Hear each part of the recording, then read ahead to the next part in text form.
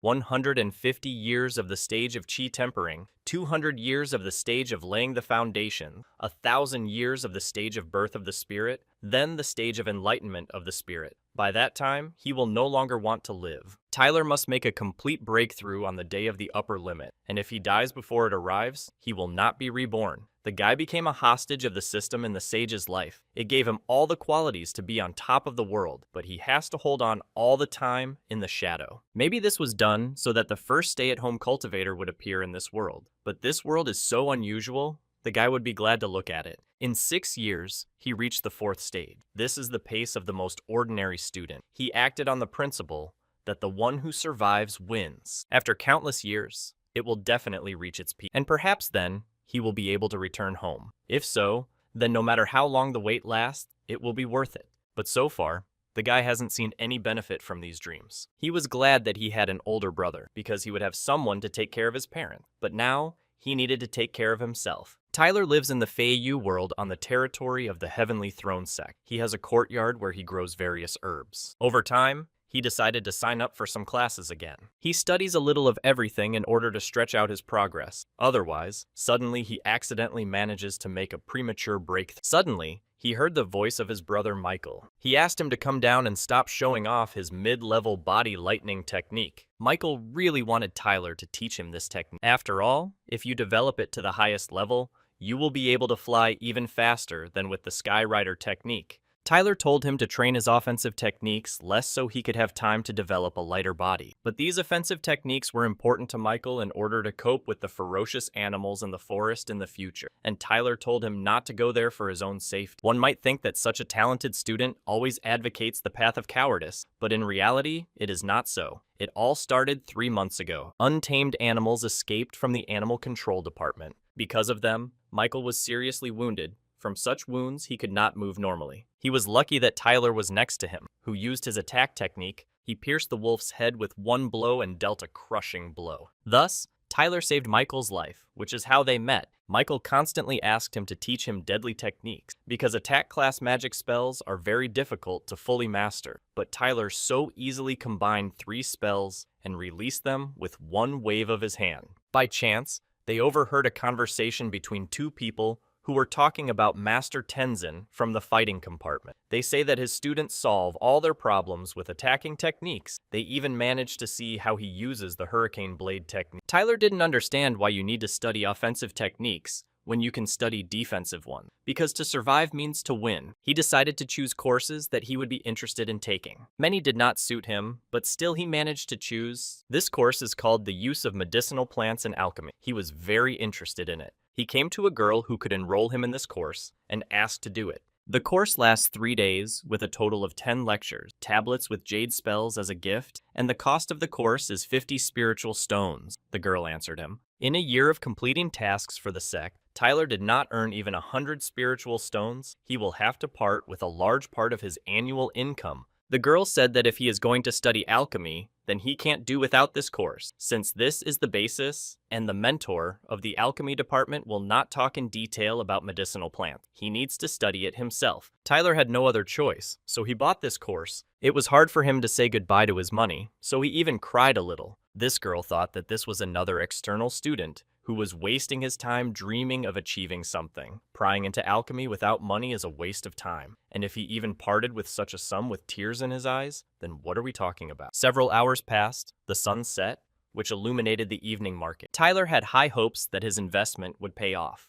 Suddenly, Uncle Antonio approached him. He thought that Tyler had come to visit his daughter Elizabeth. His uncle demanded a bride price from him because his daughter screams every day to let her go to him. Once upon a time, Elizabeth invited him to become his wife, to which he replied that he would collect money for the ransom without any problems, and they would get married immediately. But he was just joking then, and didn't understand why they acted like it was all serious. Tyler said that it was time for him to go home, because it is not recommended for a cultivator to be among the laity for a long time, and asked his uncle not to tell Elizabeth that he was here. But it was too late. Her uncle had already sent her a message. She ran up to him with such joyful eyes and hugged him with all her might. So much so that Tyler asked her to loosen her grip. It looks like the girl is pretty strong. The guy tried to explain that he was just joking, but he told his uncle that a real man does not refuse his words, so he should get married. According to the traditions of their village, if the bride and groom exchange gifts as a sign of engagement, they are destined to be husband and wife until their death.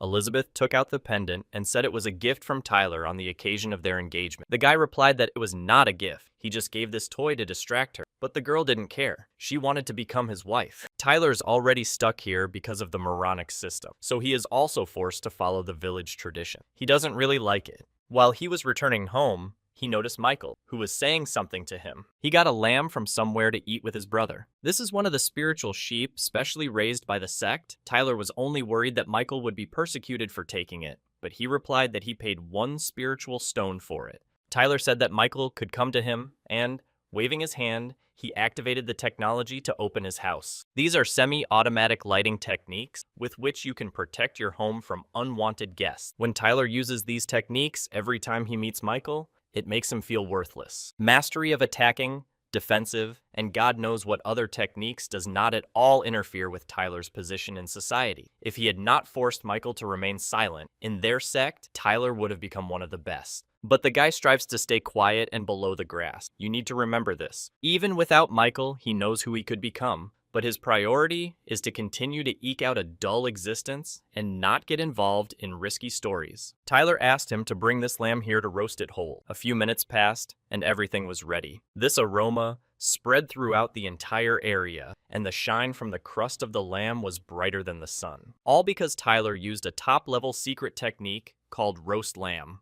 Suddenly, Michael took out some wine from his bag, because, as they say, roast lamb without wine is spiritual stones to the wind. Since he had such a treasure in the form of a bag and wine, then apparently one of the mentors liked him. It's unlikely he'd spend that kind of money on an unremarkable day, so Tyler asked him to tell him what happened. Michael decided to join the combat squad, and the mentor who drew attention to him was from there. Soon, he won't be able to come here often, so she decided to feast with Tyler one last time. Michael will never forget how Tyler saved him. The mission of the fighting squad can be very dangerous. Perhaps there will not be a bone left of him. He will be ground into powder, in which case they will not see each other again. Tyler told him to stop, because you can't move wine like that, even for dramatic effect. Anyone who had the opportunity to eat Tyler's food to their heart's content has not lived their life in vain. Michael already had to go, said goodbye to his brother, and told him not to accompany him, because he would find the way himself. Finally, Tyler threw him 2 scrolls with secret techniques. These were jade tablets with spells. Michael thanked him for this,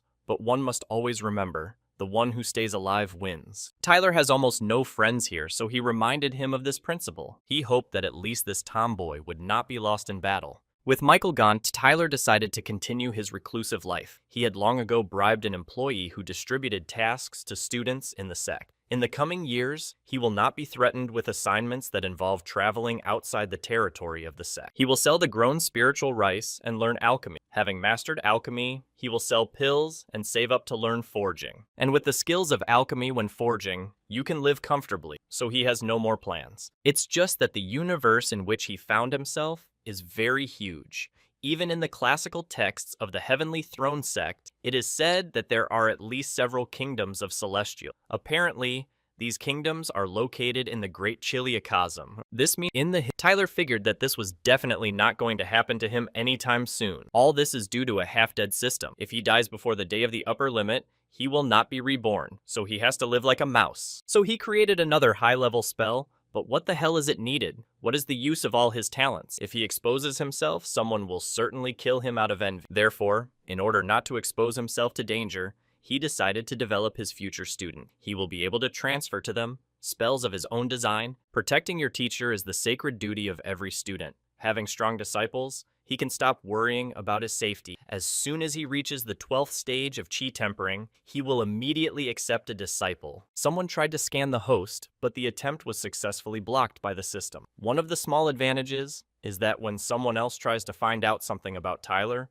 the system projects a false image, so no one notices. It seems that the Heavenly Throne sect has a lot of enemies, because why scan the entire territory of the sect once every few days is a question mark. Tyler didn't care. It was better for him to invent something new. For example, there is an animal soul spell, which allows you to collect the substance of the animal's soul. There is a soul storage spell, which allows you to keep the soul active outside the body. There is a shell, based on the element of earth, which allows you to create a new vessel for the soul. If you combine these 3 spells, you can synthesize the Summon Beast spell, Tyler can keep the seized soul active for some time, but for long-term storage, he needs a vessel. All he has to do is find it. Therefore, he decided to catch the sparrow as a lab rat. If you do everything according to the instructions, you can get an excellent result. For this, he decided to use the fire technique on the sparrow. This made the perfect ceramic sparrow, and the result really looks good. But will such a trick work? For example, with a werewolf? But it seems that the experiment with the sparrow failed. As soon as alchemy starts bringing him money, he will try to buy a normal vessel. You can't take a single step in this world without spiritual stone, but you can try to look for new thoughts in the repository of Buddhist canons. At the same time, in the forest outside the sect's territory, Michael was training his techniques. Thanks to the spells that Tyler gave him, he only needed one move to kill this beast. His partner also hunted with him. He hopes that Michael was not eaten by any animal, otherwise all responsibility will fall on him. When he came to him, he saw Michael standing next to the killed beast. The partner was shocked that the newcomer finished off this creature with one move. It seems that the fighting squad has acquired another fighter of rank A. The combat department divides fighters into 4 ranks, A, B, C, D. Fighters of rank D are not suitable for anything. Fighters of rank C are considered as cannon fodder. Fighters of rank B are raised as the main force. Fighters of the rank, and this is the future elite, mentors are personally involved in their development. They are given the best. Michael didn't understand what was wrong with our mentor's face, but he replied that everything was fine, just a little shocked. It's amazing how Michael could so easily deal with the beast at the 6th stage of chi quenching. Such qualities correspond to rank B and above, but if Michael wants to get to rank A, then he needs to kill 10 beasts at the 7th stage of chi quenching. His partner asked him not to forget when he becomes an honorary fighter of rank. Michael thanked him for such words, and suggested that he go report on the completion of the task. After training, Michael decided to visit Tyler and tell him about this situation. His brother didn't understand what was strange about killing the beast on the 6th stage with one blow. The peculiarity of the Fiery Lances spell is that just before the throw, it slows down the heartbeat. This helps to hit the target accurately. If Michael hadn't killed him with one throw, that would have been strange. His brother called Tyler a genius and offered to join the combat squad with him. Given his skills, he will immediately be identified as a rank A fighter. He will become the favorite of the mentors, and this is a direct path to greatness. Tyler said that he does not like to kill, and the risk of dying will increase, and the position of fighters in society is lower than that of masters in alchemist and forging. Moreover, even if he develops to the peak of the chi tempering stage, he will not be able to break through to the next stage before the designated time. At best, he will be considered promising for a long time, until at some point he will begin to be despised for stomping around in one place for so long. Michael did not understand this, and thought that the ability to strike terror into the hearts of others was the dream of any man. He said that with such talents,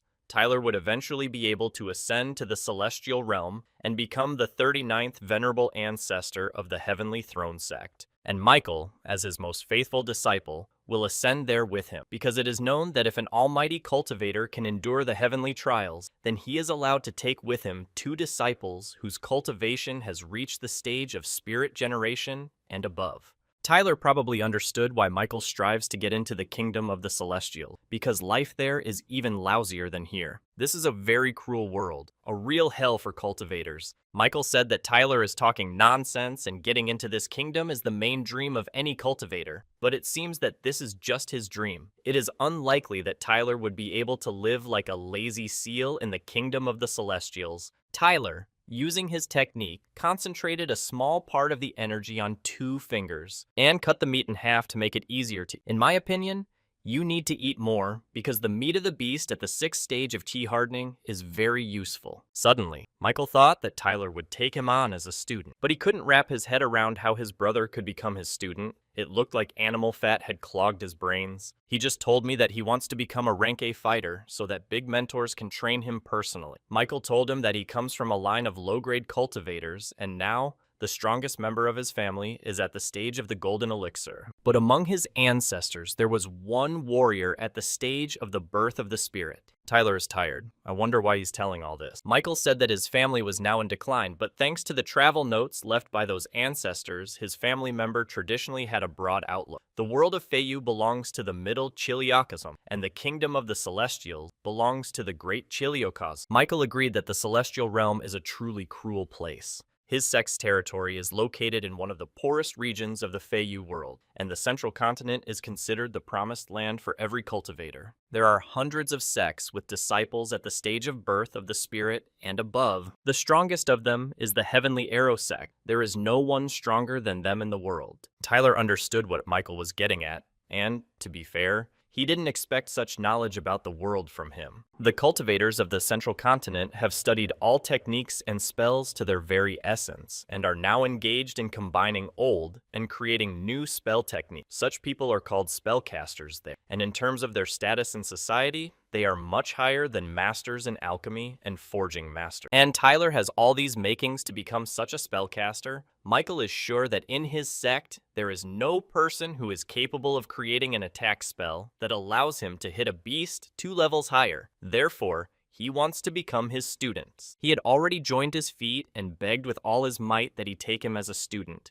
Tyler didn't like his brother's behavior, and using his spell, raised him up. Then, he told him that he would not take him on as a student, since Michael was already over 18, and it was too late to ask for students. But he already had the idea in his head that Tyler had enough talent to become a spellcaster. The guy thought that he wanted to kill him as an unnecessary witness. Michael started saying that Tyler is his most trusted person. Michael promised to keep it a secret that Tyler had the potential to become a spellcaster and asked not to kill him. The guy replied that he would not kill him because he did not need the hype with the murder of a sect disciple, which could attract attention to him. After editing the memory, Michael asked him where their conversation stopped. Tyler replied that they were talking about the fact that Michael wants to become a rank A fighter and how to prepare for this in the form of training. Michael was glad that his brother would help him. This is true friendship. Tyler decided to write down everything that Michael managed to tell him. This world is much more complex than he imagined. It turns out that the Heavenly Throne sect is not even close to being among the strongest. And today was the first time he heard about spellcaster. But it remains unclear how far the central continent is from its present location and what dangers may be encountered on the way there. The question immediately arises, does Tyler need all this?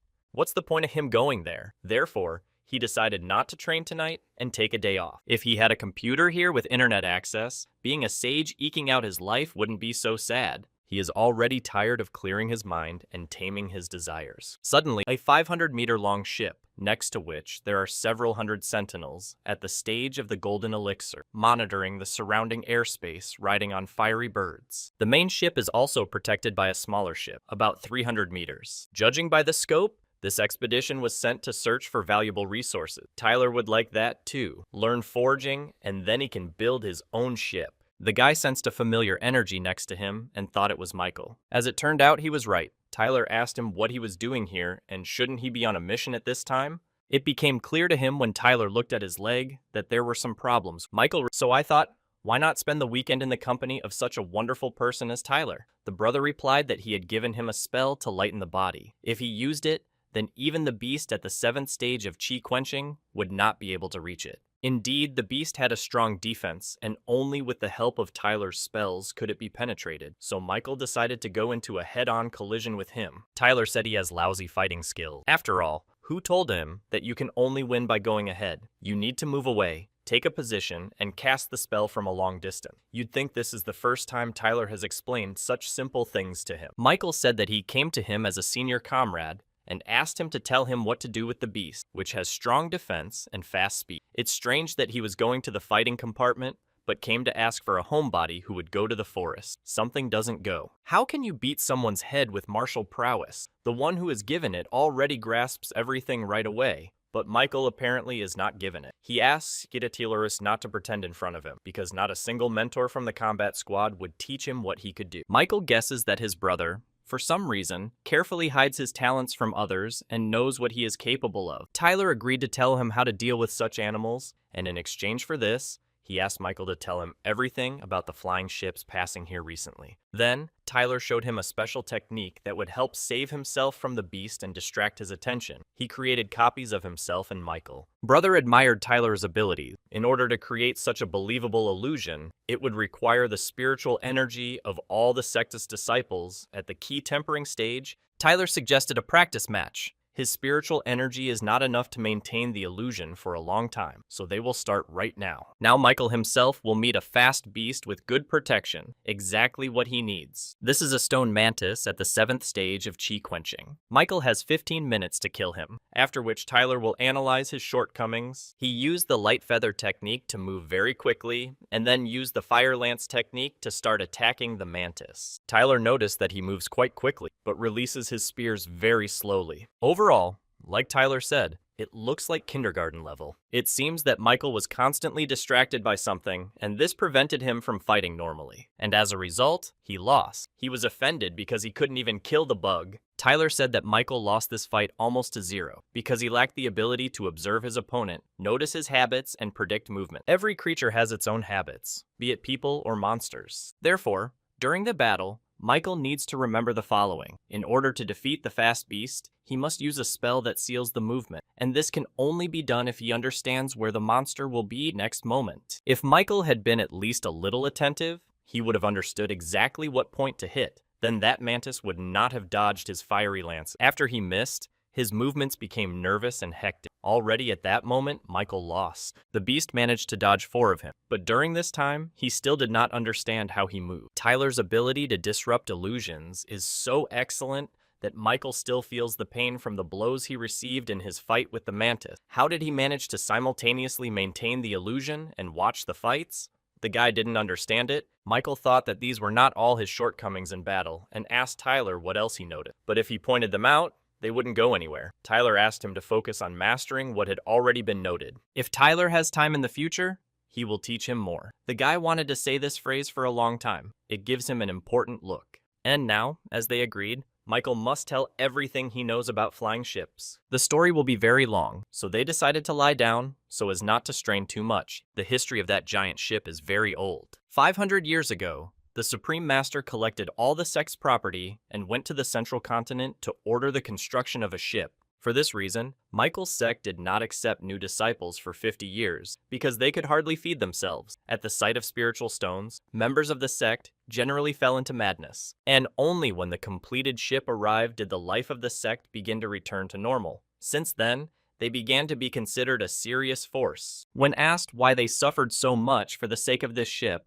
Michael replied that it was all done for the sake of resources. Half of the area of the Feiyu world is covered by water, the so-called Great Sea. It is believed that the amount of resources in the Great Sea is as endless as the Great Sea itself, and they also say that the depths of the Great Sea hide the most valuable treasures that are not found on land. But at the same time, the Great Sea is extremely dangerous. It cannot be explored, relying only on strong warriors, and therefore, in order to be able to search for resources in the Great Sea, a flying ship is needed. It is needed because gigantic monsters sometimes rise from the depths of the Great Sea. Only having a flying ship has a chance to fend off their attacks, and if one relied only on the resources available on land, the development of most students would end at the golden elixir stage. And they also say that on a flying ship, you can not only navigate the sea and air, but also go beyond the celestial horizon. Tyler didn't immediately understand what Michael was talking about. Perhaps he meant about space. But only sects of the highest level are capable of this, and the people of the sect in which Michael is a member are content with traveling across the Great Sea. Apparently, possessing such a ship is akin to possessing nuclear weapons. It determines the position of the sect in the world and is a symbol of its power. Tyler asked if there was an option to board the ship. Michael told him that only 4 types of people were allowed on board. Firstly, they are experts in research spells. They determine the road of the ship. Secondly, the guards from the fighting compartment, as a rule, are fighters of rank A. Thirdly, masters of alchemy and forging. They are responsible for the primary processing of the extracted raw materials. Fourthly, this is the commander of a ship at the stage of exploration of the void, who is well versed in spells, alchemy, forging, and knows how to fight. In other words, for Tyler it is not difficult to get on the ship. He just needs to join the combat squad, become a fighter of rank A, reach the golden elixir stage, and get into the ship's security detachment. But in order to reach the golden elixir stage, he needs to live hundreds of years and not die along the way. To become a master of alchemy or forging of the 3rd class and above, that's how much money you need. And all this in order to get on a ship. Since Tyler's not interested in killing, he decided to find out how to build the same ship. We'll learn alchemy, earn spiritual stones, and begin to study forging. Michael told Tyler that his financial situation would not allow him to study forging. The next morning, Tyler came to the alchemy training halls. If he had studied as much in his previous life, his parents would have died of happiness. He was confident that he would be able to meet them again by finding a way to get back. Tyler approached the curator and said that he wanted to sign up with them for pill-making techniques. She said that a year of training costs 500 spiritual stones and 100 merit points, and in total, you need to study for 2 years. Also, 2 days off per month, in the middle and at the end of the month. As an aspiring alchemist, Tyler will be able to join the alchemy department. Tyler was outraged by these prices, but still decided to enroll and paid for the training. The girl settled with him and told him to follow her. Tyler was delighted with what he saw. He had never seen such beautiful buildings in this world. The girl looked at the expression on his face and thought that it was the first time he had gotten out of his village. She didn't really like that such people meddle in alchemy. She looked at him with contempt, saying that she informed him about everything important and wished him to become a master of alchemy as soon as possible. Tyler thought she was sincere and thanked her. He entered the class and saw a lot of students who were already studying alchemy, and suddenly, he smelled the sweet aroma of perfume. It was his teacher. She looked like a real model. Coming up to him, she wished him good morning and asked him if this was his first lesson or not. Tyler had heard legends about her before. He told her his name and asked how to address her. She said her name is Katrina. When her father can't show up for class, she usually starts teaching in his place. Tyler was a little upset because she wouldn't be teaching him all the time. She, noticing the sad expression on his face, asked him what happened. The guy replied that everything was fine. He was just thinking about how he could catch up with the others since they had been training with them for several days now. Katrina, it's time to start the lesson. The girl asked him to listen especially carefully because you also need to know the theory well. What a rapid development of the plot. Tyler saw a film that began the same way as his relationship with his teacher. Katrina got into a very exciting position and asked Tyler if he was ready to learn. The guy could barely restrain himself. The appearance of the teacher excited him very much. Perhaps she was not even against an affair with a student. Today they will be going through the methods of initially processing spiritual plants. This is a very important area of knowledge in alchemy. The quality of their pills will depend on how well students learn the material. So Tyler has embarked on the path of studying alchemy, and with such a teacher, learning promises to be not boring. Exactly a month has passed since Tyler began learning alchemy. He realized that this is not an easy matter, and only after this period, he is ready to begin his first tests. He used 2 techniques simultaneously, the energy control technique and the fire control technique. After that, he began to add various ingredients there that were needed to make the necessary material. The guy decided to open the boiler slightly to see what was happening in it. On the one hand,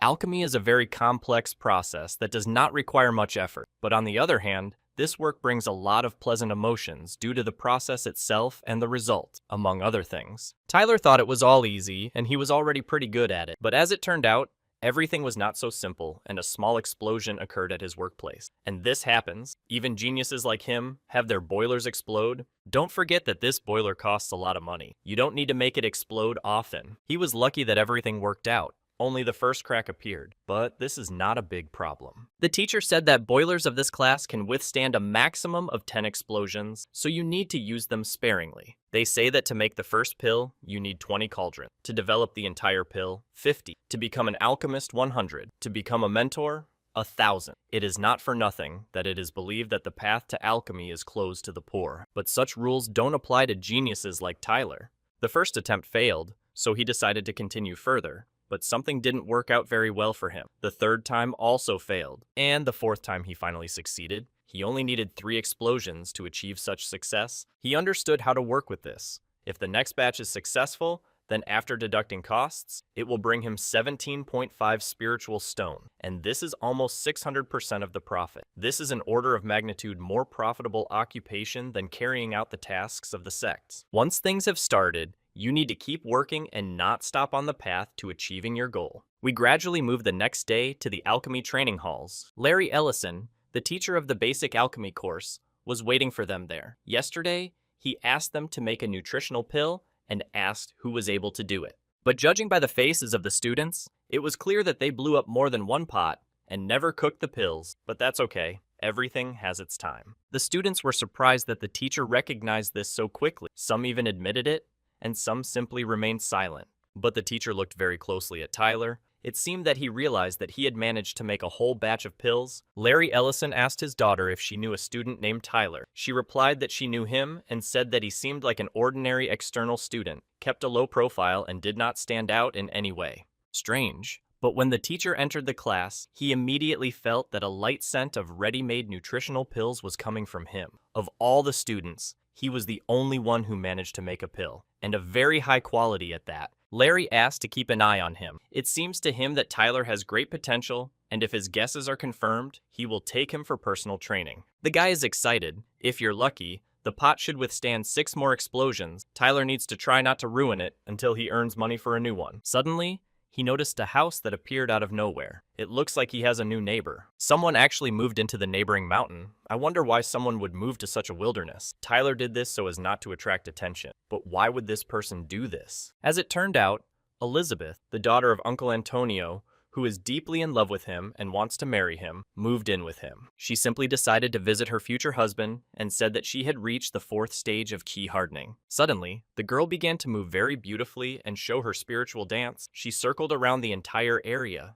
as if she had entered a spiritual trance. But Tyler couldn't understand what she was doing, showing off her cultivation or showing off her skirt. Despite this, the guy still praised her. One mentor said that this girl had a rare spiritual principle and even wanted to take her as a student, but she refused. Elizabeth also said that her father asked to remind him to find time and bring a ransom. It's already getting close to noon, and the girl probably hasn't had lunch yet, so Tyler decided to cook something for her. Today, he decided to pamper her by preparing spiritual rice and many other dishes. At the table, he decided to talk to her about their relationship and said that she was like a little sister to him. Choosing a groom is the most important decision in any girl's life, and Tyler said he's not quite suited for this role. Elizabeth froze for a few seconds and then began to cry, saying that her husband had abandoned her. For an hour, Tyler tried to calm her down, but it was all to no avail. Tears flowed from her like a stream. 2 hours later, nothing had changed. She continued to scream because her husband abandoned her, and Tyler tried to calm her down. 3 hours later, almost the whole house was flooded with her tears. Elizabeth could not calm down, and Tyler told her that no one was giving up on her. The girl couldn't calm down, so Tyler said he'd pay the damn ransom for her. Finally, she calmed down and said that she remembered his words. Also, Elizabeth said that he was a good cook. The only downside was that the food was already cold. Tyler didn't quite like her behavior, and in general what she said about his food, and asked her who taught her to act like that. The guy had an emotional breakdown and started screaming throughout the room as if he had been fucked. The girl said that she just wanted to be his wife, and so that they could have a full-fledged family. Elizabeth seemed too nice to him when she talked about it, so he didn't care anymore and agreed to it. From that second, they began to live like real husband and wife. Everything looked nice until Tyler noticed an object in the sky approaching. A very beautiful girl arrived on a huge bird, her appearance reminiscent of the Snow Queen. Did this beauty come to Tyler? Perhaps the system decided to take pity on him and give him a gift, a beautiful mentor. She wouldn't be out of place in any manga. Tyler greeted her and asked her how he could be useful to her. The girl replied that she had come to pick up someone, and that someone was in the territory of the Heavenly Throne Sect. The guy thought that she had come for him. It seems he was really lucky. She invited Elizabeth to become her subordinate. Tyler hoped she didn't come to take one of them. Although Elizabeth is the bearer of a heavenly spirit, she is not worthy of this girl's attention. She said that their destinies are connected and will take her anyway. This girl knows training methods for the development of carriers of the heavenly spirit and will bring Elizabeth to the very kingdom of the celestials. Elizabeth didn't quite want to agree because she doesn't even know the name of this mentor, but this is such an opportunity. What is she thinking about? The girl looked at Tyler and asked what she should do. At this time, those two people who wanted to take Elizabeth looked at the guy with a predatory gaze. They used the divine consciousness technique to test it. This is a serious technique, no matter how they smell something. But the beauty gives off such a pleasant smell, as if she is trying to seduce him, but the second freak makes him sick. Tyler told Elizabeth not to refuse because this was a great opportunity. There are so many predatory eyes on him. How could he say something different? And at the same time, he can quietly take away his young wife. Elizabeth asked if she could visit her husband. The girl replied that of course she could, because her methods do not imply accepting celibacy, and she does not have the habit of meddling in the personal lives of students. Moreover, since the carrier of the heavenly spirit chose him, it means he himself is special. Elizabeth will do as her husband tells her. She agrees to become her student. Since she agreed, then the teacher will take her right now. That's all. Tyler doesn't have a wife anymore, and he's just starting to get used to it. You can, for example, upgrade the techniques of the 5 elements, and besides, this book is now in trend. It was not for nothing that he bought it. Suddenly, Michael came to him, who, it seems, had spent the entire month in the primeval forest and played sports all day long. The guy was hunting in a very distant forest, where he killed only animals at a level higher than himself, and killed as many as 8 of them. According to the sect's instructions, he still had to kill 2 more specific animals, but this task turned out to be too difficult for him, so he returned to rest for a while. Over the last month, he had to go through a lot. One might say that every day he was on the verge of life and death. But why did he even come to Tyler? He came to him to ask for advice on how to finish off the remaining 2 animals. He met with them, even managed to enter into a fight. If it weren't for his brother's knowledge, he would have remained in that forest. Tyler asked him to correctly describe these 2 animals. The first was the Earth Eater. He has a very unusual defense technique. As soon as he feels his life is in danger, he immediately goes underground. If you don't finish him off within a couple of moments, he won't give you another chance. The second was the Bloody Cat. She is very fast. Michael was never able to catch her moving habits. Just once, she caught him with her claws. She inflicted almost mortal wounds on him. If he hadn't been on that defenseless vehicle, he wouldn't have been talking to Tyler here. Michael decided to ask him how he would deal with them if he were in his place. He answered him that since he did not pass his test, it means he is not ready yet. Why should he pass it instead? Moreover, he has not yet had time to heal his emotional wounds after the loss of his wife, and he asks him to teach him a lesson. But nevertheless, he decided to do it.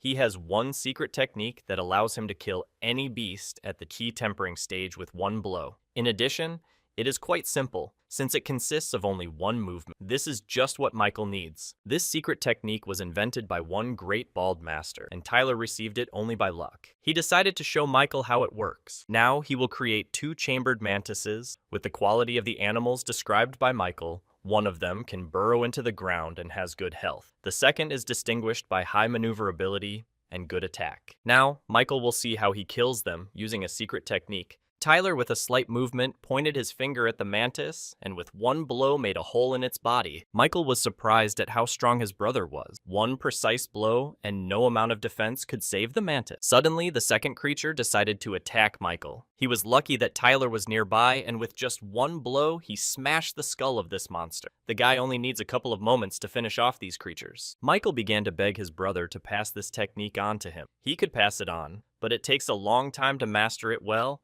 and you also need to go through many fights to use it with ease. The master who invented it mentioned that there really is such a method. Michael was very interested to find out what this method is. It's quite simple. You just need to shave your head. That master claimed that the next day after shaving his head, he began to use it many times more successfully. Michael couldn't decide whether to do it or not, but this technique is worth it. It helps to pinpoint the enemy's weak point and overwhelm his attack. Such skills should not be given for free. Finally, Michael decided to do it, and agreed to cut his hair bald in exchange for this technique. No one forced him to say this. The word is not a sparrow. You will fly out. You won't catch him. Tyler's joke was a success. Great. Michael has taken another step towards becoming stronger. He wondered why Tyler was so strong and not bald. He answered him that he did not strive to become even stronger. So he, on the contrary, grew his hair. Tyler told him to go back to his place and hone this technique. Soon he would not be afraid of any beast at the chi hardening stage. He didn't think Michael would fall for it so easily. Now Tyler can get on with his plans. Thanks to alchemy, he will soon accumulate enough funds to study forging. 3 months later,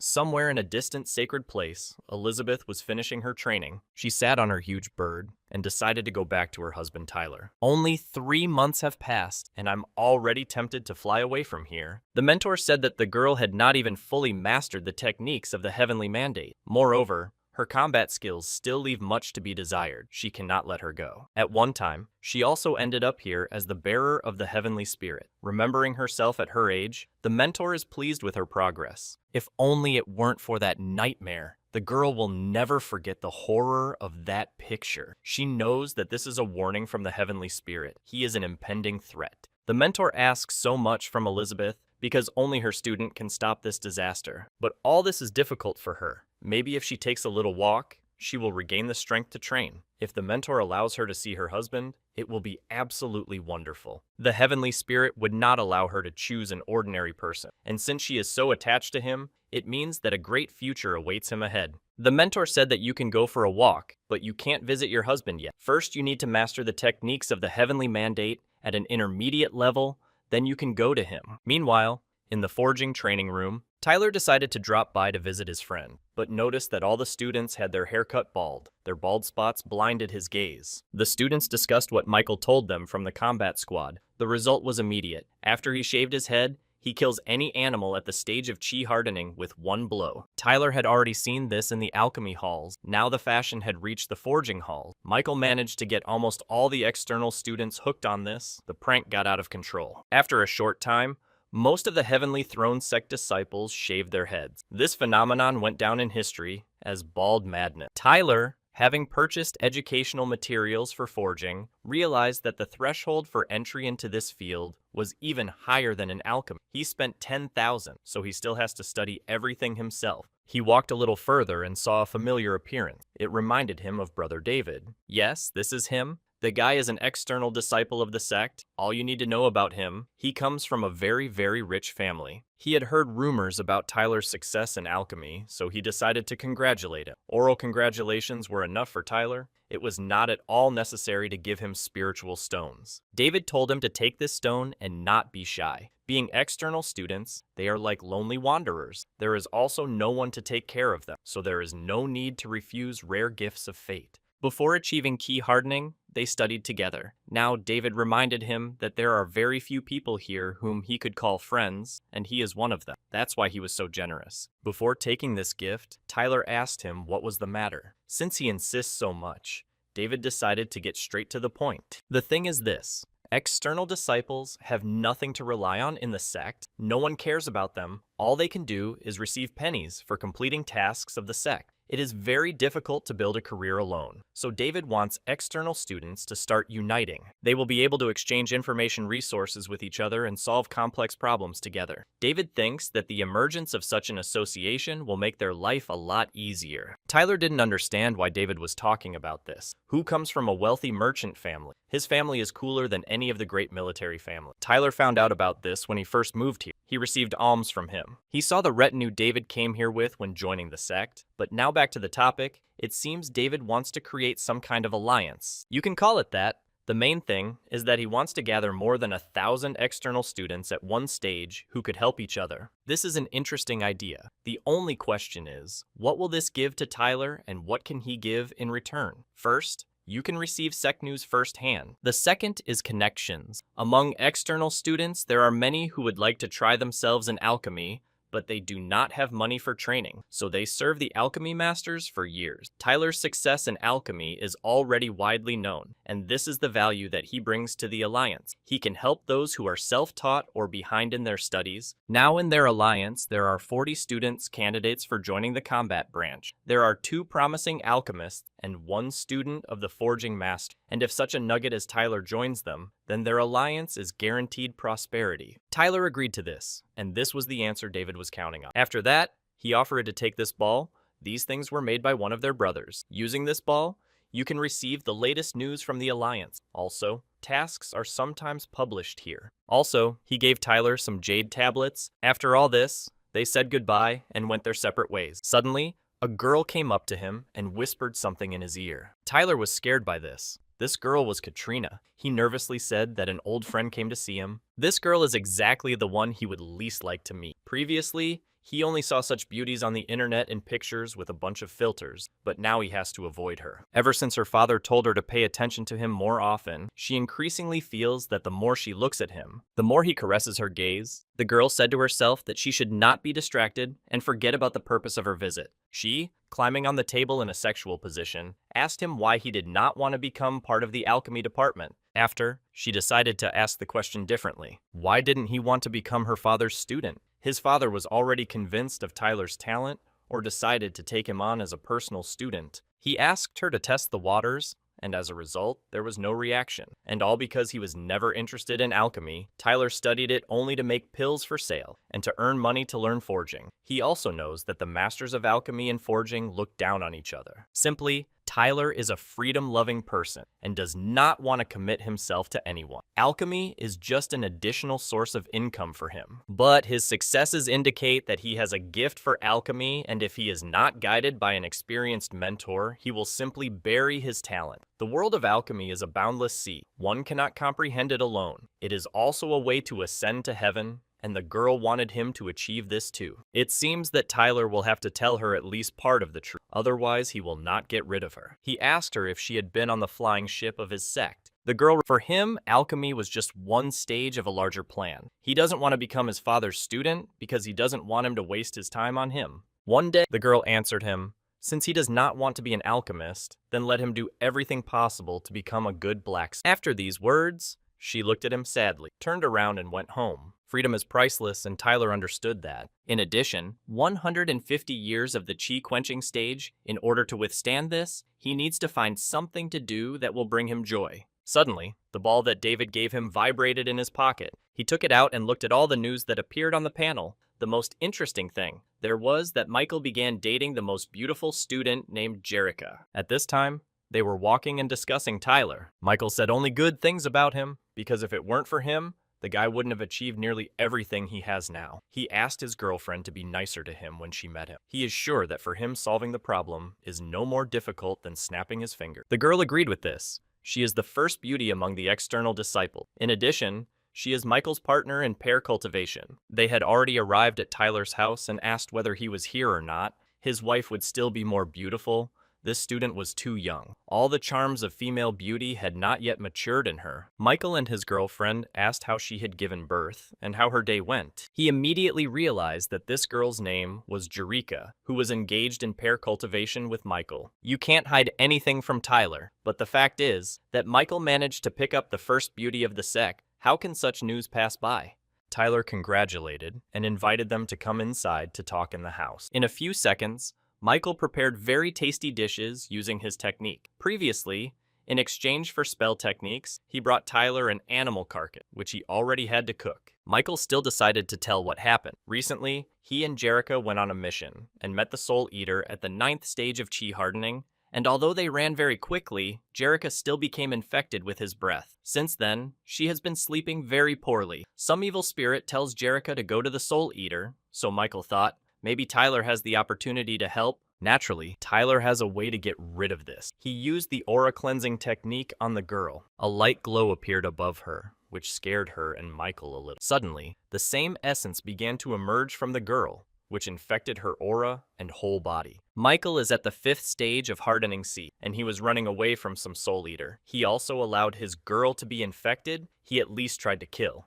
Jerica thanked Tyler for his help. Now she feels much better, all thanks to the cleansing technique. Only she could cope with the infection of the soul so quickly. Tyler started training her from idleness and eventually developed her to the highest stage. Jerica said that Michael was right. Tyler is just incredibly strong and asked him if he would go to open a secret portal. Looks like they're trying to scam him again. They themselves want to enter the secret portal, but they are afraid that it will be too dangerous there. So there is also a bodyguard. Previously, he cheated alone. Now Michael and the girl are connecting, so the answer from Tyler was no, but will he really not go there? They say that the legacy of the great masters can be found there. During the last opening of the portal, someone found the notes of the great forging master, in which many lost runes were described. This interested Tyler very much. If he wants to become an outstanding forging master, he simply needs to know a lot of runes. Thanks to the self-instruction manual, he mastered about 80 runes, while a decent master masters at least 1,000 runes. In addition,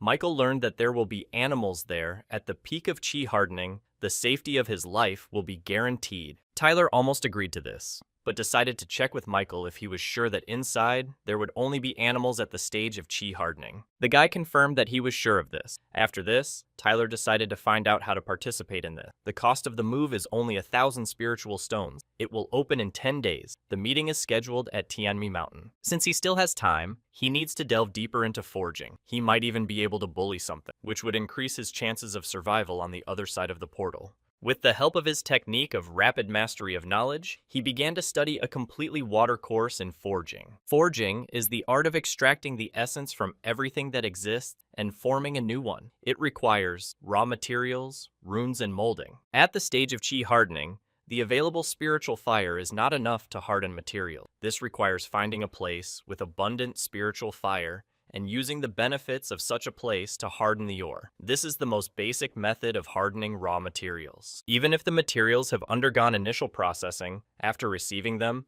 they need to be hardened again with a hammer. After hardening, the hammer remains in shape. Don't skip the most important step. Before the forged object cools down and takes its final form, you need to melt runes into it. To create the most basic items, you need to use at least 3 runes. There are many runes in the world. Do not use the same one. The more runes you use, the better the final result will be. You must remember that the life of a forging master is an endless search for new runes. Next, you will be presented with a list of thousands of the most common types of spiritual ore and their characteristics. The material has been read and understood. For Tyler, it is much more interesting than studying alchemy. Through the ball, he received a call from David, who told him that he had learned that Tyler was not only studying alchemy, but now also forging. Tyler just learned something interesting about the dual cultivation of alchemists and forging, so he's going to share it with David. He headed to the blacksmith's halls to do his work. He approached the worker and told him that he wanted to rent a room here. Finally, he is ready to try his hand at real forging. It's about 60 degrees here, practically a sauna, so he decided to put on ice protection and get to work. Tyler, using our forging technique, tried this first. He took scarlet steel along with iron ore concentrate and decided to work with it. Once upon a time,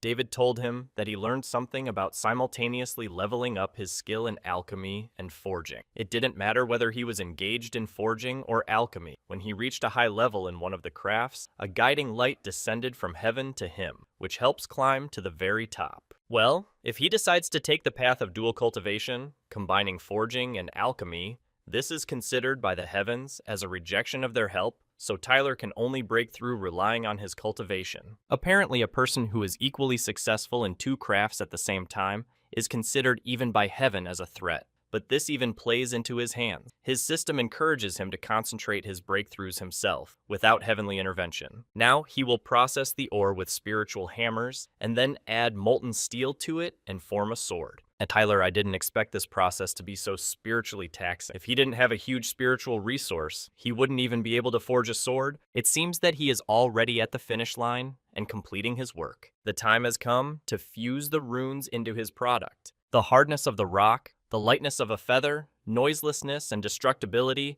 but something went wrong. A small explosion occurred. Looks like Tyler screwed up. Seriously, 400 spirit stones went down the drain. Suddenly, the manager of the blacksmith's hall knocked on his door and asked him what was happening here. But he didn't need an answer. He immediately realized that Tyler was forging for the first time. Since this was the manager, he must understand something about forging. In general, until nothing works out for Tyler, he won't let him go anyway. 3 days later, Michael and his girlfriend Jerika flew over Mount Tianmi at a secret portal. Suddenly, an unidentified object flew over their heads. It turned out to be Brother Tyler. He saw what these two were flying and thought that they were tormenting the poor crane. Although he admitted that it was a little romantic, when they landed on the ground, Michael saw and was surprised at what his brother arrived on. It turns out that Tyler flew here on a sword that he forged himself. He just started studying it, and already there is such progress in forging. The guy flew faster than anyone at the foundation stage. Michael seems to have known him for the first day. Tyler can already be called a forging master. The secret portal will open now. It is suitable for disciples at the chi tempering stage. After entering the portal,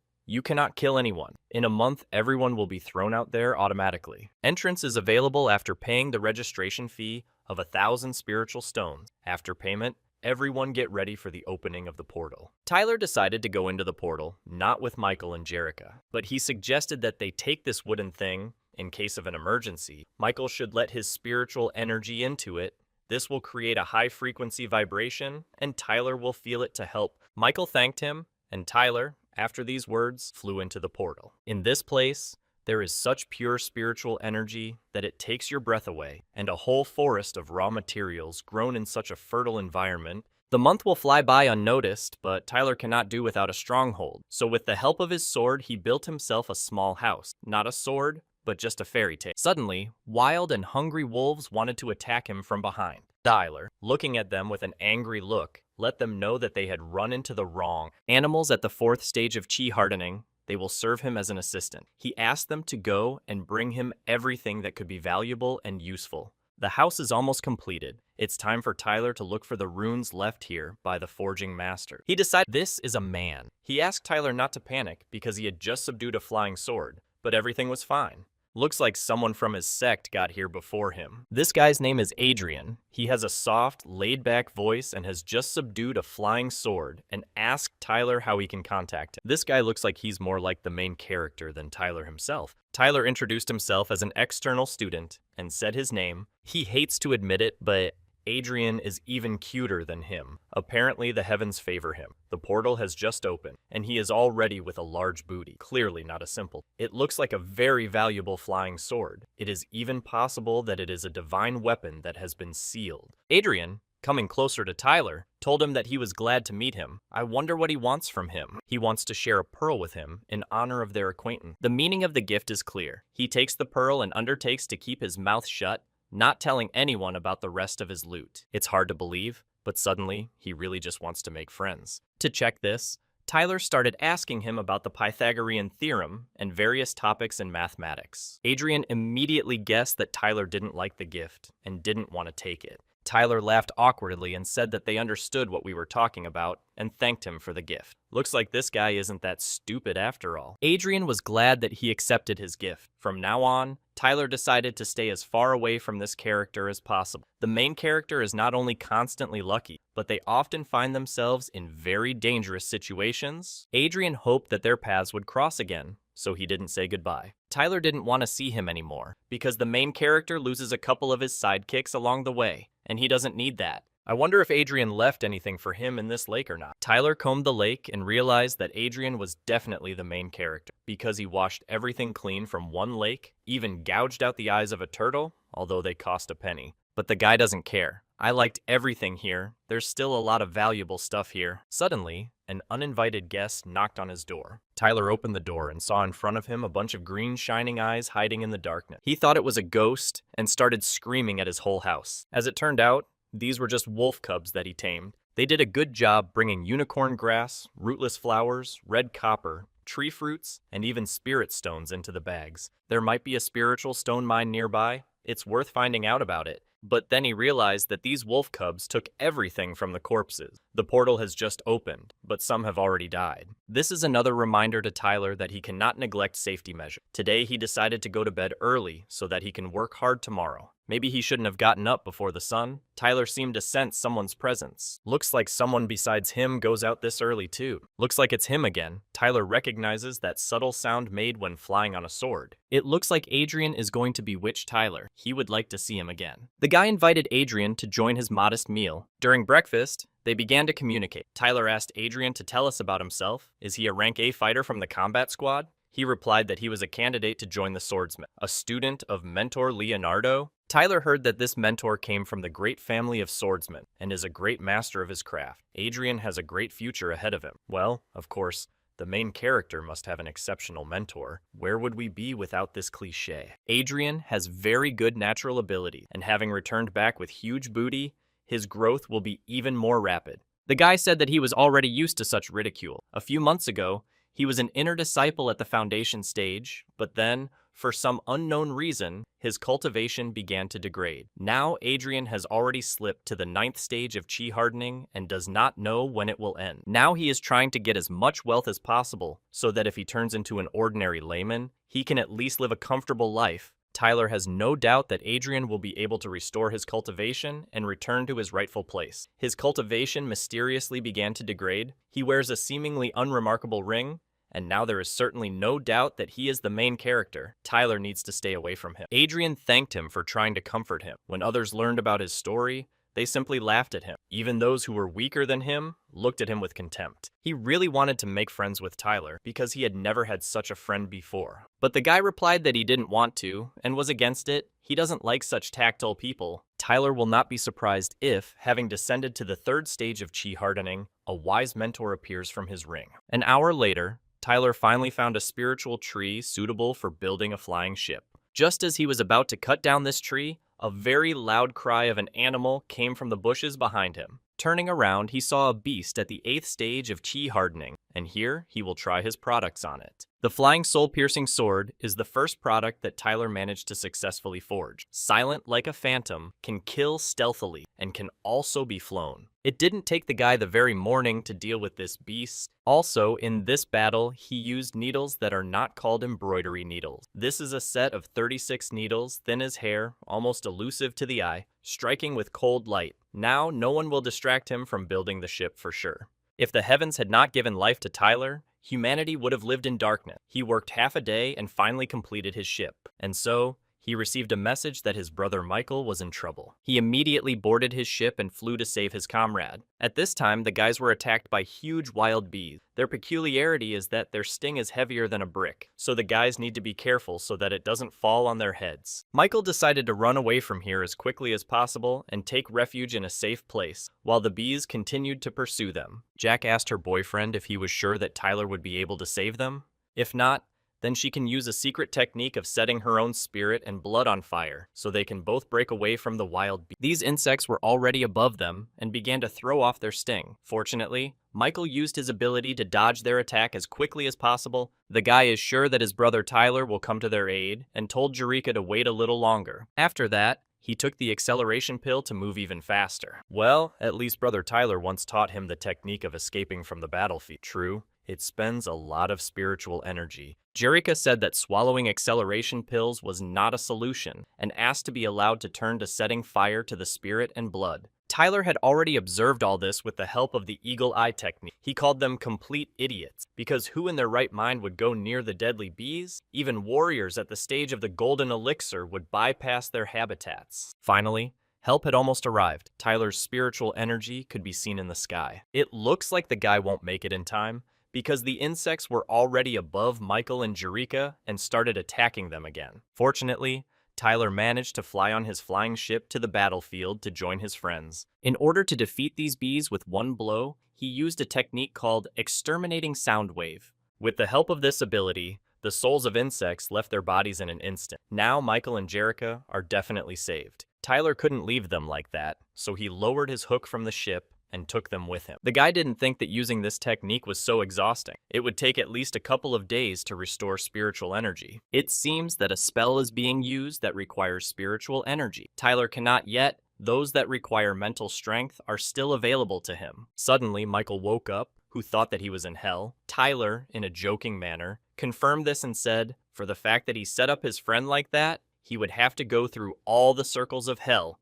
Tyler gave Michael the elixir. They were concussed by the sound wave, so their brain function is slightly impaired. They need to drink it, otherwise complications may arise later. This is a first-class soothing elixir. The net proceeds from the vial are at least 600 spiritual stones. Michael thanked his brother for saving his life for the second time. But suddenly Michael's butt was pinched by his wife Jerika. She also finally woke up and decided to check whether they were alive or not. The girl is incredibly glad that she and her husband survived such danger. Jerika thanked Tyler for this, and he, in turn, asked them to tell which of them had the idea to provoke the deadly bees. Michael said that their original plan was flawless, but at some point things didn't go according to plan and the bees discovered them. He was counting on the technique of escaping from the battlefield, but overestimated it. Tyler thought that Michael was blaming him for this, but he asked again why they went there in the first place. The honey of deadly bees has unique healing properties, including life extension. But the main thing for Michael and Jerika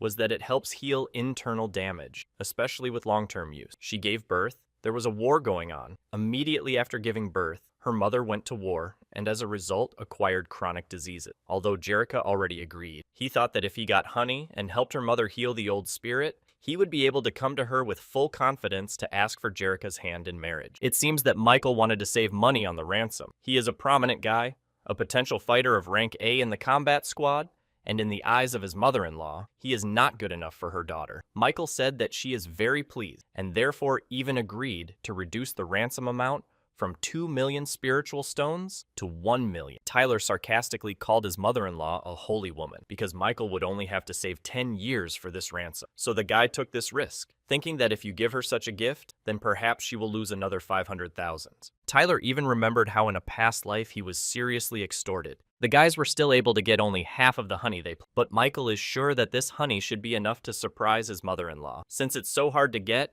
it's probably worth a lot of money. And lately Tyler's forging business almost bankrupted him. I asked how much this honey could cost. The guy answered him that about 2,000 spiritual stones per liter. This price made Tyler very happy, and he asked his brother to describe in detail the place where they got him. His eyes turned white from greed, but when there is an opportunity to make serious money, will some bees stop him? After some time, Tyler decided to go to the bamboo grove of deadly bees. In front of him, the territory of bees already begins, which is closed by trees. To save the life of the antelope he rode on, he used a technique to make it forget its memory and run away to a safe place. After that, the trailer went to the bees to collect as much honey as possible. 3 days later, the guy came up with a way to take over the consciousness of these insects. In the eyes of the bees, he was a very handsome bee who wiggles his butt sexually. They could not resist him and did what he ordered them to do. Finally, he found the place he was looking for. These mountains of honey will enrich him. 100 liters of honey is 200,000 spiritual stone. 1,000 liters is 2 million spiritual stone. But if he sells 10,000 liters, he will forever gain financial independence. Suddenly, a queen bee flew up to him. She has a fairly stable psyche since she did not succumb to the seduction technique. This means that Tyler will have to use something more serious, namely a technique called paralysis of consciousness. As it turns out,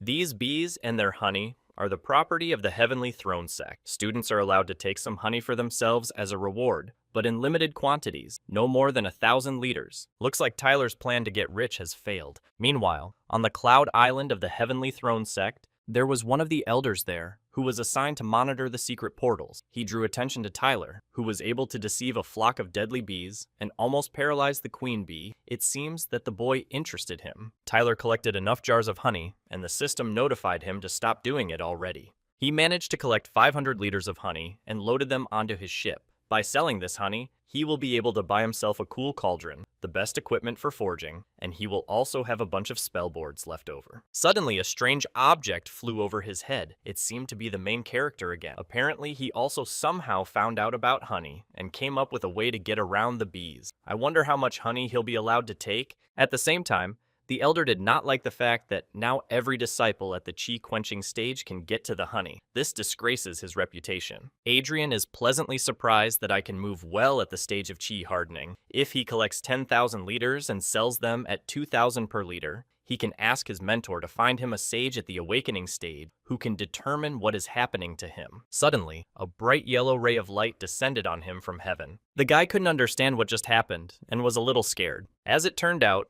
and now the bamboo grove of deadly bees is closed to the public for the next 150 years. Adrian called the system a miser, but then he heard the rather intimidating voice of an elder who told him that if he were in his place, he would be happy with what he has now. At the same time, Tyler traveled as if it were a tourist sky cruise. He visited the groves of deadly bees, then flew past a stream, then flew past green mountains, and even the desert. But the place he needed to get to is the estate of the Great Master Forging. This place looks impressive. It probably has a lot of interesting things, but there was one problem. Tyler is looking for runes, and he needs the estate of the Grand Master of Forging, not alchemy. There is an hour left before the portal closes. As they say, I tried, I planted flowers, they did not bloom. In the meantime, I stuck a branch and yew into the ground. It grew into a shady tree. Having failed to find the master's legacy in the fork, he accidentally stumbled upon the library. It contains a bunch of powerful spells. Overall, it was a successful outing. At least Tyler will have something to keep himself occupied during the long evenings. The spell to summon the beast? He tried to invent it himself, but he also likes it ready-made.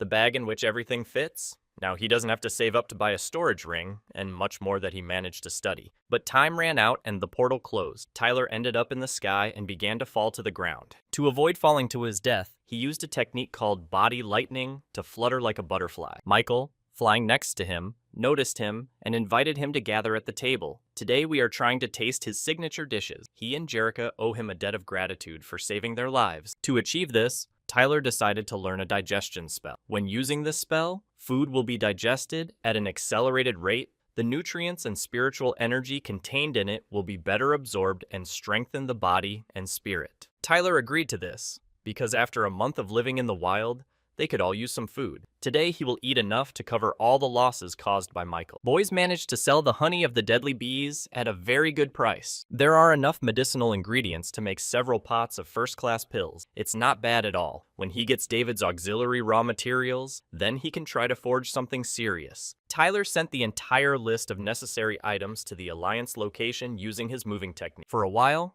David sent him everything on the list and asked him to double-check everything himself. For all these materials, he had to pay about 300,000 spiritual stones, quite a considerable amount. But now Tyler can go into seclusion and forge until he's blue in the face. For 3 whole years, he did nothing but forge in the forge halls. But again, nothing worked out for him. Previously, Tyler believed that given his talents, in 3 years he would be able to forge whatever he wanted with his eyes closed. After all, forging is a very sophisticated science. And it was also not clear to him why the runes of energy control and spirit enhancement reject each other. By the way, since they don't get along with each other, maybe they need intermediary ore. As a transit ore, the web can converge. Tyler decided to do just that. He found this ore and began working on creating a new weapon. Finally, it happened. Tyler created the second sword in his life, and we'll call it Thousander, even though he forged it not the 1000th time. 6 attempts is also a lot. I don't even want to count how much it cost him in spiritual stones. The boy decided to watch the news in his Alliance ball, even though he himself is the first level. Perhaps if he joins the forging department, he will also be allowed to repair that ship. It also said that Adrian killed a traitor to the sect at the stage of the Golden Elixir, although itself is only at the stage of laying the foundation. But during this time,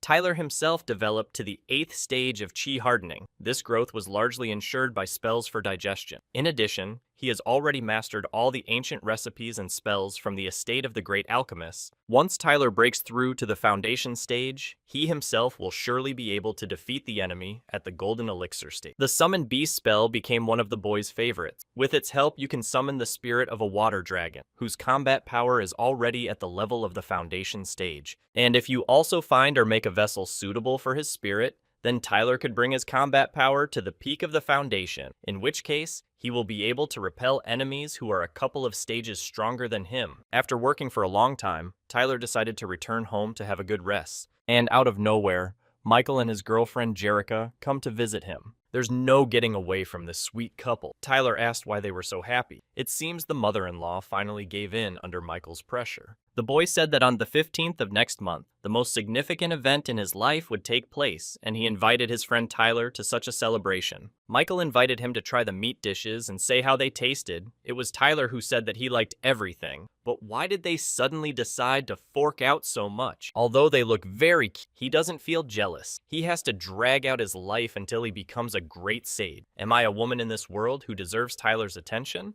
Suddenly, Tyler stood up from the table and told the guys to follow him. When they entered the room, Michael and Jerica could not contain their emotion. They really liked to see it. It immediately became clear to Michael why his brother had never shown him this room before, because this was his treasury, and he forged the items here himself. Jerica called him the most talented student of the sect, because he knows so many techniques and spells. He is also good in combat, alchemy, and forging. No one can compare with him. Tyler brought them here too to choose their wedding gift. He asked not to touch the warhead and RPG because they don't work anyway. Jerica wanted a pair of white and pink flying balls as a wedding gift. The white sword is responsible for the speed of penetration of armor.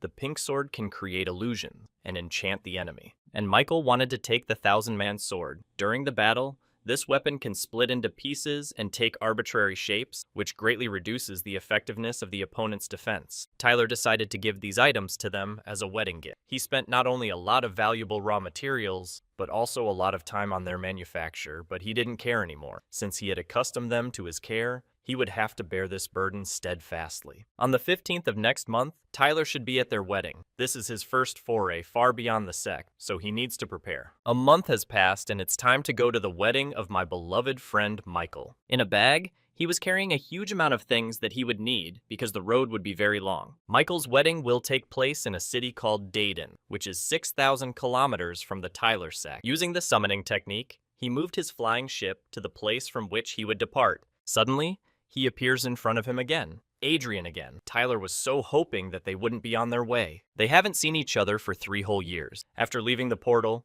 Adrian was going to find him and chat about their past affairs, but he just couldn't find the time for that. and today he met Tyler again, which only proves that their destinies are connected. Tyler pretended that he was also happy to meet him and said that he had heard that Adrian was now a true hero. He took the opportunity to congratulate him. Adrian really liked the flying ship that belongs to Tyler. Adrian, I'm jumping on the ship, asked about the arrow clamp on the stern. On the other side of the portal, he found a rune for creating arrow pressure. It allows you to noticeably speed up the ship at the right moment. Adrian told him that he was going to the wedding of one of his friends and asked where he was going. The thing is that Tyler is on his way to the wedding and asked him about his friend's name. He replied that he was talking about Michael. Adrian felt great that they were on the same path. Now they can chat all the way. After that, Adrian invited Tyler to fly with him on his ship because it would be much faster. The overlords were very fast, and because of this, Tyler got seasick. Adrian apologized for his carelessness because he had completely forgotten that his comrade was only at the stage of key hardening and slowed down the speed of the ship. Adrian brought so much food to the table that it would soon break. This demonstration of his friendliness goes beyond all limits. Suddenly, they both sensed the presence of uninvited guests. Adrian told Tyler that he would leave him for a couple of moments because he needed to get rid of a couple of unfriendly people. They began to attack Adrian's ship. It seems that these guys have completely lost their fear. They barely managed to fly away from the Heavenly Dragon sect. They are already so impudent. Tyler noticed that Adrian uses exactly 5 balls of 5 different elements, and this already looks like obsessive-compulsive disorder. He knew that there would always be some kind of danger next to Adrian. If Tyler could go back to that day, he would definitely find a way to scare him away, and so that he wouldn't come close to him. The guy knew that you couldn't make friends with the main character, but why did he continue to communicate with him? Adrian apologized for dragging Tyler into all this. He also said that these scumbags are at the stage of the golden elixir. He will distract them with himself, and then send the ship with Tyler to its destination. They came for him, so they are unlikely to chase after Tyler, and there is no need to worry about him, because he will be able to stand up for himself. The enemies did not hesitate and rushed at high speed to attack the ship. Hadrian had already killed one descendant at the Golden Elixir stage, and decided to finish them off as well. He used the fire arrow technique, but it didn't scare his enemies. At this time, Tyler was trying to fly away unnoticed on his ship to his friend's wedding. The enemies noticed this, and one of them decided to catch up with him and quickly finish him off. But Adriano was not going to let him go so easily and made an attempt to detain him. It didn't work out for him. His enemies foresaw this too. It looks like he won't be able to protect his friend. A voice inside told him to be nervous and save his strength. Right now, Adrian needs to worry about himself rather than his friend and focus on his strength. After his internal dialogue, he told his enemies that today, none of them would leave alive. And the battle began. The battlefield was filled with huge explosions and flashes. At this time, Tyler prayed to heaven. If they give him one more chance, he will never leave the sect's territory again. It looks like there won't be a chance, because danger is approaching him. This battle will cost Tyler a lot, but what can you do? You'll have to use a secret technique. Suddenly, the soul of an ancient dragon was released from the ship, which filled almost the entire sky. Tyler infused this soul into his doll he created.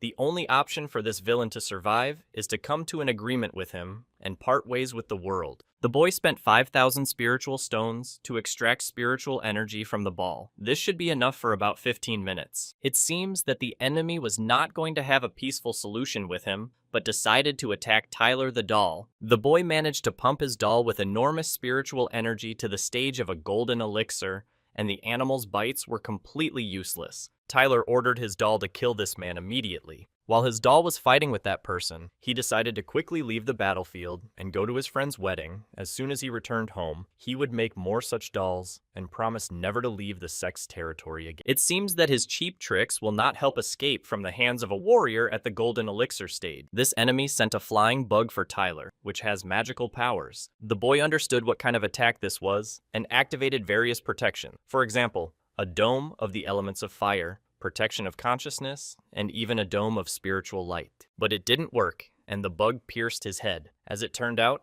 this is a technique for damaging the psyche, where the defenses that he activated will not work against such an attack. The guy couldn't stand on his flying ship and started falling straight from it. Tyler fell somewhere in the mountain. All we know is that he is very far from his home. After some time, children noticed him and took him to their home. They constantly talked about when they would be able to eat meat every day. Her brother told her, his sister, that they would be able to do this immediately after Tyler woke up. They considered him an immortal celestial. After all, Grandfather Arthur said that when they find a celestial, Even if they themselves do not become celestials, they will at least live their lives in wealth and honor, and rich people eat meat every day. But judging by his appearance, the next luxurious meal is still a long way off. In fact, Tyler was conscious. He was glad that he was found and saved by these children, but he could have fallen somewhere in the snowy mountains and frozen to death there. Tyler spent half a month fighting a soul-eating worm in the astral space. At first, he gnawed his soul piece by piece. I took advantage of his weakness, and only now the guy managed to finally destroy him. Just as the kids were about to leave the house, they were called by Tyler, who had just woken up. He told them that for such a massage at night, they would not receive. Children remember what an old man told them. After a man from heaven wakes up,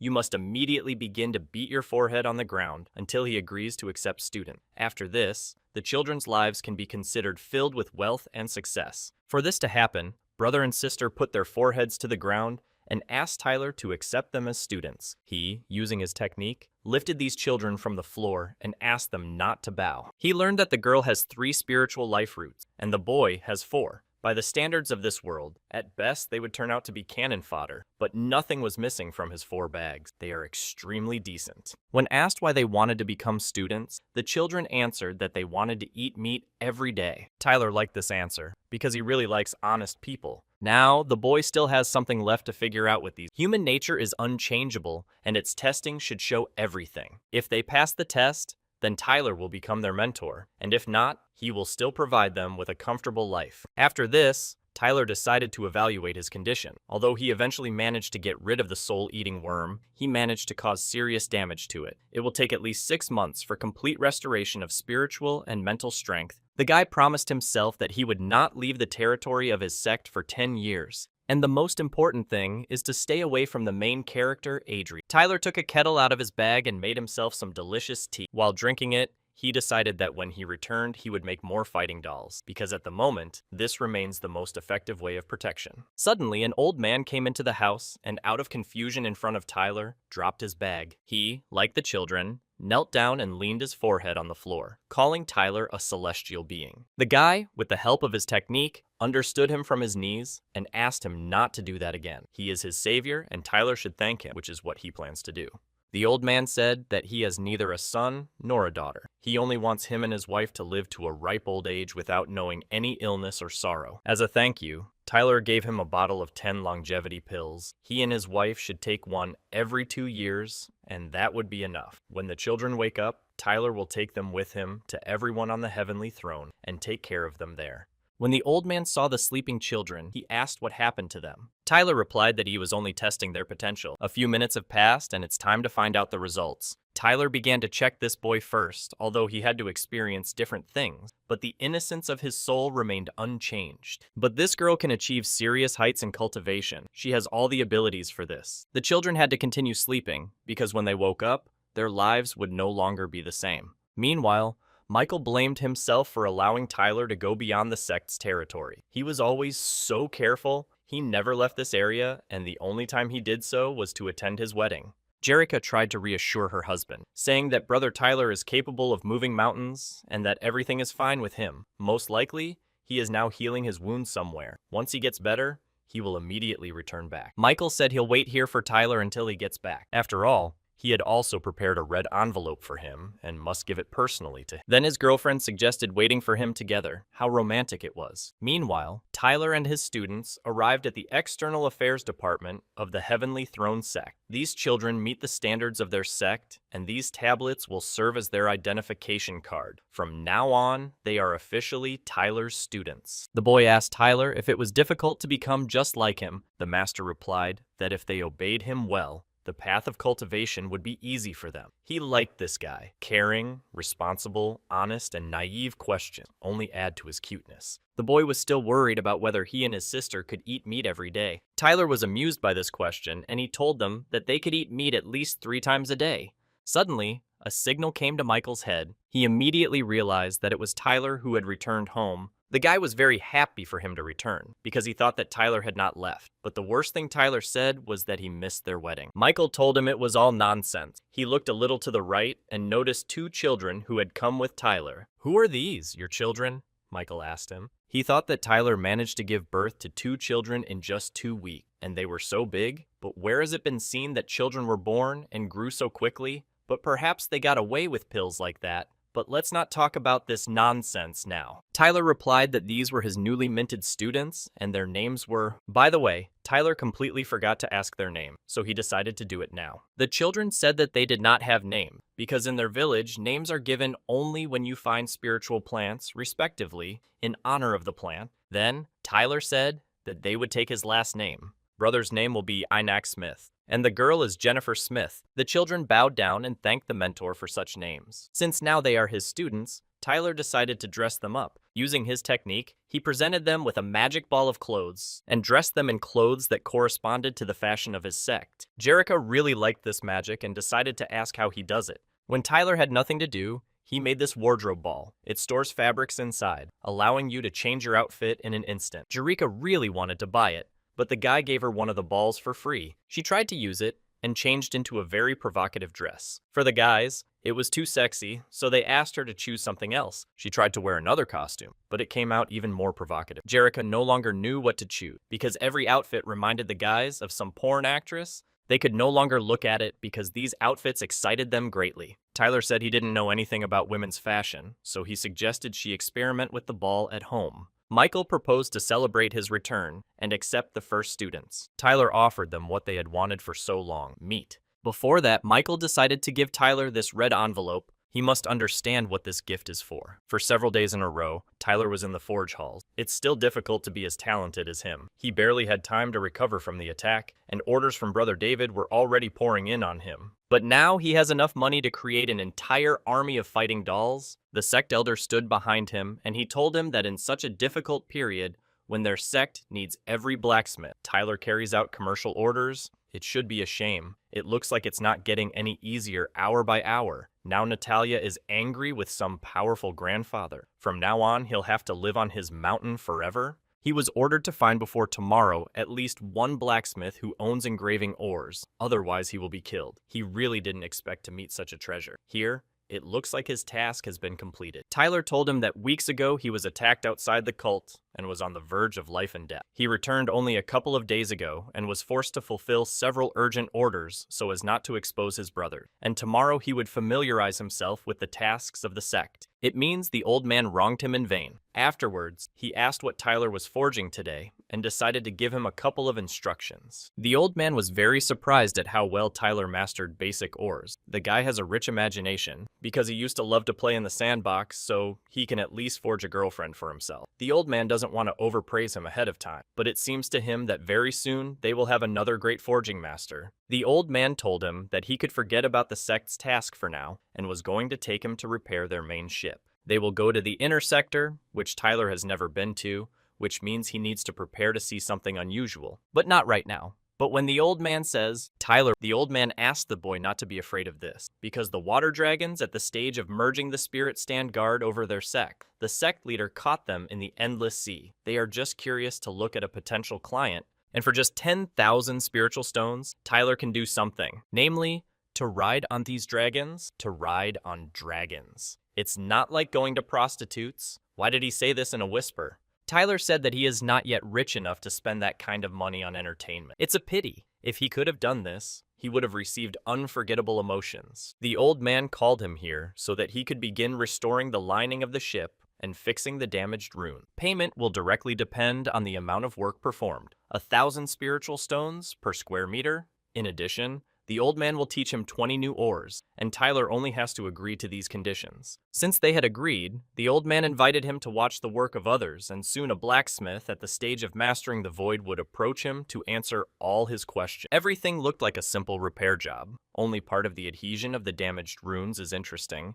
and the rest is routine physical labor. After a while, a blacksmith approached him and asked him whether he was a beginner or not. Tyler didn't have any questions, so he's ready to get to work. The blacksmith was surprised that he understood everything, just by looking at the work of the others, and this is encouraging. He also told him that Tyler should work quickly, because his bonus depends on the speed of work. With the help of his technique, he began using the smelting skill to fuse the runes. The blacksmith could not understand how a beginner managed to work at such speed, especially considering that he was self-taught. Work while relaxed, otherwise he will soon take his place. 2 months later, he finished this work. The ship sparkled from all sides. Tyler decided to ask the blacksmith what they would do now. When they were done with the hull of the ship, he replied that nothing yet. The work that took months to complete was completed in 2, thanks to the 2 of them. The sect leader is very pleased. Tyler's talent is obvious to him. It is possible that in the future he will become a great forging master. He got these 5 stones with ores by chance, and he decided to give them to Tyler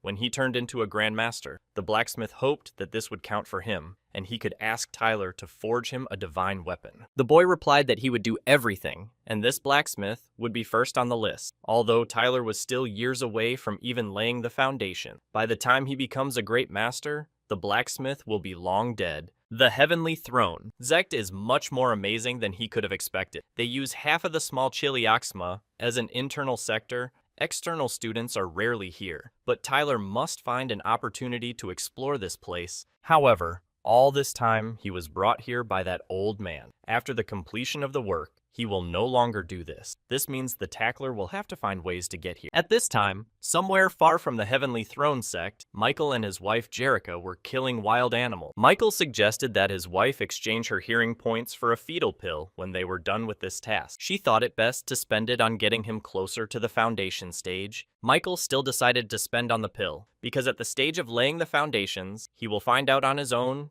that it is better to invest in a child. When he is born, they will immediately send him as an apprentice to brother Tyler, and then their child is guaranteed to become a genius. Michael discovered that another wave of beasts was approaching them, and it seemed that among them, there were a couple at the stage of laying the foundations. If there are more than 2 such animals, they will be in great danger. The girl decided to use her bird to check how many animals there were, and it turned out that there were 3 of them. Michael said that they could not retreat, because other students were still protecting the nodes. If they do not hold the defense in this area, then the work of hundreds of students will go down the drain. There was only one way out: to use the emergency rescue ball, which he purchased from Tyler's brother for 10,000 points. Michael activated this ball and said goodbye to his 10,000 spirit stone. In an instant, this ball split and fireballs flew out of it. They were afraid of such a big explosion. Tyler forgot to warn Michael about the powerful shockwave. It would be great if Tyler was also with them in the fighting compartment. He would finish off 3 beasts at the foundation stage with one wave of his hand, and Michael would not have to spend 10,000 spiritual stones. Everyone has their own aspiration. There is no point in sighing here. Michael is already learning so much from brother Tyler, and his combat training is not even half as good as his. But it was useless to compare here, because Tyler was a unique person, and Michael was not like that. Although he believed that he had excellent training, since he has such excellent training, Jerica suggested that the next time they meet, ask Tyler to fight him. I wonder if he will last longer than 3 seconds. But their attention was distracted by a glowing green object in the pit, as a result of a large explosion. Judging by the color, smell, and density, this is iron ore enriched with spiritual energy. Having a sufficient amount of enriched iron, you can make armor that will allow you to fight on equal terms with the enemy at the stage of the golden elixir. Michael told his wife that he would go down to mine ore. If beasts suddenly appear at the dreaming stage, then let her use it against them. After some time, Tyler returned with his job and decided to move. After all, he had students. It was necessary to move to a more spacious house, but in fact, he cannot say the true reason. The whole point is that the big order that he completed for Brother David actually came from the main character. If next time he wants to work without intermediaries, he will come to him, but the guy doesn't need that. Tyler developed a new iron suit called the Armor of God. He managed to bring it to completion only thanks to the enriched iron ore he mined. He allowed Michael to use them to go on a dangerous mission in this armor. He guaranteed that no creature below the stages of the golden elixir would defeat him. Michael asked him if this armor has only defensive characteristics or something else. Tyler invited him to put on this suit and evaluate for himself what characteristics this armor has. The Armor of God turned out to be very comfortable, reliable, and beautiful, all in one bottle. This armor consists of 16 separate elements. Together, they can increase spiritual power by 2 or 3 times, provides protection from physical and mental attacks. At the right moment, you can switch to attack mode. Michael decided to check how powerful the attacks of this armor were. He was very pleased with the result. And the speed of this armor was incredible. You can fly like you are an eagle. This is just a miracle of blacksmith. Now even the beast at the peak of its formation is no longer afraid of the t-shirt.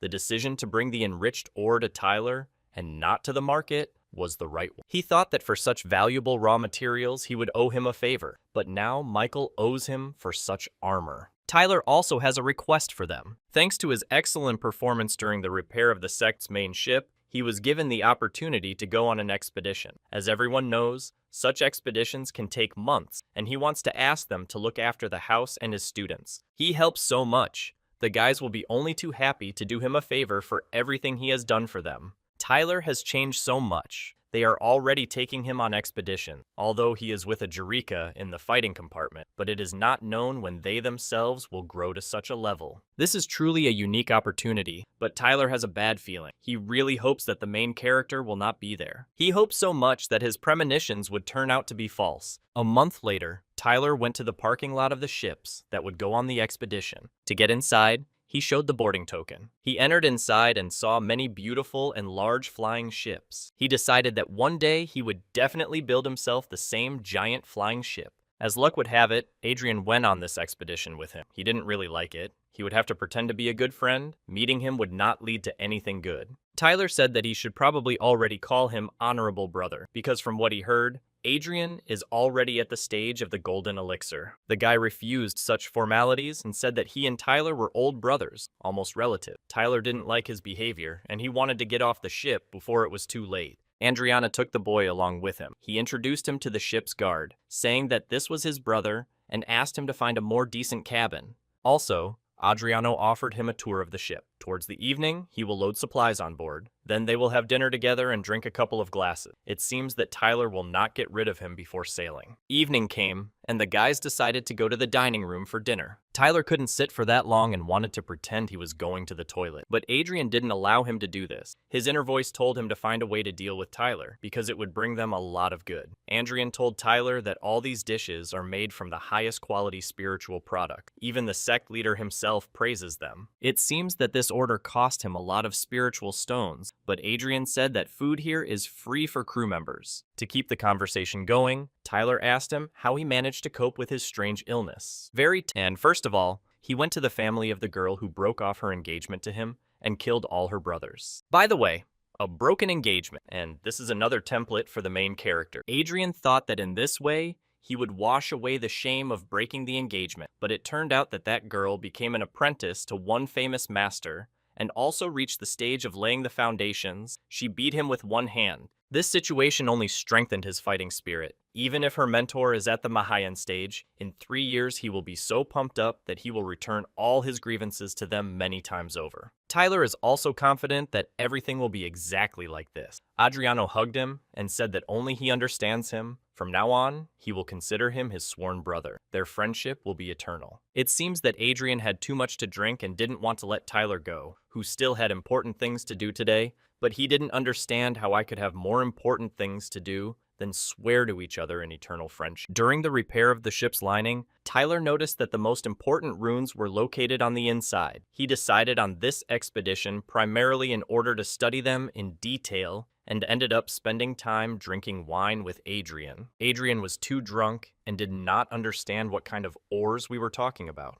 Suddenly, an unknown man approached Tyler. He didn't expect that someone at the chi tempering stage would have such a trained eye and invited him to become his disciple. Rich spiritual energy, stable mentality, Tyler has all the makings of becoming an excellent blacksmith. The man asked him how he ended up on this ship. What department is he from? Tyler replied that he does not belong to any department and is on his own for now. After that, the man offered to become part of the forging department. Tyler thanked him for the offer and said that in fact, he was a first-level alchemist and was only interested in ores out of curiosity. Tyler said goodbye to this master, and he muttered under his breath that blacksmithing is something that should make a man passionate. If I join the forging department, then he will no longer be able to enjoy a free life as now. He will even have to prepare pills on the sly, and when decades later, he still does not break through at the stage of laying the foundations, then I will simply consider him a disgrace. At that moment, Adrian crept up to him from behind and said that it is great happiness when such a serious master calls him to be his student.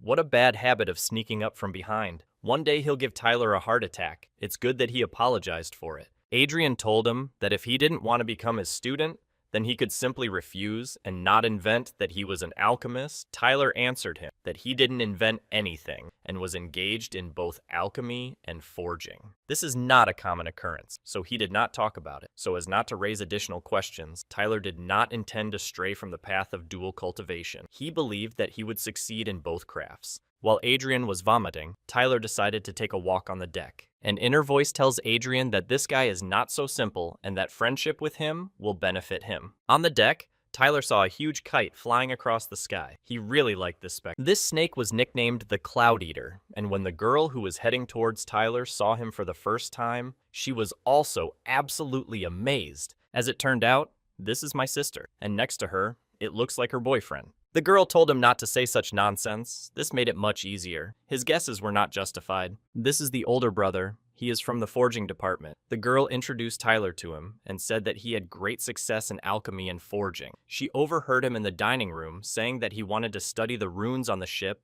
and offered to help her older brother. Tyler greeted him and was glad that he turned out to be her brother and not her boyfriend. This guy's name is Alex Pusistrat. Because of his refusal to follow in his father's footsteps and take up alchemy, he left home to study forging. When Tyler heard his last name, he had to hold back his laughter. Then, he ran to his room and started laughing there at the top of his lungs. With such a surname at his school, he would have had a hard time. He came out a little impolitely, so when we met, he decided to explain himself. Suddenly, the ship began to shake because it entered the waters of the endless sea, and everyone needed to be on alert. Warships with artillery approached the ship on which Tyler was located. This is what should arouse passion in a man, not forging. He wanted to quickly see how these guns worked. Apparently, Alex and Tyler think alike. They both agree that men should forge such guns. It seems that everyone has such a bad habit of sneaking up on him and suddenly starting a conversation. He could still forgive his sister for this, but the rest need to stop with this. Tyler apologized to him, but for leaving so abruptly when they met,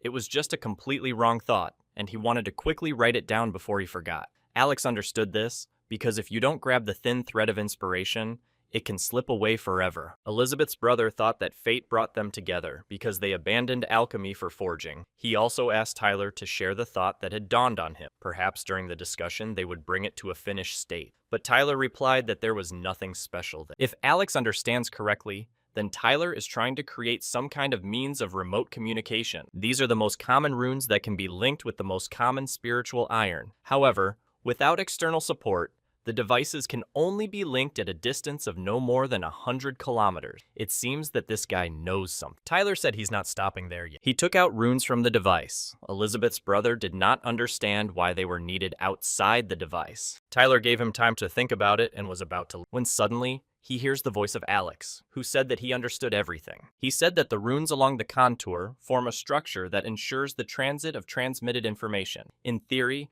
having a sufficient number of transit nodes, it is possible to connect the device over much longer distances. Alex called Tyler a real genius, because not everyone would think of coming up with such a rune structure. Suddenly, on the back of the ship, I photographed something bright and glowing. As it turned out, the ship fired a shot and grabbed a huge whale with its golden energy. Easy, but large prey. At the very beginning of the expedition, this is a good sign. In waters without extreme sea, everyone on the ship was discussing the just-caught whale. This is a giant offshore whale. From the looks of it, it is at the stage of exploring the void. This is a great catch. True, its meat is dangerous for people like Tyler. Such a beast can only be enjoyed at the stage of golden elixir. And above, also, Tyler admired these effective guns, because if you fire one shot, then the beast at the stage of mastering the void will be dead. It seems that Tyler saw for the first time how these guns work. Alex said that this is actually just an auxiliary weapon. If they meet the monsters at the crossing, or Mahayana stage,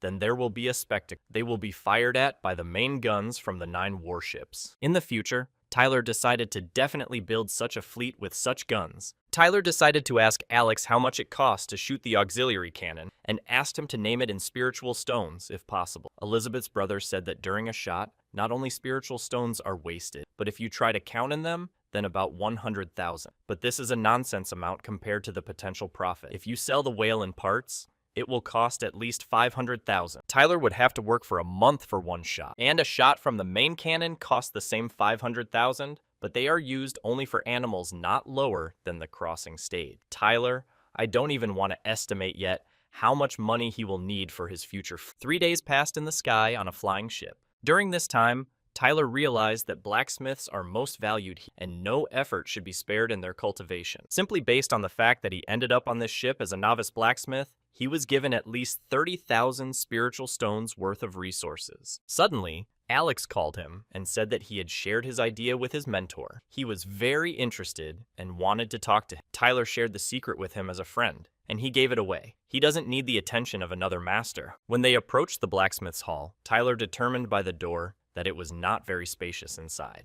But his guesses turned out to be wrong. The difference in size from the inside and outside is simply unthinkable. Maybe some special runes for expanding space were used during the construction of this room. They went into the master's room, and Alex introduced Tyler to it. The master appreciated his very lively mind. He estimated the possibility of realizing his idea. If 36,000 transit devices are installed throughout the continent, then using its runic structure, it is possible to cover the entire continent with communications. Existing communication devices will even be suitable for this, and if they are modified a little, you can even aim for a dialogue with an optical image. Tyler. It became clear that the grandfather wants to communicate with his grandchildren via video conference. Well, who doesn't? The master invited him to become his student because he really needs such talented people. It seems that all the old men are drawn to become his mentors. Alik told him to agree, because his mentor is one of the best masters in the forging department. Even the sect leader will highly appreciate and respect him, and they will become brothers. Tyler did not want to waste the master's time and said that he was following the path of double cultivation, so he would not be able to devote all his energy to forging. The master did not really like this refusal and looked at him intimidating, but later, he just laughed and said that he likes Tyler's sincerity. I wonder what interests him more, alchemy or forging. Replied that this is forging, because only this craft can arouse passion in a man. If he wants to become his personal student, the master will transfer him to the internal sector, but for this, he will need to give up alchemy. The guy made it clear that he agreed, and the master understood this perfectly. Therefore, he gave him a token to enter the internal sector. If there is time, he will be able to visit. When Tyler went on deck, Alex told the master that he was very young and was not yet able to understand what he was giving up, so he asked for an apology for his impudent behavior. The master said that this young man was destined to achieve great heights, and it was a pity that he would not have a hand in this. The achievement to have an enthusiastic conversation with my grandfather has been received. I wonder what's next. Maybe marriage to a beauty? He was surrounded by two beautiful girls. His sister Katrina is mature and sexy, and little Elizabeth is smart and sweet. Who should he choose? Or maybe he won't have to choose just one. On deck, they started shouting for everyone to look forward. The deployment of the protective cap has begun. It looks like danger is approaching. Ahead of them awaits a large wave of various sea animals. The combat danger level is BG.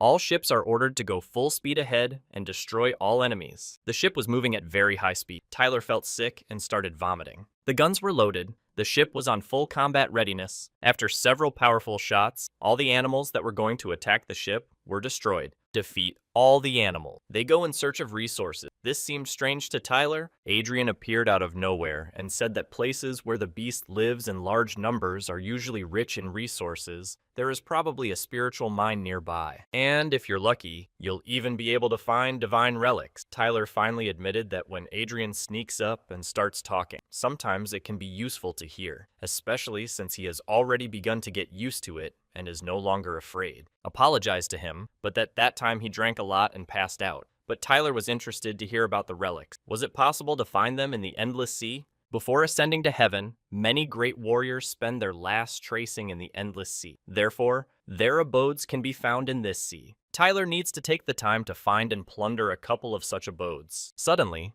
out of nowhere, a huge building that is shrouded in a purple aura. Tyler couldn't understand where a whole city came from here, and Adrian said that this is one of the divine religions found in the monastery. It seems they will stay here for at least a month. Adrian, grabbing his hand, said that with Tyler's landing token, they would have access to the main establishments of the city, and it would be better to live there in the coming months. If it's with a bunch in the city, then you can go look for treasures or join a group of hunters, or you can just do forging or alchemy. The main thing is not to go further than 500 kilometers from the city. Now, Tyler will have to look for housing in this city. The first person he saw upon arrival in the city was his sister Katrina. It seems that this was fate. Morning has come in Shanghai. Katrina was also glad that they would live in the same city, but Tyler was probably most happy about it. Alex again took him by the hand and offered to rent one blacksmith's workshop for two, because by repairing equipment, they could each earn several $100,000 in a month. And if Tyler doesn't want to forge, then he can practice alchemy with Katrina, because a lot of interesting ingredients were raised from the seabed. Tyler thought this was an excellent offer and was just about to agree when suddenly, Katrina's father approached them and said that his daughter had no business hanging around with blacksmith, so it was better to go with him to do alchemy. Tyler had to say goodbye to his friend and go with Alex. He had no choice, since he did not want to idle,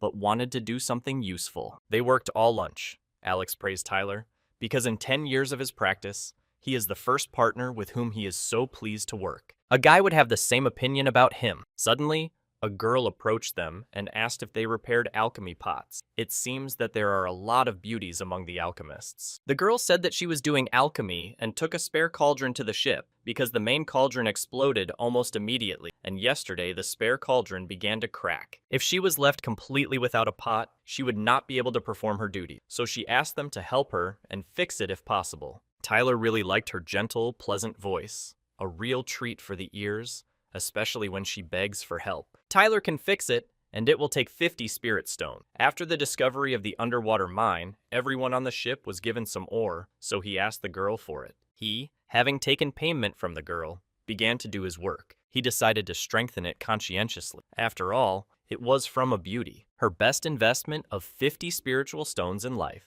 She was so happy with her repaired cauldron that she forgot the remains of her ore on the table. The girl didn't hear this from Tyler and just ran away. Is he really that scary? A month later, Tyler continued to do routine work. He and Alex have been forging and forging non-stop for a whole month. It was not easy for him to decide to go so far from home. Therefore, Tyler wanted to get more out of this expedition. Alex understood him and said that if he wanted, he could take a walk around the city and he would stay at work. Alex didn't think at all that finding himself in the endless sea for the first time, he would probably want to. Before he could finish speaking, he saw that Tyler was starting to leave him in search of adventure. He, flying on his flying ship, saw various monsters. This one was at the stage of the golden elixir, and this one too. Later, Tyler finds an area that looks safe. The time had come for his own expedition. He climbed into the submarine and began to dive underwater. In a previous life, going underwater in a submarine observation deck as a tourist would have cost a lot of money, but in this life, he is his own submariner. He stayed underwater for about half an hour, exploring different places. It was very dark here, and you couldn't see anything in the distance. Based on water pressure readings, Tyler is located 50,000 meters below sea level, which means it's time to look for treasures. In order for the trip to be safe, he activated the Spiritual Energy Measurement Module, Living Organism Detection Module, and Night Mode Optical Navigation Module. After that, he saw a huge shark in front of him. It scared him very much. Floating next to her was Adrian, who could swim quickly and breathe underwater with the help of his spiritual energy. He turned to his swordsman grandfather, who constantly speaks in his head, and asked if he needed to kill this Hulk. This grandfather asked him not to call him that anymore, but to call him the Immortal Swordsman Emperor. Also, he said that this swordfish is a real nakodka. Its ridge is like a sword created by nature. If it is bent, tempered, and shaped, it can become a first-class divine weapon. Also, such a sword will be able to absorb energy from surrounding metals. Even if the great Chiliocosm ascends, such a weapon will not hurt. This grandfather has a plan. He told Adrian that his friend is nearby. You need to swim to him, and when he gets there, fight the swordfish with all your might, and then he will help him. Adrian said that this is shit.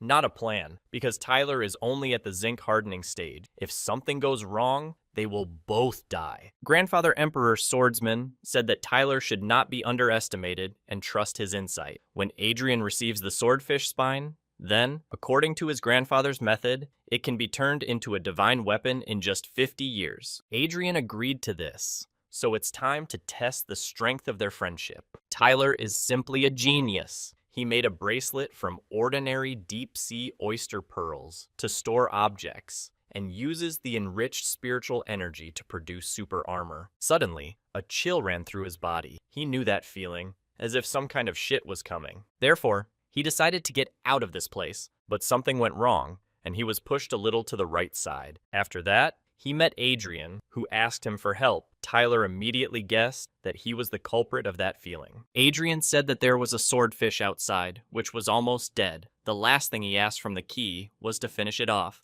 because he needed his ridge. Finally, he thanked him for it and fell to the ground. Tyler just looked at him and didn't know what to say. He hasn't agreed to anything yet, and Adrian has already told him, thank you in advance. So Tyler decided to finish this fish off quickly. The swordfish at the golden elixir stage is not exactly an invincible opponent for him, but he would prefer not to leave his cozy submarine. Well, nothing can be done. Tyler started attacking this fish. The battle began. His armor gave him great speed, so the swordfish could not keep up with him. After he used the spear technique on the fish, this made it possible to blind its gaze by 360 degrees. After that, the fish disappeared somewhere. Tyler could not find it, but it was an ambush. Similar. The swordfish has a hiding technique, so Tyler used a thick ice shield along with a heavy water and flow shield. And later, he released some silvery balls. The swordfish could not understand what they were. As it turned out, these are Tyler's fighting dolls, but most of them, unfortunately, are unsuitable for water combat. However, he will be able to distract his attention with them. He, having collected spiritual energy from the area, will be able to make a bunch of doubles using the external cloning technique. He needs a little more time to complete this process. At this time, Tyler's combat dolls continued to bite the fish, causing minor damage to him. And now it was Tyler's turn. He formed the crystals into a hurricane of ice daggers and began to attack the fish with a sword. It seems that the fish will have no chance at all to survive after this. The smaller fish tried for a very long time to understand what was what and what was happening in general, so this ruined it. From numerous blows from ice, the swordfish died a painful death because cold water pierced its open wounds. All his snakes made of mercury balls died in one fight. This adventure cost him 80,000 spiritual stones. Emperor Swordsman appreciated his fighting talent. He was far superior to Adrian. If Tyler had been of a higher stage, he would have finished off the swordsman in no time. After a long battle, Tyler returned to his submarine and gave a special pill for Adrian. After waking up, he said that he shouldn't have gotten him involved in this because even he was powerless in front of the swordfish. Adrian was very worried about Tyler and began asking him if he was okay or not, but the boy replied that he was fine and that the dead swordfish was in this bag. Adrian couldn't believe that Tyler actually pulled it off. What a great guy he is. Not like but they are friends. Tyler could not do otherwise. Adrian noticed that Tyler still didn't have a storage ring and suggested that he take it. It holds up to 333 cubic meters. A warehouse ring with such a volume can only be forged by a master who fully masters the ores of space expansion. You can't buy this kind of thing at the market. Suddenly, something strange began to happen to their submarine, and they began to be sucked into some kind of portal. The guys could not understand what had just happened, because they were underwater and suddenly found themselves on land. But if Adrian's intuition does not fail, then they move to the small Chiliaxum. When they get out of here, they will need to report this place to the leadership of the sect, because for such information, they will not be left without a reward. However, this place looks long abandoned. Perhaps it had already been plundered many times before their arrival. You can lament about the lost prophet later, and now a threat is approaching them. Tyler turned to Adrian and asked him if he had the strength to fight. It seems that something serious happened, and Adrian asked his swordsman grandfather to report on the situation. He said that they had entered the small heliocosm created by one swordsman during the crossing stage. They will be able to leave this world after full recovery. Grandfather checked that swordsman's heritage items can be found in this world, but they are damaged and have only research value. It will take days for Adrian to fully recover, so he needs to try during this period and not die and not destroy his brother Tyler. Adrian said that his strength had not yet recovered and suggested that Tyler find a place where he could hide, but it was too late to hide, so he needed to get out of here as soon as possible. Tyler, using his technology, noticed that more and more wild birds were approaching. Then, he asked Adrian if there was an option to get out of here. Because he has a very wise mentor, let him at least ask him. Adrian replied that when he fully recovered, he would be able to find a way out, but it would take 10 days. Tyler made the decision to protect his friend all these 10 days. Yes, he told him to fly over there, because in that direction, there is a dwelling of one great swordsman, and his legacy was supposed to remain inside. It seems that he will again have to take part in the ascension of the main character, just so that nothing happened. They flew several hundred meters, and Adrian noticed that they needed to go to that ancestral hall. Inside, there was a statue of the swordsman William. He said that in his humble home, the guys would feel at home. he would be happy to share items of his heritage with. Perhaps their destinies will intersect in the great Heliocosm, and they can become friends. But the guys have so far ignored this grandfather. Wild animals are already here. It's lucky that they managed to take everything from the ancestral hall. The guys climbed onto their flying ship as quickly as possible and flew on, and the birds continued to chase them. Most of them are at the hardening stage, some are at the dreaming stage, and a couple of British birds are at the golden elixir stage. It looks like the ship will soon begin to shake because a powerful battle will be. Tyler used the technique of summoning dolls and told the birds that they had to fight with these guys. Grandfather Swordsman said that this boy is not at all difficult. His ingenuity is amazing. But Adrian thought that these were the usual strange types of fighting dolls, but the master told him that they have intelligence. They, of course, are not as good as living people, but in battle they can provide serious support.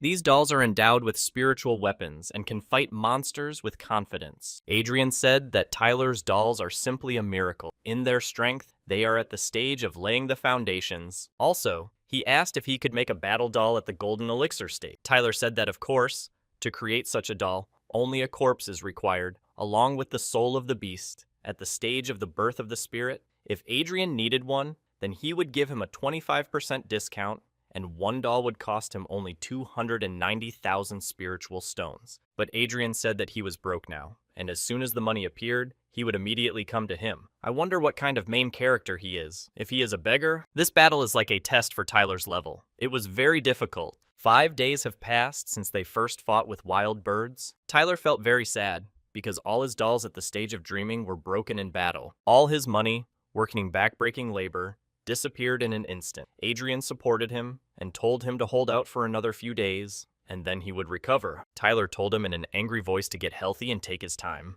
The boy was filled with resentment and indignation. It seems he wants to tear to pieces these birds that have been chasing him for several days. He used the technique of killing birds altogether and directed them at these monsters. Adriano was shocked by such power, because being at the chi hardening stage, he had nothing even close to this. But what's up? He can't do that even at the golden elixir stage. He asked his swordsman grandfather if he had ever met at the chi hardening stage who was cooler than Tyler. The emperor told him that on his life's path he had come across such a person. Adrian's brother can give battle to the enemy at the maximum at the golden elixir stage. This is serious achievement, but someone could destroy a warrior at the stage of the birth of the spirit. Adrian was surprised that this old man still knew people like Tyler. He would really like to look at him. Grandfather the swordsman said that he would definitely meet him. This man is the one to whom this old man must take revenge, or rather, to whom Adrian must take revenge for him. Then it would be better if he addressed this to Tyler. He would have more chances for this. Compared to him, according to Adrian, he is just trash. But the old man asked him not to be so modest because their meeting was the will of heaven. And with the will of heaven, don't argue. Suddenly,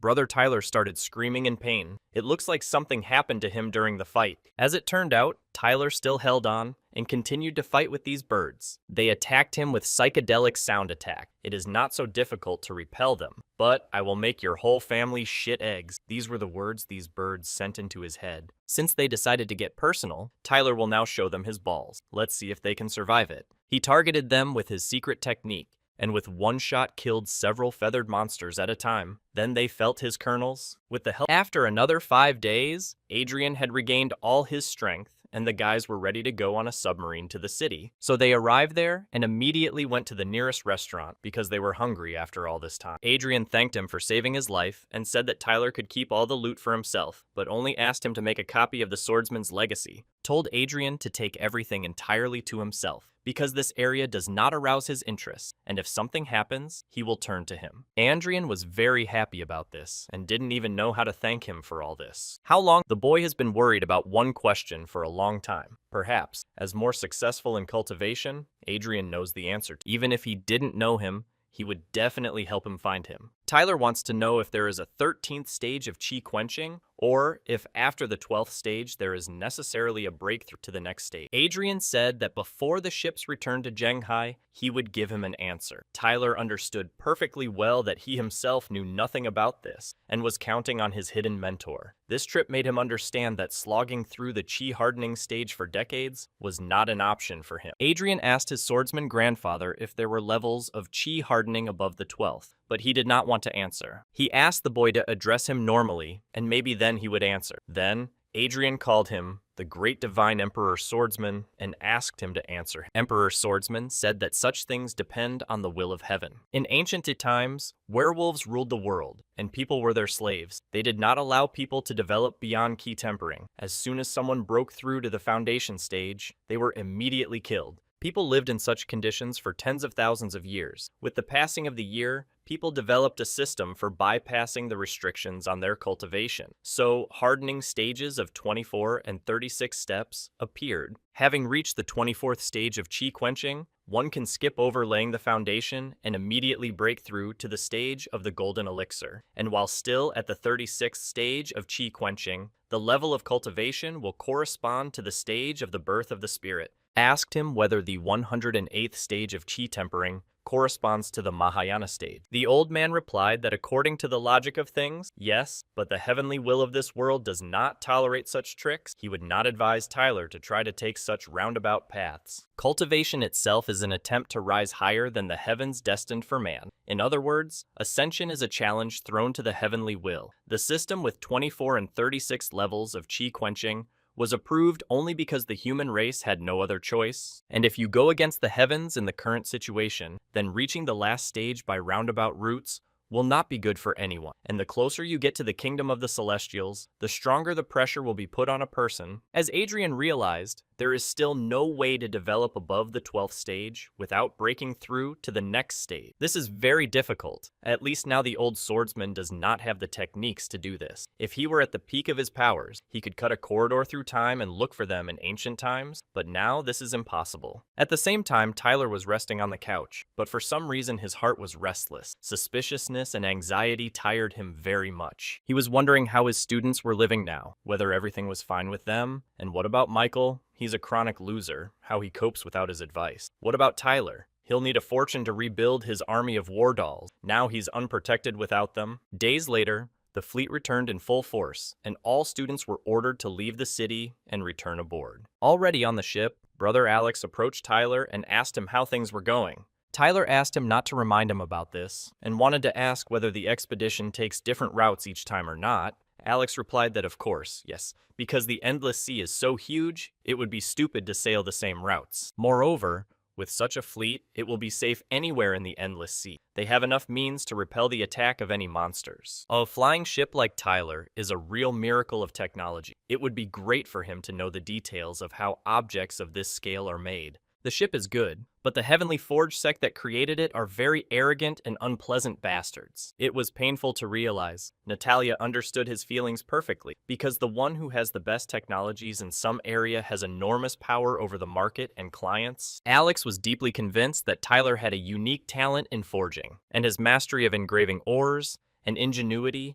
and his desire for ideals, all this delights him, but Tyler's only desire is to return home. Everything else is trivial. Alex asked him to promise that one day, Kuznetsov would lead their sects, and together they would build a ship even better and larger than the current one, to make a ship that could fly beyond the celestial dome. Said that his brother is overestimating him, because he is not capable of this. Even if he is capable, the moment he succeeds, Alex will no longer be alive. But Alex was sure that Tyler was definitely capable. His mentor said that in 100 years, he will be considered a legendary person who had the greatest influence on the world of forging. Tyler is pleased that the master thinks so about him, but his expectations are based on ignorance that in 100 years, he will still be at the stage of chi hardening. I urgently need to change the topic, so Tyler asked Alex about his invention. Is there any progress there? The brother said that after returning, they will be able to begin the practical implementation of Tyler's development. Perhaps one day everyone in the sect will have his means of communication in their hand, and for this, he will be awarded. In the future,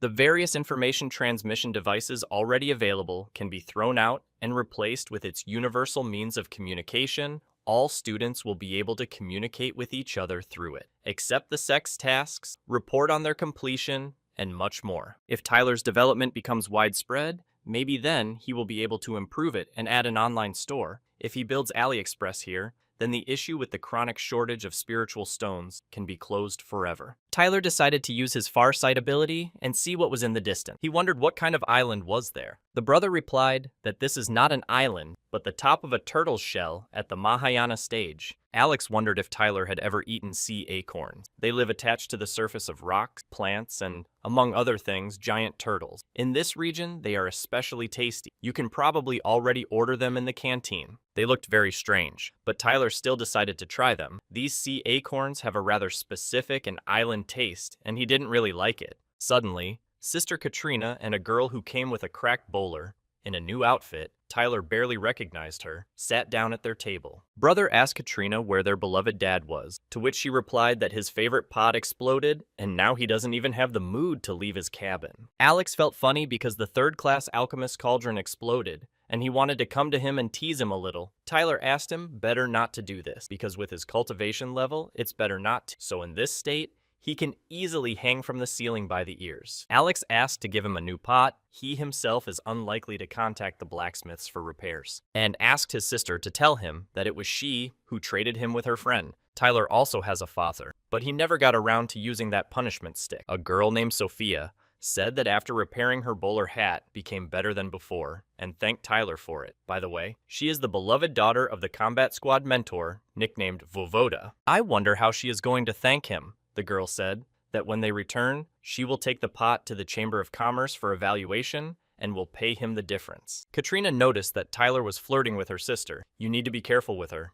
After all, she is the beloved daughter of the commander's mentor from the combat squad. If something happened, it's scary to imagine what he could do to Tyler. Once he had a chance to meet that governor, I especially remember his axe. He deliberately dulls it so as not to chop, but to break the bones of his enemies. Sophia asked Katrina not to say anything stupid and not to disgrace her anymore. She is too shy a girl. Tyler was still thinking about who to choose, Katrina or Sophia, but there is a third option. Choose everyone. That's what he needs. But they were fooling around, and that's enough. Katrina simply admired her repaired bowler hat and brought her to Tyler so that she could thank him again. For him, this is nothing. He only spent a little spiritual energy, and besides, she brought raw materials with her. Tyler decided it was better not to mess with her if he wanted to live longer. Suddenly, a signal came into his head from Michael. It seems that he and his wife are in danger. Meanwhile, in the Heavenly Throne Sect's jurisdiction, Michael fought with some monsters who tried to seduce him in every possible way. They constantly wanted to show him something and asked him not to run away, calling him handsome. The boy needs to report this to management as soon as possible, because this area is under the jurisdiction of their sect, and here werewolves are now walking around like at home. One of them sat in a very sexy position and told him to stop and examine her in detail. The guy fell into an illusion and then found himself surrounded by these werewolf perverts. The werewolf girl asked him to show everything he was capable of. She even agreed to sacrifice a couple of sisters for the sake of possessing him. Michael said that if they kill him, the sect members will discover it very quickly and figure them all out so they can kill them right away. But they didn't want to kill such a handsome guy. They needed him alive. With the help of their seduction techniques, they took over his mind under the pretext that they would arrange for him a real paradise on Earth. Michael has often been in deadly scrapes, but he always managed to survive. But Tyler knew that right now he was in trouble. Well, it's okay. When he gets home, he'll probably be able to get him out of this shit as usual. Looks like Michael will have a very fun night with these werewolf perverts. 3 more days of Tyler's expedition on this flying ship have passed. At this time, in addition, he was told that it was better not to try to resort to such practices. Otherwise, he could cause the wrath of Heavenly Will, and then everything would end badly for Tyler. Tyler thought there was no point in him lying and took his word for it. He told him that he asked the pure ones out of curiosity, not even for himself. Adrian's soul felt better from such words. As soon as Tyler returns home, he will closely study this issue. If such methods existed, he will get to the bottom of them. As a thank you for saving Adrian's life, the answer to his question would not be enough, so he offered to go to the dining room and treat him to the best sea acorns and also get drunk. So he spent the rest of the month on the ship and returned back to his homeland. His students were very happy that their mentor was back. The smile on their faces did not disappear for a second. They wanted Tyler to take them with him next time and promised that they would not cause him unnecessary trouble, because who else would take care of his mentor if they were not around? Tyler asked Enoch if he trained here while he was away. He said that of course they trained. This can be confirmed by his sister Jennifer. Tyler grabbed her by the pigtails and asked if she would lie to him to get rid of her brother. The girl replied that Aunt Jerika said that she had already grown up and was no longer a child, so she should not be pulled by her pigtail. Reluctantly, Tyler will give in to her on this issue, although he already changed his mind. It seems that the girl had false pigtails. Even his brother didn't know about it. For this, Jennifer kicked Tyler on the back, so much so that she herself began to hurt. Tyler was very pleased to return home and see them. He really missed his home and was pleased to return here from such a long trip. Tyler asked Enoch to call Michael and Jerica to throw a banquet in honor of his return. And now everything was assembled. Tyler, with the help of his culinary techniques, was able to prepare food very quickly, and Enoch helped him with this, setting the festive table. The children were so full that they immediately lay down on the bed. With the mentors in the house, you can relax and sleep with your eyes closed. They ate and are sleeping. They also say that they are no longer children. It all looks very nice. Until the moment Tyler turned to Michael and Jerica, he already knew that these desperate creatures had possessed his friends. One of them showed his essence and invited Tyler to come over to their side, because when they finish their business here, they can leave him in charge on this continent. Tyler thought it was too ambitious to remain the main one on the continent among these monsters. He didn't care about their plans. They dared to move into his friends, which means their conversation with him would be short. The werewolves put on divine armor and prepared for battle, but it seemed they knew nothing about this armor. They completely forgot to find out from Michael and Elizabeth's memories that it was Tyler who created this armor. It seems they still think they can defeat him with this equipment. The turnover did not answer that they would still have time to get to know him better and were now activating their illusion technique. Suddenly,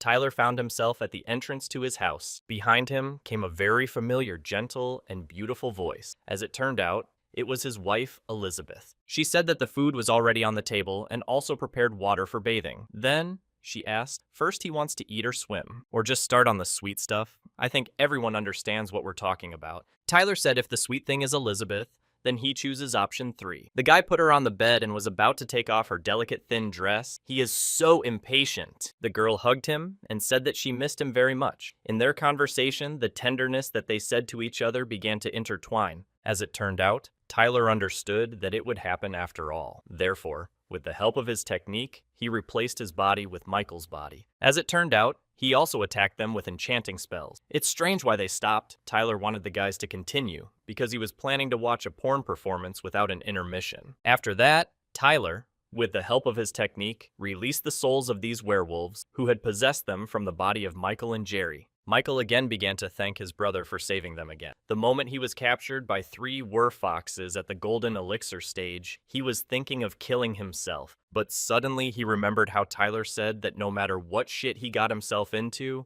the main thing was to return home alive, and Tyler would find a way to clean him up. At that moment, Michael refused suicide and did the right thing. Now, he is alive thanks to his friend. Now Tyler will look at what they did to Michael and return his suffering to these monsters twice as much. Michael told him that there was no need to stir it up because he already had them in his hands and simply asked him to destroy them. But Tyler did not want to do this because he was his brother and must avenge him at the highest level. Tyler saw this from their memories. Despite the fact that the passage between the worlds was held by the efforts of several sects, a group of werewolves, excellent in the techniques of influencing the mentality and fooling the brains, were able to cross into their world. He also saw there how they cruelly mocked Michael in terms of pestering him like prostitutes. Jerica didn't like this very much. She didn't want to hear anything. Michael said that he would explain everything to her, because by that time, they already had complete control over his mind, and it was no longer him. Jerica said that they wouldn't make trouble here and would talk to him at home, and Tyler gave him a flask with werewolves so that he could receive a reward. Michael wanted to receive the reward and bring it to the last spiritual stone to Tyler, but he said that he could keep everything for himself. The main thing is to hurry up. It is necessary to notify management as soon as possible, because after a short time, the werewolf will become aware of the failure of their foray. Meanwhile, in the border area where the werewolf hideout is located, well, a couple of days passed since the werewolves were discovered. The guy even felt kind of sorry for them. Perhaps their leader should have sent more people to take over this world. The guy won't let them destroy him himself, because it would be unfortunate to lose them like werewolves still dream of the revival of their hegemony, as it was in ancient times. Really, they still haven't understood who is now in the role of the hunter and who is in the role of the game. Another year of Tyler's life in this world has passed. 14 years have already passed since our arrival in this world, during which time the memories of our past life have not gone away. On the contrary, every year they cause an even more acute feeling of melancholy. Tyler needs to get rid of these destructive thoughts. Sooner or later, he will find a way to return home, but depression will not bring him closer to this. The guy again felt the already familiar chill run through his body. It looks like this is the main character, Adrian. He said that his friend Michael tells everyone that in their sect, there is no better blacksmith than Tyler, so Adrian needs help.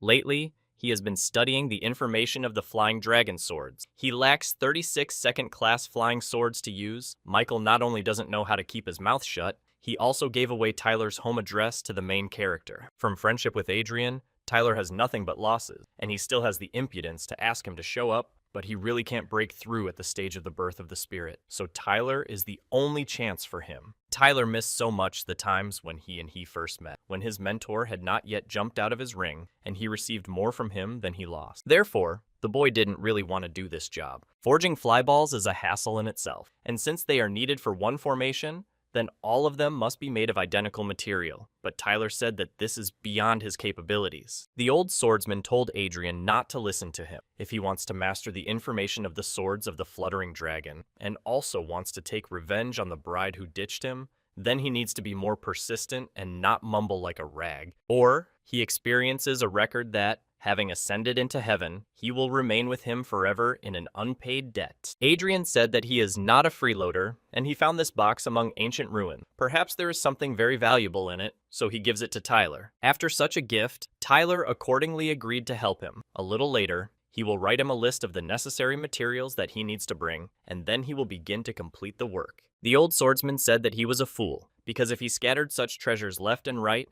then he would ascend to the kingdom of the Celestials with his bare ass. Tyler sees this thing and such runes for the first time. This time, he will definitely not be left in the red. When he escorted Adrian to the exit, he noticed a strange stone in the sedan yard. As it turned out, it was Jennifer. Tyler asked her not to turn into such an ugly boulder anymore, because she can be seen with the naked eye from a kilometer away. The girl screamed and told him more than once not to grab her pigtails. The girl tried very hard on herself and not in vain. She is making very good progress in this. When they got home, Jennifer asked if it was true that Tyler found her because the boulder was ugly. The boy replied that of course not. So when she manages to deceive the eyes of her mentor, she herself will understand what her mistake was, but for now, she needs to work on herself. The girl noticed that sometimes Tyler's facial expression does not at all correspond to his stated age. The girl found a piece of willow for which she sacrificed the rest of her loot. Tyler really liked what the girl found, although she didn't understand what it was. Due to a lightning strike, natural lightning ore was imprinted on this piece of wood.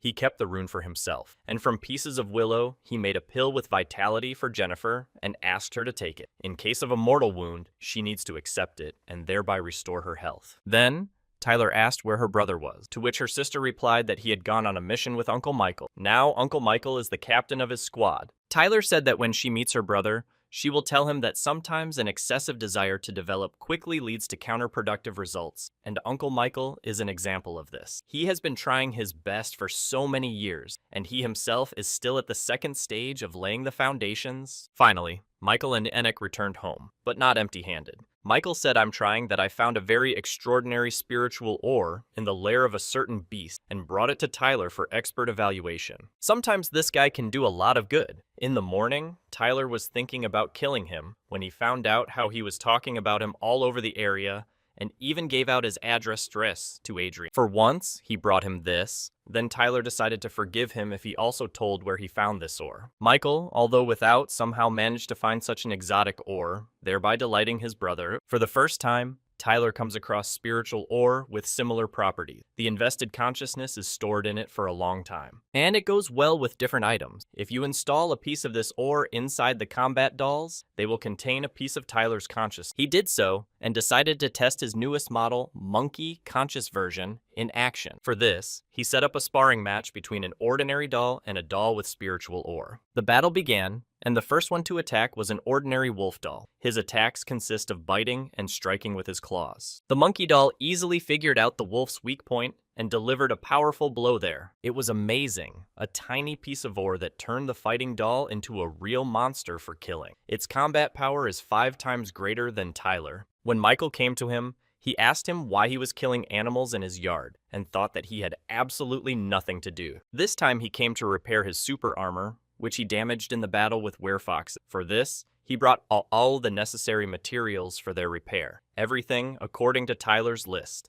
Michael simply bought most of it, begged Eureka for spiritual stones, and if she wasn't stingy, it means she was ready to forgive Michael. Michael rejoices early, because 20,000 kilometers away from them, there is a sect of 100 flowers, as they say. The students of that sect are very greedy for men. Only as soon as a more or less handsome guy comes to them, they immediately begin to seduce him, even if he's at least 3 times. Michael heard about them because one of his squad went to them and still hasn't returned. Then his mentor went there to pick him up, and in the end, he returned barely alive. "You still don't understand what I mean," Tyler asked him. He meant that Michael should not go there under any circumstance, and if he does go, he should at least think about means of protection. It's strange, but Michael didn't intend to go there, but Tyler told him about it. Well, everything turned out to be even funnier. His mentor said that in the near future, he would have to go to the 100 Flowers sect. Michael looked at him as if he was about to cry and asked him not to go there. In a month, they will hold a joint conference with them to exchange experiences. The sect leaders will personally reward the students who have performed excellent. And Michael was the mentor's favorite student, and he would not let him miss such a chance. The guy had no other choice but to kneel down and beg the mentor not to let him go there, arguing that he is a family man and he can't go there. The mentor looked at him and said that with such a face, it was really dangerous to let him in there. Therefore, he decided to help him and assured the boy not to worry about it. At the same time, Adrian came to Tyler. They discussed his latest work. Tyler has already cut the cost to a minimum, even cheaper, and he will only make him a digging stick. Adrian asked him to think about what else he could save, because he doesn't have 100,000 spiritual stones. He seems to be the poorest protagonist in history. Where are his millions, valuable items, and rare swords? Grandfather Swordsman conveyed very powerful, but at the same time extremely costly information to Adrian. He was lucky that even brother Tyler was in his position, like a brother. What would he do without him? Over the years, Adrian could have saved millions, but he constantly spent everything to earn money because his grandfather, the swordsman, needed resources for restoration. 6 main swords needed to be regularly upgraded, and 12 auxiliary swords also needed to be upgraded. Tell him that he had to live modestly, so he can only give simple advice. Try your luck away from the sect. There is a better chance of finding something valuable. Adriano, on the advice of Tyler, decided to go to a pawn shop, and now he can buy back these items within a year after paying interest. Diet, the swordsman told him that he was a disgrace, and when he found himself in a large chiliacosm, he did not dare to mention that he was his student, because only drunks go to the pawn shop. Adrian said that the old man would get another similar phrase and resources for recovery himself. It took Tyler so much effort to remove the seal from the box, but nothing. But now he will see what kind of treasure the main character gave him. When he opened it, his face was engulfed in a bright yellow light that came from this box. It looked like it was something valuable. Meanwhile, Adrian was looking for his jade ball for illumination, but could not find it. As it turned out, Tyler ended up with this jade ball for lighting. He couldn't believe that someone would put such a small thing in such a reliable box. Everything became clear to him. It seems the bastard mentor pulled the treasures out of here and replaced them with a ball. It turns out that he was set up, but the old man can also be understood, because the main thing for him is to get more resources for restoration. Meanwhile, an event began in the 100 Flower sect, and Michael and his mentor arrived at it. Fortunately, his mentor changed him and gave him a spell to disfigure his face. Maybe this way, he will be able to avoid problem. He promised Eureka that if there was another Weirfox incident, he would hang himself right in front of her. The girls had already surrounded Michael's mentor. They groped him everywhere and asked why he was so gloomy, but he said that he was very pleased with their warm welcome and was not against their action. The sect leader did not believe him and decided to come closer to him. Then, she asked him not to hide his true appearance, but to open up. Is she really so ugly? Why does his gaze avoid her? But if he looks up, he won't leave here. Michael watched all this, and even got a little excited, but didn't show it. Suddenly, a girl sat on his lap. Her legs were long, straight, and beautiful. She thought that Michael wanted to stroke them. History repeats itself. Same as with the fox werewolves. Michael must hold on. Meanwhile, Tyler watched the sunrise. He's a good guy, damn it, and never offended the main character. Then why is fate so unfair to him in relationships with him? Because he himself is not a villain either, but next to him, always unlucky, and every time he remains in the red. Finally, he prepared this chick. 500 more of the same, and he will be able to awaken a weak spiritual fire, after which he will be able to become a third-class blacksmith. Once again, he comes to the conclusion that he needs to stay away from the main character, and if it doesn't work out, then he'll move again. Suddenly, Adrian came to him. He gave him all the necessary materials to pick up his flying sword. Tyler told him to come in a month. Well, what will happen if the guy stops helping him? Doesn't turn into someone locked up whom he will blame for his failure. Just the thought of this fills him with fear. Adrian said that Tyler was right when he advised him to try his luck away from the sect. 10,000 kilometers from here, he found a spring with enriched iron.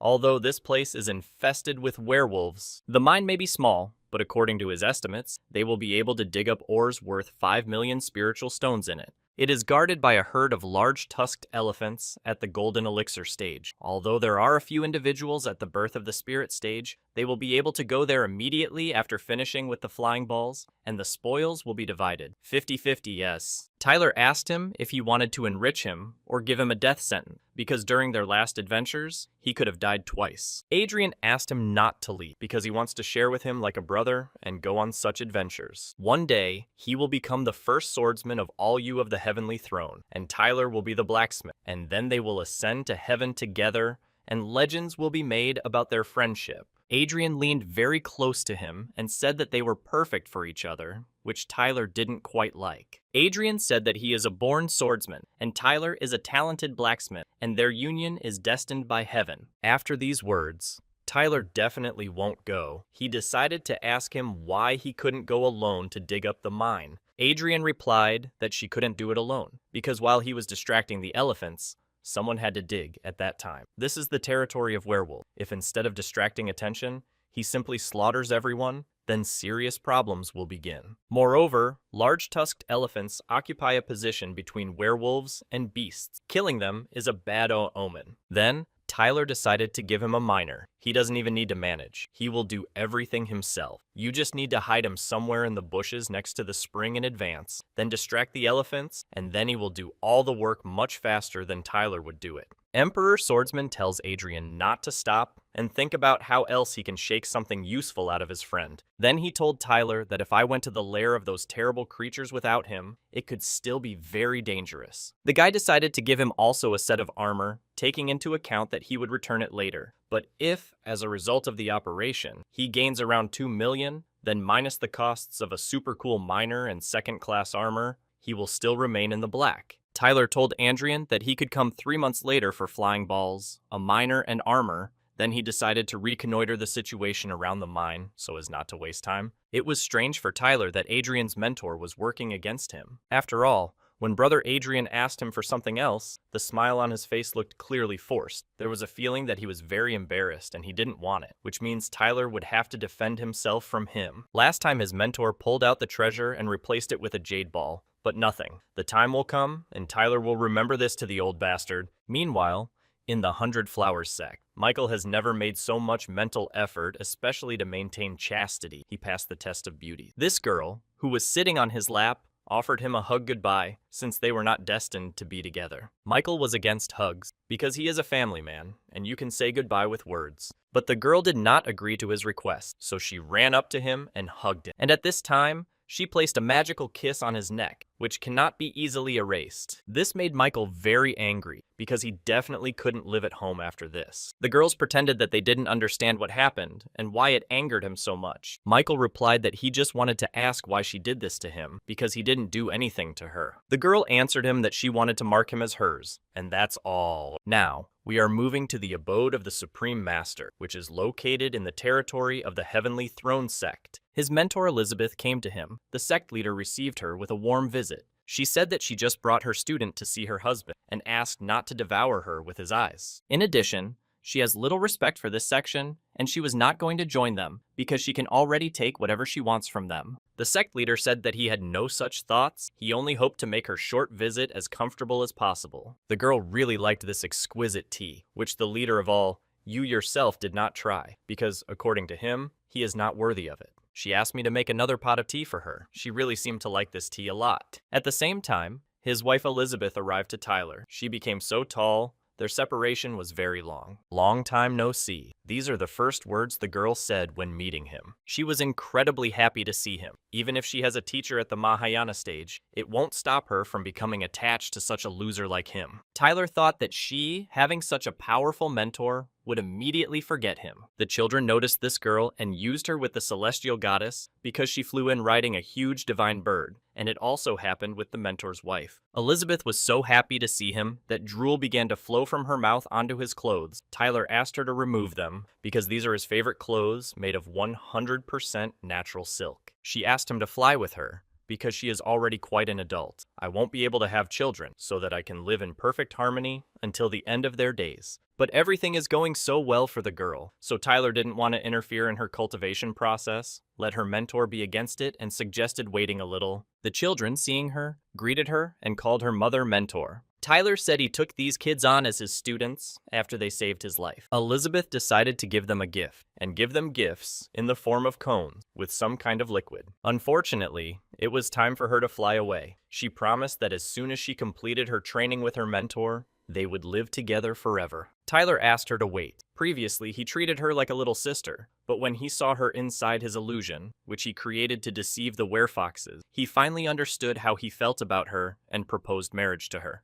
In this village, it is customary that when a man himself puts a ring on a girl's hand, then from then on, they are truly considered husband and wife. And now, the very moment of separation has come. They will miss each other for a long time. Her mentor asked what she liked so much about this guy, because he was a small-scale cultivator at the key-quenching stage and not even particularly handsome. Elizabeth said that the mentor is wrong, and her husband is the most talented person in this world. When she first met him at the age of 13, she immediately realized that they were destined to be together. The heavenly spirit rarely makes mistakes, so the mentor decided to trust him this time too. If Elizabeth wants to start living with him as soon as possible, then she needs to study hard, and when she reaches the stage of merging, then the mentor will let her go in all 4 directions. It will take from 1,000 to 2,000 years, and in most cases, it all depends on the student. Will she really not be able to see her husband until then? A question mark. The mentor said that she has no goal to interfere with their common happiness, because when she reaches the stage of the birth of the spirit, she will allow her to spend a month with her husband every year.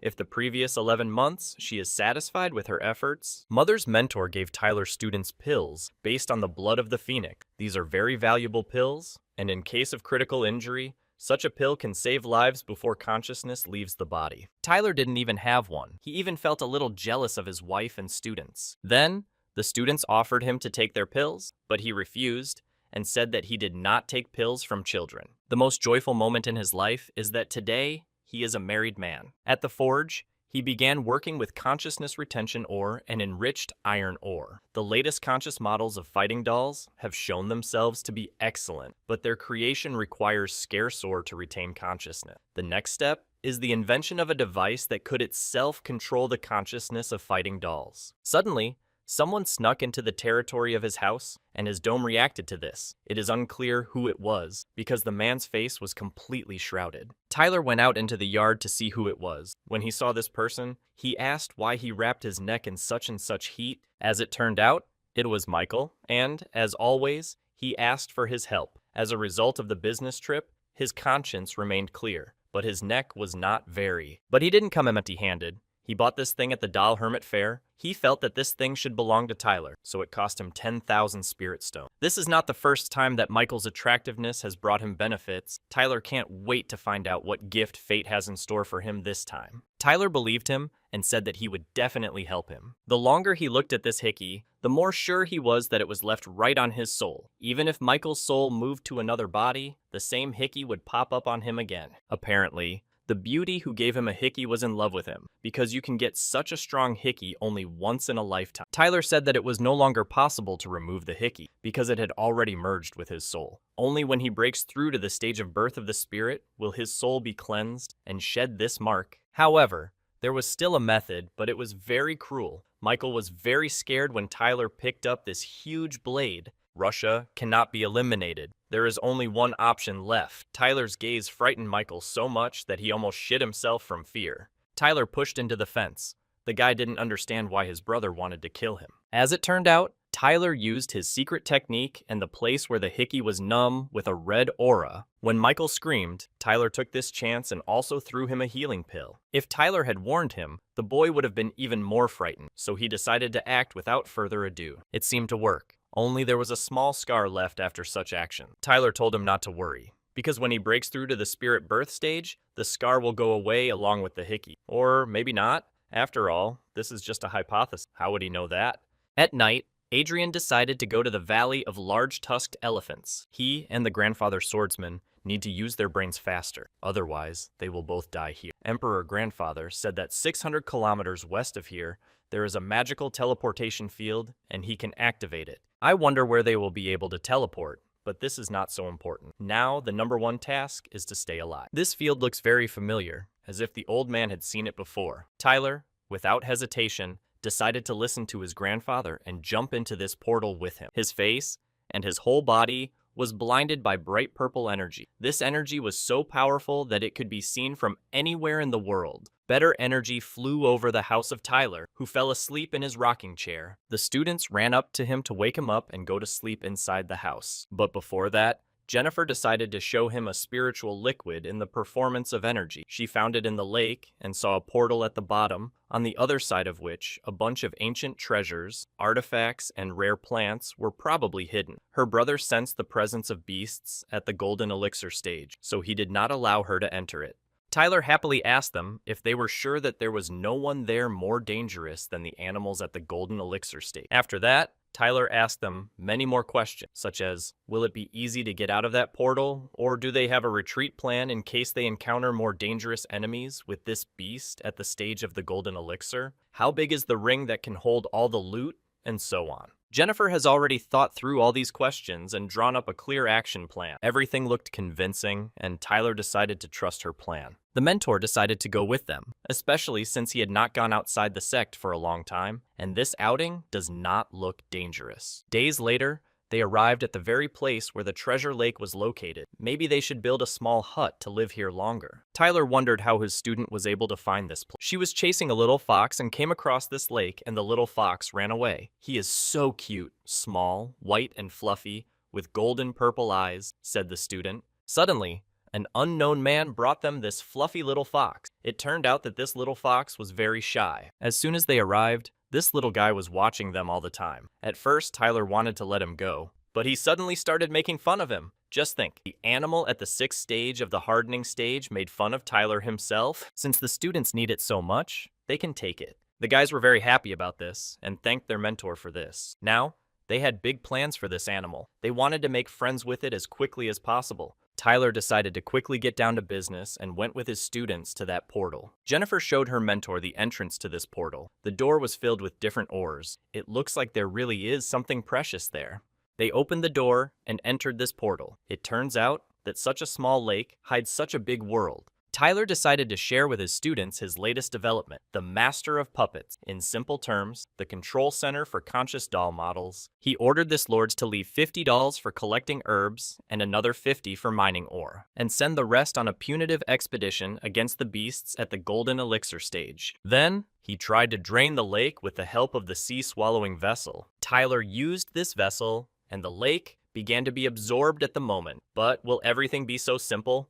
The lake dried up, and they saw that they were surrounded by many wild animals who wanted to kill them. The timer asked Jennifer to remember the secret technique with the longest name he gave her. She said that it was Armstrong's cyclotron jet gun. She remembered this name well, because as you know, the longer the name, the stronger the technique. Then, today we will see the full power of this jet cannon. Tyler aimed this cannon at the animals and fired a powerful shot. In an instant, several animals that the gun was aimed at burned to the ground. The students were surprised by this, because all the animals standing in the way turned into dust. What a strong mentor they have. They need to use the time to strengthen their own authority, because when the students surpass him, it will be more and more difficult to impress them. Jennifer suggested that the mentor look for animals at the stage of the birth of the spirit and test the gun on them. It seems that she forgot what Tyler taught her, because the most important thing is to save life and not get into trouble. Suddenly, the Overlord reported that the fighting dolls had met with a beast that they could not cope with, and the object was rapidly heading towards them. The presence of the powerful beast was even sensed by the students, and it scared them a little. But they were not going to panic because they had a mentor with them. They were determined and were going to repel the enemy. Tyler was pleased that his students were doing well with their courage. But he said that this enemy was too tough for them and asked to step back. The mentor suggested carefully observing him and absorbing his invaluable experience. He, using his attack technique, sent energy arrows towards the beast. As it turns out, he has wings and can fly, thereby dodging Tyler's attack. But for Tyler, this was not a problem. He also dealt with such people in no time. He asked the students to remember that even when the enemy looks already defeated and his carcass lies lifeless, you need to continue to finish him off, just in case. This time, Loba is considered large, because the vessel for absorbing the seas fits the entire lake. And if he had gotten here in the company of the main character, he would probably have managed to stumble upon more terrible threats here. Even if he hadn't died, he would have left with nothing. At the same time, in the world of werewolves, Adrian became the young prince of the royal family of wolves. It was like a limited skin, but in fact it was a disguise. He had been here for a very long time and wanted to go back, but the swordsman grandfather was in no hurry, so he had not yet told him how to get out of here. It's not every day that you find yourself in the world of werewolves, so you need to make the most of this chance. To disguise him, he used technology from the Great Chiliocosm, so even the strongest werewolves of this world do not recognize him as a person. So we need to start searching for treasures and other useful resources. Adrian still needs many more swords than he has now. When she appears to be at the Mahayana stage, the old man will give him a formation that will require 10,000 swords, and then he will not even have equals in heaven. In other words, Adrian will be able to become the ruler of all celestial beings, although where will he get 10,000 swords? If we are talking about simple iron swords, then they can be bought from lay blacksmiths, but what is the use of them?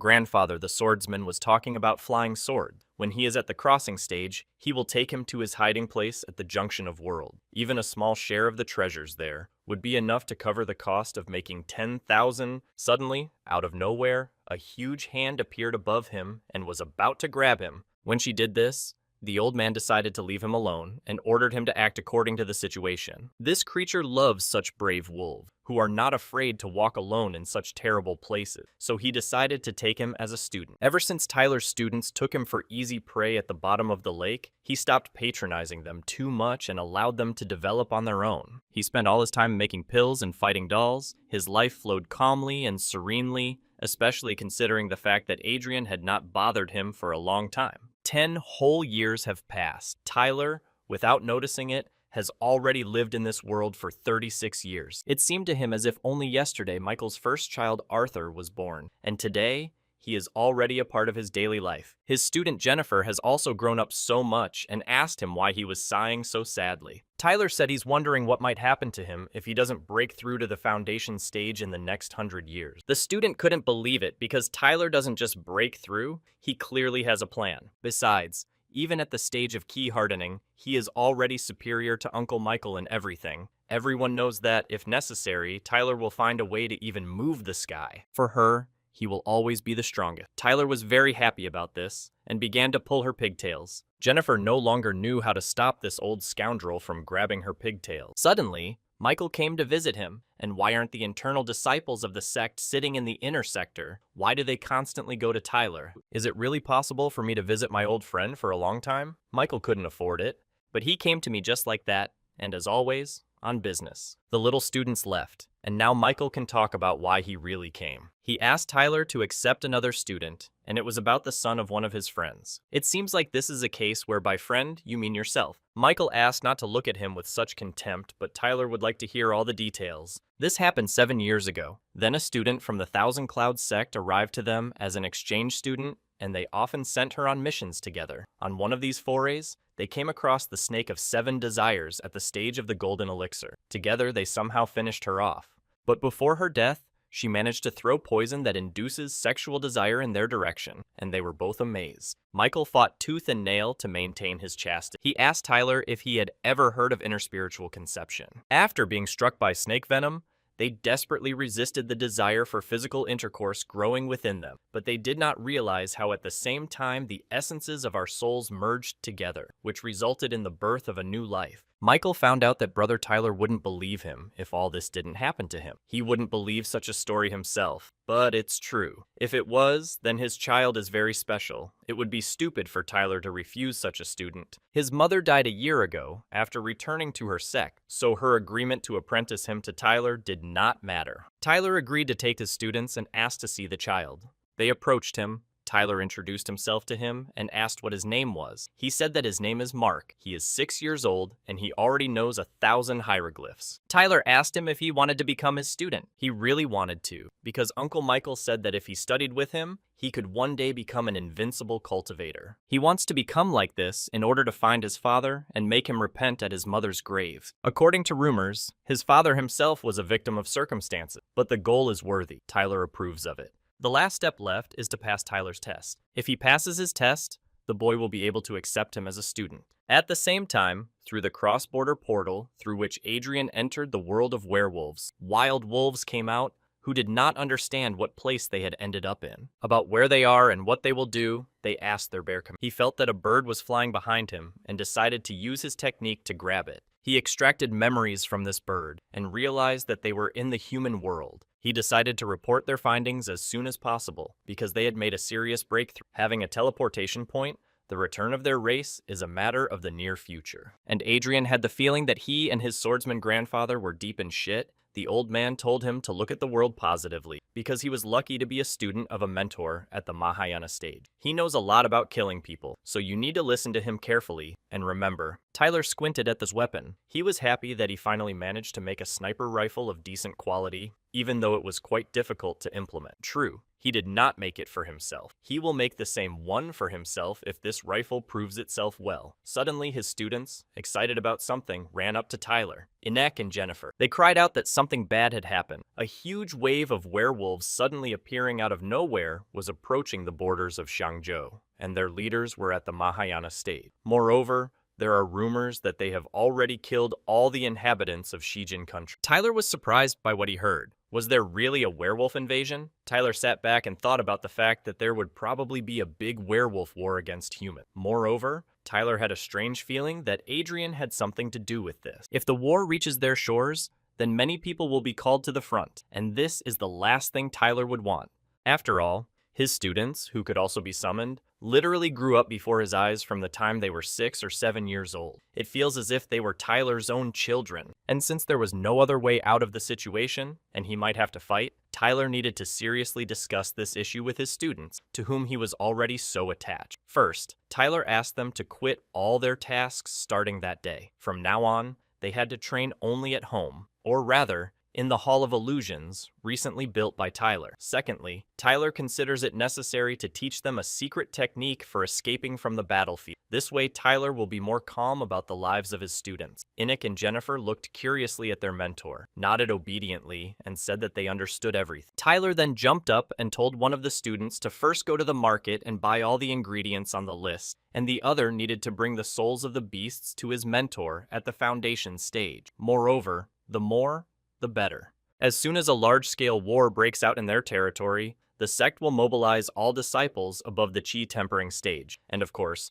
also all the alchemists and blacksmiths. Tyler and his students must approach this moment fully armed. 3 days later, Tyler, as promised, led his students to the Hall of Illusion. He created this hall for immersion in astral illusion. There, his students have an excellent opportunity to hone their existing military techniques and spells to perfection. Although, for example, they will not be able to upgrade their cultivation. In addition, inside the illusion, time will differ from real time, so you cannot stay in this room for a long time. It can be dangerous. Tyler suddenly extended his hand towards the students. These were tonic pills, designed to help avoid side effects from the temporary different. As soon as the students accept them, they will stay in the Hall of Illusions for 2 years.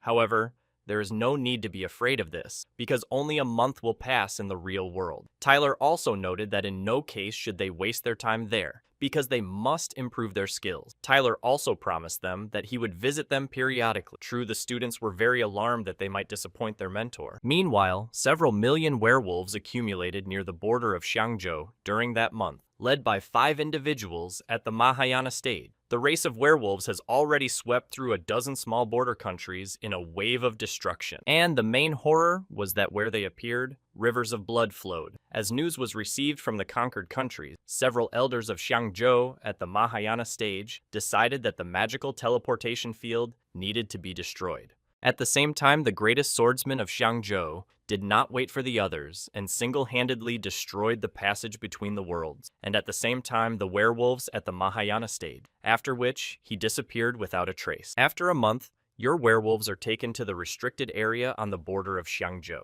but they sent a message to the people that if the people invaded the forbidden area, then they would break the seal that was holding back the return of the ancient giant werewolf. In the end, the parties entered into an agreement according to which people undertake not to attack the restricted area, but if the werewolves leave her, they will suffer consequences for it. A defense line of 3,000 kilometers was built around the restricted zone, all passages through which were very strictly guarded. A month later, Inek and Jennifer were actively training. Inek took a shot. After demonstrating his swing to his mentor during practice, Inek asked Tyler to evaluate his swing. Tyler was indescribably pleased with them, because they were great guys and made his mentor feel proud of them. Having told his students all the essentials, Tyler added that although the werewolves are now in a difficult situation, most likely, the end of the conflict still should not be expected. Suddenly, Alex Pusistrat appeared behind them. Rays of delight began to play on Alex's face, like stars lighting up the night sky. He asked Tyler if he had received the message. Alex persuaded his mentor to take him with them. Tyler was unpleasantly shocked, his face filled with confusion and anxiety. He did not understand what he had done to deserve this, and what evil he had done that fate was treating him this way. Alex said that several sects decided to jointly deploy large-caliber guns of the 5 elements along the front. Soon, the best blacksmiths of all neighboring sects were supposed to arrive there. This was a great opportunity for them. It was this kind of news that caused Alex to persuade his mentor to take Tyler with them. This is such a great opportunity to watch the best craftsmen at work. Tyler thought that since everything was so good according to Alex, he should express his gratitude to him. The next day, the guys hit the road. Tyler should not have been sad, because perhaps this adventure would not be so dangerous. There were already 6 warriors at the Mahayana stage alone who were being transferred. Tyler's students thought that it was all somewhat reminiscent of a tourist excursion. Inek suddenly pointed his finger somewhere into the distance and asked his mentor to look in that direction. The front line was already visible from the ship. Tyler moved closer to the student to see what awaited them ahead. Tyler's look said that he was delighted. The place they were heading to looked incomparable and not at all dangerous. Alex asked Tyler why he thought there was so much fuss about the werewolf invasion. However, Tyler did not answer this question, so Alex continued, saying that in fact, the fact that the werewolves were able to get to their place of arrival in such numbers suggests that they gained control over spatial coordinates. And by controlling spatial coordinates, werewolves can move in their direction in huge numbers, paying a certain price for it. Moreover, they are recognized by the heavenly will of that world.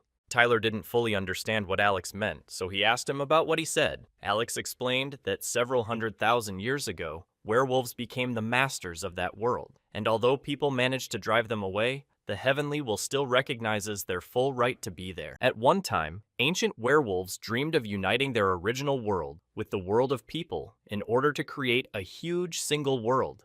When the process of merging the worlds was halfway, people managed to rebel and drive the werewolves to their half. Then, the merging of the worlds was interrupted. But by that time, the heavenly will had already perceived these 2 worlds as one, and this, unfortunately, cannot be changed. Thus, neither the invasion of werewolves into the world of people, nor the invasion of people into the world of werewolves will be perceived by the heavenly will as a violation of the world order. It turns out that the danger of this world has again increased by several levels. This was quite difficult to predict. There is not a single safe corner in the world. Suddenly, an alarm sounded on the ship. Everyone needed to prepare for a meeting with werewolves, because another group of them left the Forbidden Zone. Tyler's students immediately gathered their thoughts and feelings. The menacing roar of werewolves is heard like a thunderclap, starting from the depths of their chests, as if nature itself submitted to their power. The sound pierces the night, vibrating in the air, and seems to call darkness to itself. A frightening atmosphere began to envelop everything around in mysterious darkness. Suddenly, a single shot was heard from the ship,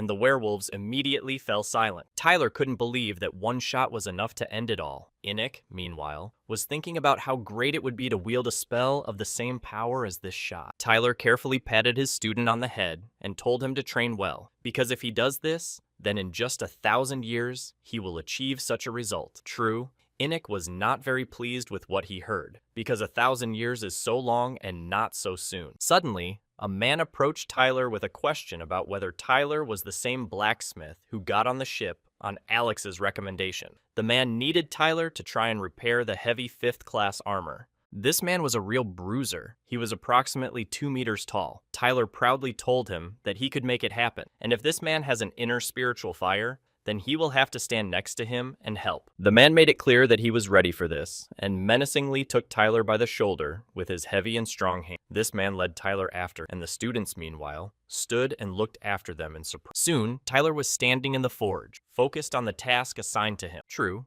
when the man, aka Patrick, asked Tyler if he could repair his armor, Tyler did not even imagine that the said armor was in such a ruined state. It seems that Patrick fought hand-to-hand with some giant werewolf with huge claws. Patrick rolled his eyes, waiting for Tyler to finally try to fix that armor.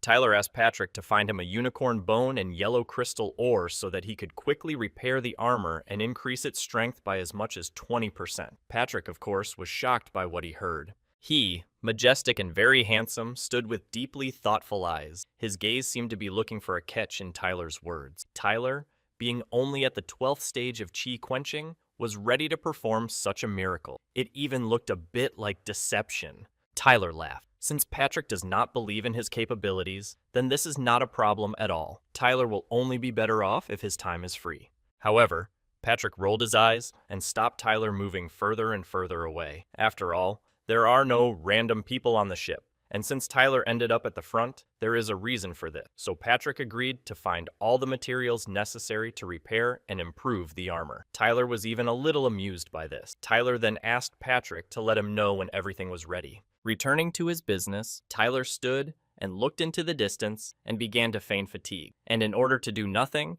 he decided to drive his students and ordered them to finish building a temporary home, which would be far from the front line, so that nothing would threaten them. Suddenly, someone was behind Tyler and grabbed him by the shoulder. He disappeared somewhere, which greatly surprised and frightened his young students, who were already having difficulty breathing due to their fatigue. In front of Tyler was Patrick, who was already familiar to him, who had just found a unicorn bone and yellow crystal ore. Then he waited for more commands from Tyler. True, it was enough for Tyler that Patrick provided him with an uninterrupted flow of his spiritual fire. Tyler was ready to do the rest on his own. Tyler concentrated on fixing his armor. His diligent movements are like the dance of a craftsman, precise and harmonious. The magic of his hands merges with art, restoring armor with attention to detail, like an inspired symphony of creativity. Tyler's eyes filled with bright light, an icy spiritual fire, which he had previously only known about from books, lit up in front of his nose. Tyler then looked curiously at his new acquaintance, asking him to finally introduce himself. In response,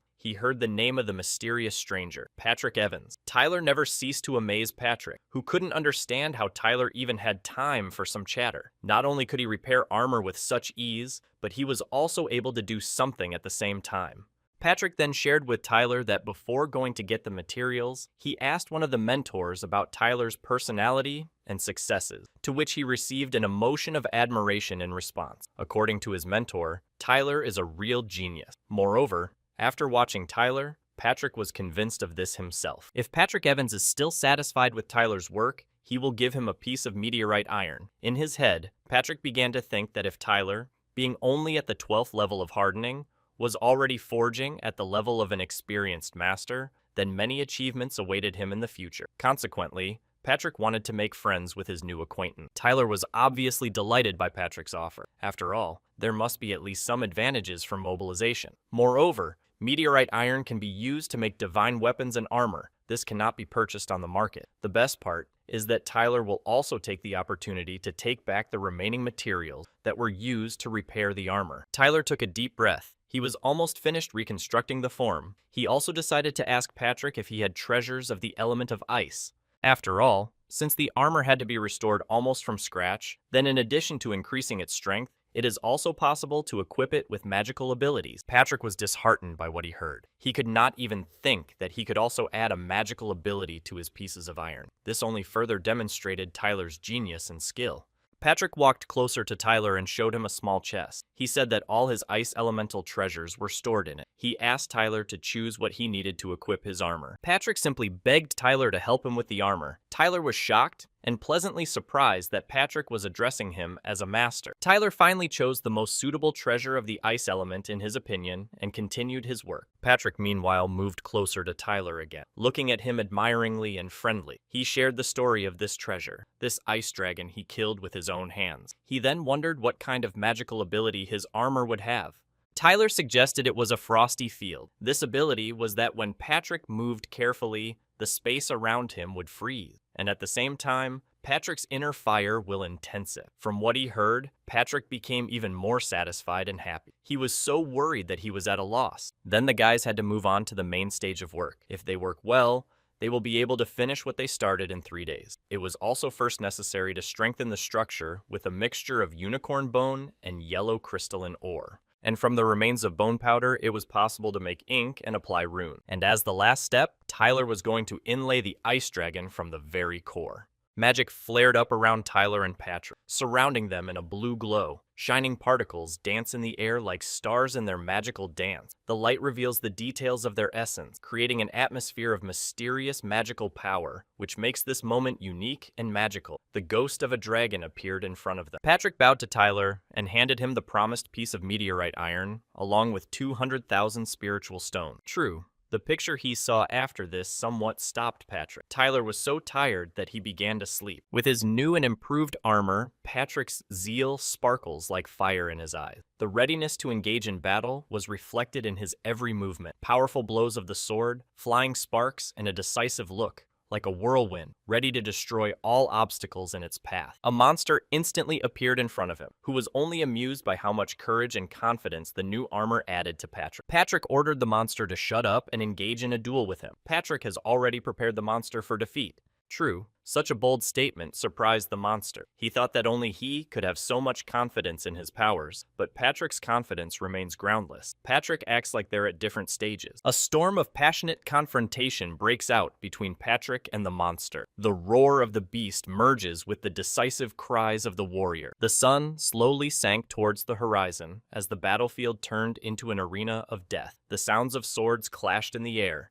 mixing with the roar of monsters and the screams of the dying. The winds of war carried with them the screams of dying and roaring monsters, creating a dark symphony. Men trained in the art of war carried out precise strikes in an effort to defeat the terrifying monsters. Suffering permeated the air, like darkness surrounding each participant in this deadly battle. The monsters, wounded and bruised, expressed their suffering through roars and howls. Their eyes shone with despair, and their glances expressed the injustice of fate. People, fighting for their ideals, bore the brunt of losses and fear of the unknown of tomorrow. After Patrick killed the giant bear during the void development stage, werewolves began to cross the front line even more often in large numbers. Jennifer, meanwhile, thought that the appearance of monsters was a great opportunity for her to practice shooting. So, aiming carefully, she aimed the weapon at the giant werewolf. Jennifer suddenly grinned. She had such a good feeling. She was amused by the fact that the enemy could be finished off from a distance of 1,000 meters. Now her favorite toy was not dolls, but definitely the rifle. Enoch also did not waste time. He instantly joined all the warriors in order to help defeat the monster. He was not stopped at all by the cries that he was still a child and he had no place here, that this battle was only for grown men, that at this rate his spiritual energy would dry up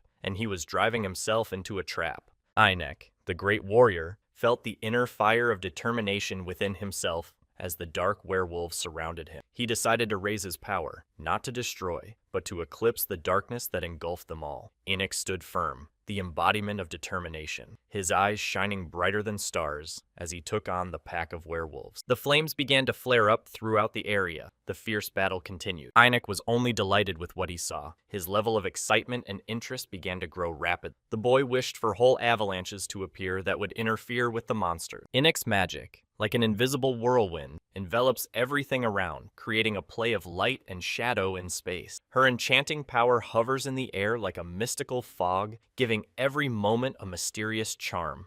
the silhouette of a frightening and ominous werewolf suddenly appeared in Inek's face, striking everyone around him with his roar. Inek, however, was not at all frightened by this. He was only too glad to use all his abilities, developed over the years, again and again. The expression on his face clearly indicated that he was incredibly proud of himself. Suddenly, Inek's thoughts were interrupted by some menacing roar. Behind him stood a huge monster, which was already preparing to take revenge on Inek for his excessive self-confidence and courage. This didn't scare the boy, but at least it made him become a little more serious and concentrate, carefully considering how to strike back at the monster. The monster flew at the discouraged boy, then suddenly a very clear and well-aimed shot was fired at the monster. It was Jennifer, who stood and, smiling, held a rifle in her hands. She was incredibly glad that her mentor gave her such a necessary weapon. Inek, keeping up with Jennifer, continued to use his skills to defeat the monsters. Patrick and some wanderer, meanwhile, were watching what was happening from the tower. Vampires, being defeated, fell like autumn leaves. Patrick was shocked. Young people have become so brave now, their fighting spirit can drive anyone crazy. Even Patrick was not so fierce in his youth. The stranger sitting next to him could not but agree with Patrick. All he did was think about whose student was so professional in dealing with monsters. His attacks are not just powerful, they show a whole system. Patrick invited the stranger to go and find out on his own whose student was doing this. Patrick asked why he came at all. This man replied that he was interested in who forged a set of heavy armor for Patrick. It was about the very armor in which Patrick defeated the giant and ferocious bear. The stranger was amazed that nothing had changed in his cultivation. This means that armor played a key role in the outcome of the confrontation between two rivals of similar strength. Patrick, however, did not see the point in sharing information about such a valuable specialist. So in response to the man's question, he only laughed out loud. But the mysterious man still insisted on his own. He had already obtained all the necessary materials to create divine-level armor. The only thing he lacks to realize this goal is a good blacksmith. Patrick noted that this mysterious wanderer, whose name is Anthony Amber, is standing in line with Master Balian, and at the same time, his turn will come 200 years earlier than Patrick's turn will come. Patrick recalled to Anthony how he still laughed at Patrick about this, and now, after such ridicule, he himself asks Patrick about his blacksmith. Patrick could not understand for himself what benefit he would get from helping Anthony. True, Anthony was able to overcome Patrick's self-confidence in a split second only by asking him if he still knew what our Sister Nancy was dreaming about. After such a question, Patrick even choked on the tea he was drinking. Patrick tried his best to put on a serious face and come to his senses. Stammering due to excitement, Patrick asked again what she was dreaming about. Judging by Patrick's behavior, Nancy clearly did not occupy a minor role in his life. Anthony just grinned in response. He, being a good manipulator, specifically decided not to tell Patrick what he was waiting to hear, fueling his interest. Patrick immediately leaned towards Anthony and began to dance around him, trying to please and win him over. Regarding his blacksmith, he said that this blacksmith is a modest guy, so he doesn't like to receive unnecessary attention. Moreover, he is not even a master yet, but simply a talented beginner. Therefore, Patrick should first ask him if he would mind Patrick telling Anthony about him. Anthony agreed and said he would wait for Patrick to ask his blacksmith for permission. Then Patrick, of course, decided to return to the topic of Nancy in order to find out more information about her from Anthony. Anthony smiled and said that she wanted to go to the Taoist city of Saiyun and devote herself to learning the truth, but she doesn't have anyone with her yet, and she can't decide on her own. Patrick jumped up and suddenly asked Anthony if any ships were leaving today. Patrick immediately wanted to run and write a vacation application. Within a minute, Patrick ran away somewhere, leaving Anthony alone. Anthony sighed. He began to talk to himself about the fact that love destroys the best of us. Tyler, meanwhile, was near the camp. Tyler took a confident, deep breath. There was such a rich and pungent smell of blood coming from everywhere, yes, which meant there was a serious mess going on at the front line at the moment. Tyler, approaching the battlefield, turned around curiously, and judging by the appearance of the field, the guys clearly did their best. Then Tyler suddenly turned his gaze to his students, who were busy with something. He wondered what his devils were doing. Taking a closer look, Tyler realized that there was a giant egg in front of them. As a joke, he suggested that Inek and Jennifer were going to make him an omelet. But as it turned out, according to Jennifer, They are just trying to understand who is sitting inside there. Jennifer wanted to take the egg home so she could hatch it before it hatched. And while Jennifer was telling all this, her eyes were already shining with interest and happiness. Tyler grunted with displeasure. It was an egg of a soul-banishing eagle. Their maximum is the golden core stage. In general, according to Tyler, they are of little use. Moreover, they look somehow ugly. Then, Jennifer added that she was offended then, because they found this egg inside the place where werewolf items were stored, inside the hollow bone of a giant bird. And after Jennifer's last words, Tyler's face changed dramatically. His eyes shone. He was delighted with what he heard. He said that Jennifer was very smart, that she reminded him of such a place as the hollow bone. He had almost forgotten about it. Once Tyler read somewhere that in ancient times there were blacksmiths among werewolves, only they were called something else. In those days, they had a complete rune system. They say that they even recorded all their knowledge about runes for transmission to future generations. But since the rise of the human race, the transmission of knowledge about the runes has been interrupted. Now, people own a certain set of runes, but there is no system in them. Most of it was simply found in antiques. After his short monologue, Tyler, tugging at Jennifer's pigtails, instructed the students that the next time a werewolf was brought down, they should thoroughly search him for objects with runes. Suddenly, somewhere in the distance, Alex's voice was heard, who called Tyler, because the giant 5-element cannon was about to be made. It happened on the border with the restricted zone, near Camp Number 2. Tyler and Alex were surprised and very carefully focused their gaze on some person. This man loudly, in a pointing tone, shouted to everyone to shut up and organize silence around. The silhouette of this man looked stately and proud. He had a long purple kimono and long black hair. This mysterious man aroused surprise and admiration in everyone. But Tyler thought that Alex's mentor was the coolest among them all. But it turns out that there is someone else more capable. To make Tyler a little aware of everything that was happening, Alex explained to him who was standing in front of them. This was the first blacksmith master in Sanjo, Fei Yelton. It is believed that over time he will rise to the title of Great Master. Tyler then turned to Alex with the question of how powerful the 5-element cannon would be. Alex guessed that it would be slightly more powerful than the auxiliary cannons on the warship, and having several such guns can seriously injure a werewolf at the Mahayana stage. True, Tyler still decided that in this case, it was not worth making so much noise because of a not-so-powerful gun. But in response to Tyler,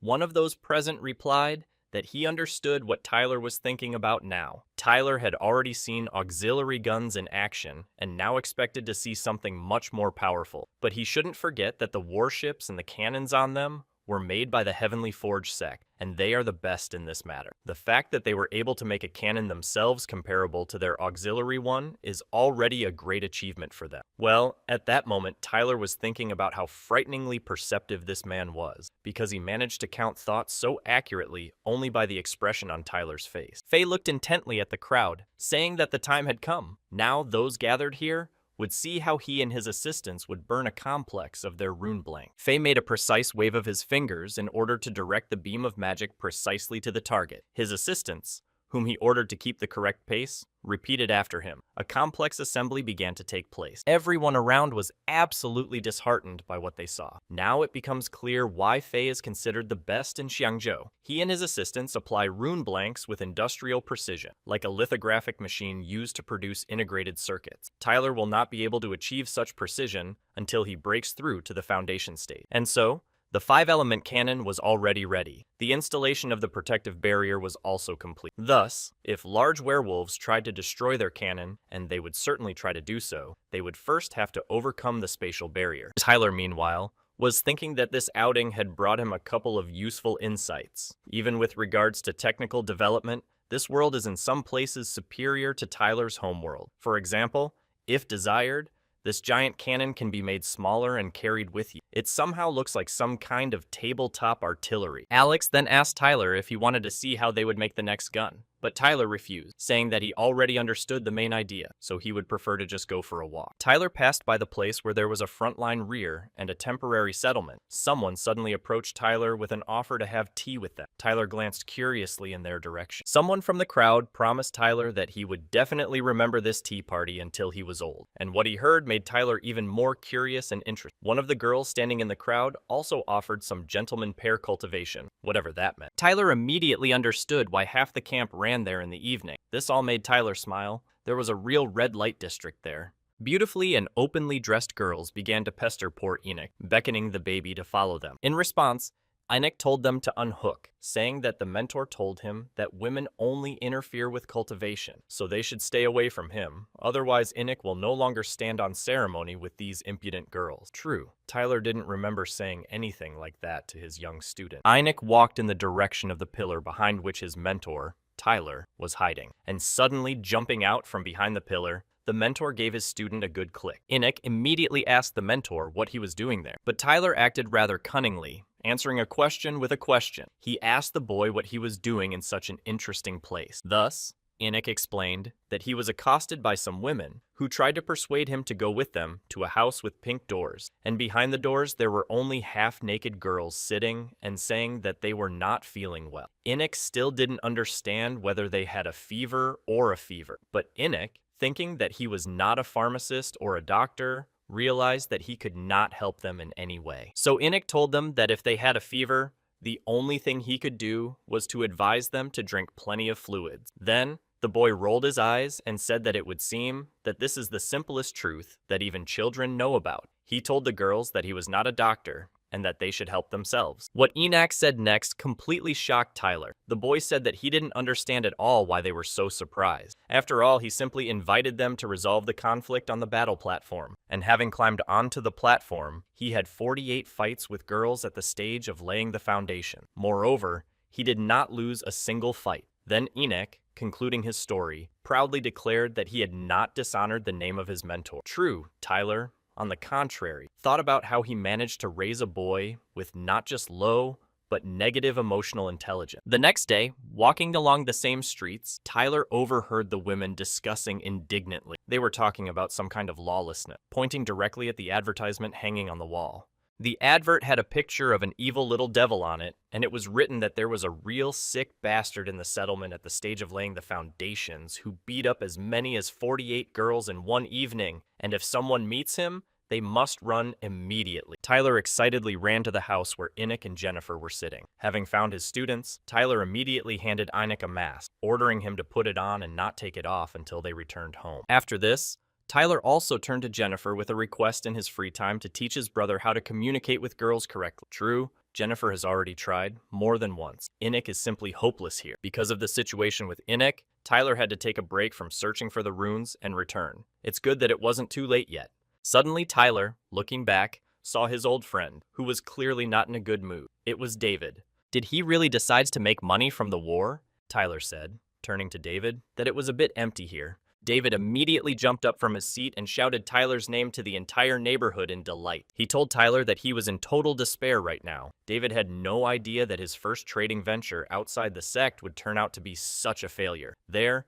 even without him, the entire market was divided. Somehow, all the local merchants buy goods at a lower price than David. In order to compete with them on prices, he must trade at a loss. David started to cry as he told Tyler about this. In response to David's whining, Tyler asked him if this was all a reason to be so slack. After all, David is a businessman. Therefore, finding a way out of a hopeless situation is part of his craft. And since this market is already occupied and divided, then it is simply necessary to create a new market, where David will be the pioneer and monopolist. David thought about what his friend Tyler had told him. Tyler added that he just has an idea on how best to implement all this. He smiled and asked David if he was interested in hearing Tyler's idea. Further events took place in a frontline temporary settlement in shopping arcades. David exclaimed that if this would allow him to make decent money, then Tyler's idea sounded very tempting. He told Tyler that if he proposed a workable scheme, then David would definitely share the earnings with him. Tyler noted that at least 10 million conscripts are now deployed along the entire front line. The length of the front line is about 3,000 kilometers. David admiringly asked Tyler to continue his thought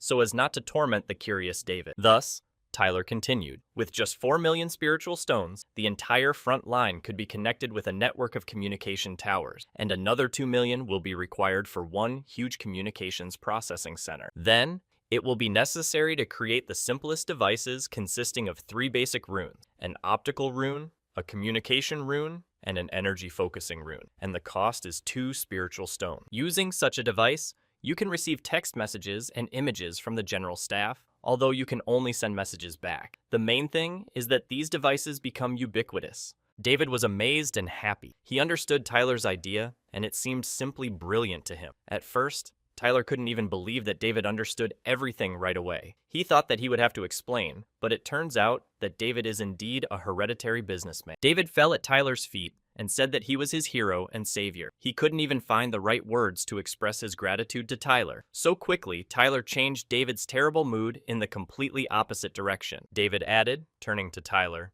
that he promised him $10 million for this idea. True. Within 5 years, David was already swollen from the triumph that he felt inside himself. It might even seem that this idea simply drove David crazy. He couldn't sit still after what he heard. Tyler was very amused by this. He immediately recognized David's movements as a technique of fast movement, which, by the way, suits him very well. Tyler was wondering if something at the level of early Motorola would soon appear in this world. Perhaps today Tyler has made a revolution that no one even knows about yet. The following events took place in the world of werewolves. Sitting on the ground in his disguise was Adrian, who was meditating intently. So many years have passed since he moved into the world of werewolf. If he only knew that it could take so long, he would not have become the favorite disciple of a werewolf at the Mahayana stage. And now, unfortunately, it is already very difficult to bounce back from this idea. True, there are also advantages. Adrian has already broken through to the stage of the birth of the spirit. But on the downside, he is now the third in the hierarchy of werewolves of the Jutu land. This did not bother him until the Bears plan reported the discovery of a teleportation feat. Now werewolves can safely move into the human world, which led to the implementation of the plan to invade the human world earlier than planned. Adrian suddenly saw an illusory image of his father in front of him, who turned to him with the question of whether Adrian blames himself for the werewolf invasion. After all, this thought distracted his son so much that he even began to forget to hide human ears, not observing the necessary disguise. And indeed, Adrian was sure that it was his fault, because that teleportation field remained open after them. He is afraid to imagine what horrors are now happening in the human world. Adrian felt like a pathetic traitor to his species. We can say that Adrian was worried beyond what was necessary. At this stage, werewolves will achieve nothing in the human world. According to Adrian's father, they are now hiding in the restricted area, which should be the first stage of their plan. Adrian turned to his father figure with a question about the first stage of the plan. He wanted to know what he knew about it. Father thought that if he started to explain, he still wouldn't understand. All he needs to know is that a legendary, terrifying, and large-scale war between two worlds is approaching. Adrian was surprised and frightened by the news about the War of Two Worlds. The first thing he did was ask his father who would win this war. To this, the answer was that since these are the worlds of the Middle Chiliacosm, victory will be for those on whose side there will be the strongest warriors. And the strongest warriors are those who have been blessed by heavenly will. Right now, the warriors among Hadrian's tribe are slightly superior to their werewolf counterparts. But even if the strongest warriors of the human race fail, they will still have Adrian left. Therefore, Adrian only needs to wait, engage in his development, and not think about anything else. And even more so, Adrian, should not think about the issue of human life. People are mortal, but the best of them can be reborn by the will of heaven even indefinitely. Adrian sat down in one place with concentration, looking at one point, and thought about everything said by the grandfather swordsman, whose image he saw. He decided to trust his words and focus on his own cultivation. For now, Adrian is still insignificant in deciding the outcome of the history of the human race. The following events took place in temporary housing. Tyler was approached by his good old friend Michael. He remembered how Tyler had complained that he had been looking for antiques and rune gems, but hadn't found anything of value. So Michael decided to bring him something. He accidentally found the gem while going about his usual business, and immediately thought about his friend Tyler. Tyler was even a little jealous of Michael. He still couldn't understand why interesting things so often fell into Michael's hands. Maybe because the universe rewarded him with such luck, it also decided to deprive him of his talent. Suddenly, Tyler's eyes lit up in surprise with a bright light, like fireflies. Michael handed him something that he had never even expected to get. It was a real luminiferous stone. Tyler read about him in books. On its surface, there are runes of the sun and moon, with the help of which you can control the passage of time. Tyler wanted this stone so much that his eyes began to water with delight. Michael said that since there were runes on the stone, Tyler should really keep. Tyler was shocked and amazed. Wouldn't Michael be sorry to give this treasure away just like that?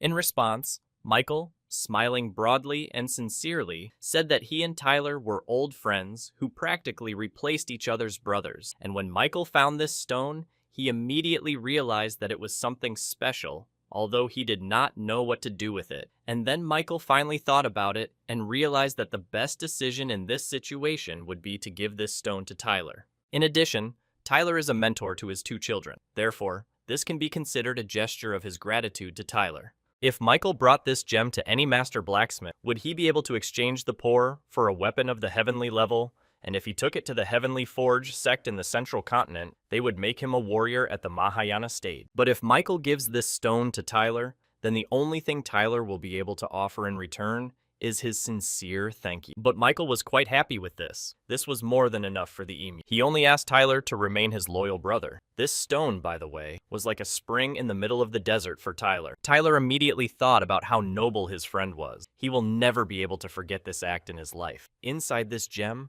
there are runes that are required for the implementation of his next project. They are so difficult to find that he was just looking for something similar, but even then, he found nothing. Lately, all he could think about was this project. It would be a way out of his situation. Previously, he thought that he would live quietly, peacefully, until the upper limit and make a breakthrough in due time. But after his favorite students broke through to the foundation stage, it became too difficult for him to accept his situation. Tyler can allow his disciples to be a stage above him, but their cultivation speed is too fast. In just a couple of decades, Enoch and Jennifer will be at the golden elixir stage, and his other students are at the stage of laying the foundation. And if by that time Tyler remains at the chi tempering stage, then he can be considered the weakest mentor in the world. And such a shame, however, will be very difficult to survive.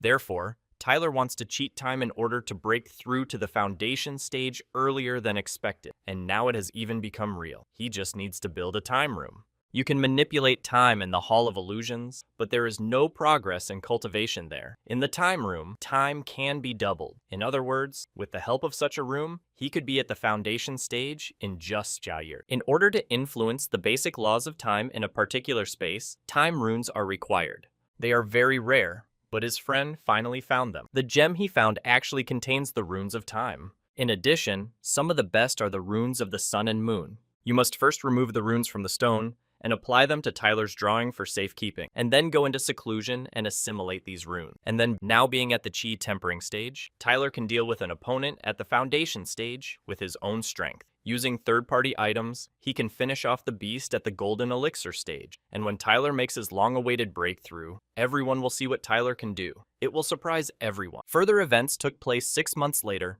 on Tyler Mountain, in the Heavenly Throne sect. Since Tyler returned to home with his students 5 months ago, he spent 3 whole months mastering the runes of the sun and moon, and another 2 months spent studying the construction and long-term functioning of the time room, but unfortunately, without much success. It seemed 1 kilogram of such grains of sand is worth about 10 million spiritual stones, and this will allow the time room to operate for exactly 10 years. Tyler began to count in his head how many spiritual stones he would have to get. This comes out to as many as 120 million spiritual stones. Also, space-time grains of sand are mined in space, and only the strongest sects of the central continent are capable of this. In addition, there is quite a high demand for such a unique product, so without connections, it will be difficult to purchase them. The trailer took a deep breath. He had just begun to consider himself a financially secure person, and now he would have to sell off all the property acquired through backbreaking labor. Today, Tyler will clearly be dreaming about missed opportunities to earn spiritual stones. Tyler, returning to his temporary home, saw Jennifer playing with baby Mark and showing him her abilities. Tyler asked the children what they were doing. Are they really learning some interesting and useful spells together?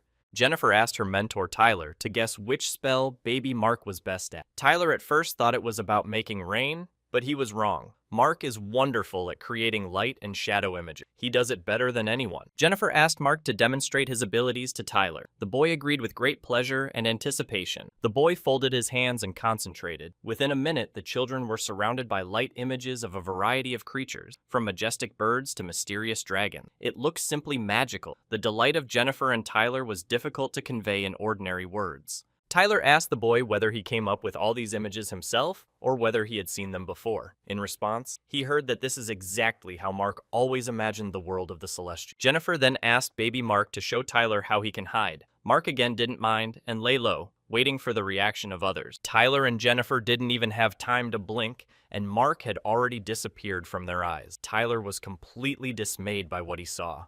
Tyler smiled nervously and praised his talented student, while he himself thought that he was still the weakest mentor in the world. After a couple of years, Tyler will no longer be able to find Mark in front of his nose, and in 20 years, he will look simply inferior in comparison. Suddenly, Tyler made a very sly expression on his face. He had an ear-to-ear grin. He wanted to give Mark a really worthwhile test in order to show at least some of his authority, and not look so pathetic and weak in his own eyes. Tyler tried to increase the strength of the wind. Then he tried to increase the intensity of the rain, and after that I set the vegetation power to maximum. At that moment, Tyler finally realized for himself the fact that the boy was only 7, and he was hiding, merging with the surrounding reality. Tyler praised Mark loudly and demonstratively and told him he could come down. Then, Tyler asked his student if he was afraid that his sister would spank him for doing this. Mark realized that he still had not managed to outwit his mentor, sitting above his sister. The girl immediately, indignantly, and loudly said that Mark was an asshole for deciding to climb on the shoulders of his older sister without permission and make her look like a fool. But Mark promised her that he would no longer pull such pranks. Suddenly, Tyler called Mark. The boy turned around and looked carefully in the direction of his mentor. A huge tiger stood next to Tyler. Tyler told Mark to create a projection of the hair using chiaroscuro. Mark obediently agreed and immediately followed his mentor's instruction. And now, a projection of a cute hair appeared in front of them. Jennifer's surprise knew no end.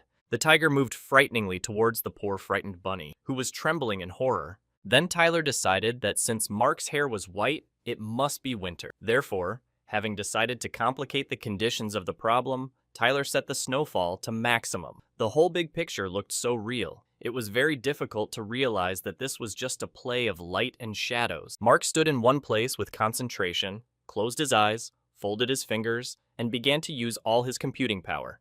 True, unfortunately, Mark's poor improvised bunny was defeated, and Mark was unable to save him, so the boy fell to the floor and began to whimper. Tyler, at the same time, tried to calm the boy down, letting him know that for his age, namely for 7 years, this was a very good result. Tyler asked his student if the boy liked to play with chiaroscuro. The boy replied that he really liked it, because with their help, he can create a world in which his mother is. The boy knew that she was dead, but he wanted to try to revive her in this way at least sometime. Tyler had no words. He was incredibly sorry to hear this. Tyler called the boy to him and hugged him very tightly, trying to warm Mark with his love. Mark immediately felt calm, cared for, and loved. He broke into a wide smile, and his cheeks turned red from embarrassment. Tyler, meanwhile, thought that a strong dramatic outcome awaited this family in the future. Then things progressed in the training room. Mark watched curiously as Tyler moved different spells from hand to hand. Tyler told little Mark to choose from among all these spells those that he would like to master. The main thing for Mark was to take his time and choose wisely. Mark carefully examined each spell to choose what he needed. Then he made his choice. It was Pupil Blur, Enchantment, Soul Touch, Spirit Summoning, 5-Element Spell, 5-Element Trap, and Heavenly Shadow. Tyler immediately jokingly thought that the boy Mark decided to go down the dark path, which suits his light and innocent face very well. When a person's appearance clashes with his techniques, it always takes the enemy by surprise. Mark is not only talented, but also savvy, just like Tyler. Tyler handed the boy the spells he had chosen and told him to take them with him for careful study. And if Mark suddenly doesn't understand something, he can always turn to his beloved mentor, Tyler, for appropriate advice. The boy nodded his head in agreement. While Mark stood giggling, a silhouette appeared behind him with a very displeased look. Mark's brother approached Tyler menacingly and said that this was all unfair. He also wants to learn the coolest spells. The dissatisfied child stamped his foot. Further events took place in the Hall of Illusion, where at that moment the transformation of the sword spirit was taking place. Mark's brother Arthur was at the training session this time. Arthur stood up, crossing his fingers and placing them on his lower lip. He was completely immersed in the process of training. Just at this moment, the key stage of the training session arrived. Arthur is hardly even at home. He either goes off on sect assignments or spends time with his father. And as soon as he returned, he immediately became jealous of Mark. Tyler touched the sphere that appeared around Arthur while he was training. Arthur is now sweating so much that it no longer seems to him that Tyler,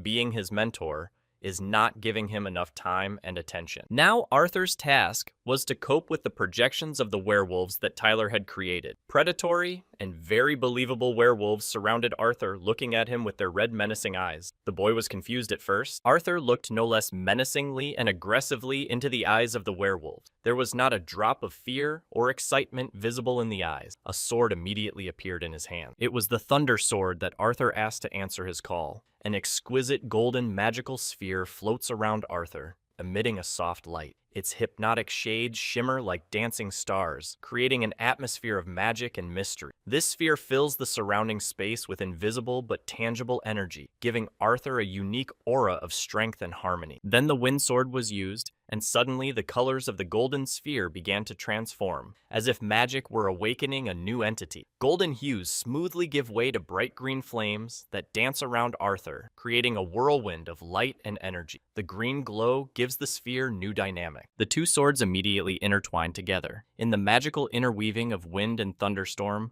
a whirlwind takes off from the ground. The sounds of the thunderstorm intertwine with the whisper of the wind, creating a melody that reveals the magic of nature in its most majestic form. An imperceptible hurricane formed around the werewolves. Arthur in this situation resembled a real virtuoso swordsman. He perfectly mastered the secret technique of wind and thunder. Moreover, even much faster than Tyler's older student. But Arthur should take into account that in a real battle, he would have to be just as decisive. These cat-type werewolves were at the 6th stage of chi hardening, but their joint attack would be at the level of the 7th or even 8th stage. After that, standing next to Tyler, Arthur said that he understood the fact that today, he succeeded for the first time. In order to use this tactic more skillfully and confidently, he still has a lot of practice to do. In addition, a significant factor is that in this case, Arthur was warned and mentally prepared for the attack. But under real circumstances, everything might not go so smoothly, and you also need to be prepared for this. Tyler decided to make Arthur's task a little more difficult by giving him a new battle difficulty, namely 10 werewolves at the foundation stage. After Tyler created a new complexity of illusion,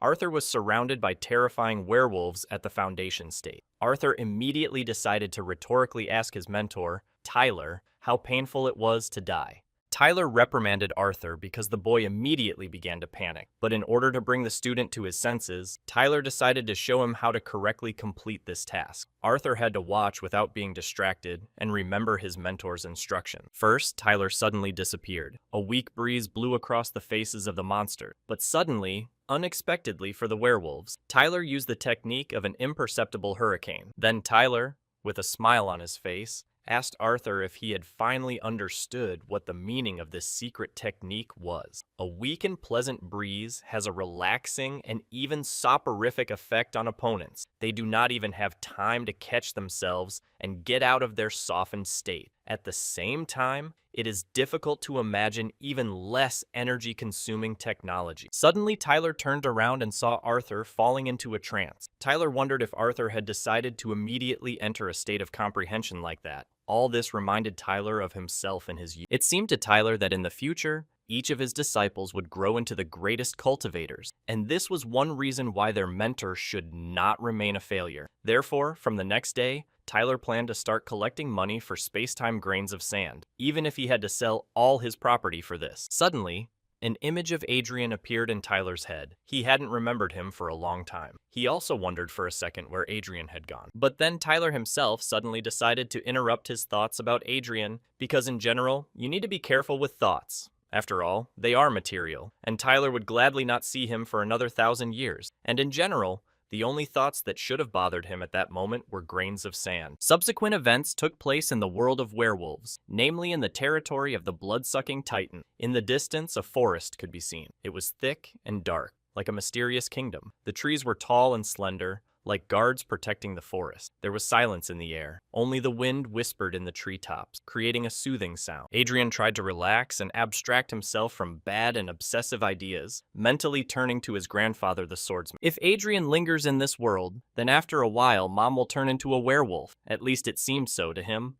The swordsman grandfather supported Adrian's encrypted appeal. He said that if nothing unexpected happened, he would need 50 years, and Adrian should actually stop complaining all the time and pretending that he doesn't like anything at all. Time should be spent not on stupid and meaningless thoughts, but on accumulating spiritual stones, treasures, and other valuables. Moreover, given his privileged position in the world of werewolves, it will be much easier for him to realize this than in the world of people. And in this, Adrian could not but agree with his swordsman grandfather. As a favored disciple of a Mahayana stage werewolf, his status is comparable to the leaders of small clans. Even werewolves at the fusion stage turn to Adrian with reverence. True, Adrian, unfortunately, never got used to the omnipresent thick smell of werewolves. The swordsman grandfather believed that a great future awaited Adrian, so there was definitely no need to be distracted by such trifle. At one time, in order to obtain a demonic sword, the swordsman grandfather spent 10,000 years among demons. But then Adrian decided to besiege his grandfather, the swordsman, saying that this was a rather stupid example because he still ended up just stealing this sword,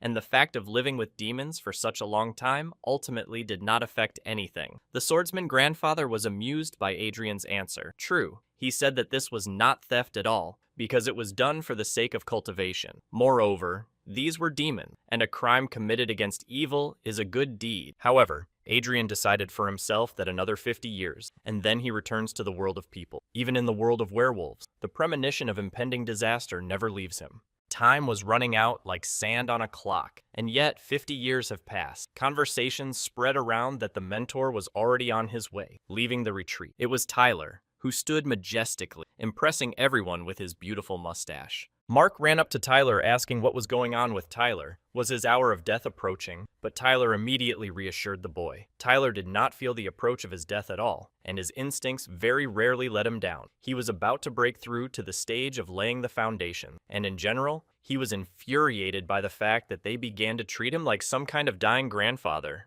Tyler's students were approaching him, talking about him finally breaking through to the foundation stage. They understood that he had read somewhere about an ideal breakthrough and was deliberately stalling for time, but it was time to finally forget about it. Enoch, Jennifer, and Arthur stood opposite Tyler, holding some kind of drink in their hand. They asked him to drink this for long life and rejuvenation of the body. Old man Tyler just waved his hands in front of the students' noses disobediently and disdainfully and refused to drink this drink. He thought that so much effort and money had been spent to bring this moment closer, but they wanted to throw it back. He couldn't allow this to happen. However, true, Jennifer was a little upset because they hardly grew up. Instead of hugging to comfort the student, Tyler used his favorite scheme. He walked up to the student and gave her a powerful slap to the forehead. Then he said that on the contrary, he envies them, because almost all people can only dream of such a long childhood. They are all moving in the right direction, so Tyler is absolutely calm about it. He was also close to making the perfect breakthrough, so Tyler's appearance is secondary and should not confuse anyone. The students all began to complain to the mentor at once, asking him to stop.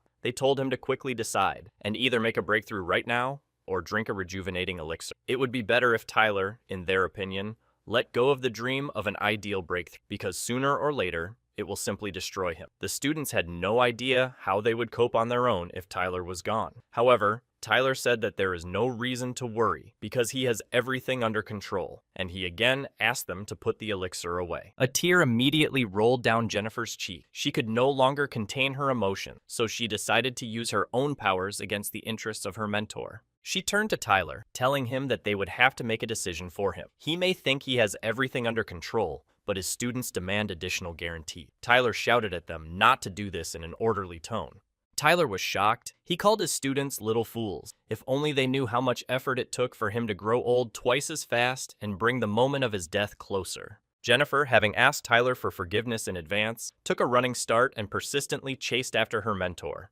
She pinned Tyler to the ground, significantly limiting his movements. Thus, she wanted to give him the elixir of youth. Tyler, meanwhile, continued to shout that he had everything under control, and Jennifer would only ruin his whole plan. Moreover, it was his choice. He independently chose this path. Jennifer, no less angry than Tyler himself, shouted that she absolutely did not care about Tyler's path. For her, the only thing that matters is that he is alive. Jennifer had already opened Tyler's mouth and was ready to pour the elixir of youth straight down his throat. But suddenly someone grabbed the girl by the hair from behind, so the student's plan could not be fully realized. Tyler asked his students if they really decided that since the mentor had grown old, they could no longer listen to him. Enoch continued to desperately try to convince his stubborn mentor Tyler. True, Tyler said that he understands the concerns of his students, but they should not assume that Tyler is their mentor. Tyler continued his speech by saying that he only needed 1 more month, and if during this time he does not break through to the stage of laying the foundations, then he himself will take their rejuvenating elixir and drink it. The disciples were so depressed that they sank to the ground. Tyler motioned for them to get up. They were amazed that after so many years, they still did not understand what kind of person he was. He never takes risks, so if he does something, it means he is absolutely confident of success. It was the last day of his life. The events took place in the training room. All of Tyler's students had already gathered and stood in one organized group. Anik was at the head. He reminded his friends that this was a key moment for the mentor, so students should always be on alert. First, he told Jennifer that if something went wrong, he would need to break into the training room and pour the elixir straight down the mentor's throat. He told Arthur to use his spells to confuse him. In the meantime, Anik and Mark will have to take on the fighting doll. It will be tedious to act clearly and decisively because the life of their mentor is at stake. Tyler sat intently in one place, meditating. At the same time, he was worried about what would happen if the system failed. She has never been reliable. In general, all she did to help Tyler was to notify him of the invasion of his territory by strangers. Tyler got excited and said in his head that he really counted on the system and its effectiveness. There were 30 minutes left before the upper limit. The host needed to properly prepare, and it began.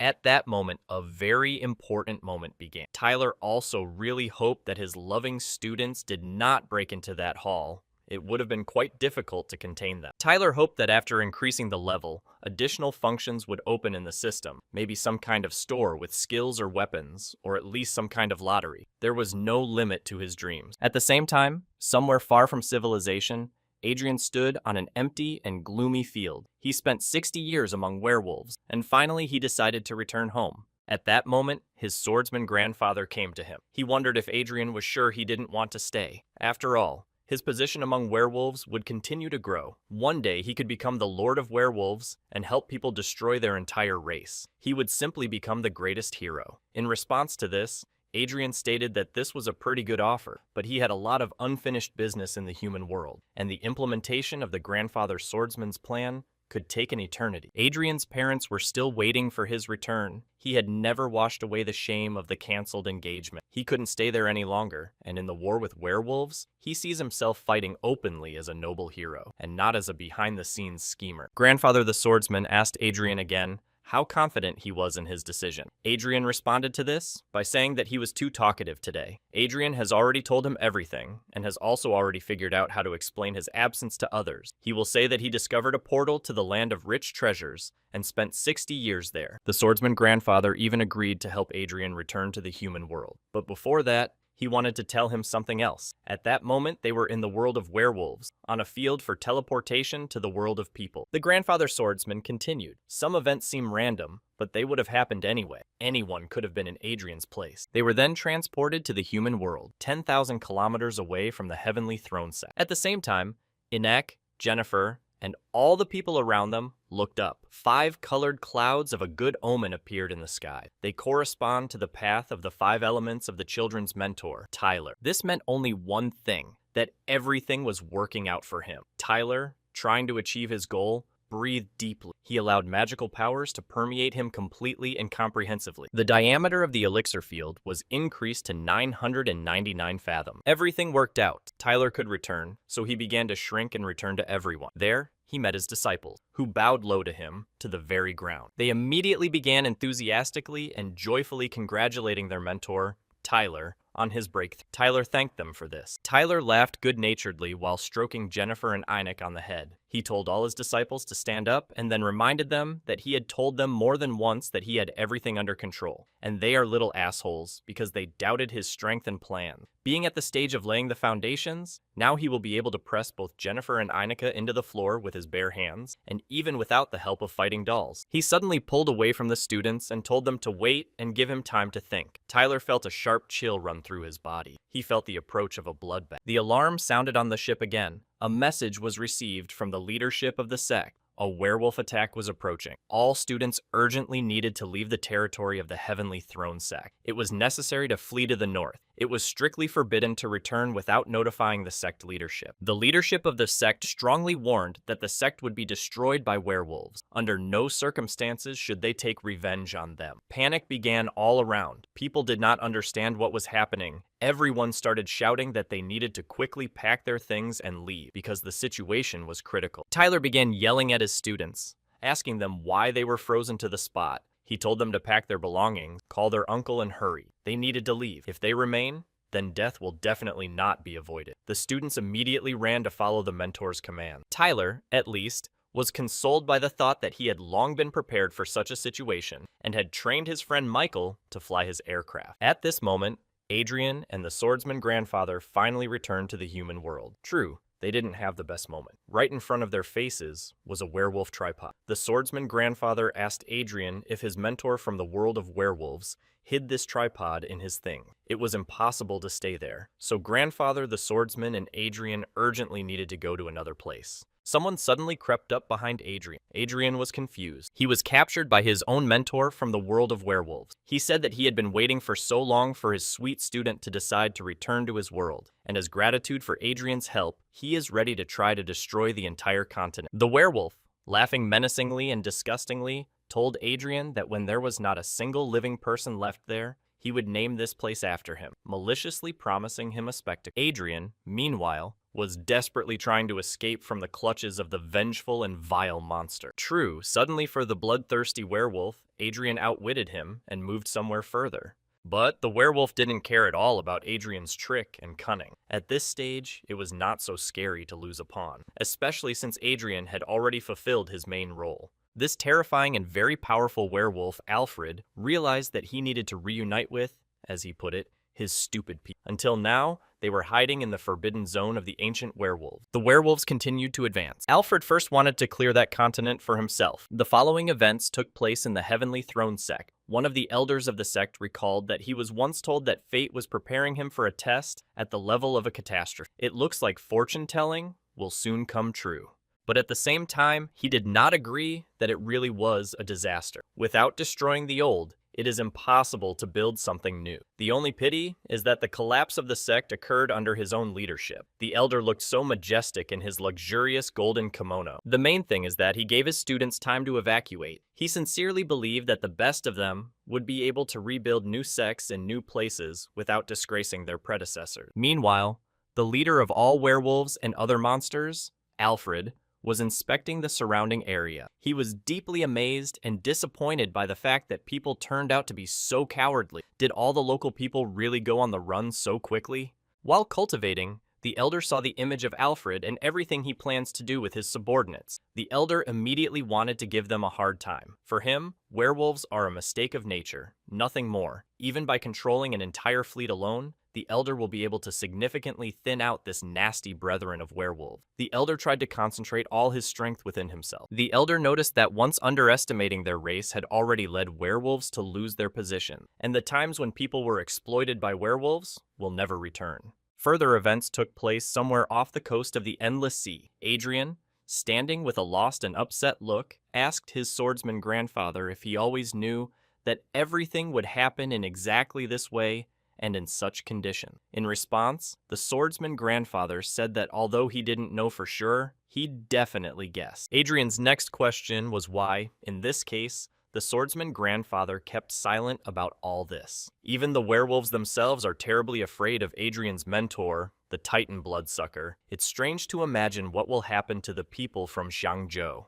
Grandfather the swordsman frowned. He reminded the inattentive Adrian that he had tried to persuade him to stay, but Adrian ignored his request. If the swordsman grandfather told Adrian everything in detail, he would no longer be able to control his emotion and would give himself away. And then Alfred would have devoured poor Adrian on the spot, leaving no living space left of him. Suddenly, Adrian moved to another place. An old man was walking along the river, and next to him was a young girl. the old man suddenly turned to Adrian, saying that he understood who he was the first time. He then asked him if he had ever heard of the Royal Swordsman sect from the country of Zhongzhou. Then he asked Adrian if he had any desire to join them. Their sect was already at the last stages of the Mahayana stage. The following events took place near the border of Xiangzhou, next to the inter-country teleport. People were actively discussing what was happening and spreading rumors about how the Heavenly Throne sect was destroyed by a bunch of the strongest werewolves. According to rumors, the supreme master of the sect single-handedly attacked them and then fell like a true hero. It's just a pity that the source of evil was never destroyed. All these conversations were overheard by Tyler, Michael, and his wife, Jerika. Michael voiced the idea that they were incredibly lucky to be alive, and if it weren't for Tyler, he can't even imagine how they would have gotten out of that terrifying place, fleeing danger. Then Jerika joined in his words and added that bad news comes one after another, and judging by the development of events, within a few days, Xiangzhou will be destroyed, and after it, the neighboring countries of the continent will suffer the same fate. True, Tyler did not like all these discussions. He told his friends to take heart and look to the future with positivity. Tyler, for example, generally treats this as a trip, trying to show his students Zhongzhou first. And this, for a moment, is the largest and richest country on the central continent, so he thought that why not spend some useful time there and at the same time think about a plan of action. Tyler turned to his friends and smiled at them. He then invited Michael and his lady love, Jerika, to come with them. Moreover, he has enough money to deliver all of them there.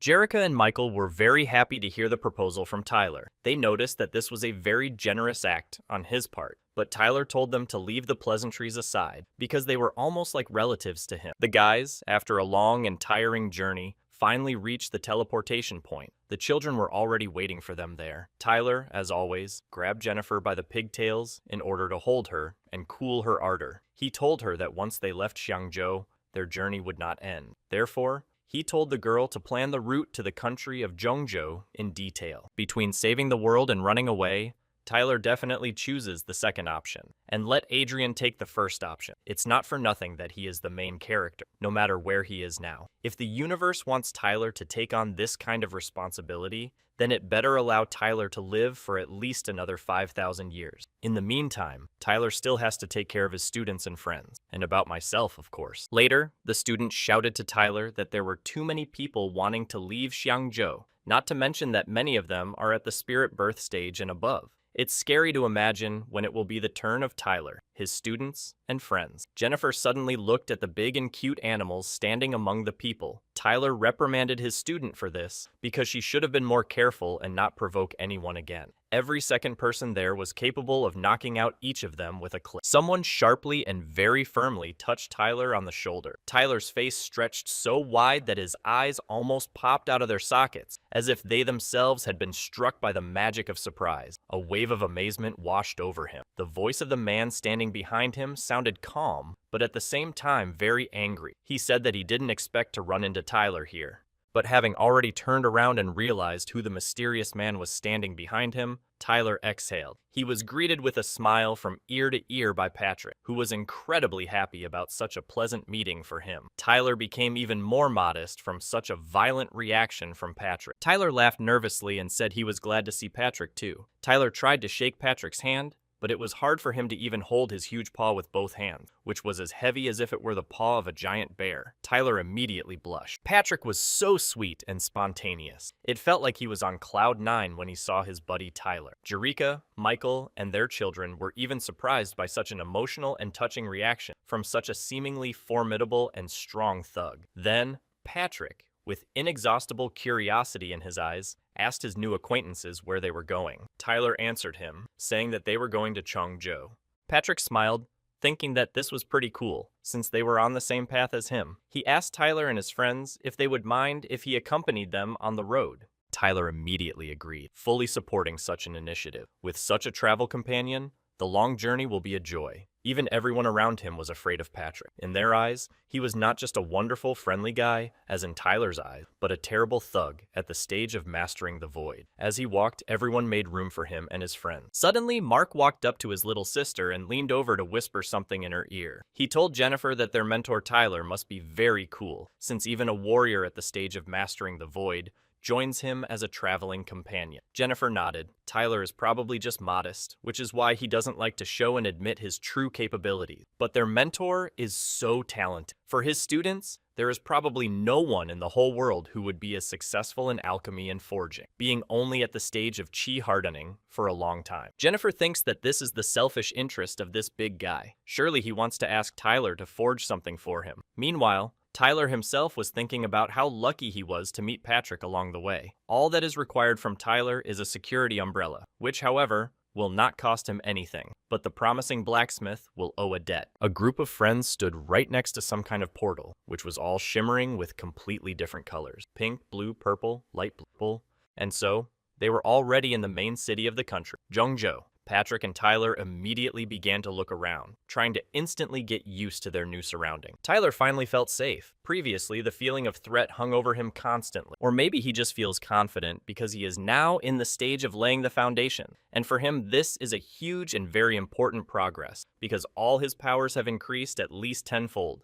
In his current state, he would be able to create battle dolls at the spirit birth stage, and when he gets used to the new place, he will take his fighting dolls, which will make up an entire army, to a new level. Tyler wanted to be fully prepared before a possible encounter with the terrifying and ferocious werewolves. Nothing should have stopped him. Suddenly, Jennifer ran up to Tyler. She decided to ask her beloved mentor what she could do now, and what are Tyler's plans. Sitting down on the bench, Tyler sighed and replied that judging by the cunning appearance of the guys, they had clearly already come up with something and wanted to offer him. Jennifer said their mentor, Tyler, is well-rounded, and if he decided to open a shop selling pills and swords or start a family, it would be just in line with the level of his talent, which means Tyler should start his own sect there. Tyler looked questioningly at Enoch and Jennifer. He really thought about the idea that he could find a quiet place and found a small sect. Tyler immediately began to visualize this idea in his head. He told his students that they had indeed given him a wonderful idea. Enoch and Jennifer immediately felt pride and admiration in their chests. Enoch could not stand in one place with joy. Then the boy proposed his own version of the name of this sect,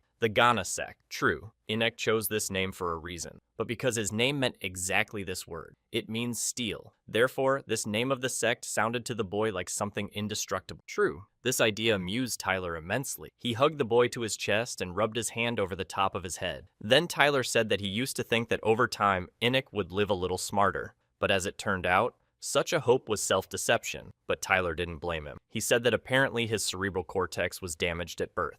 Tyler said that first he would create a sect, and then he could decide on its name. Tyler triumphed. He was happy about the fact that he would soon have his own sect. Well, it's time for Tyler and Patrick to say goodbye, for they have arrived at the place where their paths diverge. A couple of days later, Patrick and Tyler met again on the outskirts of Zhengzhou. Tyler told Patrick that due to his low cultivation, he did not yet dare to forge divine-level item. Tyler suggested that Patrick do the following. He promised Patrick that as soon as he broke through to the golden elixir stage, the first thing he would do was help him. Patrick, as always, broke into a wide smile from ear to ear. He said he takes Tyler at his word and is looking forward to this moment. Tyler this time mirrored Patrick's wide smile, once again sincerely thanking him for helping Tyler and his friends get to the central continent. Without Patrick, it would have been quite difficult for them to accomplish all this and arrive at their destination. Tyler invited Patrick to shake hands and arrange a further meeting at the same place in 50 years. Moreover, Tyler wanted to prepare a special gift for such a long-awaited meeting. Patrick, blushing with embarrassment, scratched the back of his head. He then confessed to Tyler that he was his favorite blacksmith and that he greatly valued knowing Tyler, and he will definitely not miss this meeting 50 years later. The guys again shook hands firmly, and with special warmth and friendliness. Patrick shouted after Tyler again that they would definitely see each other in 50 years, unless of course the world had collapsed by then. In return, Tyler wished Patrick a safe journey. And now, Patrick has already disappeared. Jennifer quietly crept up to Tyler, the bright emotion of surprise never leaving her face. She asked her mentor Tyler what they would do next. Tyler, in response, drew the students' attention to the fact that first they need to refresh themselves, and when they come to their senses from the road, they will already figure out what's what, and finally begin to look for a place suitable for creating their sect. Gradually, some special energy began to surround Tyler and his student. Tyler asked his students if they felt anything special right now. The fact is that it was the central continent, so there was such a thick spiritual aura in the air there, which could not be found near the heavenly throne sect. To better understand what his mentor was saying, Inek took a very deep breath. He immediately felt what Tyler was talking about. This place was considered the center of their world. This atmosphere and setting inspired Inek to take walks around the city. Tyler supported this initiative. Tyler looked up at the sky. The view was truly enchanting. The sky stretched high above your head like a huge azure fabric, strewn with soft, snow-white clouds that floated across it, like mother-of-pearl ships on an endless sea. The bright blue sky created a feeling of vastness and tranquility, as if plunging into a pool of purity and light. In addition, interesting cloud islands were visible in the sky, the purpose of which Tyler had not yet been able to discover. Suddenly, some guys blocked the way for Tyler, his students, Michael and Jennifer. They said that from their appearance, it was immediately clear that they had just arrived in the central continent. They asked about the group of guys if they were looking for brothers in spirit, because if so, then they have a great opportunity to join their Iron Mountain sect, which is in the process of merging. But suddenly the guys were interrupted by another guy, who began to campaign for his own sect, the Spiritual Flight sect, which is at the Golden Elixir stage. Some kind of competition and rivalry was immediately felt between these guys. When Tyler heard from one of the guys about the head of the sect at the crossing stage, he thought and was surprised. In the Heavenly Throne sect, there were only a few mentors of this level. Meanwhile, the guys who came to advertise their sects could not calm down. The conflict between them only grew. They began to find out whose sect had better training, better food, and a higher level. It was like a cockfight. But suddenly, for some reason, little Mark waved his hand, and after that, some strange and special atmosphere hung around. The guys, having abruptly stopped sorting out their relationship, looked at each other in a completely new way. It turns out that Mark experienced an ability that resembled Cupid's ability. The boy made sure that instead of quarreling, the guys fell in love with each other. After a short time, Tyler, his students, Michael, and Jerika were already standing on the threshold of their potential temporary housing. They were happily greeted there by some funny grandfather who asked if they had arrived on the central continent for the first time. Then he handed them a small book, saying that it contained all the necessary information that would help them become better acquainted with this hospitable land. He also allowed them to take their time while familiarizing themselves with the contents of the book. In order not to waste time reading the book again, flipping through each specific page, Tyler tried to penetrate the contents of the book with his consciousness. Wow. It turns out that Tyler's development from 60 years ago received its greatest development there. The level of local information technology is comparable to that of the new generation. They created a complete communication network, and spiritual energy is used instead of electricity to transmit data. Also from this book, he learned that precisely those islands in the sky that had interested him so much earlier were base communication stations. So that's the most important thing you need to know. The most important guys in the central continent are not from the top sects, but from the organization that stands above them. Here, they are called the Council of Elders of the Central Continent. This organization collects taxes from all sects, chambers of commerce, large families, and so on. In addition, to register your sect, it is tedious to obtain their permission. Tyler sat all the students at the table, saying that while his uncle was working to collect the necessary information in the city, they needed to study the map properly. Red dots indicate places occupied by other sects, and the bolder the dot, the larger the corresponding sect. Now their task is to find a suitable place on the map for their sect, and then they will split up and explore the selected places live. Also, the key parameters for finding a suitable area are the small number of sects in the neighborhood, the wealth of resources, and the convenience of finding students. Oh yes, the place should also be at the intersection of communication routes, so that it would be easy to connect to the networks connecting the entire continent. Suddenly, Jennifer asked her mentor, Tyler, to wait. If there was such a wonderful place on this continent, then others would have taken it a long time ago. Tyler thought that the girl's words actually sounded quite logical. Suddenly, interrupting Tyler's thoughts, Enoch pointed his finger in some direction. He asked the guys to look in the direction he pointed. An island off the coast of an endless sea. There is a large forest there, and there is a city nearby. And most importantly, he is not busy with other sects. Jennifer decided to comment on her brother's idea, saying that if such a good place is not occupied by any sect, then there were clearly some significant reasons for this. This place is clearly problematic. Then Enoch said with a proud look that even if she was right, so what? When the guys were scared of some possible problems, he added that with mentor Tyler, they have absolutely no problem with anything. Tyler again mentally reminded himself that Enoch had never been particularly smart, so he shouldn't have expected anything different.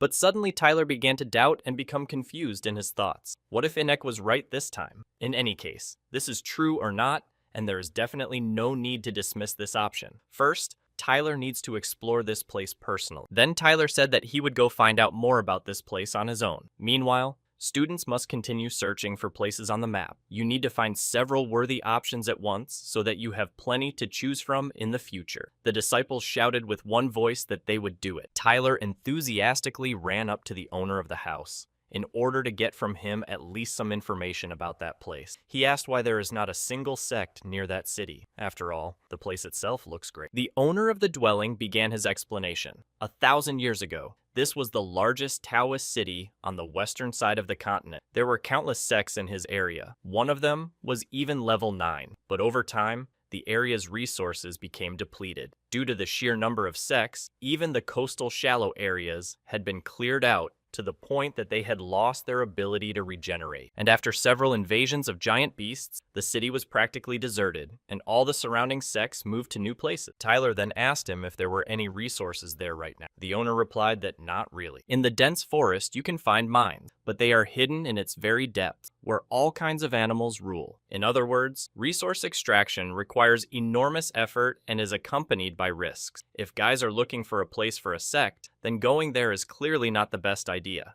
Then the owner smiled good-naturedly and turned back to meet the new guests of the home. And this guest was Adrian and his new traveling companion. He proudly and majestically entered the building. They say that if fate dictates, then acquaintances will meet even in a foreign land. But meeting Adrian for Tyler was not destiny, but rather an evil fate. Tyler immediately wanted to get out of there.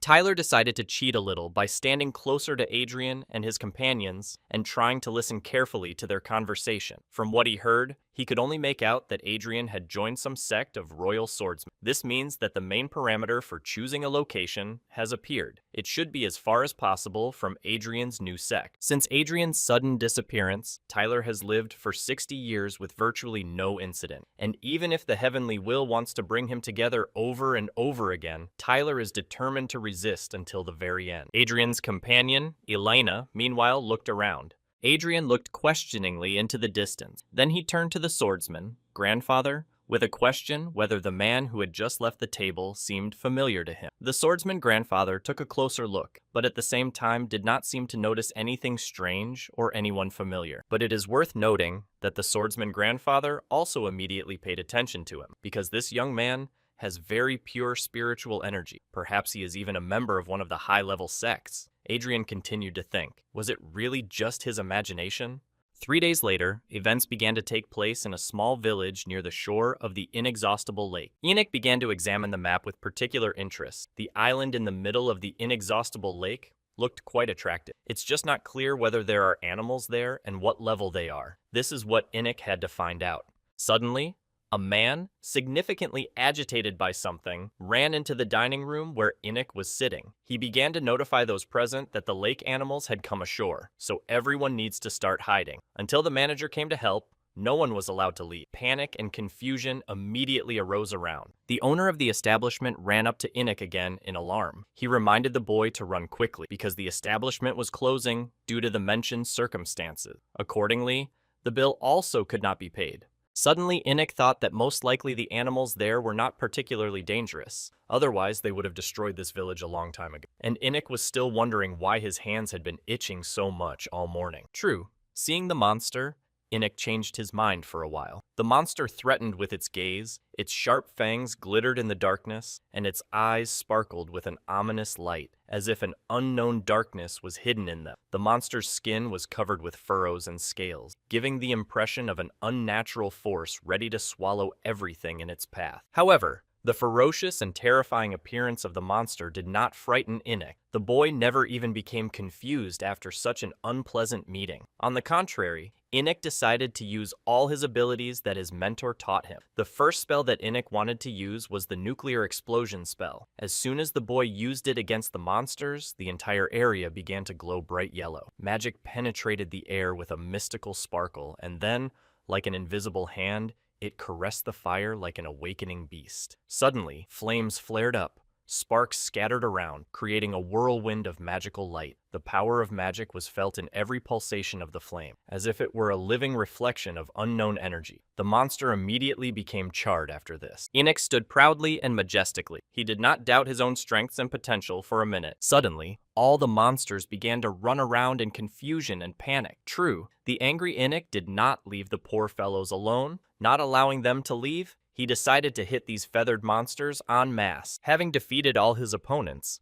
Enoch thought about how sorry he was that there was no one among them at the stage of the birth of the spirit. Otherwise, there would be a reason to destroy them all with just Armstrong's cyclotron jet cannon. Suddenly, an unfamiliar voice came out of nowhere. He introduced himself. He was the manager from the Council of Elders in the area where Enoch was located. The elder asked Enoch how long ago he arrived on the central continent. Enoch was surprised by what he heard. He asked the elder how he guessed. In response, the elder said that the cultivators of the central continent would not cause such a pogrom because of a bunch of small animals. Under Enoch at that moment, there was excellent arable land, each acre of which took more than 100 spiritual stones to cultivate. But these little animals rise from the bottom of the lake once every 5 years, and it would be enough to kill their leader, so that the rest would get scared and retreat. Enoch handed over 1 million spiritual stones to the elder and compassionately asked him to transfer this money to the peasants who were suffering losses from his action. The elder said that he was very glad to know such an understanding young man, thanks to which he will not be fired now.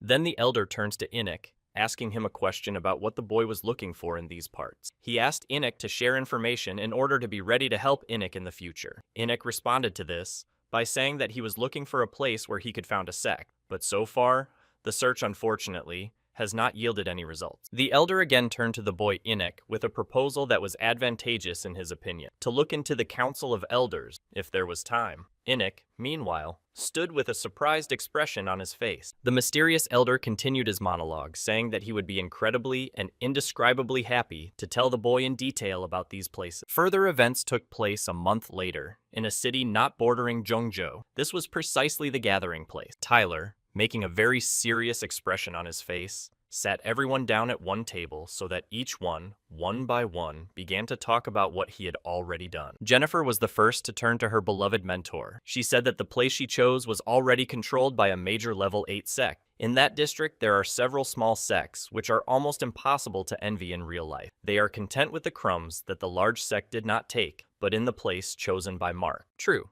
if you think like this, there are few lay people in the district. There are also few resources, too far from the benefits of civilization. Tyler also added that there was one good place by the sea, but it was only 100,000 kilometers from the Royal Swordsman sect, and this is too close to Adrian, and this could not be allowed. Meanwhile, Enoch had already begun to see some terrible horrors that could frighten even an adult. Tyler told everyone that there are 2 options for a place called the Inexhaustible Lake, an island in the lake where resources are abundant, few dangerous animals, and the highest point in the area, where it is cool, but it is difficult to reach from external attacks. Tyler also approached Enoch with a question about who gave him something unusual from his thing.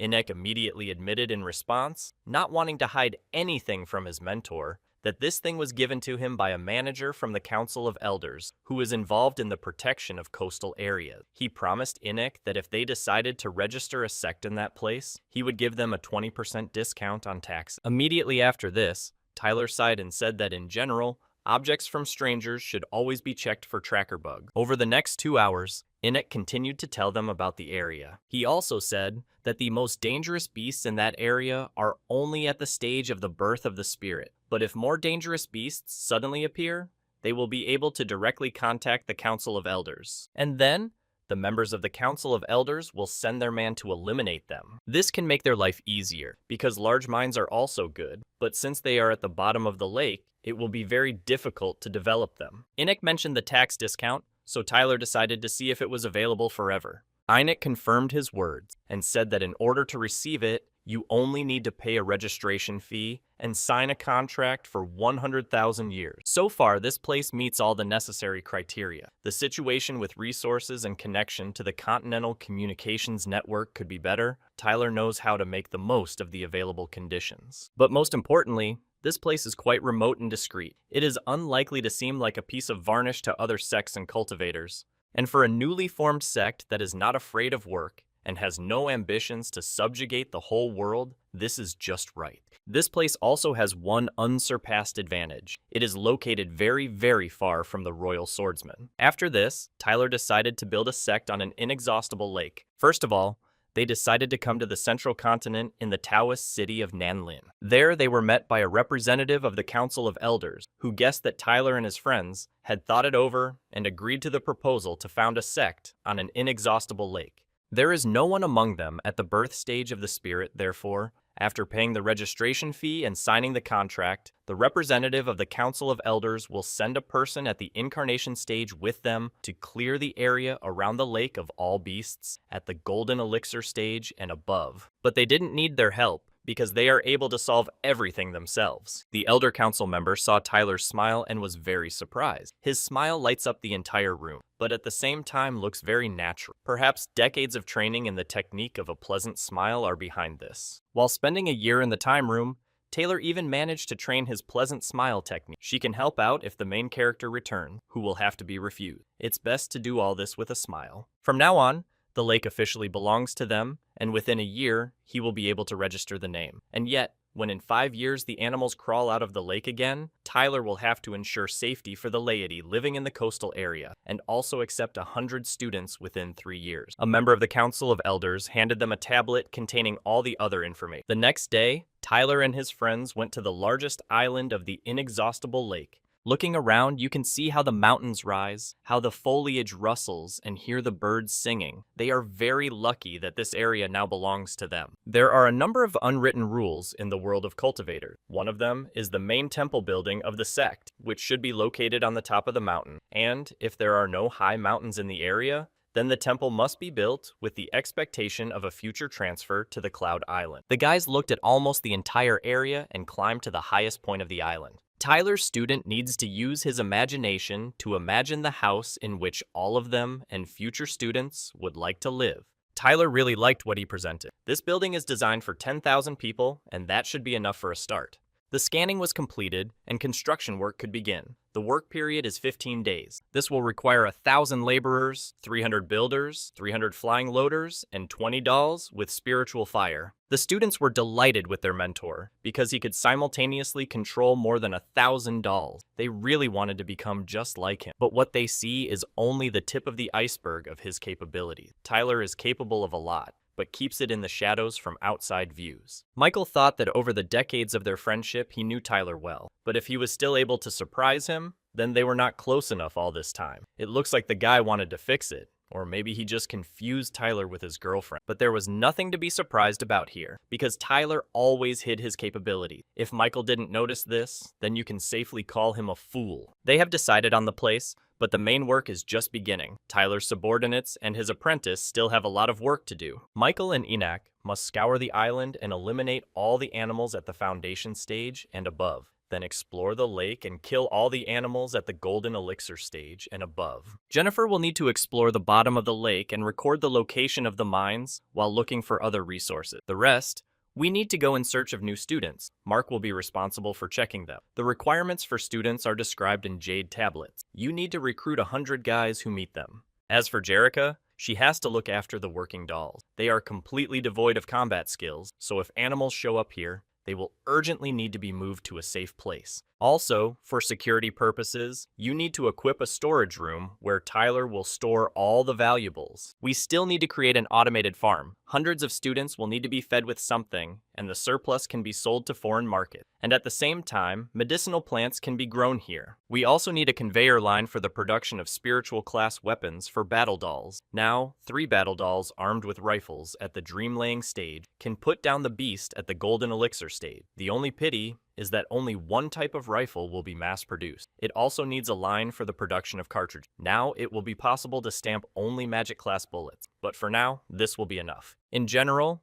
this is where Tyler's capabilities are limited for now. When he breaks through to the stage of the golden elixir and becomes a master of blacksmithing, then it will be possible to seriously turn around, but this moment will come only 50 years later. Even living in this wilderness in complete secret from the world, Tyler has something to occupy himself with, and this was not a big problem. Suddenly, their sect was visited by an epiphany that covered the entire area with a purple aura. From now on, they will be called the Mystery Spirit Sect. 1 month passed, and the main temple on the highest point of the island continued to be built. Michael reported to Tyler that all animals above the foundation stage had been exterminated. He sent Enoch to go around the entire island again, and he himself came to talk to Tyler. During this time, Tyler established some production based on the exploitation of dolls. All that remains is to wait for news from the disciples, to whom he gave the task of finding the disciples. To make the job easier, Tyler created a ball that can be used to control the dolls. His name is the Dark Lord of Puppets. He can also be called the Dark Lord or the Puppet Lord. When this device appeared near Michael, he was afraid of it and thought that this ball was spying on him. Michael smiled a little and thought what would happen if this device was called just a little black one and not a puppet lord. After that, the ball began to make strange sounds and flash red, as if it wanted to kill Michael. In fact, this device showed a video of Michael training with his son. In these videos, one could also see that his son is very often distracted from training with his father. Michael interacts with his son with great enthusiasm every time, but when Jericho is added to the picture, he doesn't even dare look at their side. About the latest images, you can see his wife and son. It looks strange that here he avoids confrontation with his family. The robot did not have time to finish anything, as Michael asked him not to say all this out loud. Michael blamed Tyler for all this, but if even the puppet master can unravel his secrets, then he only has himself to blame. When Mark reaches the stage of the golden elixir, he himself will be able to accurately test Michael for paternity, of course, if someone hints to him about it. Michael calmed down and greeted the Dark Lord with a smile on his face. The device also greeted him and flew off to monitor the doll's work. The guy complained that Tyler had created such a demonic apparatus, but this is necessary so that Tyler can control multiple dolls at the same time. It looks like Michael is just very afraid that the whole truth will come out. According to his stories, he himself became a victim of involuntary interspiritual conception. When Tyler breaks through the golden elixir stage, he will forever change Michael's appearance so that such embarrassment will no longer happen. The best thing Michael needs to think about is how to explain everything to the brand. For the guy, not seeing his illegitimate son every day was a victory. A few minutes later, Arthur and Michael returned along with new potential students. There were only 65 children on board. Perhaps Tyler needs to lower the requirements for accepting students, but quality was important to him, not quantity. He will still have time to get the missing amount. 65 students in 1 month is already a good result. The children on board were happy that they would finally become cultivators, and they also really liked the place in which they would cultivate. And the best thing is that their mentor can be Tyler, who can teach them the best techniques of this world. Mark said that in a month he was able to attract 65 eligible students, of whom 39 were boys and 26 were girls. Also 2 disciples with 2 spiritual roots, 21 with 3, 36 with 4, and 6 with 5. Tyler praised them for this. Afterwards, he asked Mark to take the new students to his mother so that she could accommodate them. Tyler gives them a couple of days to rest, after which Mark and Arthur go to pick up 35 more students. After their next return, the sect can be considered formed. Tyler needs to remind them more often who the mentor is. Otherwise, after decades, only the youngest will listen to him. Now we need to decide which of them should be appointed leader of the sect. Most of all, Jennifer deserves the position because she is quite smart. The eldest brother is stupid. The third only knows how to swing a sword. The fourth is on his own. The closed one lives in his own world and is addicted to dark spells. Therefore, only Jennifer remains. She knows a little about everything, is careful, not stupid, and has no significant flaws. Mark said that they were not tired, so they would immediately fly further in search of new students. Meanwhile, at the bottom of the inexhaustible lake, Jennifer explored the depths of this area.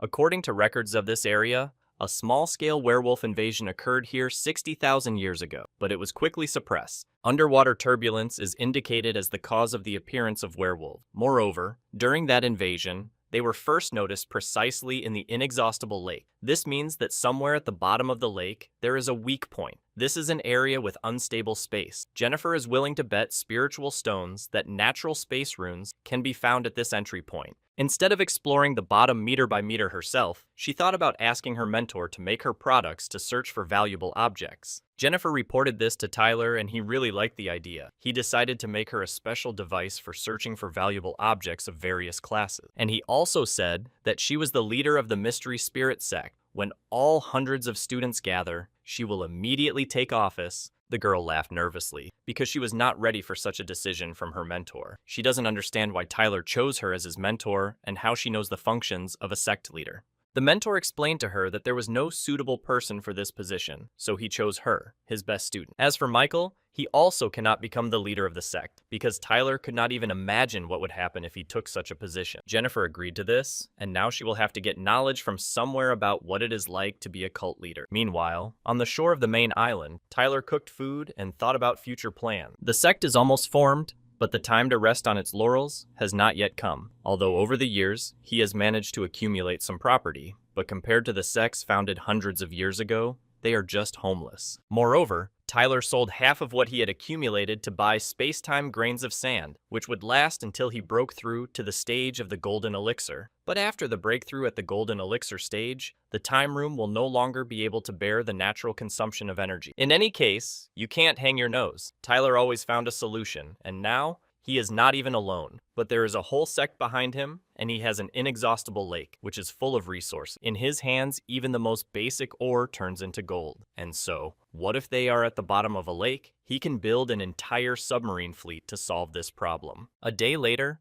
on the shore of an inexhaustible lake, Tyler met with Michael, who was not alone, but with his wife. He gave them a ring to which he could find a shopping list and spiritual stone, and his wife to him, so that she and Michael could have a honeymoon. Furnishing a new home to your liking requires a lot of materials. While Michael has nothing to do, he can be harnessed as a supply. If he completes the task, Tyler will make him a new armor model, and you can't let such a handsome guy go to the city without a wife. Otherwise, he'll accidentally father a child with someone again. Michael was very surprised that Tyler gave him 100 million spiritual stones. "Aren't you afraid that I'll run away?" Michael asked him. Tyler answered him that last time Michael brought him a gem that costs at least 1 billion spiritual stone. So the guy can only have a lot of fun with his wife in the city with this money and, most importantly, buy everything on the list. Also, Tyler gave him a magic mask. It changes the appearance and vibration of the aura. Now, when leaving the sect, it should be worn every time. It's not without reason that they call the neighbor the sacrament of the spirit. The word sacrament is key here. Outside the sect, you cannot tell anyone about the internal affairs of the sect. He took Michael and his wife on this journey and began to think about what other things he had left to do. First, he needs to install a defense system for the entire island of the mystery of the spirit,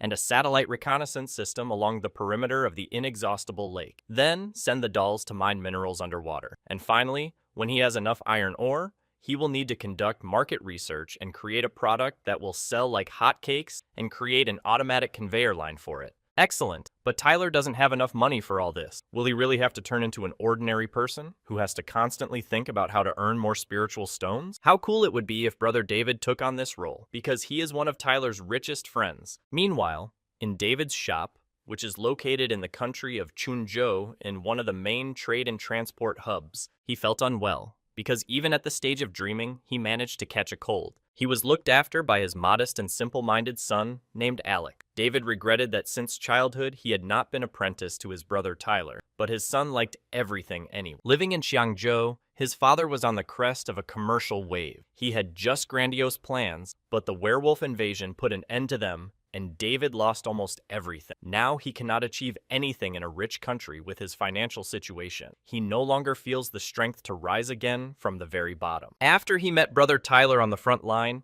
who opened his eyes to a huge niche in business, David spent decades investing in the development of information infrastructure. The invasion of werewolves nullified all his achievement. David cried and missed the times when he worked with Tyler, but this situation can be looked at from a different angle. Compared to this place, Xiangzhou was a small provincial swamp, but here you can really expand. He and his son are in the central continent, surrounded by an endless sea. There are a lot of opportunities here, but his father did not notice this and thought that he would never regain the position he occupied in Xiangzhou.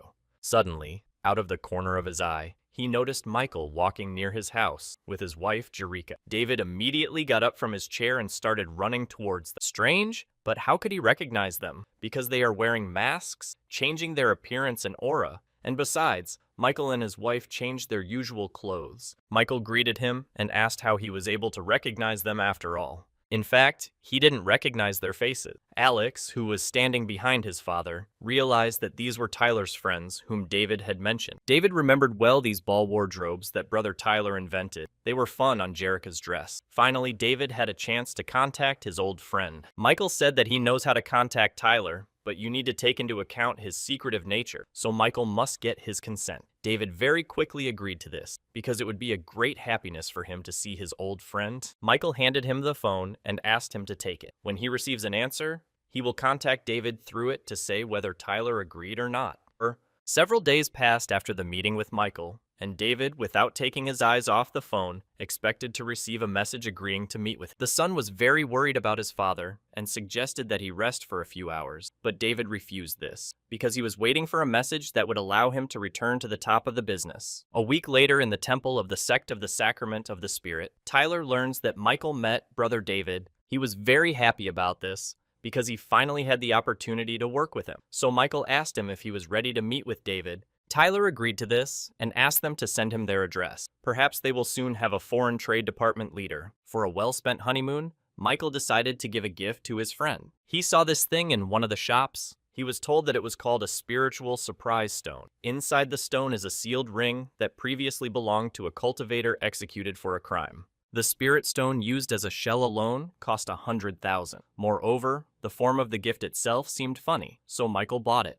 Tyler was happy about this, like a child with toys, because he always loved surprises and various gifts. It was not for nothing that he went shopping for Michael. He would hardly have expected such a kind deed from others. Without wasting any time, he activated the conscious learning skill and was delighted with what he saw. As it turns out, there is a pile of consciousness retention ore inside, the size of a small mound, and several other rare types of ore, and even 2.5 kg of space-time grains of sand. After conducting a detailed analysis, he also noticed that there was an astral crystal there. Even a cultivator at the Mahayana stage would have his eyes lit up with greed at the sight of such a crystal. But here there are 3 of them. The astral crystal is a required element for cloning your own soul. This means that even if Tyler's body dies, he can be revived from the clone crystal sealed inside. With such a thing, all his previous plans are just a kindergarten. All that remains for Tyler is to create a new,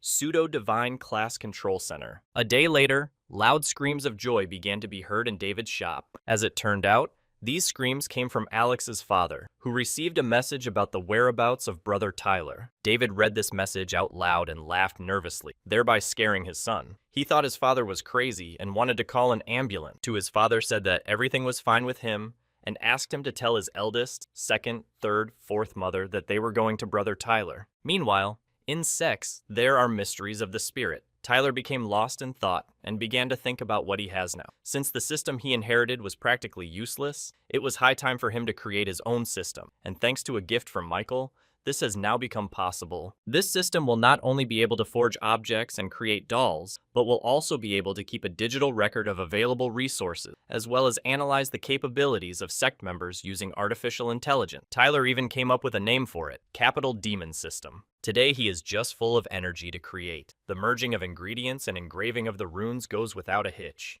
Everything went like clockwork. Tyler forced himself into a cultivation position and began to create his own system. Light blue energy began to appear around him, which emanated from his hands. At the same time, it started to rain outside and bright pink lightning appeared, which, instead of the sun, illuminated the entire space of this area. When Tyler was creating the system, for some reason, his hands began to tremble. He didn't understand what this could mean. No one could understand what was happening. Just when he was in the perfect mood, it was as if someone started poking his back with needles. The lightning finally subsided, and Tyler was able to create a new system. He turned it on, and the system immediately asked its owner what the first order would be. Tyler said that this system would create an army of special dolls for underwater mining and underwater combat, and also create a production line for refining iron ore. And in the end, optimize the landscape of the entire island of the mystery of the spirit. The system analyzed the available resources and said that only the first 2 projects could be completed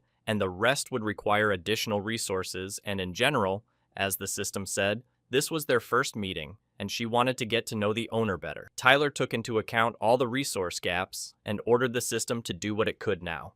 And since this is their first meeting, Tyler called the system on the basis of which he works the capital demonic system, which means that his name is not the same as the basis. He called this system the Grape because this device is all purple. The main thing is that Tyler likes it. The system was not against this name. A few days later, Brother David sailed to Tyler, who immediately ran up to him and hugged him. He missed him a lot, so he couldn't contain his emotions and started crying. Yes, I said that Michael already told him a little about what Tyler is doing, but David came to him with only one request: to take him into the mysterious spirit sect, to the catcher. And the beast runs. Tyler was just going to advertise his sect to him, and he is already going to join it. He invited David to sit down and discuss everything in detail. Tyler himself wanted to invite David to the sect, but he went ahead with his request. It seems that David is not bothered by the fact that this sect was only recently created. From that day on, David was a member of the Sacrament of the Spirit sect. Tyler needed David because he was planning to open a foreign trade department and invited him to take the position of head. As for payment, Tyler offered him to take half of the profits of the entire department. David could not believe that he had just joined the sect and would already be the head of the department, and half the profit would be too much, because there is such competition on the central continent that local businessmen are often happy with even a margin of 0.1%. Tyler was surprised that Tyler was trying to cut his profits. This is not the most typical behavior for commerce. Apparently, it is more important for him to enjoy the process. It was important to Tyler that David stay motivated, so he assigned him a 1% margin. After that, Tyler called his system called Grape and selected the task type: build a foreign trade department. Tyler believed that money would soon flow like a river because he had no doubt about David's commercial talent. He has been in business for more than 100 years, but for him, it all begins only now. A little more, and the system of extracting minerals from the bottom will start. And there will be enough spiritual iron for the full defense of the island system. And then there will be satellites, and drones, and missiles, and electromagnetic guns. And when he completely transfers the leadership of the sect to Jennifer, he will be able to devote all his time to his beloved. Suddenly, some strange sounds began to be heard near the sect. It seemed like something had happened, and Tyler decided to take a look at it himself. It looks like there has been an invasion of beasts, but Tyler won't just let them disrupt the construction of his own sect. Suddenly, someone started attacking these monsters. This man used skills similar to those that Tyler created on his powerful armor. As it turned out, at this time the task returned there and began to attack. Lucky he came back. Now Tyler doesn't have to waste his energy on it. But how long will Einik last against so many animals? His sister was worried that even with the 3rd generation god armor, he might not be able to cope. Although her brother is dumb, he knows his stuff, and Tyler was confident that he would succeed. About a month ago, their mentor gave them a set of secret magical abilities. Jennifer has not mastered the latest and most important of them, but her brother has mastered. The girl noticed another beast at the stage of the birth of the spirit and wanted very much to help her brother cope with it. Tyler didn't allow her to do this. He said that her brother was just having fun, and if she interfered, she would ruin all his fun. For Einik, the beast at the stage of the birth of the spirit is not an enemy, because he can destroy it with just one shot. The boy was aware that he had made significant progress in mastering the last magical ability in Tyler's set. He wanted to show a brilliant battle with monsters and hoped that his mentor would appreciate his success. After several movements of his hands, he used a magical ability called the Armstrong Cyclotron Jet Cannon and aimed it at the wild beasts. The creatures did not even have time to scream because their bodies instantly turned into dust. This is a bright flash. They have no bodies, they just melted, even while in this lake. Jennifer was now definitely convinced that her brother had indeed mastered the latter's magical ability, but for some reason she couldn't. Sometimes it happens that one convolution is enough to master something perfectly. The main thing is not to be distracted from the process. Apparently, my sister is too smart to focus her brain power on one thing. Einik was glad that he was able to easily cope with the beasts at the stage of the birth of the spirit, and asked his mentor if he liked his battle. In fact, the boy created a multi-armed mirage, but in reality I was only able to use a couple of hands. Tyler reprimanded him, asked him to pay attention. However, Tyler liked the last shot. It was very powerful. This battle was also observed by David and his son Alex. David once again convinced his son that brother Tyler and his students are very capable guys. He also said that Tyler's personal student took part in this battle, and in total he has 4 more of them. With a leader like this, it is only a matter of time before the mystery spirit sect rises. The task of David and his son is to become its important members at the very beginning of the journey. The father asked his son to put their research reports in order and compose a clear report from them so that he could take it all to Tyler. Tyler checked his wallet and noticed that he had less than 100 million spiritual stones left. His confidence in the future was melting along with his fortune. If the influx of spiritual stones does not begin in the next couple of months, many projects on the island will have to be stopped. The only hope left is for David, who can help him get rich. He just arrived. He brought him the results of the market research and asked Tyler to familiarize himself with them. The mentor was very glad to see him and asked not to address him so formally, especially since he transferred the position of sect leader to his student Jennifer. The state lives by laws and the sect by rules. Tyler may have given up the formal position of leader in favor of the younger generation, but for David, he remains the main authority. Besides, Tyler did this only to relieve himself of more important matters. Tyler, having read the results of the market research, realized that David was inviting him to start producing the armor of God and various types of vehicles, but did the armor of God look too pretentious for the local public? David assured him that this was not true at all, because in Zhongzhou, there were already sales of armor similar to Tyler, and they were made by the Heavenly Forge sect. In total, there are 6 or 7 sets of similar armor on the market, but in terms of their quality, they are all inferior even to Tyler's first model. If you still start mass production, then you can make them even cheaper than armor from the Heavenly Forge sect, and then the Mysterious Spirit sect will take over the entire market. Regarding vehicles, David has the same strategy. By focusing on these 2 categories of goods, they can make a fortune in a short time. Also, David invented a mini farm that fits in the palm of your hand, but the market is flooded with agricultural products and it won't work. Tyler thought about all of David's suggestions and called his grape system. He told her to shut down the mini farm production and instead calculate the cost of creating assembly lines to produce armor. Also, the system needs to send dolls to produce 100 magic-grade armor and first-generation god armor. When Tyler's students can raise enough spiritual iron from the bottom of the lake, then we can think about means of transportation. At the same time, all 4 students were watching their conversation. They suggested to him that since he does not have enough money, he can sell them pills based on the blood of the phoenix and treasures that they do not use. Tyler didn't like this proposal and yelled at his students. One such pill can bring them back to life even from a critical state. The life of disciples is priceless. It cannot be bought with spiritual stone. And the Liuli chains can also be useful to them when breaking through from the stage of division of the spirit to the stage of incarnation. Such valuables cannot be thrown away, and spiritual stones can always be earned. The guys didn't want to leave so quickly. It seems they still wanted something else from their mentor. Jennifer said if Tyler can cancel the rules, where they must defeat a battle doll of their level to break through to the next stage, then she and her brother are ready to break through to the spirit birth stage. Tyler didn't want his students to grow up to be trash. She and her brother have average natural abilities at best. Although there is a chance for them to ascend to the kingdom of the immortals, this can only happen with a careful approach. Tyler would like to meet his students again in heaven, but with such a careless approach, they will not end up there. Jennifer knew that this would be the case. She considered the mentor to be very good, but his only negative was this inflated demand. Tyler yelled at his students and calmed down. Looks like he's planning to do something to his students. The mentor decided to conduct a training battle with them. Students can either run or hit him point blank, but the main thing is to hold out against him for 5 minutes. If they succeed, then Tyler will allow them to break through to the next stage, bypassing the test with the combat doll. This proposal should have suited them, because their mentor was only at the stage of laying the foundations. His disciples did not think that he should be compared to an ordinary cultivator at the stage of dream formation. They saw him as a more powerful force. Enoch was the very first to agree to this. He had long wanted to fight with his mentor, and now he has this opportunity.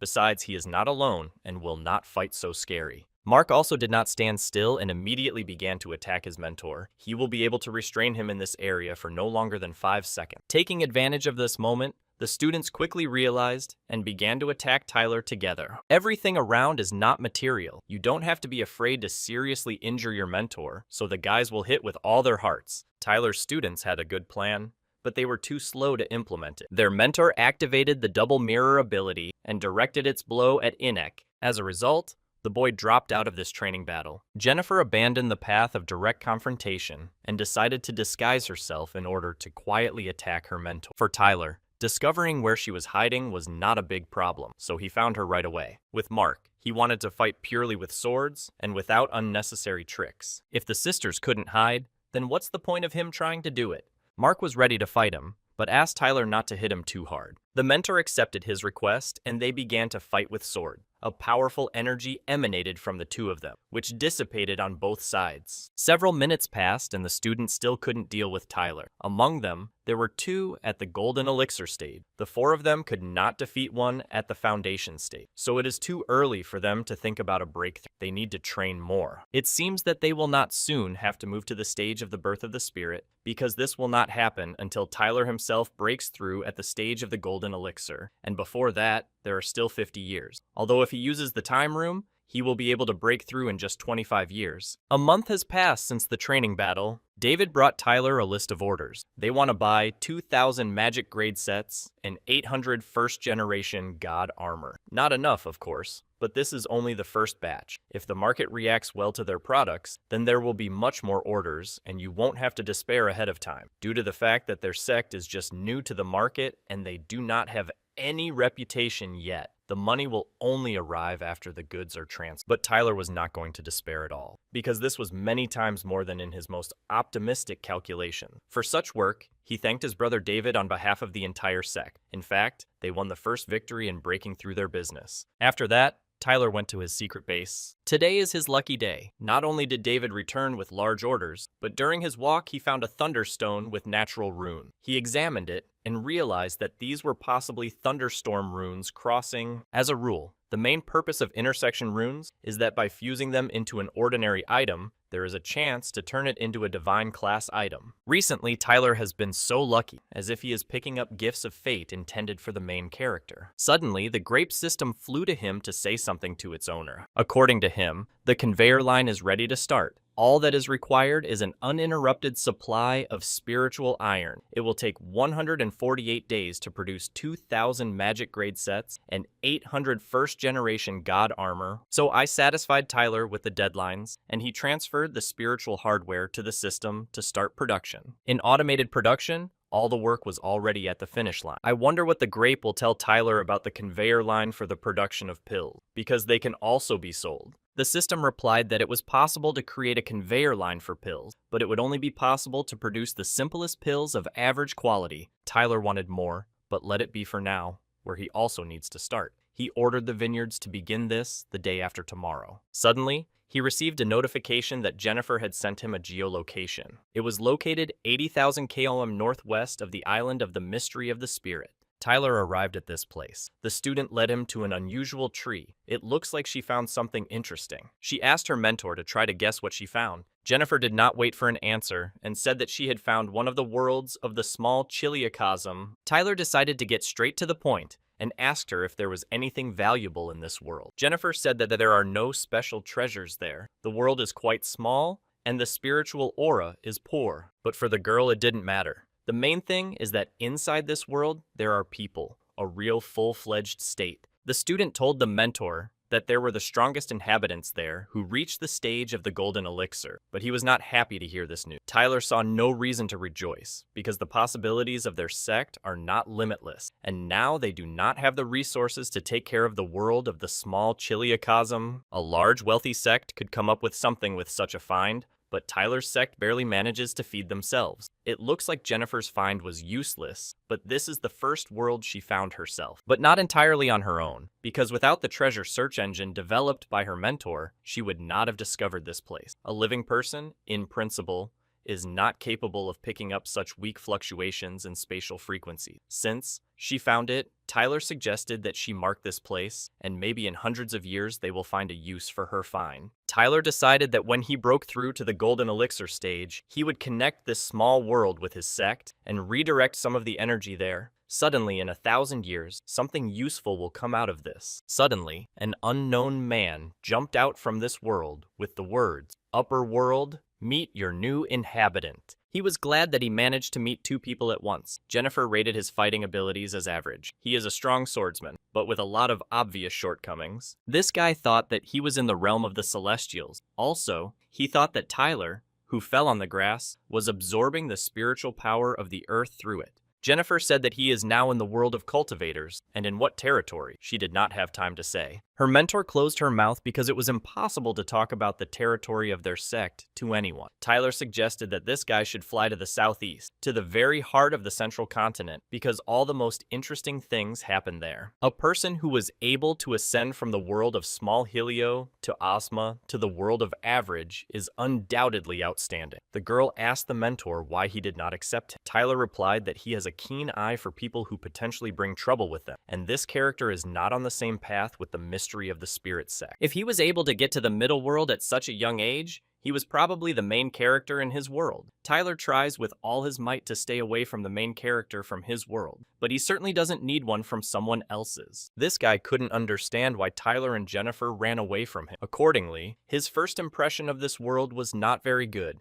10 days have passed since Tyler and his student met an unknown guy, when suddenly he flies to him on a flying ball. He greeted Tyler and asked him if this sect was for cultivators. Everything was written on the gate of the sect, but this guy did not understand the writing of this word. Therefore, Tyler told him that he is now in the territory of the Sacrament of the Spirit sect. The boy really wanted to join this sect, and he asked what needs to be done to become part of it. Tyler did not advise him to do this, because this guy just got into this world, so he needs to take a better look around here first. They have a barely founded small provincial sect here, and they don't take stars from the sky. But he left his world. This guy immediately ended up with Tyler, and that means something. If you need to pass a test to join a sect, he was ready to do it. Suddenly, Tyler asked the grape system to call Arthur here. A few seconds later, the boy was already here and ready to carry out his mentor's order. As it turned out, his colleague swordsman wants to join their sect, and he needs to be tested. If this guy beats Arthur in a fight, then Tyler will immediately accept him. Arthur is at the stage of forming dreams, and he is at the stage of the golden elixir, which means the advantage was on his side. He thanked Tyler for the opportunity and was serious about passing this test. This guy's name is Jacob. He is the first swordsman of the Kun Kingdom. Artura also said his name and said that he was from the Mystery Spirit sect. Tyler will be nearby watching this battle and asked his student not to disgrace him. The battle began.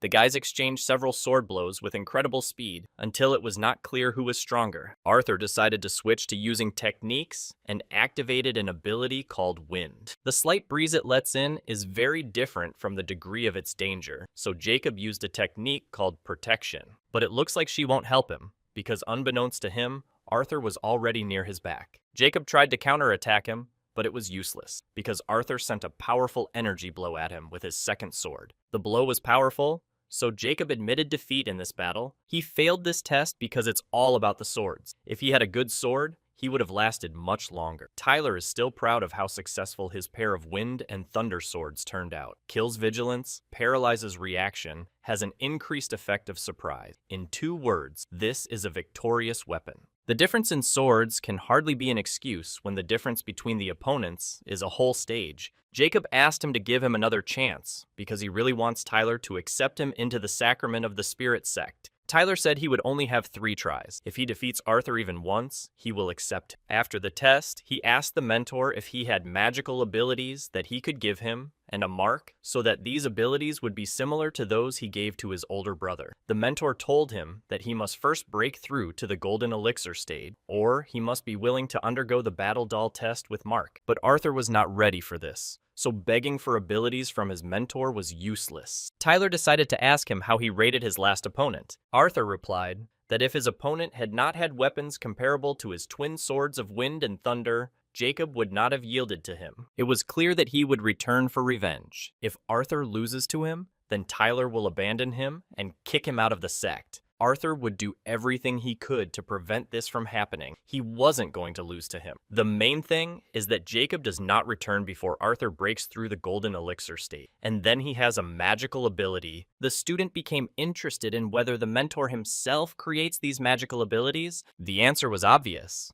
Tyler even came up with a name for his new magical ability, the fusion of heaven and earth. It is not finished yet and will need to be strengthened. Even this power was not enough to satisfy Tyler. According to Arthur, He needs a maximum of a year, and he will definitely break through to the next stage. Well, now he needs to take this crab and take it to his sister. Let her cook it for dinner. In the evening, in the Spirit Mystery Sect, a student cooked crab. Tyler really enjoyed this dish and praised Jennifer for her culinary skills, which were simply top-notch. Her brothers also liked this dish, and they also said that her culinary skills are excellent. Since everyone has eaten, it's time to talk about business. They decided to discuss the development plan for the sect, which Tyler described in detail. Money, Arthur, when he breaks through and gains magical ability, goes traveling. Since everyone is leaving, Jennifer decided to stay, because someone must guard the sect and protect the mentor. The guys were talking complete nonsense because Tyler told them about the development of the sect, and they told him about their plans to have fun. Who would work? How did he not realize that he ended up raising such ungrateful piglets as his students? The initial stage of establishing a sect will take 5 years, and even after that, no one will relieve the students of their responsibilities for finding resources, eliminating threats, and so on.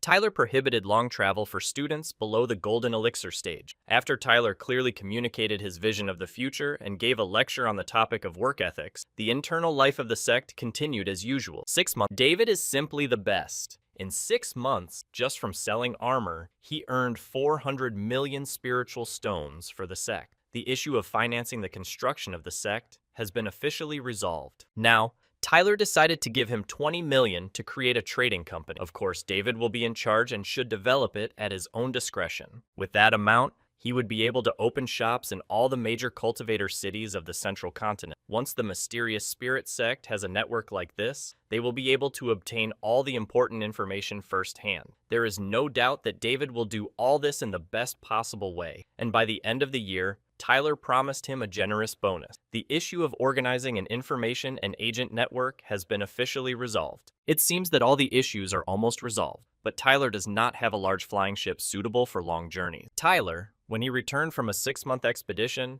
there was a resource worth tens of billions of spiritual stones on board the flying ship. The mysterious spirit sect definitely needs such a flying ship with artillery. Then, he asked the vineyard system to save the remaining resources for later. Suddenly, Michael came to him to tell him the latest news. By now, the turnover has not occupied all of Sancho, and now they are invading all neighboring countries. Half of the Council of Elders, who guarded the passage between the two worlds, went to Shenling-Zhou to fight werewolves. They also announced a recruitment of volunteers for a very decent remuneration, that if they are not really needed here, then perhaps it's worth going there. At the same time, he will be able to visit his relatives on this mission. If that's what Michael wants, then Tyler won't object. To do this, his comrade will forge him very good equipment so that he survives under any circumstance. A month has passed. Tyler gave him a ring in which he could find all the items and pills to help him develop to the stage of the birth of the spirit, and also a jade tablet with instructions for their use. The main thing he needs to remember is that he must come back in 50 years anyway. Michael Howe. He understands everything, and the sacrament of the spirit sect has forever become his home.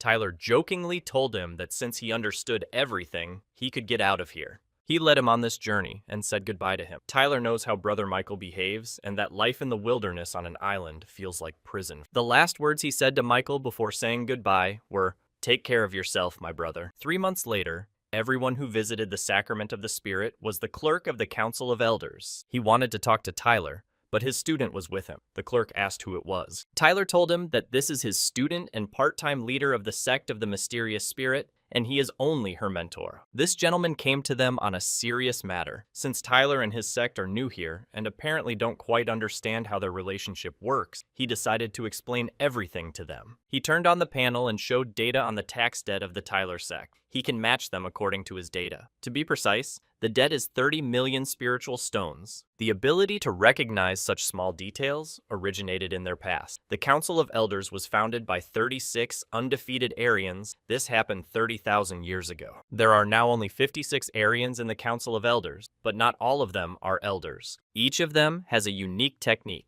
Nothing is impossible for them on the central continent. The Council of Elders knows in great detail everything that happens in their territories, thanks to 10 divine class items. The first item is a Skywatch device that monitors the entire central continent. The second is a starship on which you can get to other worlds. The third, fourth, fifth, and sixth are the mirrors of change. karma, the firmament, and the heavenly spirit, respectively. They reflect the origins of all causes and effects. And taxes are also calculated with their help. The Elder Council clerk tells Tyler all this for one reason only. If his sect does not have comparable resources, it is better not to evade taxes. Tyler can't even imagine how many guests stay on the continent who create sects, don't pay taxes, and then disappear without a trace. Tyler has no problems with money, so he paid the entire amount at once. I wonder what will happen if some villain decides to destroy the mysterious spirit sect. What will the Council of Elders do? Will they provide comprehensive protection? The Council of Elders will help if the enemies are werewolves, but in other cases, they usually do not interfere.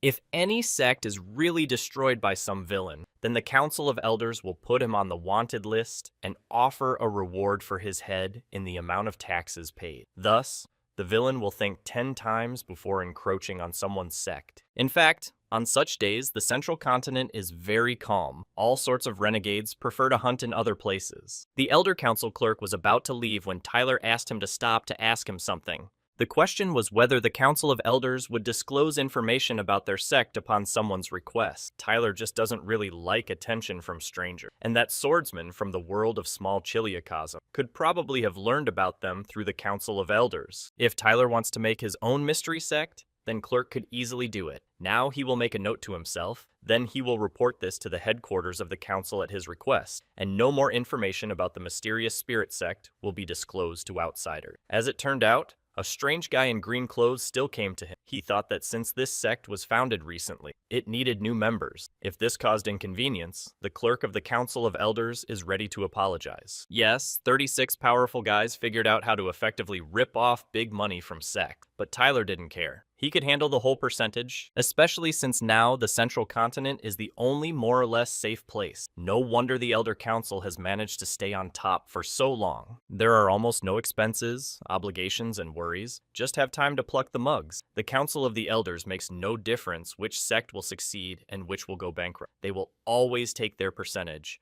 Jennifer began to wonder what it means to pluck burdock. Tyler said it's when the Council of Elders collect money from simpletons for next to nothing. After that, she wanted to join the Council of Elders when she became very strong, and then she would also pluck mugs, but Tyler had other plans, because when he becomes strong, he will take his students with him to the Great Chiliacosm, and by that time, he will probably already be able to develop a toolkit that will make them richer without doing anything. In the Dungeon of the Mystery Spirit sect, an armor production line, work was in full swing. Dolls were creating various materials to create armor and then put it up for sale. But this was not enough for Tyler. He thought that they would forge while it was hot and focus on armor. David told him that they need to know when to stop and not try to swallow a piece larger than they can. Tyler had no choice but to agree with him. Later, he asked his system called the Grape whether among the new students there were those who stood out for their abilities in alchemy and forging. She replied that there were 5 students with an aptitude for alchemy and 3 for forging. Tyler decided to train them himself. The system also reported that among the students there is one with the talent of a spellcaster, and his name is Edison. So that Tyler could see for himself,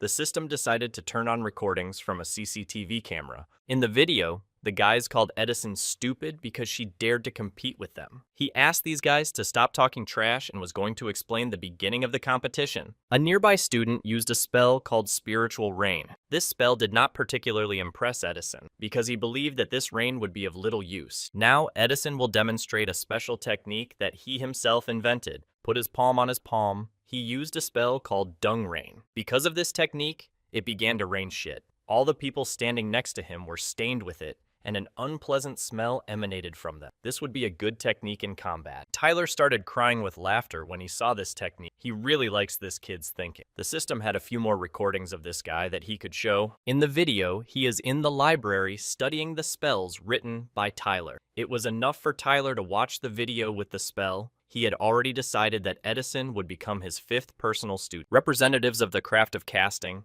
even in the Central Continent, are in short supply. For Tyler, it was great luck that he had such a student. Suddenly, the system announced an alarm because they were being attacked by a large-scale invasion of animals and all the defense systems of the island were activated. Tyler was angry about this and wanted it all to end quickly. We need to figure out how to get rid of these animals with one blow. Tyler boarded his flying ship and set off to stop the beast invasion. In the coastal waters of the island of the mystery of the spirit, the sect's artillery worked on monsters. In order to cope faster, Tyler asked Inic to help him. Now, monsters will experience his signature techniques from the lava series the hard way. Also, he distributed students around the entire island, and this area is protected by himself. In general, the situation is under control. I wonder how long the island's defense system will be able to hold off attacks of the current scale. The grape replied that the shells and bullets would be enough for at least 2 weeks, and if there were no one among the animals at the stage of dissolution of the spirit, then none of them would get to the island. Then, the plan was this. Enoch should stay here and protect this area, and Tyler and Jennifer will look for the leader of the monsters.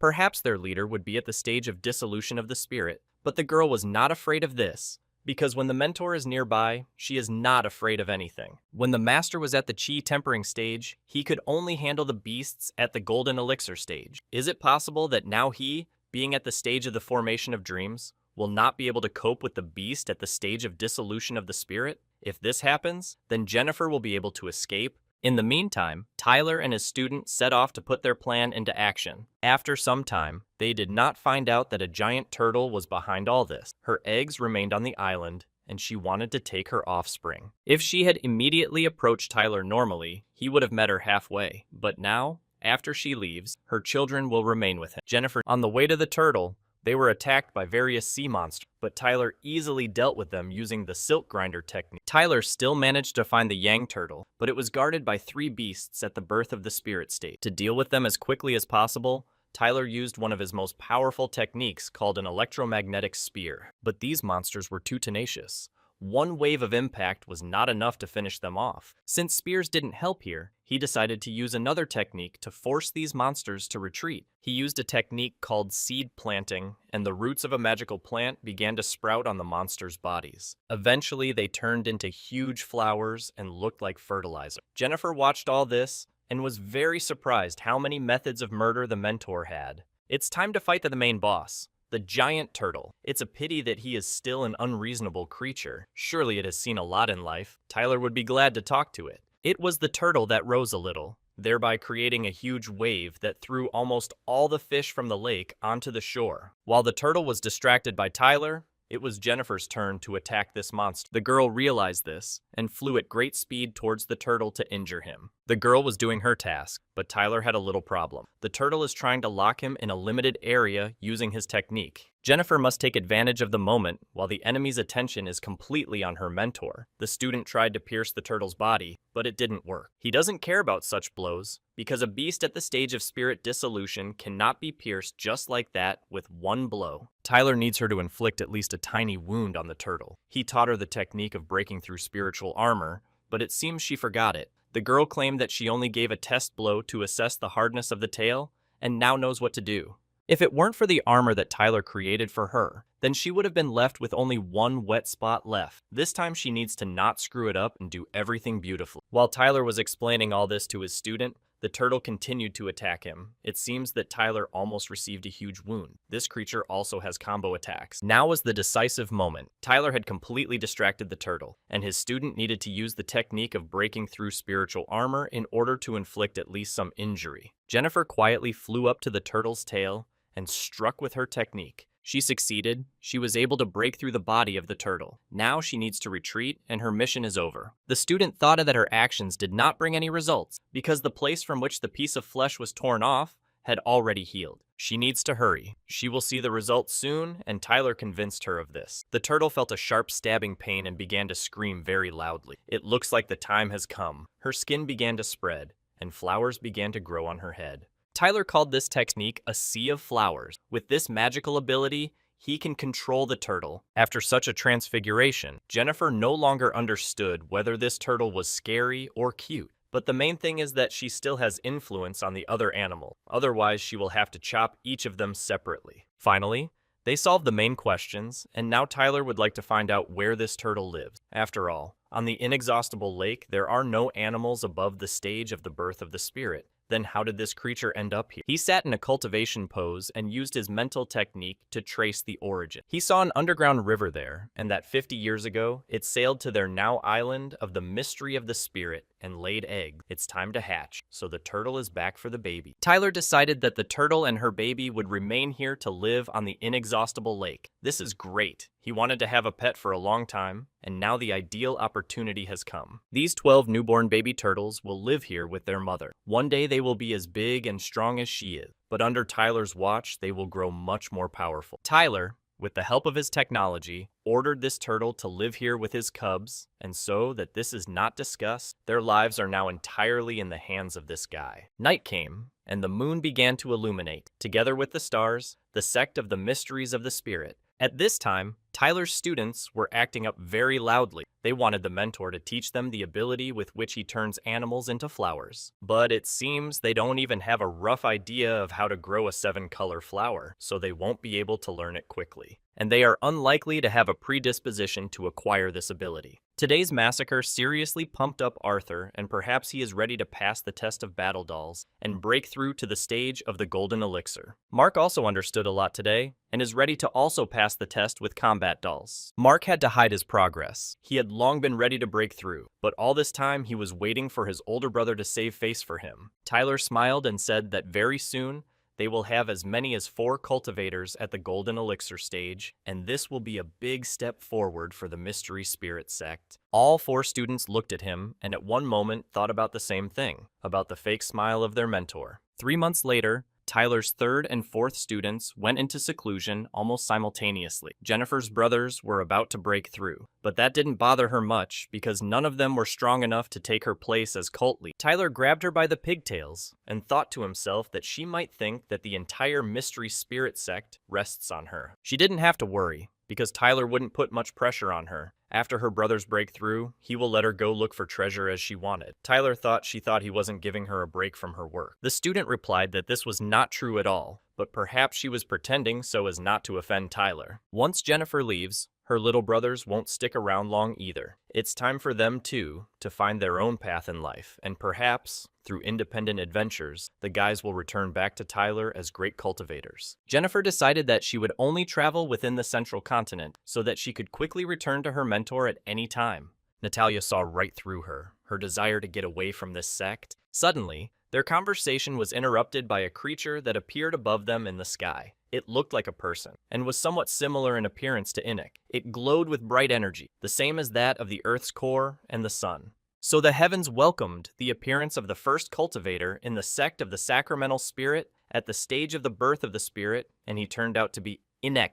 After awakening, he reported to his mentor that he had successfully broken through to the stage of the birth of the spirit. Tyler already understood this from the flashes in the sky. He suggested that his student go to rest, and until he stabilized the flows of spiritual energy, he did not actively train. Mark and Artura also reported to their mentor that they had successfully broken through to the Golden Elixir stage. Tyler pretended to be happy, but he was sad because he again became weaker than all his students when compared by stage level. Then, Tyler handed them several scrolls. In them, he outlined their magical abilities. He will not claim that when they master them, the guys will become invincible for opponents of the same stage as them, but they will definitely come in handy more than once outside the sect. The students wanted to go see this world, and now the mentor will not interfere with this, but they must promise that they will not leave the central continent until they have mastered every last ability of their scrolls. This is all for the peace of their mentor. 3 days later,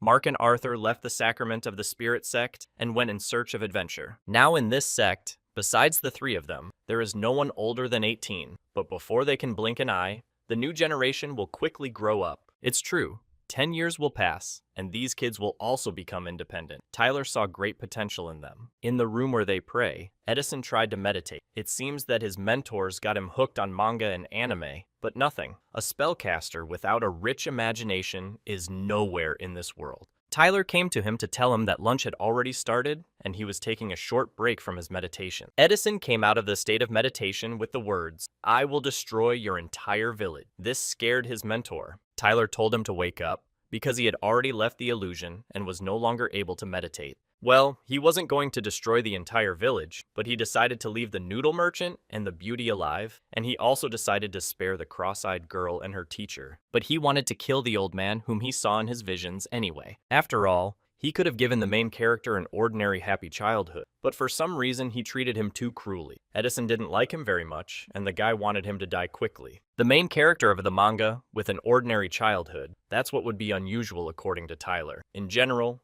dealing with any main character is very dangerous. There is no need to be so immersed in the plot. Edison mainly needs to pay his attention to fighting styles and techniques and not be distracted by what is not necessary. Well, since 3 of the 5 students have already escaped, Tyler will only have fun with Edison, and this is not discussed. Another 10 years of the existence of the Mystery Spirit sect had passed. Michael took the position of natural manager and has been leading most of the sect's affairs for the past 5 years. He reported to Tyler that the harvest of spiritual rice had been completed yesterday, and thanks to Tyler's new sowing method, the current harvest was 30% larger than last year. As for the line for the production of high-quality pills, the Kuznets trio are already finishing with the installation of hardware equipment. And the latest news is also that Illusion branch leader Mark stopped to rest in Linson City and will soon reach the sect. He is accompanied by 2 children. Edison wondered how the mentor was able to discern the talent of a manager in Brother Michael. As they say, like the cradle, like the grave, by observing a child you can get an idea of his character in adulthood.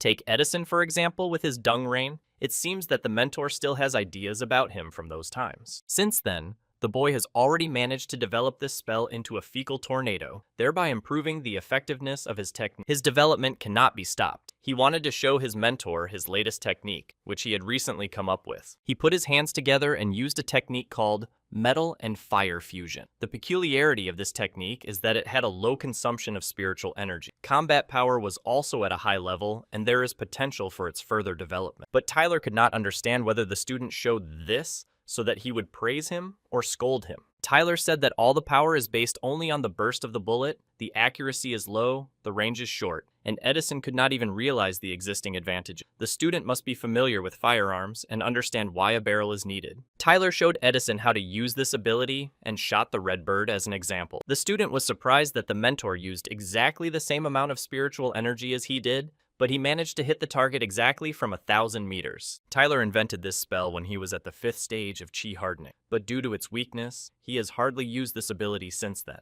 Edison is already 12 this year. After falling into this sect, he never left its borders. Tyler decided to let him go for 1 year when Uncle David returned and went on business again, and then he could leave with him. Tyler wanted his student to visit every major city in the central continent, but he didn't want to go anywhere because he still had a lot to learn, and he wasn't interested in what was outside.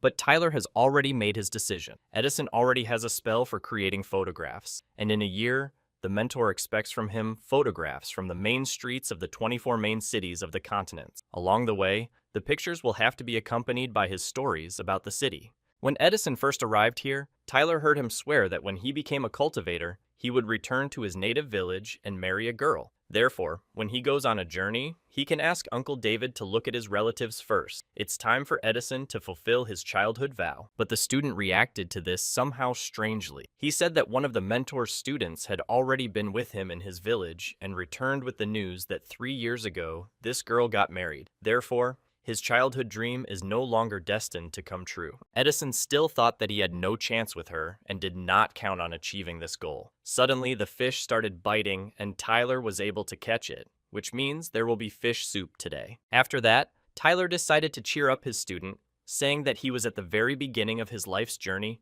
and would still find a suitable soulmate. Now, we need to go back because one of our brothers is about to arrive and he hasn't been here for several years, and they need to establish brotherly relations. Events moved to one of the main cities of the central continent. In this city, she, with the help of her animal named Svetik, was looking for something on the central continents. The animal wanted to say that with her luck, no matter how she searched, she would still find it. She decided to do so. The main thing is that her husband is definitely alive. The rest is trivial.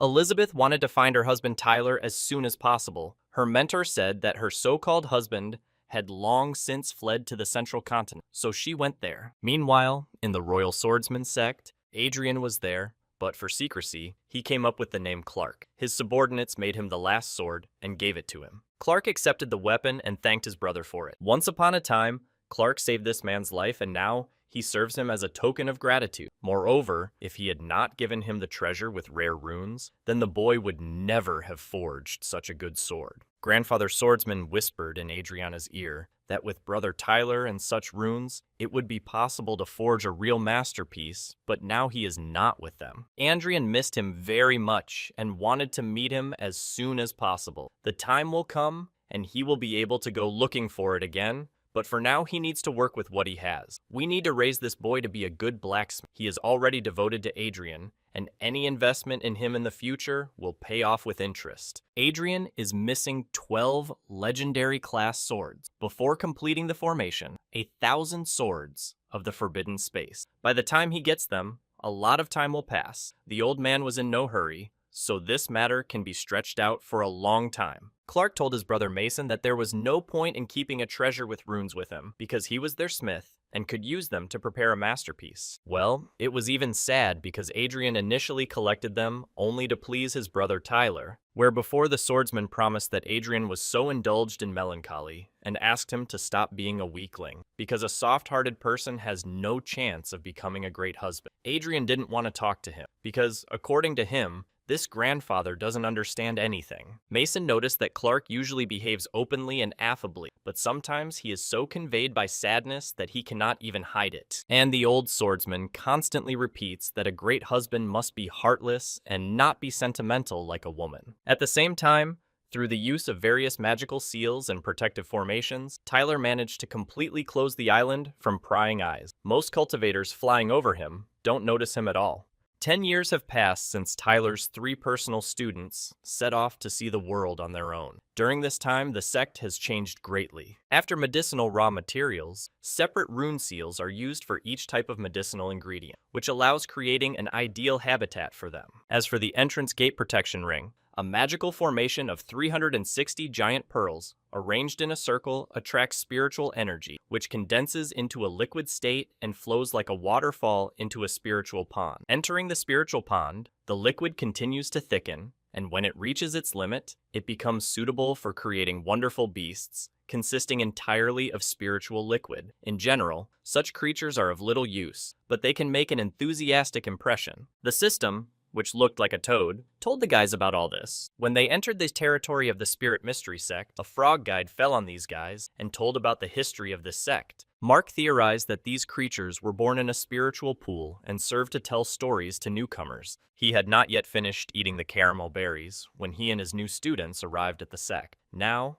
they need to meet with a mentor. Tyler, this is a great genius who was able to refine the original design of the brand to perfection and build an excellent sect. Mark almost forgot to use a special technique to turn into a small teenager. This must be done because all the mentor's personal students have made an agreement. Before the mentor, all his students must remain children in order to express honor and respect to him. Although the mentor complained that others might mistake him for a lolicon, shotokan, or just a pervert. But the disciples owe him everything in this life, so they don't care what others say, they will always honor him. Moreover, he did not explain to the student the meaning of the words lolicon and shotokan. Going forward, potential students must now behave like Mark, show full respect to the mentor. The guys agreed with this, and now it's time to meet a mentor named Tyler. Entering the building where the mentor was waiting for them, Mark told him that he had returned. But suddenly, Tyler notices that these 2 guys are standing behind him and thought that now he will have grandchildren. He called Mark a naughty man, and the fact that he himself, as the youngest among his brothers, managed to become the first to have children. But the student replied that it was not his children, but he simply saved them. So the question, "Where is Mom?" should immediately disappear from Tyler. Mark told me that their parents were no longer alive. A gang of robbers massacred them all into the village, and when he arrived at the place, only these brother and sister were alive. Although he punished the robbers on the spot, he could not leave them, because he perfectly understood what it was like to be left without parents, so he could not pass by the 2 orphans. As for spiritual roots, my brother has the spiritual roots of thunder and fire. He is a natural blacksmith. And my sister has the spiritual roots of a thunderstorm and a tree. She can become a good alchemist. They successfully passed the test to meet the requirements for sect disciples, so Mark brought them here. Tyler's life is already becoming like a story. Cyclical. The guys can consider that from now on, the mystery of the spirit sect is their new home. Now, the mentor wanted to drink tea and talk with Mark. The mentor saw in his eyes that the boy was lost and struggling with internal demons. He must remember for what purpose he asked to be his student. Mark was still just a child back then. Now the reason why he decided to take the cultivation path sounds stupid. To find his father and make him repent at his mother's grave. But recently, Mark discovered new motivation and set a new goal. This goal and turn into one of his inner demons. But you don't have to say such scary things with that smile on your face. His new goal is not to send his father to the other world to his mother, Tyler. We need to somehow explain to him more gently that he was conceived by accident and his father is not to blame for anything. Mark wanted to clarify whether Uncle Michael was his father, but Tyler interrupted. Before answering this question, he wanted to know about his student's new motivation. If Michael really is his father, then he wants to take advantage of Tyler's ability of 100 rebirths. Mark wanted mom and dad to live one full life together and was ready to take such risky steps. One life isn't that much, but as to whether Michael is his father, he'll have to find out for himself. What about Arthur? He said that he had mastered all the magical abilities from Tyler's scrolls, which means he could leave the central continent. Now he's cutting up werewolves in Shengling-zhou. Mark remains on good terms with him even after he began to have doubts about his father. The boy thought this was normal, because this is completely different. Many years ago during training inside the illusion, Mark and Arthur took a test together to improve their abilities. Arthur said that Mark's father was friends with his mother, so before her death she asked him to take care of him. So Arthur will take care of Mark. Moreover, since they have the same mentor,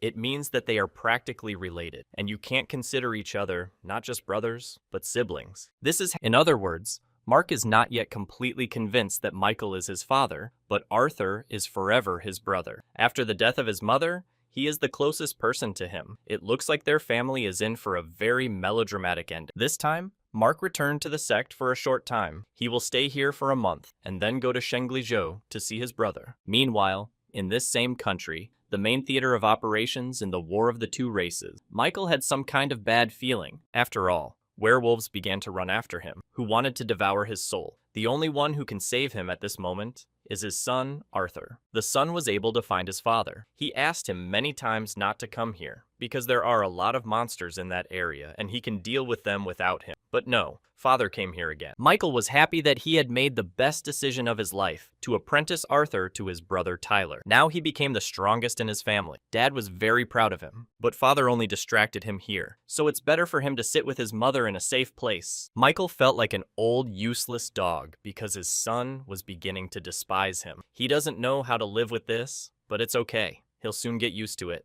The only good thing he had was his wife, who could comfort him. But brother Tyler is probably wasting away in terrible loneliness on the island. Meanwhile, somewhere, the mystery of the spirit, Tyler and his students were fishing. Suddenly, someone started approaching them on a boat, and there were two of them. As it turned out, this was Elizabeth, who had been looking for her husband for a very long time. She was very happy that she finally met him and hugged him with all her might. So much so that Tyler could hardly stand on his feet. The guy couldn't understand how his wife ended up here. He didn't expect that she would be able to find him on her own. And it took 60 years to break through to the stage of birth of the spirit. And in honor of this, the mentor gave her 2 months of vacation. Now it's clear why the girl became so strong, because she was already at the stage of the birth of the spirit. Tyler pointed out that only her biceps increased in size, and the rest remained unchanged. Decided to show his sect, which he had been building for a long time. They boarded the flying ship and took to the sky. From above, you could see the vast territory of the sect. Elizabeth really liked this place. She could not take her eyes off such beauty. When the students saw Elizabeth, they thought that she was Tyler's new personal student. But not everyone thought so, because she hardly looked like a student. Tyler decided to introduce them to their guest who had just arrived and called Elizabeth his bride. The students bowed to her and called her mother mentor. She called all the students to give them gifts that she had taken with her. We don't even have biceps, it still seemed to Tyler, because when she took out the candy, everything there deflated. Tyler didn't understand where Elizabeth got so much stuff from, because according to his estimates, she had already given away treasures worth 200 million spiritual stones. While she was looking for her beloved, on the way, she came across the ruins of an ancient sect, and there she found it all. That's what a carrier of the heavenly spirit means. Unfortunately, she said that until she gains complete control over the heavenly spirit within herself, she cannot enter into a love relationship, so she will have to compensate for this with treasures. Tyler hugged her and told her that he didn't need to do this, because she was her own treasure. And in general, the boy did not plan to live at the expense of his wife. He is already an adult and independent man. Suddenly, he received an emergency message. It said that Tyler must report to the Linson City Council of Elders office for an important conversation that required a personal meeting. Tyler said he was running errands and would be back soon. Elizabeth would be looking forward to him and wanted her husband to return as soon as possible. When Tyler arrived at the meeting place, the clerk of the Council of Elders told him that there was a problem that only he could help them with. The point is this. One of the members of the Light of the Elders tried for many years to practice paired cultivation with his partner, but without success. He demands that the clerk of the Council of Elders find a solution to this problem. He knows that Tyler is incredibly good at secret techniques, rare spells, and so on. If the boy helps, then the Council of Elders will not leave him without reward. Tyler was, to put it mildly, shocked by this proposal. Not only does the Council of Elders not deal with its obligations of clearing out dangerous beasts, because the sects, you see, manage on their own, but Tyler also has to deal with their sexual problem. In addition, the boy is now in such a position that he cannot go anywhere because his wife came to him, but he already has a technique for solving such problem. If he shares it, he will not become poor. Tyler said that by luck, one day he came across a technique called yin and yang harmonization. Perhaps she should help solve this problem. He handed the jade scroll to the clerk of the Council of the Elders, and he, in turn, asked his assistant to take it to their bedroom. Also, the Light of the Elders received a package that Tyler's friend sent for him. Most likely it was from David. As for the reward, the clerk didn't really say anything. He said that the Tyler sect greatly facilitates the work of the Light of the Elders, independently dealing with the invasion of beasts near the inexhaustible lake, and he is very grateful to them for this. Looks like Tyler has been tricked again. Suddenly, a man comes to them, shining with power, with his little sister named Caroline. Although his sister is hopeless in cultivation, she is affectionate and obedient in nature. This man tried Tyler's technique and was not 100% happy with the result. As a reward, he decided to give him his little sister, but Tyler could not agree because he is almost a married man, and moreover, Elizabeth is waiting for him. He couldn't come back to the sect with some woman. But in the world, the elder respected tradition, so Tyler cannot reject this gift. So they agreed. Now she belongs to Tyler, and he can return with her back to the sect. How well everything turned out for this man. He sold off his useless sister and did not remain an ungrateful bastard. Tyler was not happy with this outcome of events, and if the system had not held him back, he would have put everyone in their place. In the sacrament of the spirit sect, Elizabeth finally waited for her hubby. Only she could not understand what kind of girl came with him. She thought that Tyler had a new entertainment, and he could take advantage of it until he officially married Elizabeth. Tyler wanted to explain all this, but the girl did not want to listen to him and directed all her anger into a punch. The guy was scared of this. Such a blow could kill a person. But Tyler was able to dodge this attack and managed to say that this was a bride for Inic. The student did not expect such a turn of events and was, to put it mildly, shocked. There was no agreement that Tyler was supposed to marry this girl. Now, we need to quickly send out the wedding invitation to David and the rest of the guys. And Fur, according to Tyler, is no longer a child, and it was time for him to get married. The girl is quite pretty, affectionate, meek, and this was a good option for a boy. And in the end, you can trust your favorite mentor in this choice of a bride. A couple of days later in the Spirit Mystery sect. At this time, Tyler looked at his favorite fish in the aquarium and could not stop admiring it. But his rest was interrupted by the size of the guys. It seemed like something had happened, and they didn't know how to solve the problem. As it turns out, Caroline is getting married soon, and she doesn't even have a wedding dress. Tyler thought that something serious had happened, but this problem can be solved in two ways, because he has an item called a wardrobe ball. The girl must imagine her dream dress and project the picture directly into the ball, and he will do the rest himself. Caroline did just that, and instead of her old clothes, a new beautiful dress appeared. The girl loved the color red very much. Besides, at a wedding, this color will symbolize love. She really liked this process, because with such a ball you can change outfits every day. She turned to Tyler and called him uncle, asking if she could show her outfit to the groom. Tyler was even a little sad, because he was so young and didn't want to be called uncle or anything like that. And the guy asked Carolina to call him a mentor. He will accept her for now as an external disciple of the sect, and in the future, she and her husband may become fellow practitioners. He also gave her pills that are great for the early stages of the chi quenching stage, and a basic technique called 5 elements. At the same time, Elizabeth entered Tyler's house and began looking for another ball in the wardrobe. Perhaps several of these balls are in her husband's room. They probably contain outfits that he himself came up with. The girl strained all her brains and began to remember where exactly they were, and remembered that they were at the top of the closet. Finally, she found them, but suddenly Tyler comes into her room and asks why she ran into the house so suddenly. It was already late. His wife activated the ball and will now start trying on different clothes. And knowing what kind of clothes Tyler likes, there will be something vulgar there as always. As I found out, Elizabeth changed into a very revealing dress that looked too provocative. "And shame!" she screamed throughout the room, but Tyler asked her not to touch this item, but she still continued to try on different clothes. This time, she wore another provocative dress, but in addition, gloves appeared on her hands, with paws like a cat and also cat ears. Tyler couldn't stand it. He began to bleed and lost consciousness for a while. Elizabeth began to examine him, but could not understand why her hubby's nose began to bleed. Suddenly, Jennifer came into their room and said that she returned immediately after receiving the invitation to the wedding. She couldn't believe that her brother was actually getting married, but ran away. Well, if she is not far from the sect of the mother teacher, she will definitely go to her and ask for an apology. And the girl didn't want to apologize to Tyler because she didn't return empty-handed. Her mentor will be delighted. Tyler thought his student was overexcited and decided to make her some calming tea. A month ago, Jennifer joined a group of treasure seekers. There were 15 of them in total. They gathered to find one destroyed world of the small Chiliocosm, because the amount of treasures remaining there shocked them all. Therefore, only inside the small world, everyone took up arms. Being a good student of her mentor, she immediately realized what she needed to do. She left a double doll in place of herself and hid herself. But suddenly a monster appeared at the stage of the birth of the spirit. He would have been a werewolf doll. In the end, he finished everyone off. The power of that doll was comparable to the best examples of Tyler.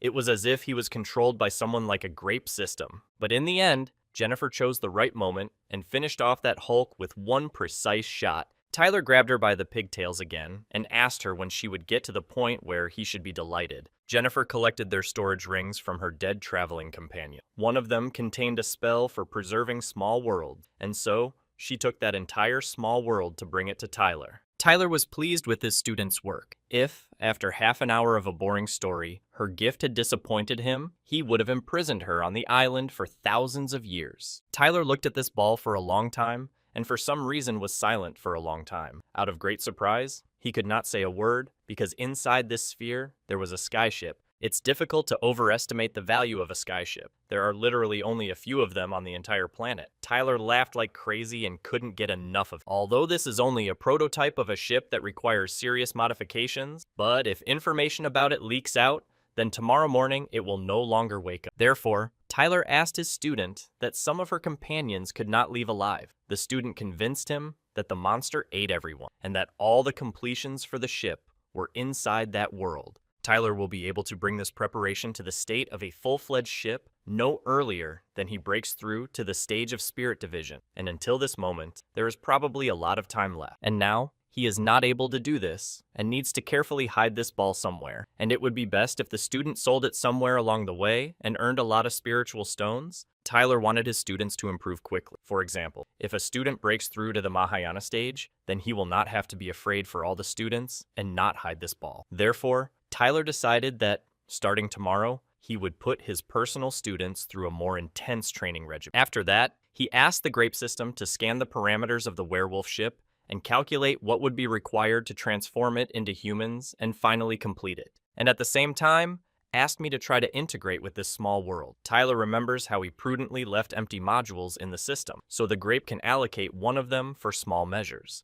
Grape, in a short line, completed the scan and said what materials would be required. This is an astral crystal, solar plasma, a source of 5 elements, a meteorite stone, and space-time grains of sand. Tyler asked the system to bookmark this, so he could come back to it later. If you sell all the property of the sect along with the island, then there may only be enough for space-time Pinky. Vineyard heard this, and began to prepare the island of the Sacrament of the Spirit for sale. Tyler managed to stop this because he just set it for comparison, and there is no need to sell anything. The system must continue to do calculations. It would take 50 years to completely transform and create ore formations with the system's computing power. So the system can begin. Considering that the student brought Tyler a whole small world, he must upgrade her rifle. Besides, the girl is still running out of bullets. Everything was ready a long time ago. Jennifer just had to wait for this moment. Tyler upgraded her rifle from grade 3 to grade 4. I did the same with bullets, and now the girl will be able to mortally wound the beast with another shot at the stage of dissolution of the spirit. He also increased the limits of air and spiritual energy compression, and established an electromagnetic mode. Jennifer probably can't wait to shoot with it. Tyler gave her the task of bringing him divine grade loot. She will try. Jennifer promised that next time the mentor would be even more delighted with her gift. Now she needs to escape,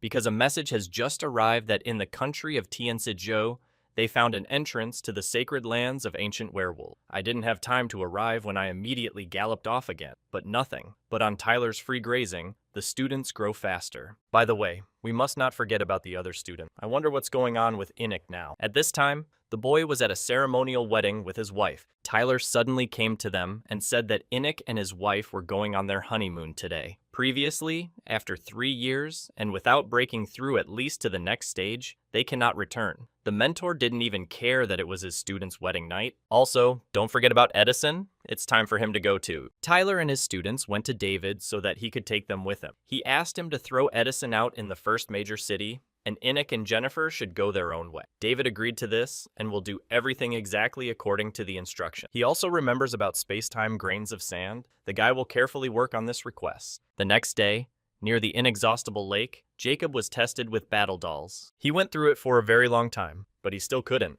As a result, he was very tired and fell to the ground to get some rest. Tyler didn't tell him not to despair, because he had made a serious leap over the past 10 years. The only pity is that Arthur was not here. He, as a swordsman apprentice, would have been glad to fight with Jacob. The boy has 2 more attempts left to pass this test. Jacob is tired of listening to Tyler's consolation, because he has completely lost hope that he can join his sect. Tyler knows why the boy is so eager for them. He wants to look after his home world, which was found in the territory of this sect. Tyler, as a business genius, offered him to buy this territory. He wanted to sell this territory for 1 billion spirit stone, but for a good guy like Jacob, he will give a 20% discount. That is, only 800 million spirit stones, or treasures, worth the same amount. If the boy can collect such an amount in 100 years, then the old world will become entirely his property. This is an excellent opportunity, for which Jacob thanked Tyler. If everything happens like this, then for Tyler, this will become the deal of the century. Just a real gift of fate. By the way, speaking of gifts, he never opened the package from Michael. It was time to see what he sent him there. I opened this box. There were hollow bones of werewolves. In the course of werewolves, these are like storage rings for cultivators. These items looked very strange, as if it were a box of surprises. Tyler did not expect that his friend would be able to get such a gift, but as it turned out, the first bone contained only cheap werewolf household utensils, and Tyler threw it aside. And the second bone already contains pills and items with runes. This is a good start for him. Then he found some 16 methods for hardening steel. Tyler became curious and decided that he would need to try them out in his free time. This bone smelled like rotten eggs, as they say. What's good for a werewolf is death for a man. When he took the last bone, after touching it, it activated and very valuable items fell out of it. Inside were 25 kg worth of solar sand grains, 1 piece of basidial autoclast, 1 piece of meteorite stone, and 25 kgs worth of space-time sand grain. Brother Michael, as always, did not disappoint his friend. With these materials, Tyler will be able to upgrade a grape to a legendary class item. At the same time, Adrian and his swordsman grandfather pass through the arch in Tangsingzhou. The grandfather expects serious loot for himself from this foray. Adrian, although he promised his grandfather the swordsman that he would help him recover and take revenge, but he must take into account that the boy will not do this if it is at the expense of losses for other people, as was the case with brother Tyler. Grandfather the swordsman was tired of constantly hearing stories about Tyler. He believed that when doing a big job, one should not be distracted by such trifles, and, in his words, Adrian should understand this perfectly. The boy became very angry after his grandfather's words. If he does not promise to adhere to his principles, he will begin to break the swords one by one, which they have been collecting for so long for the grandfather of the formation. Grandfather didn't want this, and asked the boy to leave the swords alone. At his age, He even parted with his wives because of good booty. But Adrian can't even part with thoughts about Tyler. But he didn't understand anything because Adrian considered Tyler his brother forever. Grandfather Swordsman made a promise that he would not do this, but on the condition that Diane would not give up. I wonder if Tyler thinks the same way Adrian does about him. That's a big question. Further, Grandfather Swordsman drew attention to the girl with 2 pigtails. She did not look as simple as she tried to seem. The grandfather invited Adrian to take her with him. After all, she can be very useful in difficult times. Coming closer to her, the guy asked her if she was going to the sacred land of ancient werewolves for treasures. As it turns out, this is Jennifer, Tyler's student, who changed her appearance using special technology. The boy invited her to join a group of like-minded people, because she probably should know how dangerous it can be in those places alone. Jennifer felt like she already knew this guy. Afterwards, she decided to ask what Adrian's treasure hunting strategy was. The strategy was one of caution. He likes to clean out the periphery and go around the sweet spots, because this way, he avoids conflicts with serious players, and no loot is worth the bloodshed. For the girl, this all sounded like an excuse to lure simpleton, but she didn't do anything with her finger. She agreed to Adrian's proposal and said that she was just looking for travel companions. At the same time, in the country of Tianqingzhou, in the city of Qinbai, Adrian gathered all his fellow travelers and introduced himself as a clerk from the sect of Royal Swordsmen. Since all the professional treasure hunters had gathered here, he invited everyone to introduce themselves in turn. After the guys said their names, the clerk suggested that they immediately agree that all the loot would not be divided equally, and after the case, everyone will decide for themselves whether they want to stay on the team. Grandfather the Swordsman was pleased to see his student finally take on the role of leader. After some time, Adrian managed to discover the source of the glow. The entrance to the sacred land of the ancient werewolves was also confirmed. After that, he started sending data. When his fellow travelers received the message, they used the technique to move on swords and move to their destination. Is waiting, so they need to hurry. They flew with their leader Adrian on a very fast sword. Grandfather, he believed since things are like this, he won't quarrel with her, especially over booty, in order to save his life. At the same time, Tyler inspected the broadcast, where the intelligence bureau that discovered the gate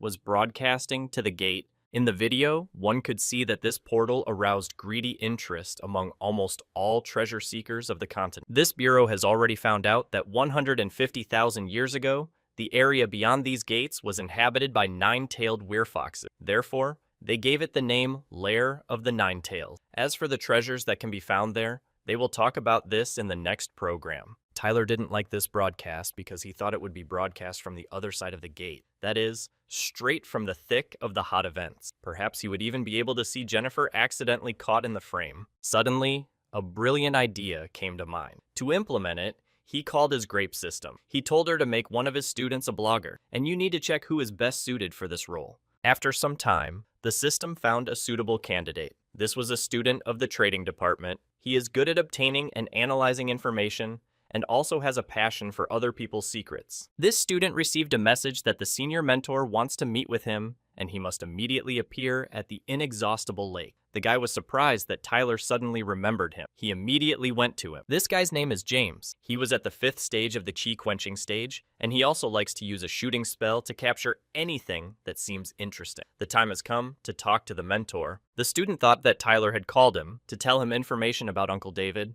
but his guesses were wrong. Tyler just laughed at this. Because he doesn't have the territory of the sect, he has everything under control. Not even a fly can pass by here without Tyler finding out about it. It seems that the rumors that the mentor is subject to a certain force, capable of observing every student, turned out to be true, and this scared James. Tyler is aware of this student's hobby and would like to see the results of his little hobby. James was ready to show it, but only asked the mentor to keep what he saw secret. And the picture showed what the students did in their free time. Tyler didn't even know that students could do this at that age. James learned this shooting spell when he asked Edison to rework the standard spell, taking into account the boy's wishes. Edison's level so far allows him to create spells with the help of which James will be able to quietly remove only the text, who is below the foundation stage, and prudent people at the foundation stage and above will immediately feel the shooting. Therefore, Tyler invited him to study this scroll, and also, he would send him on a trip to the main cities of the continent. James agreed to this assignment, and now he will have to find the main beauties in every city and shoot them. These photography spells are very secretive. If he masters them well, then no one below the stage of mastering the void will discover his photography. The guy said that he would not do this, even though the senior mentor and founder of this sect ordered him to do so. Although he loves to photograph girls, he does it only to capture their fleeting happy moment, and what Tyler offered him was beyond any moral standard. But no one told him that he would take pictures of them in intimate places. James should take them off as before. Nothing vulgar is required from him. The main thing is that he must share what he has filmed with others through a communication device. If people are interested in this, then it will be possible to earn spiritual stones through advertising integration. The student finally understood what his mentor was talking about and apologized for thinking so badly about him. Along with filming, he must also introduce a rating of Celestial. You need to indicate why he included this or that girl in the rating, and then hand over all these materials to Tyler. He also gave his student a travel bag. This bag contained spiritual stones and pills. Because cultivation cannot be abandoned even on the road, James promised his mentor that he would complete this task to the best of his ability.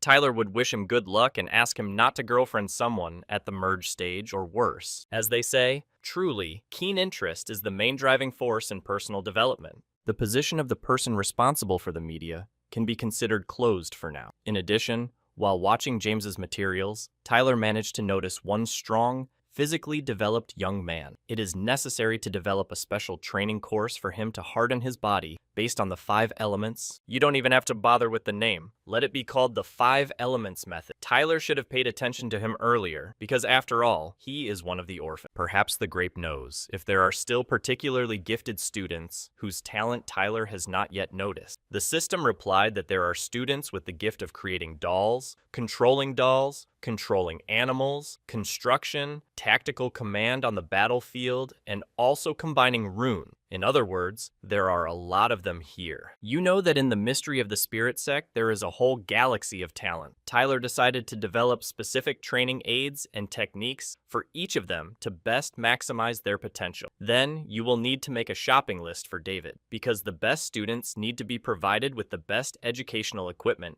There are thousands of paths to immortality. The main thing is to find yours and not leave. 3 months later, the system notified that everyone who received this message must go to the main treasury to receive training equipment. This training course for strengthening the body was developed by the senior mentor personally for each student who received the message. Related equipment can be found in the chest. In the chest, you could find a training course, body hardening pills, and training heavy armor. The students were ready to give their lives for this sect because it was very kind and generous to them. A guy named Benjamin received 36 basic principles for making dolls, as well as tools and spare parts. The sect found out what his soul was for and gave him a great credit of trust. A guy named Inek, who had a gift for tactical command, had a pocket barracks for battle dolls in his chest. This meant that everyone saw his talents. A guy named William, who has the gift of controlling animals, received the egg of a deep-sea dragon. This means that the sect values him very much, since they trusted him to raise one of the strongest beasts of the endless sea. Tyler was pleased with the reaction from his students. He couldn't wait to see their careers take off. At the same time, in the Lair of the Ninetales, a small misunderstanding occurred between 2 groups of people. In the first group of people was Adrian, along with his fellow travelers. They met people at the spirit dissolution stage. He said that his group only wanders around the periphery, picking up every little thing that cultivators of this level disdain. Told him that there were 2 in front of him at the stage of dissolution of the spirit, and 3 at the stage of birth of the spirit. First, you need to deal with the 3 weaker ones, and then the girl will join in and help deal with the 2 stronger ones. These guys demanded that Adrian give up the storage rings so that they could stay alive. Some fellow travelers gave up their rings and told Adrian that the situation here was hopeless and the best action would be to give up his ring. Without a fight, this boy didn't want to give them anything. He assured these robbers that this battle would not be easy for them. To attack, he will use a technique called Soaring Dragon Sword Formation. For this guy, it was even more fun, so he doesn't mind fighting him. In order to attack Adrian, he used his technique and enveloped his right hand in a blue aura. But suddenly, his partners were very seriously wounded. Looks like someone ambushed them and used a ranged weapon. This was an excellent moment to enter the battle, and Adrian took advantage of it. He rushed into battle and immediately began to attack his opponent. At the same time, 3 kilometers from the brawl, Jennifer was loading her rifle with a 4th-class spiritual armor-piercing bullet. 2 at the stage of spirit dissolution are the best suited to test her new bullets. Grandfather Swordsman told Adrian to gather his thoughts and start acting seriously. At his age, he cut enemies of this level into shreds with one left hand. The guy asked this grandfather not to talk under his arm and asked about the girl who was hiding. After that, he stood in a sword stance and activated a technique called the Soaring Dragon's Greedy Throat. The attack seemed very powerful, because not everyone can make such a burst of energy, but the enemy was still able to dodge her. With the help of awareness intelligence, he realized that Adrian, although annoying, could not do anything other than this formation. Now the main thing for him is to figure out his partner with a ranged weapon and deal with him first. The old swordsman said that Jennifer is now waiting for the right moment to attack, and at the moment of the battle, his enemies are thinking more about how to find her, and not about how to defeat Adrian. This means that the boy must create an opportune moment to attack Jennifer. Adrian got into a sword stance and activated a technique called Soaring Dragon Ring Grab. With these actions, he wanted to encircle the enemies and limit the space for their maneuver. One of the enemy's partners decided to cover his comrade so that he could get out of this trap. At the same opportune moment, Jennifer fired lamps from her weapon at the enemy, but they managed to protect themselves with a protective aura. But it seems that this will not help them much because their defense began to burst and the bullet went right through this man's head. Thus, his partner realized where Jennifer was hiding and wanted to get closer to her in order to kill her. But in this, he was prevented by Adrian, who used an instant meat grinder on him and inflicted a mortal wound on him. The enemies had no chance to survive because such a battle was clearly beyond their strength. Jennifer emerged from the siege and offered to share the spoil. There is no point in staying here anymore, and if they go deeper, they will have to fight again. The guys managed to get 32 million spiritual stones, respectively. Each will get 16 million. They will also divide spiritual ore and medicinal raw materials in half. And as for weapons, from creatures and building materials, Adrian would like to take more werewolf weapons. And Jennifer said that she would take the building materials and the spell boards too. Her mentors taught her that the moment of distribution of spoils is the most dangerous, because her partner can carry a knife in the back at any moment. Suddenly, Grandfather Swordsman began to tell Adrian that he knew this girl's weak point. In close combat, it is absolutely useless, and if you act quickly, the boy will be able to get all the treasure. If you divide the rest equally, then everyone will get about 130 million. This is a good catch, but it is less than if you grab everything. Old Swordsman believed that an amount of 260 million spiritual stones was a sufficient amount to go against one's conscience. Grandfather Swordsman did not want to kill her, but simply wanted to get her share of the reward. But Adrian had already discussed all this with him. Grandfather Swordsman believes that this guy has the character of a woman, and at this rate, an eternity will not be enough to collect 10,000 swords. Since the guy was afraid of this, Grandfather Swordsman took everything into his own hands and decided to do it himself. But we must not forget that even if he inhabits Adrian's body, the guy will remain in charge. You should not cross the red lines so that a conflict arises between them. The old man thought about all this and decided to abandon this risky undertaking because Adrian's squishy body could burst from the scale of his charisma. Adrian gave Jennifer half of the treasure, the value of which they did not understand. He doesn't know whether he will be able to work again, but everything is heaven's will, and, if destined, they will definitely meet and work together. Adrian thought that Jennifer was very trusting and naive because she was leaving him with her back turned. She doesn't even realize how close Adriana was to doing bad things to her. It seemed like he still thought she was a simpleton. But all this is so because during the division of the spoils, only her doll was here, and she herself sat in ambush with a weapon at the ready. Adrian seemed to have forgotten how she finished off 4 of the 5 offenders. One wrong move, and he could have been her 5th victim of the evening. The strange thing then is that the old swordsman encouraged Adrian to rip her off. But the problem is that he only noticed this magical ability towards the end. If Adrian had helped him recover better, he would have taught him this. The guy will help him if the old man respects his principles. At the same time, Tyler was counting baby turtles swimming in the lake. It's time. The guy, perhaps all the animals of the endless sea have highly mixed genetics, and that's why this happened. But however, and then he will train them so much that if the spirit mystery sect is one day invaded, then the Turtle Brigade will be able to beat up any enemy. Several thousand years will pass before Tyler rushes to the Mahayana state. By that time, all his students will have ascended to the world of the highest Chiliocosm, and of his old friends, only these turtles will remain after him. But wait, if it does happen, won't they call Tyler the Turtle Hermit? That would be quite nice. Suddenly, The mentor felt his student in the water. Although her disguise skills are already close to perfection, her attempts to outsmart her mentor are still naive. Jennifer couldn't understand how Tyler was able to detect her, but as it turned out, the grape system helped him with this and immediately informed him about it. Looks like the catch was a success this time, otherwise she wouldn't have come back so soon. This time, the girl brought in a little more than the income of the entire sect for a month. Half a kilo of this tea, which she now pours for her mentor, costs about 100,000 spiritual stones, and the tea accessories look expensive. Tyler believes that he has earned some money. The first thing he needs to do is appease his beloved mentor. Jennifer told Tyler that on a mission, she met a very interesting person from the sect of Royal Swordsmen. The title immediately understood what he was talking about. He couldn't understand why the main character couldn't leave them alone. People like him are accompanied not only by great successes, but also by terrible trials. They themselves always get out of it in the most incomprehensible way,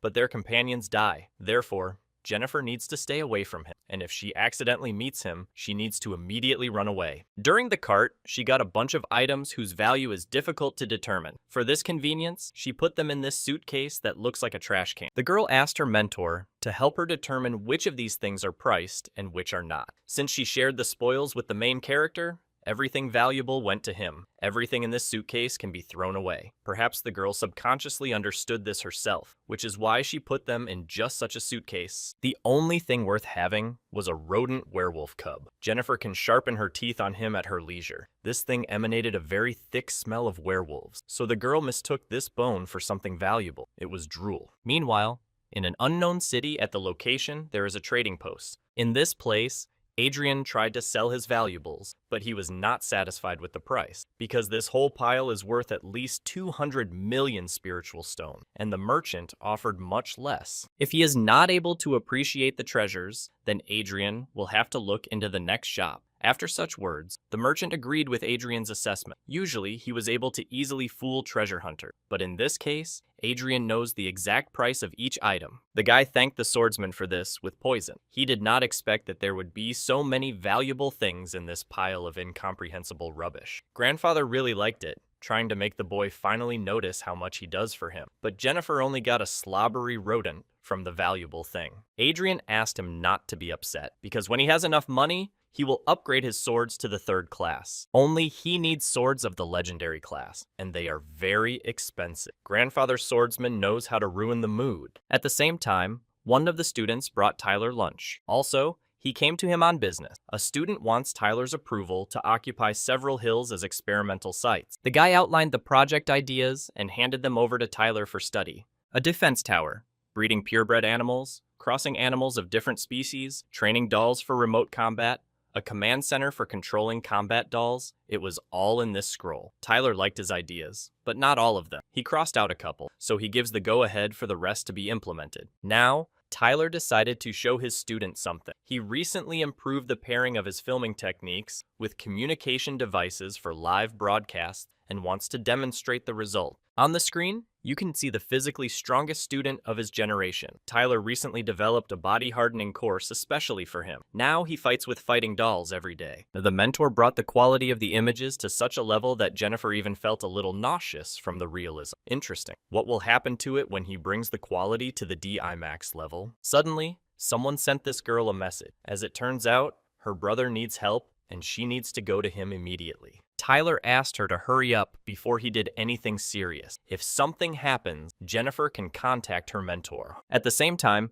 Enoch and his wife were accosted by an unknown man. The second one began to tell him about the Thousand Paths sect and said that it was a 9th-rank sect. He wanted to recruit Enoch into this sect and offered to join them. The boy answered him that he was already a member of another sect and could not give in to. But for this man, this was not scary, because in his sect there is a heaven-kissed spellcaster who creates a spell specifically for the needs of students. But in the sect that Enoch is a member of, there is the same person, so there is no point in joining them. This angered the man, and he offered Enoch a competition with his student at the same stage as him, so that he would understand that it is not worth wasting his talent on the sacrament of the spirit sect. The boy's eyes shone, because he was eager to compete, but to avoid getting into trouble, his wife had already called Jennifer to help them. His sister, when she got to this place, also decided to see how her brother would fight. She can't wait to see the fight, and she decided to connect her mentor so that he could watch it too. The best students of the spirit birth stage appeared before Inik. If he can defeat them one by one, then the man will give up the idea that his sect is more suitable for him than the current one. But the man was confused by what Jennifer was doing. She explained to him that their mentor found out that he was trying to lure Inik to become his student, so Tyler himself wanted to look at his students. He needs to know whether his pet will go into worthy hands. Inik gave them a head start and said that these students could attack him all three at once. This only angered them, and today they will show him what their enemy is really worth. To protect spectators from the consequences of the battle, the man installed a battle protective dome. Tyler called his two disciples and told them to watch their elder brother defend the honor of the mystery spirit sect. The battle began, and Tyler immediately noticed the mistake of Inik's enemy in that he was trying to hide in such a small area. Inik also did not stand still and used her attacking techniques called freezing shower and assault fire. He easily managed to defeat his opponent. In his sect, students are at the stage of chi hardening, and even then, they are better at camouflage. The next opponent uses a technique that involves being in armor. Inik himself is not against this, because he really loves armor. Turtle Italy, along with his name, the students watched this as if in a cinema, as if a fragment of the battle from the film The Avengers was being broadcast in front of them. Inik was the first to attack her opponent and used a technique called lava falls. For the guys, this was on the verge of being legal, because this was clearly an original spell created by the caster of their mystery spirit sect. They couldn't understand how the nameless sect had a cultivator of such a level, so they decided to find this spellcaster at all costs and lure him away for a good price. Suddenly, Tyler had the feeling that someone was going to fuck him, and there was a bright flash from the screen where the fight was being broadcast. In order to protect himself and his students, he wore safety glasses to prevent their eyes from being damaged. At this time, Inik uses his powerful technique called nuclear explosion. The bright light began to blind his enemies, and powerful projectiles flew throughout the battle arena. Dark glasses from the sect of the mystery of the spirit. This is the choice of the winners. Good integration came out, guys. Tyler wanted him to continue in the same spirit. After that,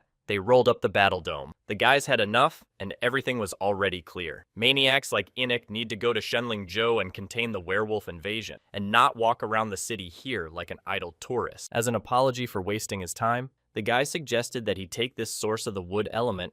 The guy was very happy about this, and ran with his bag to take this gift. Tyler and his students just watched the fights live, and there were no delays at all during the broadcast. This indicates amazing data transfer speed. If there is such a good signal throughout the central continent, then why doesn't Tyler send a doll to the outside world instead of himself? If the signal is stable, then he will be able to control it no worse than a game character using a gamepad. It would be reliable, visual, and most importantly, safe. Tyler took the hands of his students and flew to make this idea a reality. He flew to the forge. Afterwards, he asked the grape to evaluate how well this model of a remote-controlled doll receives a signal. The system said that signal reception capabilities are very limited. This model is only suitable for shopping. There can be no talk of fighting. Any enemy at the Golden Elixir stage will create interference in the force field with its aura. According to an objective assessment of this model, it's not worth a damn. Tyler wanted Grape to optimize this and find a solution for each of these problems. The system agreed to this,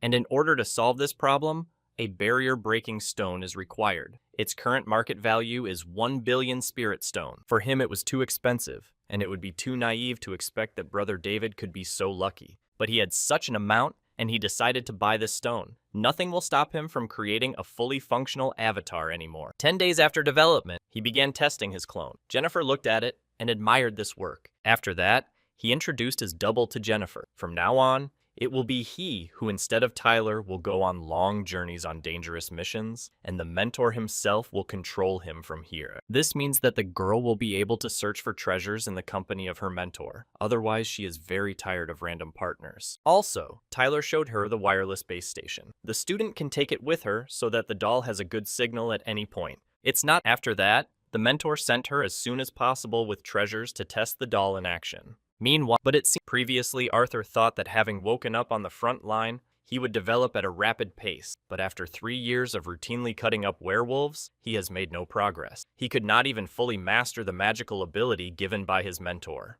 The guy considered his mentor a real genius. because he developed magical abilities specifically for each of them, and the guy considered himself a failure because his actions did not live up to expectation. Maybe Mark has a way to help him with this problem. His magical ability will help Arthur master his. If he lives an extra life, he will definitely achieve what he wants. Arthur had a great chance, and he was very happy. So much so that he could not hold back his tears. After they drink the last glass, Mark will plunge Arthur into another world. Mark assured him that everything would be fine with him, but he didn't have to worry about being in a place that was unclear to him. Arthur, having fallen asleep, will be reborn in another world, and when he wakes up, he will be here again. Mark concentrated and used a technique called 100 Rebirth. World 1.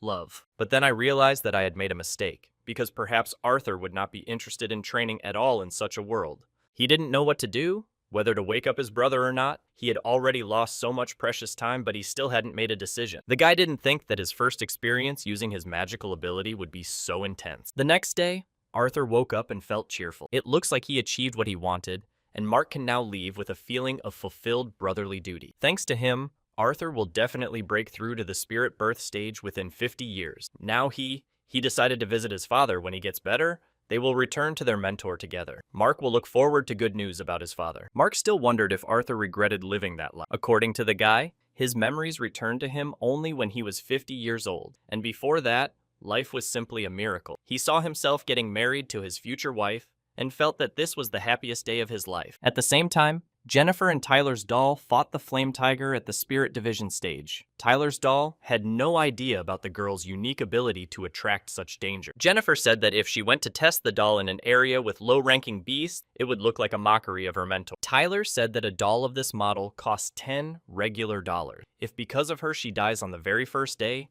then her mentors will no longer entrust her with any important tasks. Suddenly, Tyler is having connection problem. If he didn't have this, he would have destroyed this beast long ago with critical attacks. After this, Tyler's doll used a magical ability called dissolution. Jennifer didn't even think that this ability could be used anyway because she only used it to escape. Suddenly, at fast speed, the doll began to descend towards Jennifer and took an attack stance. As it turned out, another monster at a high-level stage was approaching the girl, but Tyler was able to eliminate this beast with one rifle shot. Jennifer was so focused on her mentor that she forgot to shoot at him herself. This happened because her mentor's fighting skills delighted her so much that she became numb.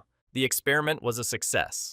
The idea is working, but true, the speed is still letting us down. Now, Tyler needs to gradually improve this model. Exactly a month has passed, and in the sacrament of the spirit sect, everything is still the same. The students were feeding the turtles, when suddenly the teacher came to them. He came to them to make sure whether they fed his turtles or not. One of the turtles, who always loves the very first meal, immediately swam to Tyler when she saw him. Later, all the turtles swam to him, who really wanted to eat. And Tyler has been busy lately, so he assigned his students to feed his turtles. This time, Tyler brought them pills, and the turtles immediately swooped down on the guy to taste the treat. Tyler is amazed every time how fast these creatures grow. Also, his students are also developing quickly. In terms of talent, they are far superior to the first brother-sister pair of his students. In just a few months, they had reached the first stage of chi tempering. A year will pass, and they will be ready to study alchemy and forging. One of the students was upset that after Tyler arrived, all the turtles rushed to him, and he was left sad. And the other student could not concentrate his spiritual powers because the mentor was next to him. Everything is fine in these students, but there is no core. They whine constantly. Tyler needs to figure out how to strengthen their character. Suddenly, the grape noticed an object flying up to the border of the sect. In order for Tyler to see it, she will display a picture on the screen. As it turned out, it was Mark, and it seems he brought the student again. Mark said that this talented child was picked up in Shengling-zhou. Also, this child was able to pass Tyler's test from the most difficult category. This is the most ordinary child in appearance, but Tyler has never seen eyes like these before. The mentor used a technique called a few information on him and asked what kind of rebirth this guy had. Well, the boy didn't understand at all what we were talking about and didn't understand what the mentor wanted from him. In order to become a cultivator, you need a good reason, and Tyler asked the boy about it. He replied that he wanted to destroy werewolves and rebuild the village they burned. Having been reborn, he hoped that at least in this life he could relax, but as luck would have it, he immediately found himself in the very hell of the war with werewolves. Tyler listened to this boy and invited him to become his personal student.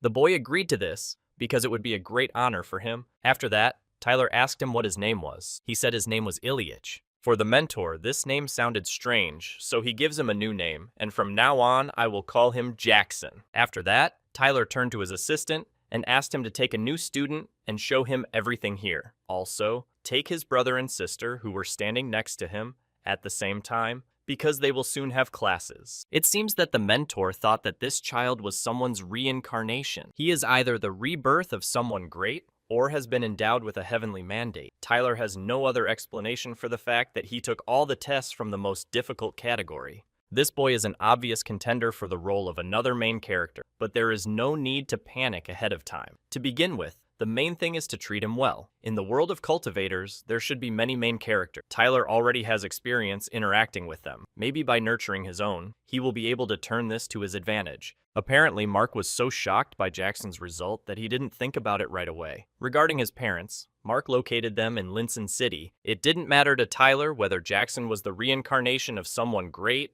or was endowed with a mandate from heaven. He must forever remember that everyone who was kind to his family. After this, the mentor asked Mark to send texts to the parents of several such people so that they would take good care of them. Today, fights between human werewolves are mainly fought only in Shenlingzhou, but something tells Tyler that in the coming years, the war may cover much larger territories, so he needs to make sure that by that time, his sect is able to stand up for itself. When asked how many lives Mark managed to live through rebirth, he replied that it was already 11. Tyler asked him to take his time and henceforth activate one world, once every 5 years, and after the 20th world, once every 10 years. After that, he taught the Sutra of 1,000 Dreams and 100 Paths to the disciple. The guy should study it, and it will help him stabilize his emotional state after each awakening. It seems that Mark had not paid any attention to this issue before. Mark, remembering how kind his mentor had always been to him, sincerely thanked him. But there is no need to thank him, since Tyler called himself his mentor, and he was his student.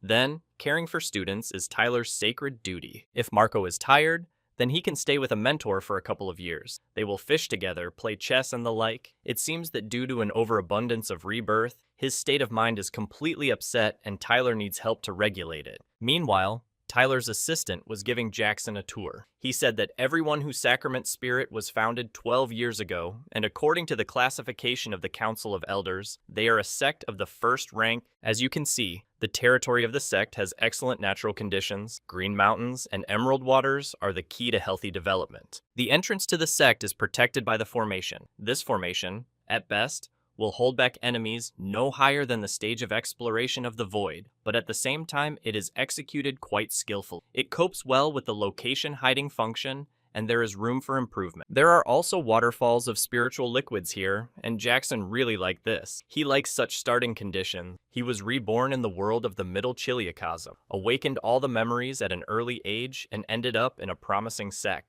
In general, Jackson had no intention of complaining about anything yet, especially when comparing this with the experience of being in the world of a small Chiliocosm, where the ultimate dream was the stage of laying the foundation. The boy's memories returned only when he was 50 years old. His whole life was spent providing for his basic needs. Jackson died at 150 years old from illness and old age, filled with regrets about the years he had lived in vain. Even a small sect of a medium Chiliocosm is stronger than the entire world of a small Chiliocosm. Edison also showed him training areas. Since its founding, the sect has accepted 213 disciples, and at the moment, they are all at the chi tempering stage. Jackson could not understand how in such a heavenly place with waterfalls of spiritual liquid, no one could even reach the foundation stage in 12 years, and why no one managed to advance beyond the chi quenching stage.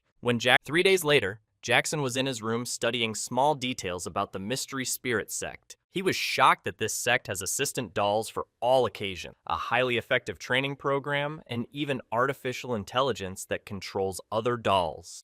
Jackson guessed that the senior mentor immediately saw through him and therefore accepted him as a personal student. He also suggested that Tyler was not living his first life either. But further, he didn't want to think about it. The main thing is that now he needs to grab any opportunity to absorb all knowledge and live his life in such a way that after the 9th attempt, he will be born as a new Buddha. At the same time, Mason on the central continent was busy capturing beautiful girls with his camera. He introduced himself as a correspondent and that he was reporting on the main beauties of the continent. He asked this girl to pose and answer a couple of questions. Tyler's glad that he saw his little sister and made sure that everything was fine with her. He also praised his student, who does all this. It's not for nothing that he bet on him. When cultivators reach a certain level, they change their appearance to perfection, at least according to themselves. Therefore, Mark emphasized that in girls, their temperament is much more important. Some are passionate like fire, others are calm like the sea in calm. The third are graceful like birds. The fourth are gentle like flowers, and the fifth are proud and warlike. Mark did not expect that his mentor would be so superficial because female beauty lies not only in the face, waist, and legs. Natalia said that he is the only person who has a normal reaction to beautiful girls. Mark didn't understand how someone as talented as his mentor could look at girls from such a primitive angle. It turns out that this is Tyler's weak point. Mark believes that female beauty is not limited to the physical shell. The shell rather diverts attention from the truly important qualities. Mark didn't understand his mentor. It's easy for him to reason from such sophisticated positions when he lived his whole life in an elite brothel, and Tyler devoted most of his life to cultivating and educating students. Therefore, he wanted to enjoy the girls at least through the screen. Mark ended up only there because one courtesan saved him from life on the street. He regularly paid for his accommodation by painting pictures and combining poetry, and not in kind. Then, Tyler suggested that Mark write a poem for each girl that would praise their beauty. Since the student is so not superficial, he should easily cope with it. Tyler continued watching and asked Mark not to distract him anymore. Finally, Jennifer managed to get through to them, and she thought that the mentor and Mark were busy with something important. The girl told her brother that she managed to contact the sect. She told Tyler that she wanted to warn him about their departure. The Council of Elders strongly recommended that someone from the Spirit Mystery sect go to the front, and she and her brother volunteered to take the rap for everyone. Inek did not understand why Jennifer ended the conversation with her mentor in a few seconds, because it was so difficult to get through to him. The girl replied that she had already said the most important thing and did not want Tyler to start dissuading. At this site, no less than 10,000 recruits gathered for departure. The situation is complicated. As Inik was told in the Council of Elders, sects of the 9th rank generally send 10 of their best masters to the front, so the question of whether they will be able to extinguish the attacks of werewolves in the near future remained closed. Jennifer decided to immediately agree with her brother that when they get to the front, her brother will obey her in everything. This is because of the two of them. Inek is a master at causing damage to the enemy, but when it comes to running away and dodging attacks, Jennifer is 10 times better than him at this. So, for the sake of the common good, this is what needs to be done. Her brother agreed with her and said that he would obey her in everything. With Aunt Jennifer, you will never be lost. Suddenly, they noticed a boy who looked to be only about 20 years old, and, apparently, he was at the stage of laying the foundations. They wondered who he was, an alchemist or a blacksmith. The guy told them that he was an external disciple of the Heavenly Forge sect and wanted to earn some points from the Council of Elders. That's why he's going to work in a repair shop in a military camp. Jennifer and Inik immediately realized that this sect was making the ships that their mentor so dreamed of. It seems that after completing their military service, they will return to Tyler with a pleasant surprise. For the guy, this was the first time he knew the limits of the sect, and he was very worried. Still, not everyone on his way will be as kind as Jennifer and Inik, so he is very glad that he met them. All that remains is to find out what this guy's name is. Jennifer heard that all disciples of the Heavenly Forge sect are divided into categories A, B, C, D, E, depending on their talent, and she wondered which one this guy belonged to. The guy shyly replied that his name is Julian, and he is in category B. After that, Jennifer asked him to look at her bracelet and think they would take the blacksmith who made this bracelet to his sect. The guy was shocked. He had never seen such runes that were so close to perfection. A couple of manipulations, and it can be turned into a divine class item. The blacksmith who made this bracelet could become one of the best craftsmen of his sect. Julian asked the guys to tell him, sell who made this bracelet because he wants to meet the publisher. When the time comes to build a heavenly ship, the Spirit Mystery sect will definitely need it, and this guy will have a chance to meet the publisher. Suddenly, the system notified them so that all participants prepare to open the spatial gates. Now the events are moving to a spaceship that was flying over the world of werewolves, the world of Feiyu, and the collision line. Inside the ship was a man at the Mahayana stage and his master. They were discussing an event that should come soon, but for now, they are forced to wait.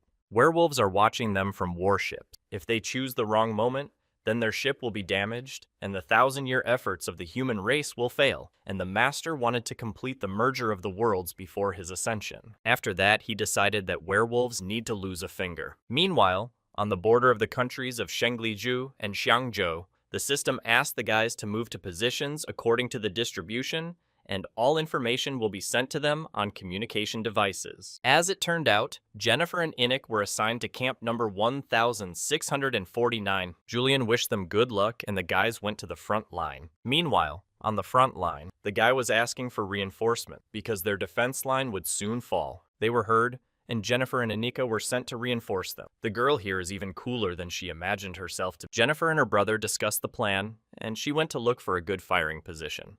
The guys thought that Enoch was frozen with fear and could not move, but it was not so. He asked everyone to make way and said that it would be hot here now. He decided to make a werewolf lava apocalypse. After using this technique, some of the monsters ended up in lava and began to burn there. After that, he used a technique called Lava Demon and eliminated the monsters that attacked them from above. All the fighters were incredibly happy because now a very strong warrior also appeared in their camp. Meanwhile, on the inexhaustible lake, Tyler and his student Mark watched this battle. Tyler couldn't understand why there were so many werewolves on the front. He thought they didn't have a birth planning committee at all. But Mark noticed that the mentor was missing the most important thing. The student asked the mentor to take a look at Brother Enoch. He looked like he had finally found his calling and meaning in life. Indeed, the older brother always loved large-scale destructive attacks, and Tyler did not give him the last technique. He somehow developed it himself. Suddenly, they noticed on the screen how some eagle was aiming at Enoch. This creature is at least at the stage of spirit dissolution. Tyler Fan believed that his student would be able to leave him and invited Mark to make a bet,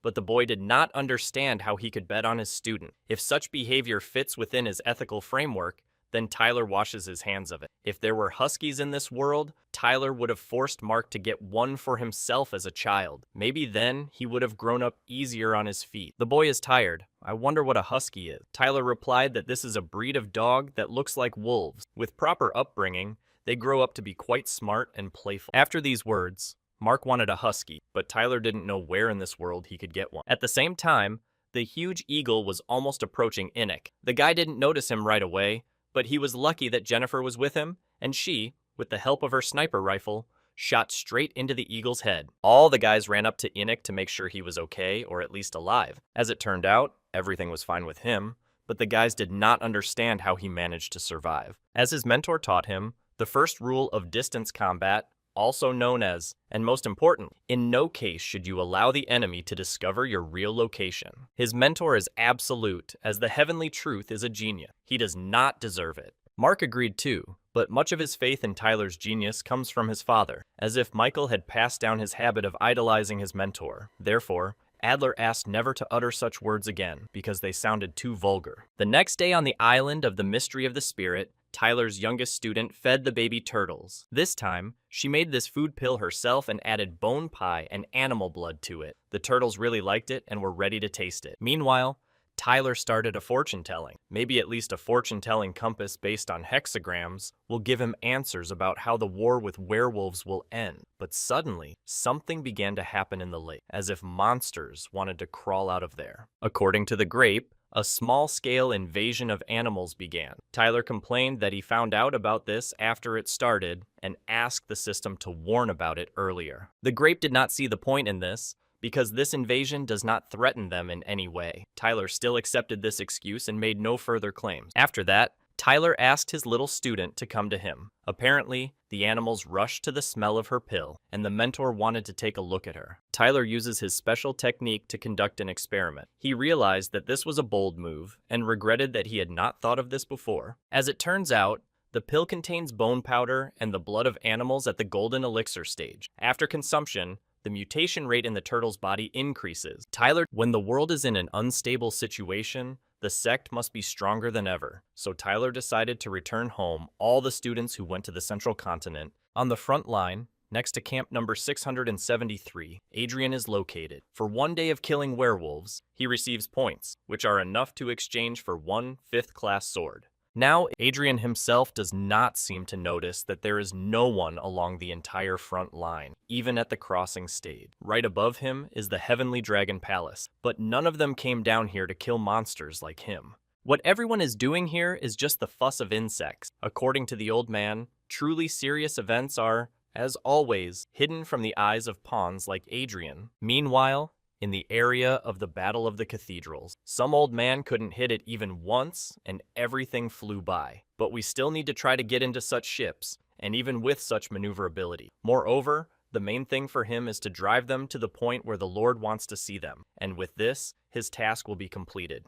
The old man's plan worked. Now the werewolf ships began to collide with each other. They realized that the guys had deliberately driven them to this point. Werewolves want to use human blood to unseal the habitat of ancient werewolves in the central continent. But this will not happen, because people are much stronger than these stupid werewolves. The Lord spent almost all the property of his family on acquiring 2 Thunder Punishment shells, and they were worth it. After this, he ordered his subjects to collect battle trophies, because the merging of the 2 worlds would soon begin. Now, they definitely won't be able to attract ancient werewolves to their side. In the airspace above the Shenglingzhou border, in the Heavenly Dragon Palace, one of the 3 inhabitants of the Mahayana stage dragon, Heavenly Palace, said that the true moment had come and asked to follow him to Xiangzhou to exterminate the werewolves. It turns out that the most important offensive has begun. Everyone is so eager to end the war as quickly as possible that they didn't even stay to collect the spoils of war first. Therefore, Jennifer invited her brother to do it for them, because she did not want to return empty-handed to her mentor. By the way,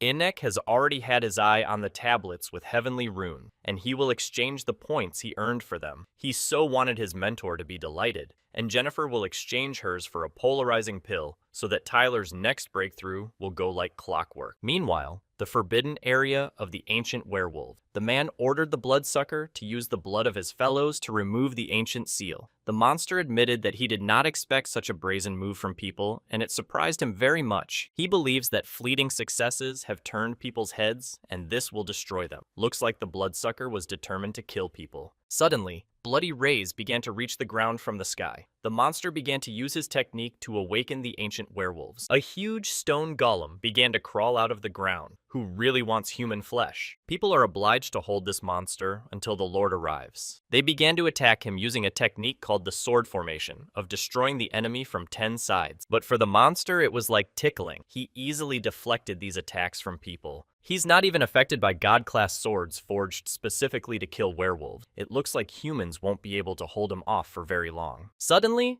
from the sky, someone shot a divine ray directly at the ancient werewolf and caused serious damage to it. As it turned out, their lord came to save the people. The power of the ancient werewolves turned out to be more terrible than he expected. He thanked his brothers for the work done, and then decided to figure it out himself. Inik and his sister Jennifer watched everything that happened on the sidelines. The girl remembered that her mentor always told her, "You should always assess the situation and not be the first to get into battle." Inik said that something terrible was happening in that direction, and suggested that we sit here until we receive the first news from Xiangzhou. Suddenly, Jennifer's mentor called and said that something was wrong in the world and he needed to hurry up with a breakthrough, so he went on an unplanned retreat. He also asked them to finish their business and return home. After this, Tyler told his youngest student that he was going into seclusion so she wouldn't have to bring him food. The main thing is that she continues to feed the turtles. For each personal student, Tyler develops a separate magical ability that enhances his best qualities. But the problem with this student was that he was excellent at everything, and it was difficult for Tyler to determine in which direction this guy should develop. Perhaps he himself has thoughts about this, not understanding who Jackson really is, the reincarnation of someone great,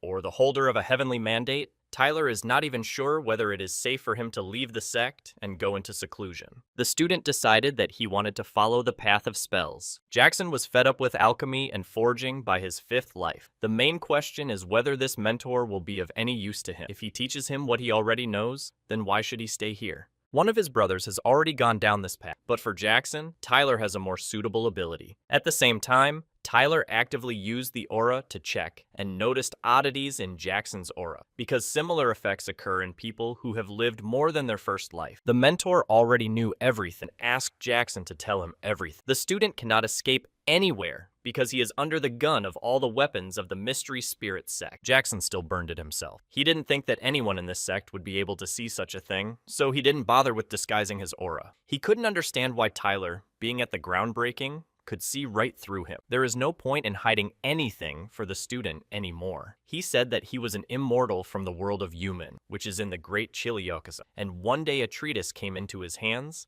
suggesting a path to life through reincarnation. It's called Becoming a Buddha in 9 Lives. Now, the boy is living his 8th life. It became clear to Tyler that it would be impossible to fix such a character for his own interests, in which case, it would be inappropriate to continue to be called his mentor. Tyler invited him to take a bag of spiritual stones as an offering to the future and wished him to successfully complete his journey. Jackson pushed away the bag and said that he wanted to stay in Tyler's sect as an ordinary disciple. Leaving an immortal from the world of the Great Chiliocosm in your sect would be unsafe for Tyler's student. The Mystery Spirit sect is not a hotel. If Jackson wants to stay, he must offer something meaningful. The boy said that he swears to the heavens that because of his presence here, not a single disciple of the Mystery Spirit sect will suffer, and his oath also includes spells, techniques, and magical abilities from the world of the Great Chiliocosm. Tyler thanked him for such gifts and said that Jackson could consider the Mystery Spirit sect his home. Now, at least Tyler knows that this man is not from this world. In his free time, Jackson can come to him for tea and talk about the Great Chiliocosm. Deep down, Tyler hoped there would be a reason to use his sky-based weapon. He still doesn't know what they are capable of, but the guy couldn't resist this temptation and decided to test his weapon. He opened the activation panel and aimed his sight at the test site. With one shot, he was able to leave a huge crater in the ground, from which lava began to flow. Grape did the data calculations and said that the main island's protective formation was damaged by 0.5% and restoration had already been completed. According to preliminary data, all the animals in the district at the spirit transformation stage and below were killed. Tyler was now 100% sure that his sect would become the best island of safety. After that, the Grape said that the Council of Elders was calling him on the phone due to loud explosions. Tyler explained to him that everything was fine with them and there was no need to send anyone. Just did a little test and at the moment, everything is under control. Meanwhile, in Shenglingzhou, Yulian thanked Jennifer and Enoch for escorting him to the workshop. The brother pulled his sister's pigtails to show her the sign on the building, but the girl didn't like it and she yelled at him for it. As it turned out, they were now near the forge of one of their old friends. More than 10 years have passed. The guy was wondering where brother Tyler is now and how he is doing, whether he even broke through at the stage of laying the foundation. What is certain is that he has already abandoned blacksmith. Suddenly, Tyler's personal students come to see him, but he didn't recognize them right away and thought that they were ordinary visitors. After 3 months of living in the sacrament of the spirit sect, Tyler finally came out of seclusion. It seems like he went into seclusion for only 3 months, but he managed to do a lot of things. He reached the peak of the stage of the formation of dreams, developed a course on the method of those elements for the stage of dissolution of the spirit,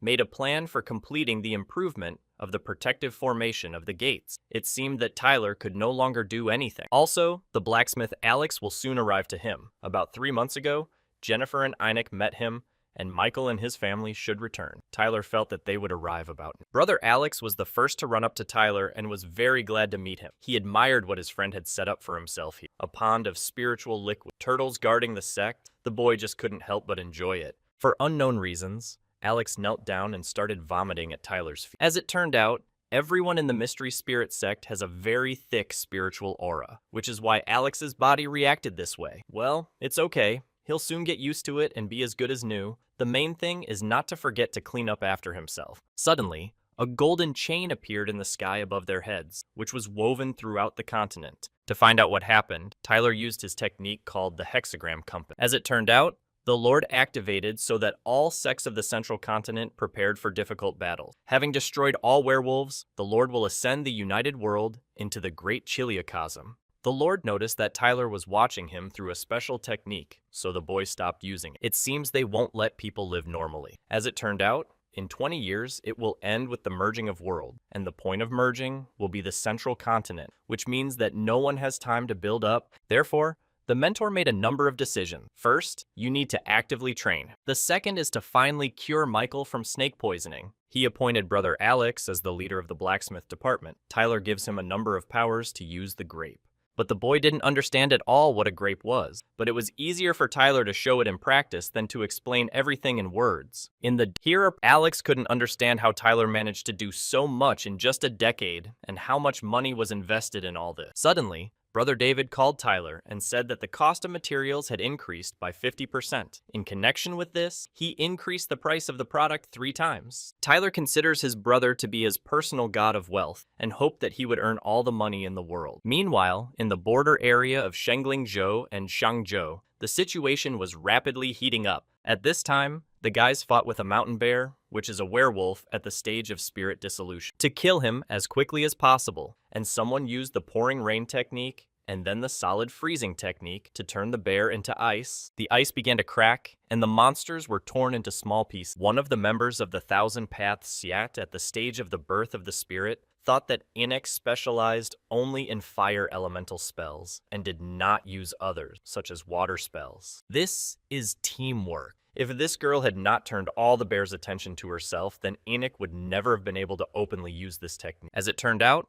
one of the werebears was still alive. He asked the people to let him go, and in return, he would tell them where the main treasury of his tribe was located. But Jennifer immediately finished him off with a shot in the heart. As her mentor told her, there is nothing to negotiate with defeated enemies. They need to be finished off. Veronica, a member of the Thousand Paths sect, also thinks Jennifer is very cool. She really enjoys working with them. If she had not been called back to the sect, she would have continued to kill werewolves along with them until the victory. There is still a lot of work to do, so they will definitely meet again. And then, Veronica wanted to make a bet with Inek, which was who would kill the most werewolves. The guys agreed on this, and at the same moment went their separate ways. Now there are so many people in these parts that you can't score much points anymore, and these guys don't have nearly enough money to exchange gifts for their mentor. Anya understands this. Lately, there have been some serious guys flying in who are raking in all the cream for themselves. Therefore, at the moment, they can exchange all the points for tablets with heavenly runes and somehow get a polar pill next time. The guys decided to do just that and then immediately return to the sect. Inek's soul is uneasy that no one is protecting his mentor now. On the other side of the same forest, a group from the Royal Swordsman sect were doing a good job of defeating the werewolves. The old swordsman asked Adrian to stop wasting time here with this small fish, and on the contrary, to go to the Forbidden Lands to the ancient werewolf, because you couldn't imagine a better chance to start your ascent. You'd think it would all be so simple if only Adrian had a partner like Jennifer. In that place, there is the blood of ancient werewolves, a flower on the blood of werewolves, and random artifacts. The old man told him that they would earn more there in 1 day than they would in 10 years where they are now. He still managed to convince Adrian, and he asked where they needed to fly and what to do. The first thing the Lord had to do was put seals on the ancient werewolves, or neutralize them in some other way. The main thing for the old man and Adrian is to get to the Forbidden Lands immediately after they become safe, and then the old swordsman will tell Adrian where to go and what to do. Now they have reached the Forbidden Lands of the ancient werewolves. The flower on the blood of werewolves grows in the gorge under the cliff. There is no danger nearby, so the guys can safely move forward. After a few minutes of searching, Adrian managed to find this flower. But suddenly, stones began to fall towards him in his direction, as if it were some kind of rockfall. Adrian needs to get ready, because, as it turns out, a whole pack of werewolves is approaching him. 15 minutes ago, Jennifer and Inek were also fighting a whole pack of were-rats. Killing them is tedious, and the exhaust on Jennifer's weapon is cheap. Therefore, we need to finish off their leader, and for this, the girl will distract the rats with the help of her doll. Their plan worked, and a whole pack of rats chased after the girl's doll. Adrian could not understand where so many werewolves came from here, because the old man told him that there was no danger nearby. But now this is no longer important. We need to get out of here as soon as possible. If you get stuck with them in battle, then everything will collapse. According to us, behind the girl's doll, these creatures didn't think of coming back here. After the death of their leader, they were completely at a loss. In general, everything worked out like clockwork for the guys. Taking into account the head of the Rat King, they will have just enough points for a gift to their mentor. Inek, I wanted to leave here as quickly as possible in order to exchange points and return home as quickly as possible. Adrian was very upset because he couldn't get that flower on the blood, and he was so close to it. The guys returned to the military town and came to the exchange office. Jennifer and Inika warned that the aura of the tablets with heavenly runes will definitely attract the attention of crooks, so you need to quickly bring them to a safe place. Otherwise, you never know, there will be all sorts of people wandering around here. At this time, the guys were being watched by some guy and girl who were clearly determined to take away their valuables. The brother and sister turned into an alley, so these people didn't see them anymore. Also, they couldn't smell them, so they had to hurry to find them. These people use technology with which they can fly to find the guys, but as it turned out, Enoch and Jennifer were behind them. With such flying skills, they can only chase geese. Where can they care about an experienced treasure hunter who constantly drags prey across the continent? This time, they were carried through thanks to the magical abilities of the mentor, but still, it's too early to lose vigilance. When they came to the mentor, they showed him the gift that had been given to him. Natalia was glad that they returned and they could do without the gift. But the disciples were not going to return home empty-handed. They heard that any blacksmith should have a set of celestial runes, so I traded all my points for them. For such a gift, Tyler, after a breakthrough at the golden elixir stage, will make the first thing a legendary class. Jennifer liked it very much and is ready to just sit and wait for this moment. But just sitting and waiting won't work because the worlds are merging. People are in panic. Those who are preparing for war until the werewolves are completely destroyed.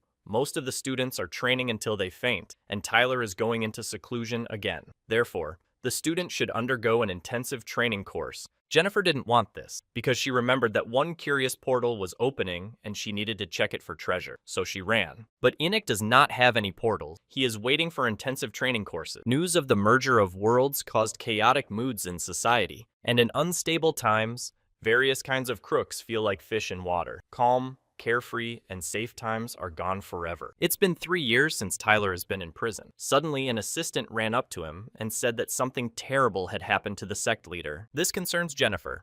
As it turns out, she is seriously injured. When she had some scratches, she didn't want to bother her mentor about it because she already considered herself an adult and she was ashamed to complain to Tyler about it. The girl tried to tell what happened to her, but Enoch asked her not to say anything because it would only take away her last strength. He suggested that she drink a couple of drops of the wood element source, but she still said that the enemies who attacked her took the storage ring, the same one that her mentor gave her. This made the mentor very angry, and he will make these enemies pay in blood for the harm they caused the girls. He ordered the grape to take the dolls with him at the stage of the birth of the spirit and set out with them in search of... It seems that these enemies were not taught by their mother that they should not offend those who are weaker. Therefore, Tyler will have to take care of their upbringing himself. In the city of Heihai, in a cave, there were those who attacked Jennifer, taking all the treasures from her. One of them guessed that he had come across a fat sheep, but he did not expect to find so many treasures. The only pity for him was that she ran away, and now he will have to lie low. After tomorrow's case, he will have to go into seclusion for 100 years. But the second considered it too much, and did not understand why such measures should be taken. He thought that no one would find them except the Council of Elders who could use the Mirror of Karma. Since they had a treasure in the form of a ring that Tyler created, they could be easily found,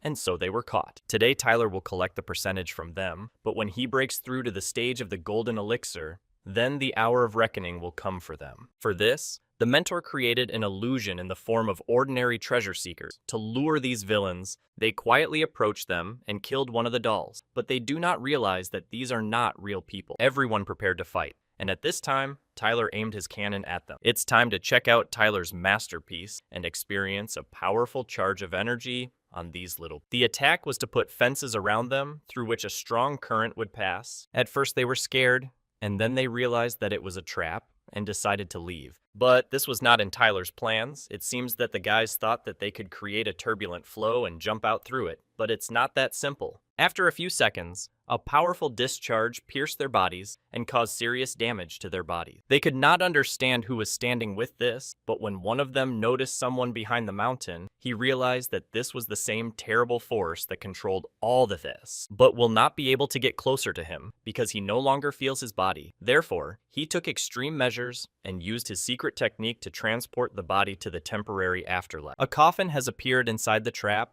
and now the enemy is safe. But there was a plus in that the enemy's partner was already ready.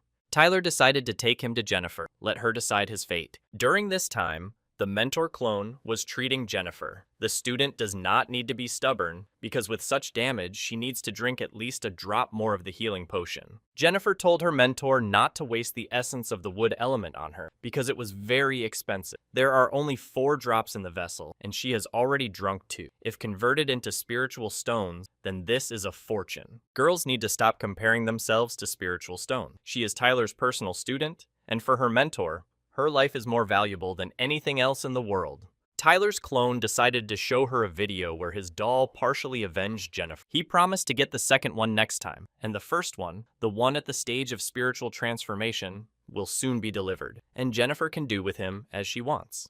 The student could not hold back her tears because she was incredibly grateful to the mentor for his love for her. For Tyler, accepting students is the same as having children, only without a wife. Also, he counts on their care when he becomes old. The guys need to break through as soon as possible because the sect needs them. The mentors became interested in why her brother left her alone then. Jennifer replied that he had left to train. It seemed to her that Anik felt partly to blame for what happened. The student decided that after recovery, she would also throw herself into training so that no one would offend her anymore. Tyler was happy about this. In less than 20 years, he will break through to the stage of the golden elixir and then create even more amazing magical abilities for his students. Suddenly, Michael comes to him for an unexpected visit. He once found a piece of life-giving crystal, ground it, and mixed it with incense. The resulting mixture greatly promotes wound healing. He also brought a sword of luck for Jennifer. It is believed that its owner will be lucky in all endeavors. To do this, just hang it on the wall. Jerika brought her a pill with phoenix blood. It helps recovery from large blood loss. Jennifer did not expect such gifts,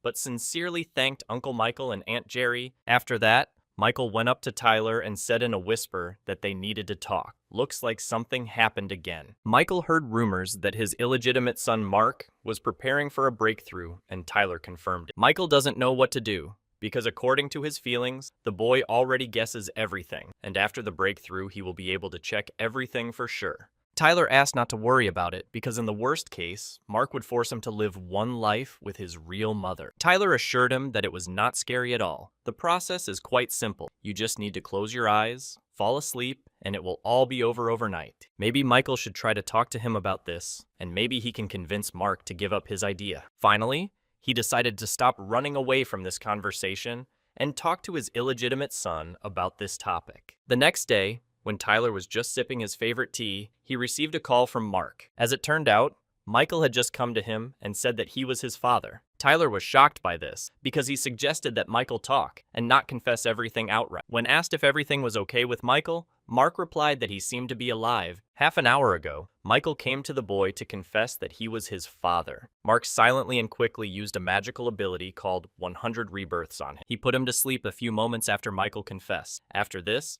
Mark asked his mentor to take him away from here. Today, the boy killed his inner demon, giving his mother a whole life with his father. Now, Michael and Mark were even. Tyler sighed heavily, because he would have to clean up this mess again. The next day in Michael's yard, Tyler took him home yesterday so he wouldn't sleep on the cold street. In the morning, all the spell was broken, and Michael finally woke up. He really wanted to go back to the dream, because he really enjoyed spending his whole life with Mark's mother, even in his dream. Especially for Michael, Tyler made a pill to make him feel better. The guy swallowed it and began to get high. He'll be a vegetable for a little while, but it won't last long. We can assume that one time bomb has been defused. Mark can turn this page of his life. Michael is on the mend. The rest of his personal students are actively training. Tyler can go into seclusion in the flesh with peace of mind until the worlds completely merge. 15 years flew by like a continuous series of fleeting moments. When Tyler was in his 5th year of seclusion, he thought about where he could hide an army of dolls so that at the right moment they would fall on the werewolves like a bolt from the blue. In the 10th year of retreat,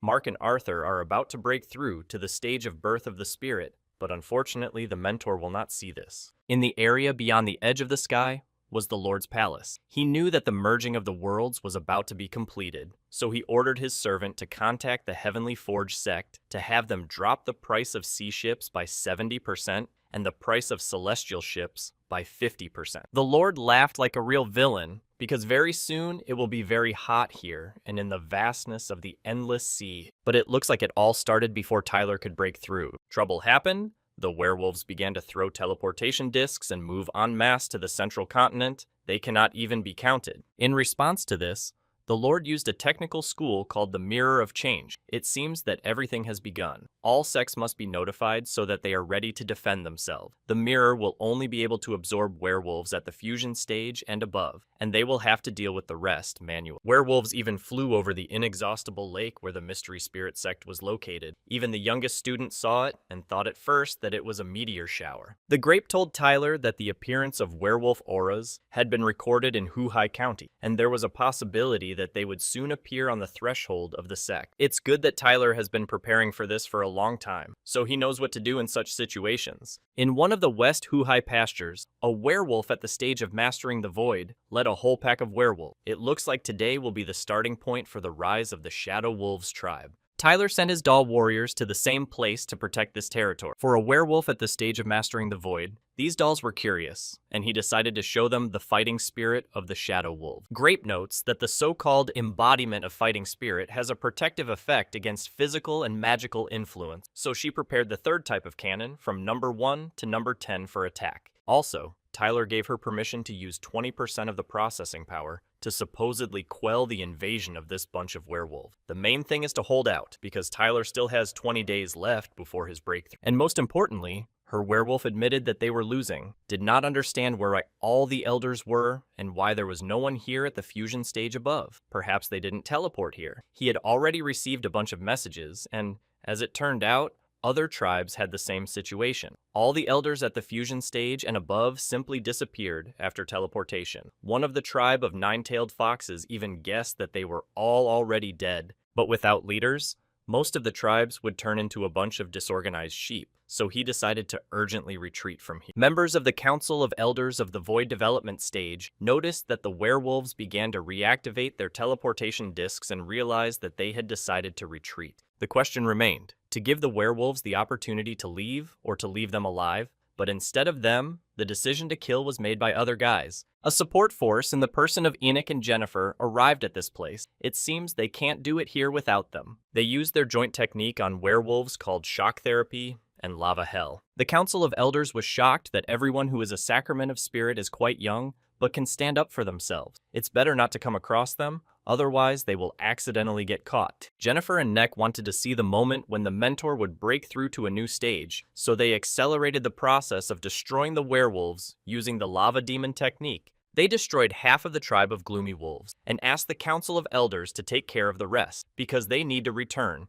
They thanked the guys for the work done and said that they would definitely make time to visit the sect of the Sacrament of the Spirit. A few moments later, Jennifer and Enoch flew to the Mystery of the Spirit sect in the Time Hut to find out whether the mentor had broken through or not. It's obvious that it hasn't happened yet, because when it happens, heaven will let them know about it. A few days later, a golden dragon appeared in the sky along with a reincarnated phoenix. They performed a ritual traditional dance as a sign of the precedence of something significant and important. As Brother Mark said, heaven will let all students know when the mentor makes a breakthrough. All the students were delighted with such a majestic spectacle, and the smell of elixirs reigned in the air. I wonder what the mentor was doing during the retreat, so much so that there is a whole parade in the sky. Arthur hoped that such a sight would not attract anyone unwanted, but Enoch said that the grape had foreseen everything, and no one outside the sect saw this. But the spectacle did not end there. The heavenly brush was visible in the sky. You need to close your eyes and try to feel its divine rhythm. Looking at these celestial phenomena, it seems that Mason has been doing nothing for 8 whole lives, so he decided to think about how to cling to it more tightly. To look young and handsome, Tyler took a special magic rejuvenation pill and finally threw off this old age. When the mentor came out, all the students solemnly congratulated him on his breakthrough to the stage of the Golden Elixir. After breaking through to the stage of the Golden Elixir, Tyler corresponds to the level of a master of alchemy and blacksmithing, and while in retreat, he rethought the method of the 5 elements. Therefore, students need to remaster it with its new interpretation. He also told the grape that the scoundrel who attacked Jennifer was now hiding in the town of Juchi. Last time he marked it with his aura, and now it will be easy for the system to find him. Therefore, the grape must take the dolls with him and try to take him alive. If it doesn't work out, then just bring his head. The Sacrament of the Spirit sect, although they try to remain secret and avoid noise, will not allow anyone to offend their own. Fortunately, Tyler is now able to put an end to this issue. Anyone who offends his people will pay for it, not tit for tat, but at double the rate. I wonder, but as it turned out, there were zero changes. Perhaps, after the update, their relationship will also reboot and a new stage will begin for them. Tyler had never held a grape so tenderly before, but the vineyard was still updated. Now it will only take her 6 months to complete all the repair and restoration work on the skyship, and she only needs to use 0.81% of her computing power to complete all current tasks. Having upgraded to the legendary class, the grape can split and its half will live an autonomous life. It was something like Tyler's plant. The mentor needs details about it, but unfortunately, the grape cannot fulfill this order right now. As it turned out, the mystery of the spirit sect was subjected to an illegal invasion. Foreign objects were found in the space above the inexhaustible lake. Tyler asked the grape not to destroy them all, but to leave one disc. He also announced the gathering place at the site of the supposed landing of the disc to his personal disciple. There is nothing to worry about. Tyler has enough weapons to fight off an entire army of werewolves. Since the mentor is now busy with his own affairs, of which a lot has accumulated over so many years of retreat, the guys decided to figure it out themselves. But they all don't need to immediately rush to the commas. Let the weapon do the main work for them. Well, after that, they need to prepare to eliminate the threat. In the world of werewolves, in the patrimony of the impenetrable badgers, their leader said that the bloodsucker titan promised them that if they managed to hide teleportation means in the human world, he would make one of their relatives his confidant. Therefore, they need to grab this opportunity because their tribe has been on the sidelines of history for too long, but now they have a chance to revive their former glory. But the plans of the Bloodsucker Titan are not destined to come true, because Tyler's personal students will interfere with this. The guys thought that the mentor would never come. Here, even without him, almost all the teleportation discs were destroyed, but Tyler had long wanted to test his 50,000 army of dolls in battle at the stage of the birth of the spirit. Also, he asked not to touch the last teleportation disc because Tyler had plans for him. The Mystery Spirit sect must have its own loophole into the werewolf world. After all, in that world there is probably a lot of ore, spiritual stones, and other resources, and Tyler needs to somehow compensate for military expenses. You just need to know what kind of werewolves will show up to them this time. If they are aquatic, they will have an advantage on the lake. Therefore, he ordered the grape to make sure that all the dolls synchronously use the solid freeze spells. As a result of this, the inexhaustible lake froze, and in its place, a branch of the Arctic appeared. At the same time, a tribe of impenetrable badgers, led by a badger at the stage of the birth of the spirit, teleported to the world of people, but when he saw several people at the stage of the birth of the spirit, he became a little quiet. Their tribe knew many terrible battles, but was never defeated. Therefore, they were not afraid of so many people, and they decided to attack them. The badgers rushed to attack, so Grape must order the dolls to surround them so that none of them escape. The construction was completed, but everyone was wondering what type of werewolves they were, and why they rushed into the encirclement with such enthusiasm. Tyler also knew nothing about them, so just in case he turned to the Council of the Elders, they sent the Elder Fusion Stage Council workers to provide support to the Mystery Spirit sect. Tyler wanted to know what kind of werewolves they were and what type they were. The worker replied that these were impenetrable badgers, and he was surprised that they had not yet become extinct. Their main problem is that they have no brains at all and are easily suggestible. In ancient times, when werewolves still ruled people, they were one of the elite tribes of the werewolf race. Among them, there were many great warriors. They are excellent in battle,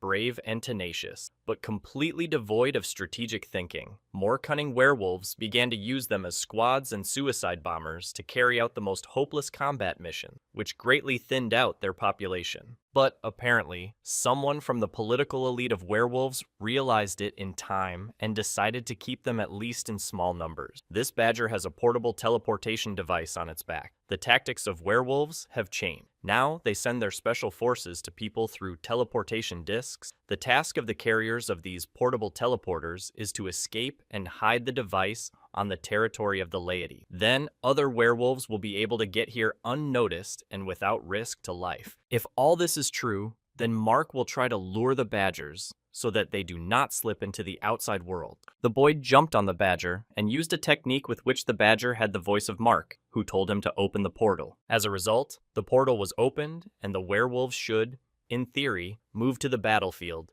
Mark found out that in the entire tribe of impenetrable badgers, there are only 3 at the fusion stage and less than 200 at the spirit transformation stage. Therefore, they can destroy them completely on their own even today. Only when they start to flee, Mark must catch a dozen badgers with teleportation devices on their backs, because with them, it will be even more convenient to chase resources. In this case, the council worker Elder will help Tyler get rid of the werewolves that are at the fusion stage, and the Sacrament of the Spirit Sect must deal with the rest itself. Finally, he said that it is necessary to take into account that not a single badger should leave the inexhaustible lake, because this is an order of the Council of Elders. Tyler was ready to fight all day long. This whole battle is a great excuse to stretch his bones after a long retreat. Tyler destroyed several squads of badgers in an instant with incredible speed, leaving only ashes in their place. Suddenly, behind him was a badger warrior who was about to attack him. Lucky that an employee of the Council of Elders was with him and blocked the badger's attack. After that,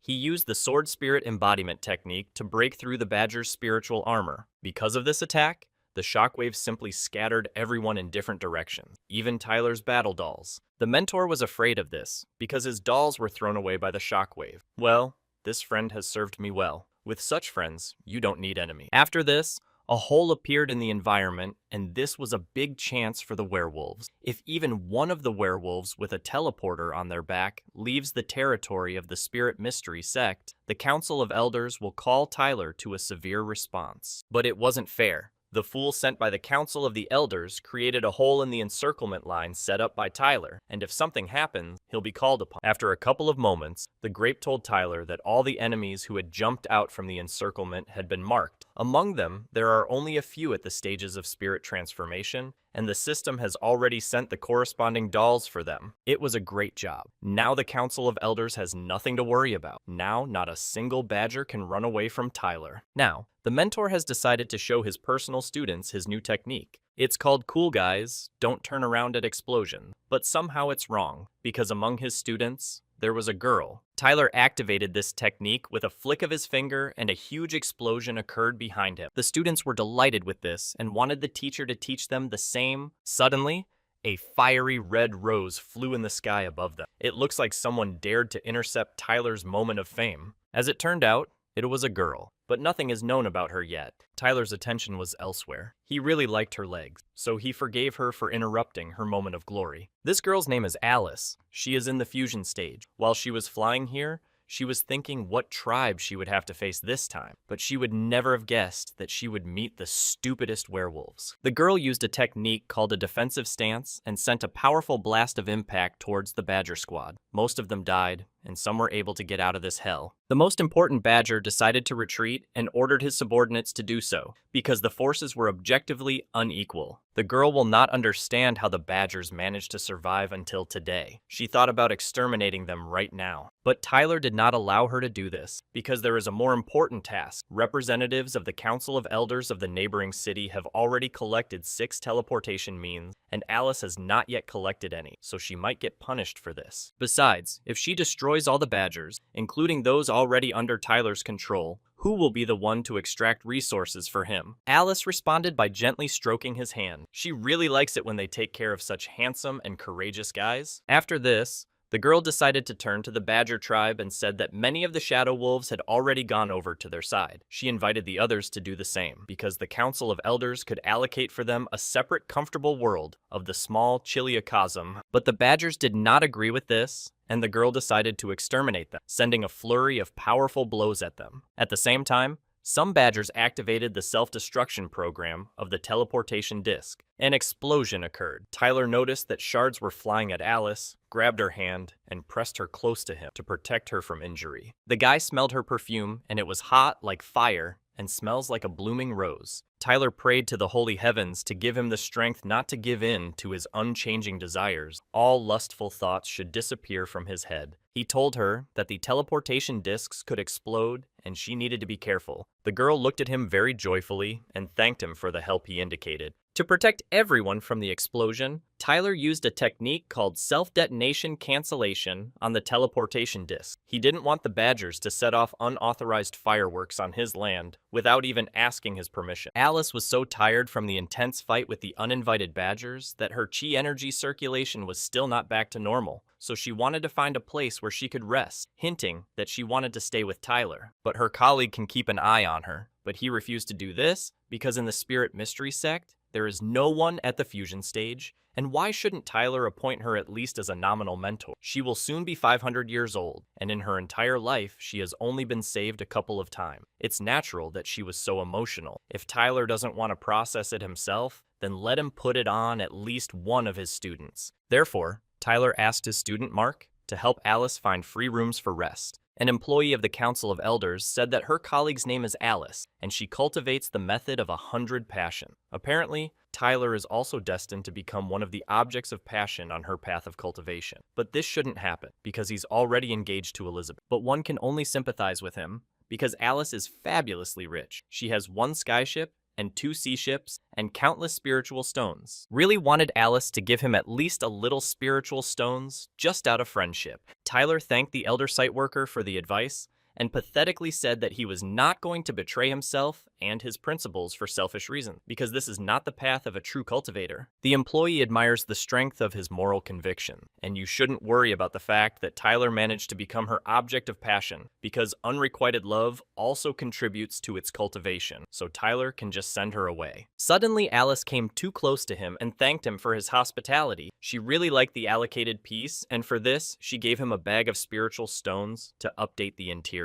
After that, she whispered in his ear in her gentle and quiet voice that she would often visit Tyler. A few moments later, Tyler's clones returned to the Spirit Sect's dungeon. Tyler reprimanded them because they had thoughts of trading their powers for some spiritual stones, but since Alice had a lot of money, they held back. But Tyler has told him this many times already. If they don't shut up, he'll have to get rid of them like defective specimens. From now on, there will be no easy money. Now, the dolls will have to complete the task without high expectation. After that, he asked the grape if she managed to contact her virtual in the world of werewolves. She replied that no. Apparently, the unbreakable badgers they controlled had not yet found a suitable place. Today is simply a bad day for Tyler. He refused a rich sponsor and had problems finding resources. But suddenly, the vineyard reports great news. She has finally managed to create a working form to reduce the cost of the iron alloy. This alloy is not suitable for key parts of dolls and magic-grade items, but otherwise it can completely replace spiritual iron ore.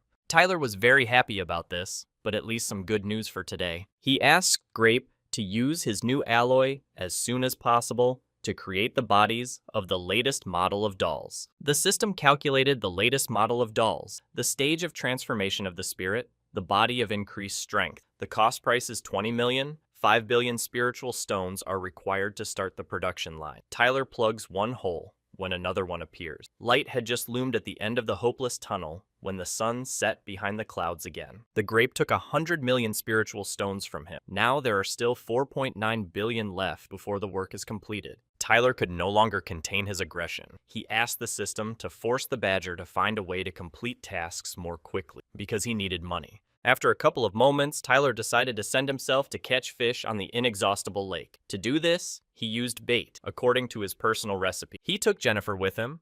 Because of all his students, she is the most respectful. At least sometimes, she visits her mentor. It's just that the brothers were completely immersed in preparation. They are disgusted even by the thought that in the event of a serious threat, due to their weakness, the mentor will have to look for help on the side. This was good, because the mentor hopes that the students will save him from falling into sexual Kabbalah. Collect hundreds for me. Yes, evaluate your mentor. Now he is just thinking about a weapon that will smash even an enemy at the fusion stage to pieces. She really wouldn't want to have to trade herself to protect the sect, and she was very glad to hear that the mentor wants to create a new weapon. Since the girl had no inspiration to do anything, she decided to go fishing with her mentor, but he didn't really like it. This means that she needs to work on raising morale, and this is not only about her, but about all the students of the sect. Tyler has an idea. Since the founding of the Mystery of the Spirit set, many years have passed. The mentor accepted a bunch of students, but never tested them in battle. Jennifer didn't know how they could do this, and when she looked at her mentor's face, she had a bad feeling. The next day,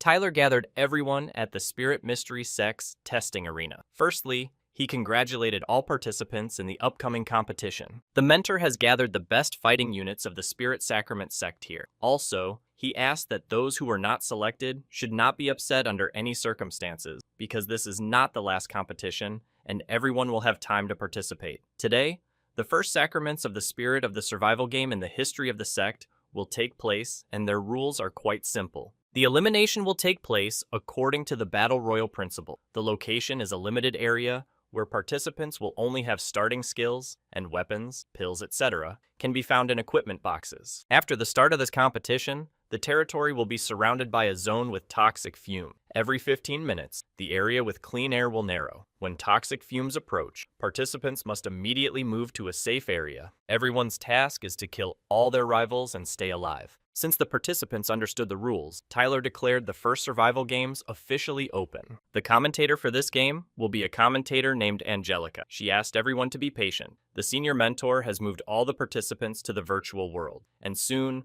all viewers will be able to see them on the live broadcast. Find Yourself was also a student of the first cohort, but for some reason, Tyler did not select him for this game. He didn't want to do this because this participant would literally crap the entire location. But Tyler told him that the student was simply not ready yet, so he would participate in the next competition. But in fact, Tyler first wants to wean him from the habit of throwing shit in any situation. The mentor moved the participant to a virtual location called Battle Royale Island. Enoch noticed a certain glow that could only come from the most valuable equipment box. Now it would definitely be unsafe there, so he decided not to go there until he found at least some kind of weapon. At the same time, Jennifer opened her drawer, but there wasn't much there at all. Suddenly, an enemy appeared behind her, who wanted to quickly eliminate the girl. This was a student of the first intake, and he was serious about victory, that he was even ready to defeat the sect leader. Well, he was unlucky. Jennifer managed to feel the gun in her pocket and instantly shot at him. With such stealth skills, it's too early for him to compete with his aunt. The commentator said that this student knocks out the first survival games. She didn't think that he would be the first to get into the box. Tyler noted that with just a little more time, Jennifer would have been the first to lose. She's still used to a rifle and not running around with a pistol. I wonder how long she'll hold out. Therefore, the girl decided to go after the main box after all, because the one she opened was bullshit. There were only 1 or 2 bullets. At the same time, her brother hid in the bushes and quietly attacked his opponents. He was looking for the one who got to the main box and thought that this person had not yet gone far. Suddenly, the guy heard some strange sound and smell. Then it sounded like a gunshot. As it turned out, someone fired at him from an energy cannon, but Enoch managed to block this attack using a technique called lava block. It's not nice to raise a hand to your older brother. The guy guessed that it was most likely his sister who attacked. Jennifer was hiding nearby in the forest behind a large tree. Since her brother is so brave, why doesn't he come out of hiding and attack directly? He did so. He realized from the bullet hole that her weapon was so-so. He turns out to be not as stupid as others think he is. Suddenly, the girl heard her brother's voice behind her, who asked her why she didn't pull the trigger. It seemed impossible, but the brother launched the upset technique, and his double ended up behind the girl. Jennifer thought he wouldn't think of using it, but it turned out differently. Grabbed her hand and began using a painful hold on Jennifer. At first, he asked to drop her gun, but the girl said that she would do it if he let her go. After a couple of moments, they calmed down. Jennifer called him sick and said that if she wanted to, she would have shot him right away. But who knows, because she is constantly cunning in such situations. The sister invited her brother to cooperate against Mark and Arthur. She already had a plan for this, and told it to her brother. She said that Mark was so attached to Arthur that the first thing he would do was look for him. They cannot be defeated alone, so they must act together against them. It sounded reasonable, and her brother thinks they have already found each other. Perhaps they were the ones who opened the main chest, so they need to be found. Tyler watched this and joyfully clapped his hands, because the sweetest and most interesting thing in this game will soon begin. On the Battle Royale Island, participants also had to fight with Tyler's battle dolls. Suddenly, a guy with purple hair aimed at one of the participants in the battle and fired one shot. The guy was able to evade this, and by the shot he determined where he was. As it turned out, this was his familiar friend with whom he communicated well, but it seems that this time her accuracy failed and she could not hit the target exactly. This guy has a special technique where he trails a phantom trail behind him to confuse the attacker. This feature was built into the armor set he found here. His friend froze in place, and the guy decided to take advantage of this opportunity and attacked him. For such a loss of concentration in battle, he must be punished. Perhaps Mark's illusions here will not work on Enoch and Jennifer, but representatives of the younger generation have no chance. Now those two guys have fallen into his secret trap from which they are unlikely to be able to get out. We must give credit to these guys for providing the equipment to Mark and Arthur, and now they need to go to their well-deserved rest. The scheme can be considered debugged. Now the guys just have to wait for the older ones to grab the same bait. As the commentator says, Some of the best students of their generation were eliminated. Brother Mark turned them off from the game with particular cynicism. Edison was bothered by the fact that this competition could teach the guys bad things, but as Tyler says, by learning only good things, cultivators cannot survive in the world. Students must be prepared for the meanness that they will definitely encounter in the outside world. Meanwhile, in the virtual location of the Battle Royale Island, Jennifer and Enoch found the same box with equipment throughout the entire location. But Jennifer stopped her brother and said that this place looks like a trap. If someone occupied that peak over there, for him, they will be like on a silver platter. You couldn't imagine a more vulnerable position. Jennifer really wanted the items from that box because she couldn't find better equipment here, and maybe she even had a rifle there. Therefore, her brother suggested just opening this chest, and then whatever happens. Sister was proud of her brother and agreed to it. Suddenly, a green magic sword flew into the ground in front of Enoch. I wonder who dared to attack such a strong fighter. Also, Arthur appeared in front of him, who offered to simply fight without any tricks. At the same time, Jennifer used the invisibility technique to quietly eliminate Arthur, but Mark immediately noticed the girl. He asked her not to interfere in their battle and to conduct these battles honestly. Mark released his powerful charge of energy in the direction where Jennifer was, but the girl was able to dodge it. Still, he found her from the spectator stand. It looked as if it was complete chaos or some kind of confusion in general. Passions flared up among the guys there, but it seems they forgot about the approaching toxic fumes. And you? The next zone is not at all close. The guys need to hurry up in their competitions in order to save in their lives.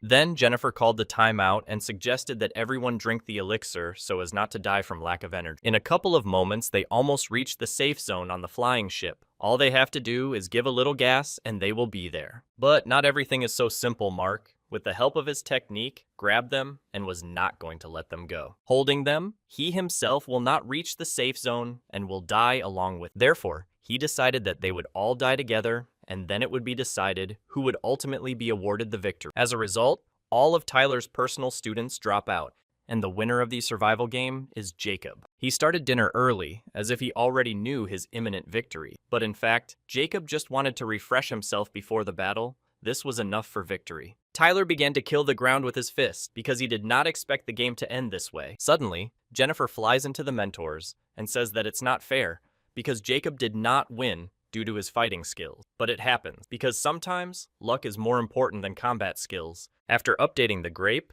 even running large-scale games does not use a large percentage of its computing power, but the students learned a lot. You don't not. But Tyler will hold games like this every month, and the first place winner will receive fried chicken in addition to points. Now, all the students wanted to take part in the next survival game because they really liked it, even those who were watching from the stands. Having established things in the sect, life here is not quite the same as before. And now, Tyler even has PUBG. In all of this, the keyword was similar. It was not exactly the same as the previous life, and this upset the mentor a little. He called the grape and asked her if it was possible to create a spell to move through space and time. Given the current capabilities of the owner, there is a likelihood of successfully creating such a spell. If Tyler really wants it, he can try to create such a spell. In the library, he found the required scroll and sat in a cultivation position to recreate this spell. This will require a lot of effort and a lot of time. In space, this is a very complex technique. While the guys were going about their business, a beam of energy began to be seen in the sky, which came from their mentor, who was cultivating at that time. They wondered what their mentor was working on this time. When they saw this beam of light, they thought that Tyler was probably doing something very cool. Even the mentor does not allow himself to relax, but Jennifer, on the contrary, sat there, counting the raven, completely lazy. Enoch made a remark to his sister. She understood everything and will continue to train. Everything fades away, and after a few hours, the mentor opens his eyes and sees that he managed to create a spell called Space-Time Reversal. The grape congratulated its owner on the new spell and offered to use it right now. Tyler can't believe that this day has finally come. Once here, he tried to avoid any risks. He thought that the further he progressed in cultivation, the more chances he would have of returning home. The mentor accepted his students, created a sect, improved his life, but he is still sad to leave it all, although even if the students are left without him, there is no need to worry about them. The guys are already adults and can handle everything themselves. In the end, everyone will be left in good hands. Finally, He told the grape that if he could not return back, then all the powers to manage him and the sect should pass into the hands of Jennifer. That or use this spell, but it was activated and powerful energy filled the entire space of the sect. The light so terribly blinded the guy that he couldn't see anything. He could only open his eyes when he seemed to be in his own world. When he opened his eyes, he could not believe that he had managed to return back to his world. Finally, he will be able to see his whole family, most importantly, his parents. But also, the countdown has started, and Tyler will only be able to spend a day here. And this means that the guy can't waste a minute and he must get home as soon as possible. He didn't have to look for his home for a long time because he perfectly remembered where it was. When Tyler approached the door of his house, he opened it with the words, "Mom, Dad, Brother, I'm back." This family did not invite anyone to visit and did not immediately understand what was happening. The father of this family asked Tyler why he broke into their house, because at least it was ugly and not civilized. One might have thought that this was Stalin's father, but the guy himself did not understand who he was and what he was doing in his house. After that,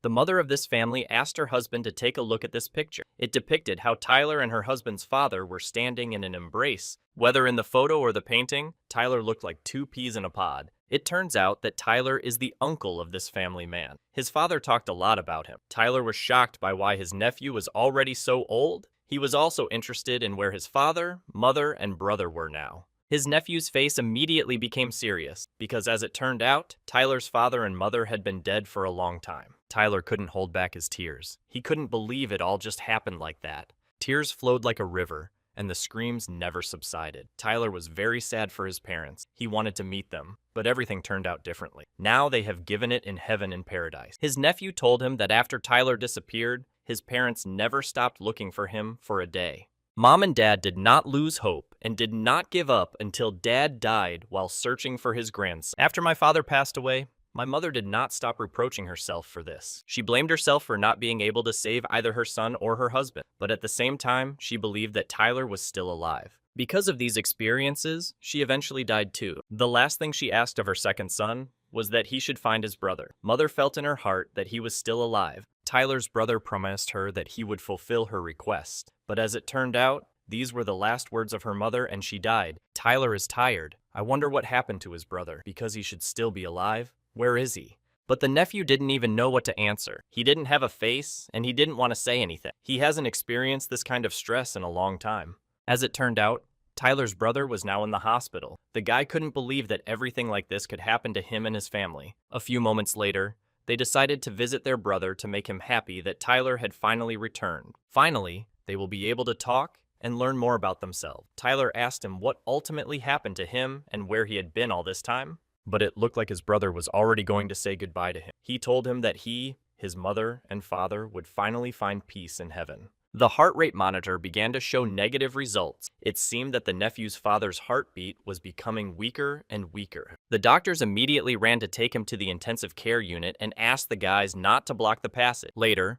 Tyler learned that his brother was diagnosed with late-stage stomach cancer. He calmed down and was just waiting for information about whether his brother was alive or not. But the nephew reported that he had died. Perhaps death was a long-awaited release from suffering for his father, but his brother always had excellent health. Why did he get so seriously ill? This question bothered Tyler all this time. The nephew also did not understand what was going on. Sometimes he can't help but think how wonderful the fate of his family could have been if Tyler didn't exist at all. The guy seemed to have a lump in his throat. He was shocked by what he heard and could not answer his nephew. He recalled how he had a good time with his father and the same nephew, how they talked, played, and had fun over trifles. When Tyler went missing, his brother constantly went to the police to find out at least some news about him. The guy had a headache because he thought a lot about it and wanted this whole situation to turn out different. Perhaps if he had not disappeared then everything would have been fine with his family. Tyler already made the decision that everything would be like this. His cultivation is worthless if he cannot change the fate of his family. Time ended, and Tyler moved back to another world, where he began his journey as a cultivator. The guy suffered serious internal damage and needs to immediately begin recovery. In the meantime, He asked the grape to try to figure out ways to improve space-time reversion. It may take a lot of resources to return to a specific place in a specific time period. The grape, regarding what specific stage needs to be reached, unfortunately, she was not able to calculate that. Tyler didn't see anything wrong with it. If he fails to achieve the desired result by reaching the fusion stage, then he will work on breaking through to the intersection stage and so on. If he lives long enough, he will advance in his cultivation to the required level, and then he will definitely return at the right time. Suddenly, his personal students knocked on his door, who clearly wanted something from him. The mentor wiped his blood so as not to show them that something had happened to him. Jennifer and Ink decided to tell him that first they noticed a strange pillar of light coming from his yard. Then they noticed that the whole sky had darkened. And then they noticed that the mentor had completely disappeared. After what happened to him during the whole day, he began to appreciate his students even more and perceive them even more as his family. The mentor just pulled them in for a hug and told them he was okay. As long as the students were with him, no matter what happened, he would always be fine. Returning back to this world, Tyler was so carried away by cultivation that he even neglected to look into the future. Apparently, the future seemed so safe to me. The picture did not look pretty, so Tyler must do something for the safety of his sect and students. He had no enemies on the central continent. He did not offend, oppress, or oppress anyone, so no one should destroy his sect. From what Tyler managed to make out on the fortune-telling compass, the picture is as follows. Soon, a werewolf at the fusion stage will come for his soul. The guy believes that he will come at this moment when there is no opponent dangerous for him nearby. Suddenly, a vineyard appeared near him. It seems that she finally managed to contact the world of werewolves, and she will show what the Badgers managed to dig up in the end. On the screen, it could be seen that the Badgers were able to mine spiritual iron ore, consciousness retention ore, as well as medium-quality universal ore. Tyler was very happy about this. He told the grape that the Badgers should continue to dig, and when they find something valuable, let them immediately send the sacraments of the spirit to the sect. There are never too many resources, but the mentor has big plans. Suddenly, someone appeared behind him and began breathing exactly into his back. As it turned out, these were his clones of workers who complained that Tyler was exploiting them. Therefore, he will go looking for Angelica in order to keep her nearby, because as long as she is nearby, the enemy will not attack him, and his counterparts also don't need to relax. The sect will need a lot of enriched spiritual energy ore to create a shield of steadfastness. A few moments later, Tyler went to the Council of Elders to find out where Angelique was. After that, he went to this place to talk to her. When he met her, he told her that he wanted to consult her about cultivation matters. The girl approached him with incredible speed and put her index finger to his lips. It seems that she was counting not only on advising him, but also on receiving some kind of help from him. It all looked just like during hard work in a dungeon, but this is a direct path to kidney failure. Angelica grabbed him by the waist to quickly move on to the main task. She continued to stick to Tyler to excite him. Therefore, she decided to continue the conversation in her estate, but when moving, it will be a little cramped for them. Perhaps, by the way, Tyler will also be able to move during the fusion stage. After a couple of moments, they moved to the place where Angelica's chambers were located. They looked as if they were in the botanical garden, because the whole air was filled with the aroma of different flowers and sakura. There were fairies in these flowers. They immediately thought that this was Angelica's new husband, but Tyler explained to them that he just came to visit. In this district, there is no place more suitable for cultivation than the Temple of the Knowledge of the Truth of Angelica. Tyler will have a very difficult time with her, but he needs to pull himself together. He must buy time and keep her nearby for at least 1 month. Tyler already knows that this girl cultivates the method of 100 passions, and the fact is that she has stagnated at one level many years ago. And if, thanks to the mystery of the spirit sect, she makes a breakthrough, she will give Tyler a gift he never dreamed of. This means that the guy was the breakthrough tool. Suddenly, a student ran up to Angelica to tell her about the new news. As it turned out, one of the neighboring cities with lay people was attacked by werewolves, and she was asked for help. Angelica told her to report to the council that she might be on the verge of a long-awaited breakthrough and was very busy with herself, so they should find a replacement for her for at least a month. After these words, Tyler sharply grabbed his heart, because there was a great chance that she would use him for a breakthrough. As it turned out, this was the same enemy who came to the Spirit Mystery Sect before. It seems that he is trying to lure Angelique out. He was also near the Spirit Mystery Sect now, and rated the defense that Tyler had built as the highest score. The guy couldn't understand why the aura of that warrior was still here at the fusion stage. It turns out that he was unable to lure her out again, so he decided to come here later. Tyler was lucky again. He managed to buy himself a little more time. Angelica is again trying to excite Tyler. She started stroking his knees and noticed that the guy is still not focused. She looked at him with a passionate gaze and tried to read his thoughts. The children were very interested to know what Tyler was thinking about now. The girl began to lick her lips with her tongue in order to seduce Tyler with these sounds. But the guy suddenly jumped up from his seat and began to run away from her, saying that he was already tired and suggested continuing tomorrow. The girl naively agreed to this and said that they would definitely continue this tomorrow. After a month in the dungeon, Tyler continued to do his job. His clones noticed that the last month their creators had been more energetic than the previous month. This is all because the guy's head is already smoking. After all, he resisted temptation every day. A couple of sharp movements, a little magic and spiritual energy, and Tyler managed to create what he had wanted for so long. Grape congratulated him on creating a legendary class item called the Shield of Steadfastness. After this, perhaps the mentor will not have to sell his body in the end. And this is true. Now his body is no longer subject to worldly temptations. The time was restless. Thunderstorms and lightning were visible from all corners of the island. The one everyone was so afraid of was hiding there. This is a huge snake. His fangs are very large, but Tyler's too tough for him. He has a special technique called lightning attack, and he used it on this snake. The creature could not understand how Tyler immediately noticed him, as if he was waiting for his arrival. Last time he was very careful, so he didn't understand how he was found so quickly. And it all started about an hour ago. The students noticed that the sky had suddenly turned black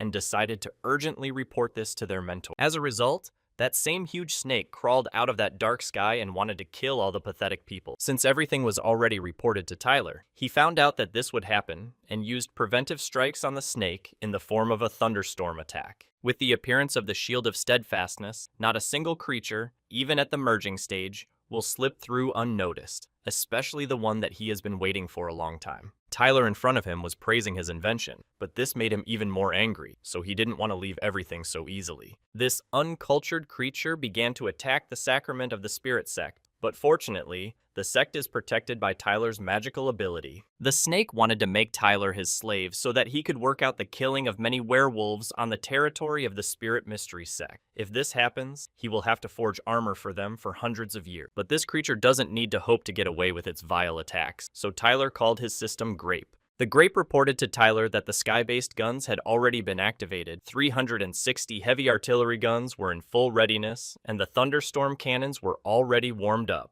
All that was left was to wait for Tyler's order. The mentor decided to teach this snake a lesson. She will learn what happens to those who do not care about public hygiene using their vile attacks. Inside all of you, the mysteries of the spirit, the students watched this and discussed this battle. Maybe in the world of werewolves, this snake was considered cool, but in these parts it won't last long. The mentor saw through it long ago. Now Tyler can fight one-on-one, even with a werewolf at the fusion stage, so it's unknown when Anik will be able to fulfill his dream of saving his mentor's life. Perhaps this won't even be necessary. The snake was already tired of these tricks. He decided to act seriously, so he decided to destroy the entire island. Today, he will also conduct a masterclass and clearly demonstrate to students how to act against nimble opponents at the merger stage. The mentor decided to use his battle dolls to deal with this monster as quickly as possible. Jennifer was delighted when she saw the same villain who almost killed her among the dolls. The mentor found him and turned him into a fighting doll as punishment. In order to catch such a smart guy, of course, the first thing you need to do is force him to rush in the direction you want. Even if the snake is trying to elude you, then this is not a problem if you do everything correctly. Next, you need to activate a formation called the Heavy Water Dome. This will help cut off the path for the snake, and thus, by limiting the nimble enemy in the space for maneuver, you can deprive him of his main advantage. But more than one person has yet to survive the effects of this snake's venom, so Tyler needs to make quick decisions to protect himself. Therefore, he used a battle doll that held a shield in its hands, forged from such a material that no poison could penetrate it. Tyler, if the legendary class invincibility shield could not protect even from spitting, Tyler himself would have given up his blacksmithing career. The snake, he uses a magical ability called the multi-armed Buddha Phantom. With her help, she can use the Scorching Mantle and Golden Raven Descent techniques. He directed all these abilities to eliminate the snake, But not everything was so fast. The snake also had more trump cards up its sleeve, so the battle did not end there. Tyler didn't know what this technique was, so he placed his doll in front of him so that it could protect him from this attack. The mentor's personal students watched this fight through the screen. They saw what happened to him and did not know whether to help him or not. Tyler will finally understand the full power of the fusion stage because no one has ever managed to leave the Serpent's Darkness region. Here, his soul will begin to gradually decompose, and when the area of darkness of the Serpent covers all who are the sacrament of the Spirit, then all the disciples will become part of the Serpent. Finally, Talia woke up and realized that he was not at all in the world where he should be. The color of this world resembled toxicity. All that surrounded him were the souls of the snake's victim, who constantly wished Tyler death. These voices caused great moral damage to the mentor, and he realized that all these people were killed by that snake. It was true, because this creature adores human souls. There is something about them that strengthens the snake much more than the souls of werewolves. Suddenly, the child's soul grabbed his leg and told him that she was in a lot of pain and didn't want to be here. The mentor stroked her head to somehow calm her down and promised that he would save all these souls from torment. Therefore, Tyler ordered the vineyard to use 20% of its spiritual energy reserve to strengthen the dolls in the Void Mastery stage. The system accepted the order and began to execute it. With this technique, the spiritual energy was able to move into the snake's darkness area and be absorbed into the Tyler doll. Such a powerful energy emanated from the doll that no one had ever seen. Perhaps this will put an end to the torment of the souls that the serpent swallowed into the region of darkness. Tyler had to take big risks because he used strategic reserves from the pond with spiritual liquid. If the mentor needs them, then he can do it. When Tyler prepared, he used a technique called Fire Dragon. From the plant that formed behind him, a real dragon with chi energy flew out. He opened his big mouth and swallowed the snake's darkness region. I was shocked that after that, all of his equipment was divorced, and Tyler, and the souls, and the Tyler dolls were able to get out of there. After that, the dragon simply grabbed this serpent and began to tear off his skin. The creature could not withstand such pain and died from painful shock. Now, his soul has left this world forever. It seems that Tyler already knows what he and his students will have for dinner. They will have a barbecue. Tyler used a magical ability, with the help of which a fire bow appeared in his hands, along with fire arrows. He aimed at the corpse of the snake and shot a fiery arrow at it, so much so that it pierced the monster's body. Now, the snake kebab was officially ready. The soul of this monster was very angry that her body was humiliating her so much, so she promised Tyler that she would return to take revenge. The dragon was already opening his mouth to eat the snake, but Tyler asked him to stop, because this was his personal battle trophy. But the dragon spat out the plants that remained from the snake's area of darkness at Tyler, but at the same time, he could not understand where the snake's body had gone. Next time, with this weirdo, Tyler needs to be more careful so that such situations do not happen again. A few moments later, his personal students ran up to him to make sure everything was okay with their mentor. And when their mentor was not at all okay, Tyler just wanted to make sure that his students watched this fight and whether they took notes on the main points. The students really wanted their mentor to teach them how to summon the same fiery dragon and said that they would write songs and legends about today's battle, because for them, Tyler was an ideal. A couple of moments later, Tyler felt that someone was approaching him in the sky. The mentor even shuddered when he saw that Angelica had flown to him on a huge whale. He pretended that he had a terrible pain in his chest and said that he urgently needed to lie down to rest. It looks like he didn't want to help Angelica break through in any way. To make everything as realistic as possible, Tyler fell to the ground and pretended to fall asleep. Jennifer told Angelica that her mentor needed peace and asked her to visit him later. But in the end, she offered to give the mentor a ride to his house. The girl didn't want to part with him at all. But don't bother yourself with this, because Tyler's action dolls will cope with this task perfectly. The mentor could not even contain his smile because he was very funny because of this situation. He mentally praised Jennifer for quickly getting her bearings. Tyler's return to the sect could have been triumphant if he had not been carried like a dead man. In the dungeon, Tyler looked at the valuables that the Badgers were able to obtain in the world of werewolves. On the table, you could see purple steel, spiritual iron ore, as well as medicinal raw material. At the same time, the grape finished analyzing the contents of the hollow bone found in the snake's darkness area. Tyler, rubbing his hands, asked the grape what was found there in the end. What he saw made him very happy. He called this object real beauty. Now, the available resources are sufficient to upgrade a multi-module sky-based weapon to the legendary class. Tyler immediately began this process of improvement. Unfortunately, Tyler only managed to master 2 Divine Class runes, but his multi-module sky-based device could have turned out even cooler. Alex asked him to focus on the process, because a small mistake when applying the Formation rune could become a fatal mistake, and they would not have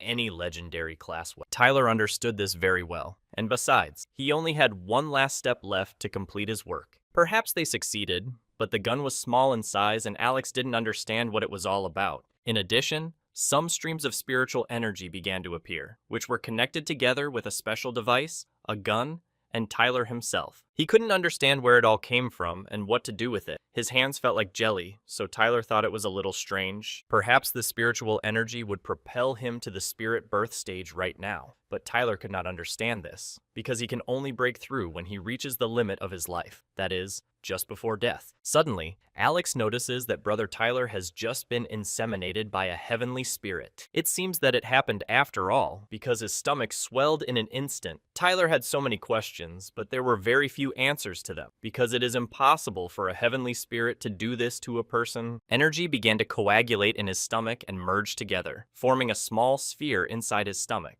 Tyler yelled at Alex, accusing him that he had croaked it all and that's why it all happened. Suddenly, Tyler felt a lot of pain in his abdomen. He could not stand on his feet and fell to the floor. Alex even saw Tyler's fetus move, but the mentor did not ask him to close his mouth because he was prophetic. It looks like the guy didn't want to believe that he had a fetus in his stomach. Malik was listening today. He was watching Tyler's belly and noticed that his baby was starting to glow. Had the heavens really decided to use his body to bear their fruit? Suddenly, a dark purple beam began to emanate upward into the sky from the mystery spirit sect. Also, in this stream, there was a special Tyler device. Grape and Alex noticed that this best one was leaving the mentor, but they didn't know what to do about it. They just had to watch what was happening. When Tyler was allowed to go, he lay down on the ground so that it wouldn't hurt him so much. He didn't understand why this happened. Perhaps it's because, due to the system, he can't break through while in full bloom. They were used. The flow of energy had to eventually turn into something. After this, he gave her control of the grape over his last weapon. From now on, it will be called the Werewolf Crusher. This device includes different modules, namely a laser gun module, a rail speed gun module, and an anomalous activity sensing module. All of them were already ready for use. While after that, when he touched this sphere, he realized that it was indeed alive. He was happy about this, like a mother who is waiting for her child to come into this world. As it turned out, Angelica came to him again, who wanted the same weapon of the legendary class. But she agreed to these conditions and gave him her precious ring. Tyler said goodbye to her and went back home. He couldn't understand who had turned out to be such a violent kid, but there was only one option. A few moments later, a man approaches his house and wants to ask Tyler to make him a legendary class sword.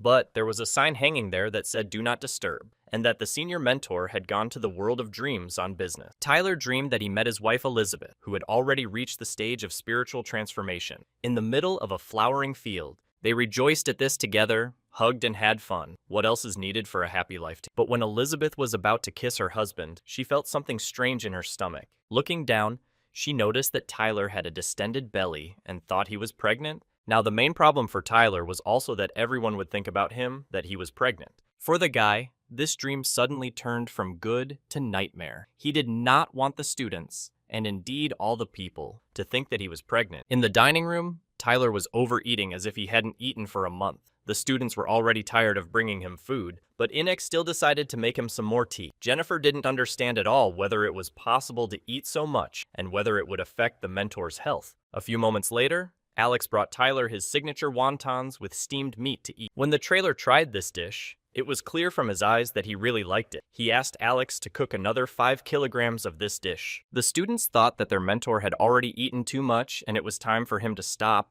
and it was best to drink it all with tea. Tyler still decided to tell the worried children what really happened to him. But Alex interrupted him and said that Tyler had a baby growing in his stomach. In his words, it was cool. Their mentor was chosen by heaven, and a new life was born within him. Heaven only knows what will come of him in the end, but no matter what happens, the guys will have to love him like their own. A clot of energy formed inside Tyler, apparently of celestial origin, but this clot is sealed, and Tyler wanted to feed it well so that he would have the strength to break the seal. Enoch and Jennifer seemed to understand what their mentor was talking about, but they didn't seem to. Jennifer didn't understand how this differed from an increased appetite during a normal pregnancy. Moreover, she noticed that the mentor somehow managed to tie Alex up so that he wouldn't say too much. Suddenly, Edison came to visit them with good news. He said that the Heavenly Path sect had sent an order for a large batch of Marshall dolls. There is also a request to purchase the system part of the Battle Royale. They also received an invitation to a talent competition. It all looked attractive, but what interested Tyler the most was the talent competition. The letter said that everyone who is the Heavenly Forge, in cooperation with several of the largest sects in the Central Continent,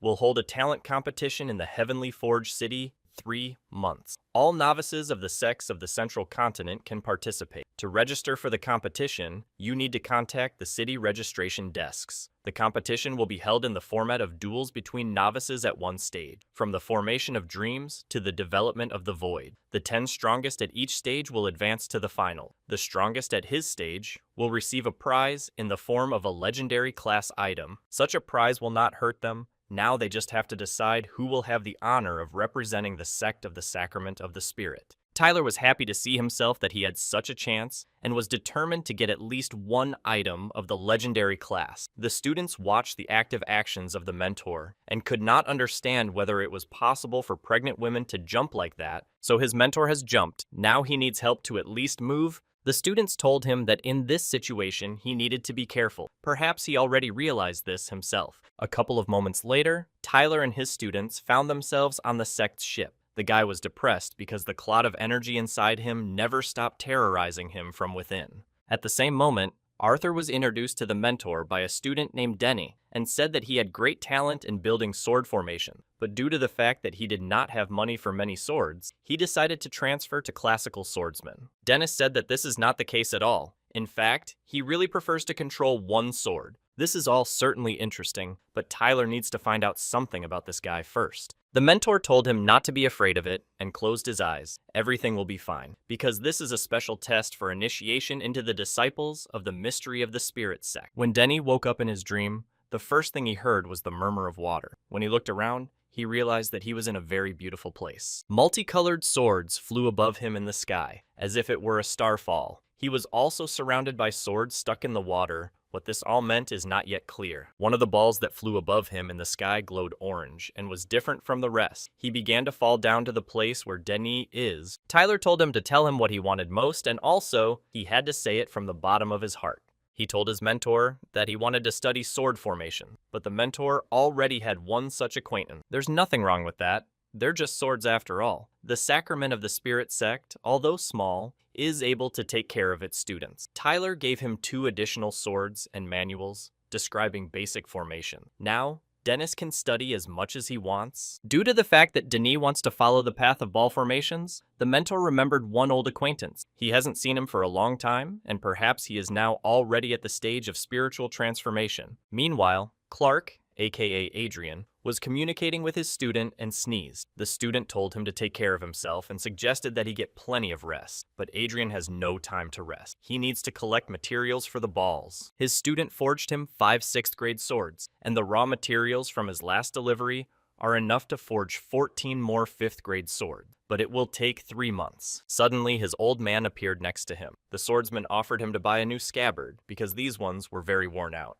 But Adrian doesn't have extra money for presentability. He spends every penny on swords. Remembering the times of friendship with brother Tyler, he didn't have such problems with finances then. The old swordsman thought that he consistently wanted to be a kept woman, but this was not to be. He also told Adrian that a talent competition would be held soon. The guy should take part in it, because for the first place, they give a legendary class item. When Adriano heard about this from the swordsman's grandfather, he immediately flew to the place to register. One became a successful cult leader, and the other does odd jobs. Fate scattered them, but after many years of separation, it will bring them together again. A few hours later, Tyler's personal disciples arrived in the city of the Skyforge, and were walking through the streets. Denny had heard that in this city, there is a building of a divine class, and for sure they are now seeing exactly it. Arthur also knows that this is the famous Tower of Illusion. Conduct training fights in any conditions you can imagine. The guy really wanted to try it. Suddenly, Tyler asked everyone who wants to participate in the talent competition to raise their hands. It seems that no one wants to participate in this. Jennifer usually doesn't fight openly.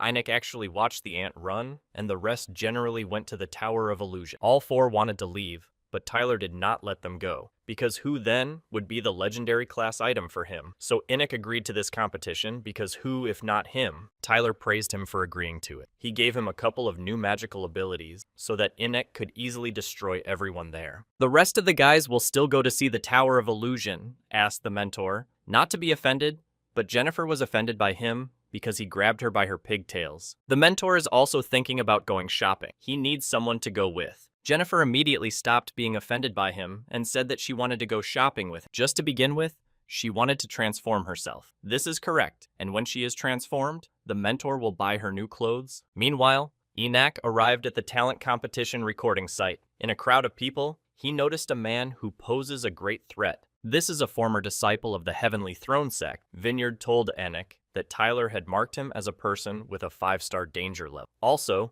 this is the same main character that the mentor avoids meeting. Meg decided that he needed to warn his mentor about this as soon as possible so that he would be ready. At the same time, in the blacksmith shop, the mentor and Jennifer examined various weapons, but Jennifer didn't understand why they were doing this, because all the junk here is inferior even to the weapons that Tyler's dolls can forge. The mentor does this to broaden his horizon, because you need to be inspired by something, and here there are, although weak, quite interesting models. Suddenly, a message came to Lyra's phone, and he decided to see who sent it to him. As it turned out, it was Einik, who, while registering for a talent competition, saw an old acquaintance, namely the main character. All you had to do was get away from your island once, and he was right there. No one expected this, but Adrian came into the same blacksmith shop to ask if the owner of the blacksmith shop was forging to order. Tyler, when I heard his voice, I was immediately afraid of it. Adrian, Tyler, from the out, they flip. The next, although he strikes at Jacob's energy swords, and they break into pieces, but the guy was still able to block this blow with his main sword. It was painful for Adriano to see that so many balls were wasted. He felt sorry for Jacob, so he wanted to give him a pair of unnecessary swords after the fight. The old swordsman did not like the fact that Adrian decided to play in grace. The guy needs to look at the number of Jacob's swords. At his age, Adrian could only dream of them. The Soaring Sword Sect disciple told Jacob that he had lost because his formation had been shattered into a shent. Jacob did not want to give up. He continued the battle, striking countless times with his sword. The boy hasn't finished yet. As it turns out, he still has a whole spare set of swords. Now even the sucker at the foundation stage is doing better with swords than Adrian. He should think about it. And so, they announced the end of the competition. In duel number 48 of the stage of dream formation, a disciple from the Soaring Sword Sect wins. The old swordsman didn't understand why Adrian was wasting time on this, because it would be better if they were training now in the Tower of Illusion, but the guy needs to rest somehow. Suddenly, he noticed Jennifer's fiancé, namely Tyler, heading towards the losing participant. Jacob apologized to his mentor for losing, but Tyler said there was nothing wrong with it and everything was fine. Well, the boys just don't have enough experience. And when he returns to the sect, Tyler will develop an individual training plan for him, but most importantly, hard work. Wait for him. Adrian turned up and wanted to discuss the misunderstanding that happened yesterday. He wanted to explain to his mentor that he was not hitting on Jennifer at all, because she was just an acquaintance to him. Angelica just wanted to say the word mentor, but Tyler managed to close his mouth and used the technique of turning into a small child. After that, he told Adrian that the guy apparently confused him with someone. Adrian apologized to him. He just mistook the boy for someone else from behind. But it happened. There's nothing wrong with that. Jennifer looked at him like water. He overtook Tyler here too. Tyler decided that he also needed to leave from here as quickly as possible. When the mentor deactivated the spell, Jacob liked how Tyler became big again. After the competition, the mentor, Einik, and Jennifer came to the best catering establishment in the city. Ida here is cooked in legendary class cauldron, so it is not only delicious, but also full of spiritual energy. Then they need to order something quickly. Adrian spied and eavesdropped on all this. He ran up to Tyler, grabbed his hand, and greeted him, but the mentor was able to manage to use the transformation technique and turned into a pregnant woman. Adrian was immediately confused and didn't know what to say to him. After that, he apologized to her, because as it turned out, She was very similar to his old friend. Did such an excuse to get acquainted at least work? The reincarnated Tyler told him that he was a married woman and asked Adrian to leave him alone. All the people in the establishment recognized Adrian and remembered how he approached the girl in front of her fiancé. They also pointed fingers at him and said that he was a horny pervert. The guy had no choice but to run away from this place in shame. Tyler continued to pretend that he was in a lot of pain, because Adrian squeezed his hand very tightly, but Enoch asked him to stop doing this and asked him to look at the phone screen. It said that in recent days, there had been a pervert in the city whose victims had already become a young girl, a young participant in a talent competition, and a pregnant woman. Tyler just laughed at this and wished Adrian good luck in seeking a meeting with him again. Only, this behavior of the mentor scared Enoch a little. In the final stage of the spirit transformation stage, a disciple from the Royal Swordsman sect and a disciple from the Green Hill sect will compete. The competition has been announced. Adrian's opponent recognized him as a man who harasses everyone. He was glad that he would have to beat Adrian. He even felt sorry for him, because this was just a series of stupid misunderstandings. The guy was so angry at him that he used a magical ability called Myriad Crushing Fists, but Adriano was not surprised at all. In response, he took out his magic sword, from which a purple aura emanated. I need to relax, because, according to Adrian's opponent, this is not all that he is capable of. Adrian needs to hold the line to find out what this kid is all about. The enemy's strength seemed to double. Countless blows with his fists could have broken all the bones in his body for an ordinary person, but Adrian's shield was very strong, so it did not cause him much damage. That Adrian's sword looks like it was forged by some novice. It would be better suited for cutting fish. According to all the laws of genres, at this stage, the main character should no longer be such a beggar. I wonder what went wrong in his life. If a pack of rats had not driven Adrian from the forbidden lands of the ancient werewolves, he would probably have found there the resources to create a special ball with which he would not be ashamed to go out in public. It was unclear whether the boy could handle it on his own, or whether the grandfather swordsman should help him. His opponent was confident in himself. After countless blows, he thought that Adrian, like a cute little guy who hits on boys and pregnant women, had given up, but that was not the case. Adrian borrowed the power from Grandfather Swordsman and used a magical ability called 9 Chaos Clot Strike. A huge number of swords flew towards the enemy. From such pressure, he knelt in order to somehow restrain such power. When Let's Go, the 7th wave of blows passed. His magical stone fists split into smithereens. In the end, this guy was defeated, and Adrian didn't even have to use the entire attack. The spectators in the stands were delighted that the clerk, aka Adrian, from the sect of Royal Swordsmen, was winning against Tyler. His eyes were burning from such cheating, because obviously Adrian himself had not suddenly perked up and turned the tide of the fight. As it turned out, it's all about his magical mentor from the ring. At the same time, Enoch called him to tell him that his final match was about to begin. The student wanted to make sure whether the mentor was now on the podium, otherwise he could not see him. The mentor was lazy, but he urgently needed to run to the next arena. This fight will be fought between a disciple of the Mystery Spirit sect and a disciple of the Divine Spirit sect. The opponent is very cool. He foresees his opponent's next steps well. He easily dealt with the main talent of the Thousand Paths sect, but Jennifer believes in her brother that he can defeat him. Judging by the mood of the public, in this battle,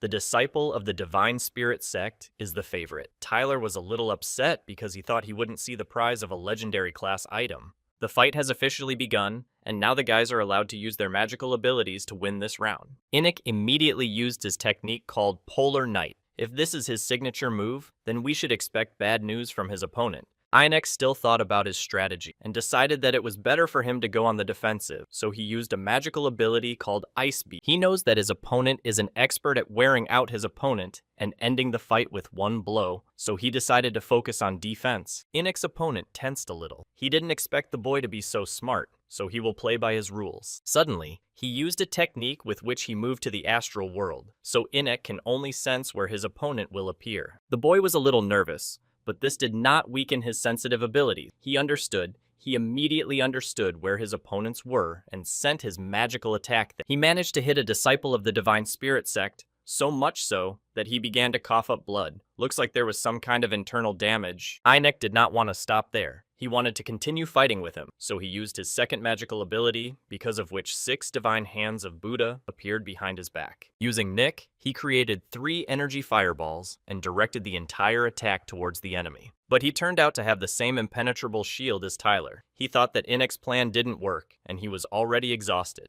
Well, as it turned out, he was right to me. Inek still had some trump cards up his sleeve, which he was now going to use. When Tyler saw that he was going to use Inek, he was a little scared. He really hoped that this was not the technique he was thinking about. But no matter what his shells are filled with, his opponent's shield will withstand everything. The enemy saw Inek as an inexperienced and stupid boy, because he was planning on defense here, but could not stand it and switched to attack. Perhaps he will soon spend all his reserves of spiritual energy, and then he will be able to easily finish off Inek. Tyler's student directed this technique at his opponent, and literally real shit fell out of the bags. When his opponent saw this on his clothes, he was instantly scared, and besides, the smell gave him goosebumps. Could not stand it, he ran to the edge of the arena and began to vomit from it, but spitting here was forbidden. For this, a fine of 500 spiritual stones. The guy called this move quite mean, but because of it, he was not going to admit defeat. But perhaps right now, Inek's special technique would make the enemy think about his word. As his mentor told him, the best defense is an attack. Jennifer's brother was capable of creative solutions, and Tyler praised him for it. Apart from the 3 of them, all the spectators in the stands could not stand this smell. Some even lost consciousness, and some simply vomited at their feet. Inek's magical ability was to create a spirit of shit and attack his opponent with it. The bell rang, which means that the fight is over, and Inek from the sect of the Sacrament of the Spirit wins this fight. His opponent has already tried all his cleansing techniques, but he just can't wash away this stench. Inek decided to help him with this, who used his secret extra cleansing technique on him. Fights are all good, and Inek loves to win, so he asked his opponent not to hold a grudge against him. Well, today, the spirit, as it turns out, this is a 9-dragon disc. It can be added to the formation protecting the island of the Mystery Spirit sect. Tyler thanked his student for such a gift, and in return, he will one day make a more suitable legendary class item for him. Now, all the mysteries of the spirit are no longer scary for you. Enemies at the fusion stage, therefore, there is no need for Tyler's personal students to hang around, and they can go wander wherever they want. Arthur went first, who wanted to visit the famous school of unsurpassed swordsmen, and Mark also went with. Tyler was very sad to say goodbye to them, but he had to keep a smile on his face to show the students that everything was fine. The mentor used a magical ability called Water Element Essence on Inek to add 50% to the strength of the guy's water elemental spell technique. Since Inek does not go anywhere, from now on, the student will come to Tyler every month, and in return, he will give him the essences of the 5 elements. Now Tyler was bored. Even the fish weren't biting at all lately. To somehow cheer himself up, he asked the grape to show him at least some news. The system said that 3 werewolves in the fusion stage were spotted near the northern borders of the sect. Therefore, Tyler needs to be given the order whether to follow the termination protocol or not. Finally, Tyler had some fun. He asked the grape to get a werewolf crusher, because the all-out party will begin soon. They came here in order to pick up a clot of the deceased spirit of the snake, which died during the battle with Tyler. It was the idea of the leader of the snakes, and the badger and the tiger were just not voluntary executors. The tiger asked them aggressively to either shut up or communicate telepathically, because someone here among the people could hear them. At the same time, Tyler's apparatus, called the Werewolf Crusher, was already hanging in the sky above them. The badger already sensed a threat hanging in the air above them. The spirit clot of the Serpent of Darkness is in the inexhaustible lake, so they need to quickly find it and get out of here. Werewolf Tiger that the badger was simply frightened by a light breeze and did not see any threat. But, suddenly, a shell flew into his head, which pierced his skull right through. The snake and the badger were very frightened by this. They did not expect that he would be killed so cruelly. Now, the soul of the tiger has left this world, and there is one less of them. They decided that they needed to escape from here quickly, and preferably underground, so the badger began to dig tunnels. But will they be safe underground? Tyler is already going to test his railgun in action. The device switched to an underground attack and fired powerful blasts of energy after the werewolves who were already underground. As a result of this attack, the snake werewolf was torn into pieces, his body hanging all over the tunnel. The badger was very frightened by this and began to dig a tunnel even faster. Suddenly, when he dug a huge passage, he met Tyler's doll. The badger got even more scared and decided to run away from here so that his heels would sparkle. But there was nowhere to run. Tyler, with the help of his technique, grabbed him and did not allow him to escape. Therefore, the badger decided to give up. Suddenly, he turned into a man and began to beg for mercy. He swore that there was no human blood on his hands, but he must understand perfectly well what happens to traitors to the werewolf race, so the decision to surrender is very risky. Tyler decided to help the grape find out whether he was telling the truth or not. The system confirmed the information and said that it was true. Now the decision is up to its owner, to kill this badger or make it a pet. Tyler in no way wanted to kill such a sweet boy, especially since badgers are already listed in the Red Book. Now, Tyler decided to start the interrogation and ask this werewolf why they came here. He also took the werewolf tiger spirit clot from him and placed a ball in the werewolf, and he did the same with the snake werewolf spirit clot. The boy said that they came here to pick up a clot of the spirit of the snake of darkness, which is now located somewhere in an inexhaustible lake. Tyler was very interested in this, and he asked the boys where this place was. He replied that the snake spirit had probably entered someone or attached itself to someone's body, so he didn't know any details. The boy left Tyler no other choice but to use his human abilities. He slowly reached with his hands to the flint to take off his pants. After that, he began to relieve himself in the lake. Now it was clear who scared away all the fish for him, as it turned out, and it really worked. The werewolf spirit clot of the snake of darkness was successfully caught and placed in the werewolf ball. After capturing the clot of spirit to change a turtle with its cubs crawled out of the lake. She was unhappy that Tyler was relieving himself in this lake. The mentor immediately apologized to them. He forgot that they were also in the lake. Tyler didn't even notice that her sons had managed to cultivate the attributes of ice, fire, and thunder. His youngest student tried to do this, feeding them giant pills. Suddenly, Mother Turtle said that she wanted to go with her children to the endless sea so that they could receive their inheritance. Tyler understood that this was an important matter, so he let them go, but asked that they return no later than 20 years later. 20 years is a long time, but it seems that even then, the turtle will be disgusted to return to this desecrated place. With them gone,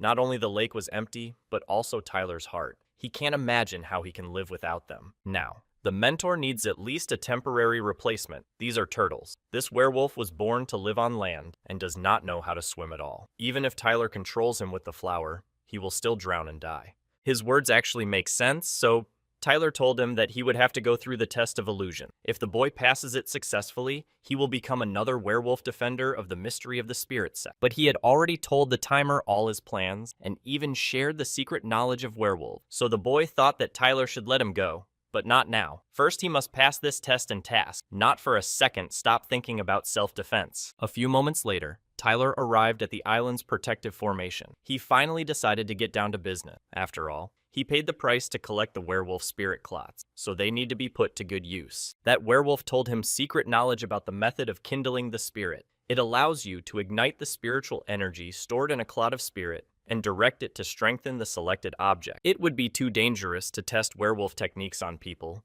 but if you use the spiritual energy of deceased werewolves to enhance the island's defenses, there shouldn't be any harm. If it works, then you will need to find out from the Council of Elders whether a similar technique exists among people. Tyler asked the grape to help him fuse wereballs with the disc of 9 dragons and then build in the defense of the island. Several minutes passed. The grape used a magical ability to activate, and as a result, the splicing and embedding was successful. Everything worked out just as Tyler thought. Who is great? Well done, mentor. And here are the fruits of his labors. 2 golden dragons were already visible from the sky, which he used to defeat the werewolf serpent of darkness. Ordinary peaceful people thought that this was another werewolf invasion and wanted to run away from here, but the students of the Mystery of the Spirit sect calmed them down and said that it was their main mentor who was experimenting with his technique. Suddenly, rain began to fall from the sky, but it was not simple, but spiritual. This benefit was given to them by the senior mentor because he loves his students very much. They jumped joyfully and praised their mentor, not a very bad thing. According to Grape's calculations, the spiritual energies of those 3 werewolves can burn for a total of about 2 years. Then, Tyler has a new task for the impenetrable badgers. He will need a lot of dead werewolves. Meanwhile, in the mine of the werewolf world, the badgers received a notification from the system that they needed to collect clumps of werewolf spirits at the stage of birth of the spirit and above. The more they collect, the better it will be. They didn't agree to this without an address. Besides, the tribe of night dogs has been bothering them for a long time, so they need to be dealt with quickly. All the badgers set out to exterminate this tribe. They decided to collect their spirit clots and send them to Tyler. At the same time, in the Thousand Paths sect, one of his disciples was talking on the phone with Tyler. He wanted to clarify with him whether Tyler wanted to collect data about the area beyond the edge of the sky, and whether for this, he was asking the Thousand Paths sect to take his doll with him. Tyler confirmed this. He also told him that the doll should come on board, and he himself knows how to collect data and take pictures. But the member of the Thousand Paths sect was not sure that this doll would be useful, and suggested that next time it would be better for Tyler to go on an expedition with him. The Thousand Paths sect would be happy to travel with him. But why should Tyler risk himself when the grape clone can collect all the information? The area beyond the edge of the sky even sounds dangerous. Tyler won't go there until he creates his own starship. For 3 whole months, they traveled to a region beyond the edges of the sky. A member of the Thousand Paths told the grape clone that even just a few scales from a scale-type beast can make an incredible shield. Tyler also told him that this doll has a mind, only she refused to talk to him because he was too clingy. In addition, talking to him would take away some of the computing power in this doll. Suddenly, their ship was attacked, so much so that the whole ship began to shake from the blast wave. This guy wanted to run to the cabin and pulled grapes for Clone, but she asked not to drag her because she needed to collect information about the progress of the battle. Meanwhile, in the ship's control room, the crew members, along with the Supreme Mentor, discussed the fact that they needed to get away from here as soon as possible. Although their ship is larger than the enemy's ship, none of them really knows how to pilot during a sky battle, so they can all die. This attitude of the crew members angered the Supreme Mentor even more. He had already regretted 1,000 times that he had sent them to train at the Heavenly Forge sect. It seems that the guys were hoping that the Heavenly Robbery sect would allow them to calmly collect resources, but as it turned out, this was not at all the case. The guys couldn't even move. They were flying forward and backward. No one could properly figure out the controls. The crew members complained that this ship had such a sophisticated combat mode.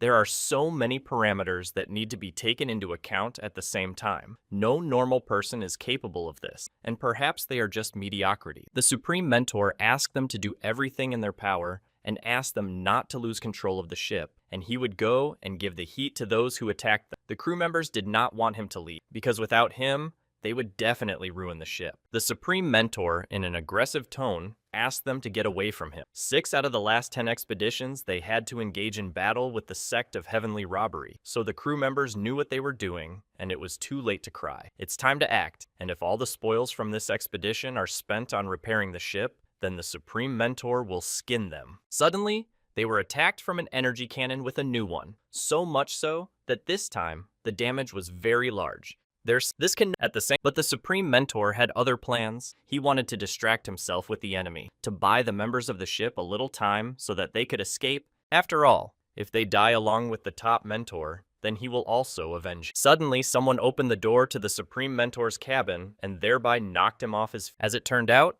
this was done by the Grape Clone, who wants to destroy the enemy ship and save them all. If he succeeds, then 80% of the loot will have to go to its owner, that is, Tyler. The Supreme Mentor didn't even have time to blink an eye when all the initiative passed to this doll. He didn't understand how she ended up here and who she was anyway. One of the assistants told him that this was a computational doll of Master Tyler from the Mystery of the Spirit sect. He asked to be taken with them to the abortions to collect data about the area beyond the edge of the sky. The assistant wanted to drive away this doll, but the Supreme Mentor asked him to stop doing this. The Supreme Mentor realized that this machine was created for computing operation and hoped that he could also cope with piloting the ship. There is a 99% chance that Clone Vineyard will be able to successfully get them out of their situation. The total probability of all other outcomes is 1%. This is very good, so he needs to sit at the main control panel to pilot with the Supreme Tutor standing by. Also, he must remember to buckle up because they will shake during the flight.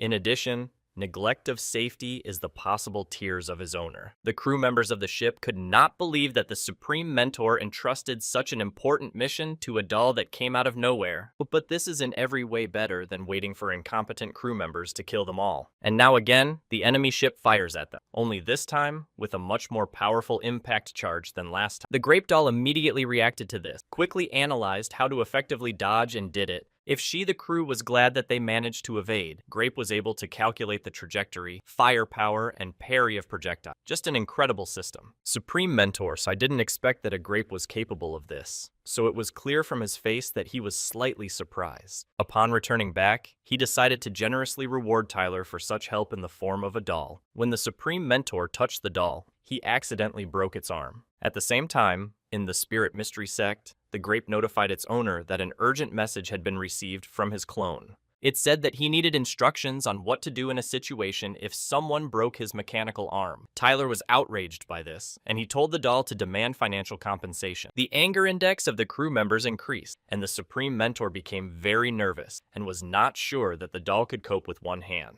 But everything was fine. Her owner remotely downloaded repair runes for her, so it will be fixed now. But this does not exempt the Supreme Mentor from paying him material compensation. You too. While on the ship of the Heavenly Robbery Sect, their mentor thought that someone experienced began to pilot the ship of the Thousand Paths Sect, but then he still thought that they were just lucky.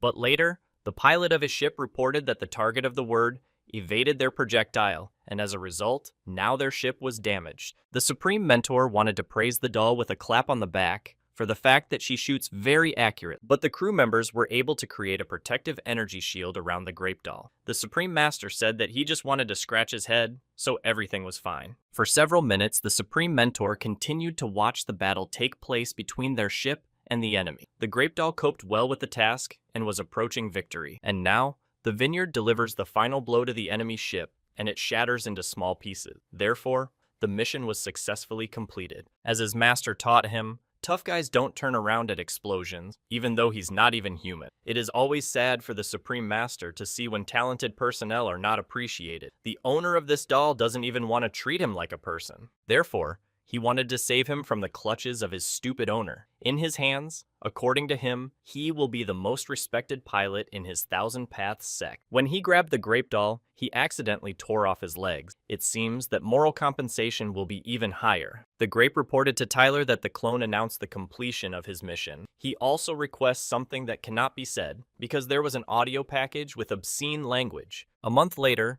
the Supreme Teacher of the Thousand Paths Sect arrived at the Spirit Mystery Sect to visit Tyler. He was not alone, but with a clone of a Grape, which he accidentally broke. She asked to let him in, but he did not want to do this, because he believed that he needed her as she needed him. When Tyler saw the Supreme Mentor and the broken Grape clone, he was surprised by this, because this doll was not intended for fighting, and in the end, was torn into pieces. The Supreme Mentor will not beat around the bush. Firstly, he came to say that Tyler will soon receive a reward. Secondly, he wanted to buy this doll and asked Tyler to set his price. But the point was this. This doll carries on its shoulders a clone of Tyler's main invention, which ensures the work of his entire sect, and it is not for sale. Besides, he has no confidence that he will be able to create something like this again. Upstairs, but the mentor didn't care. He didn't want to go anywhere without this doll. So Tyler had very strange ideas about how he could give this doll. The Grape doll said that if her owner does not get rid of these fantasies in her head, she will request an additional audio package with obscene language. Analyzing his facial expressions, she is 99% sure that in his fantasies, she is presented in a bad light.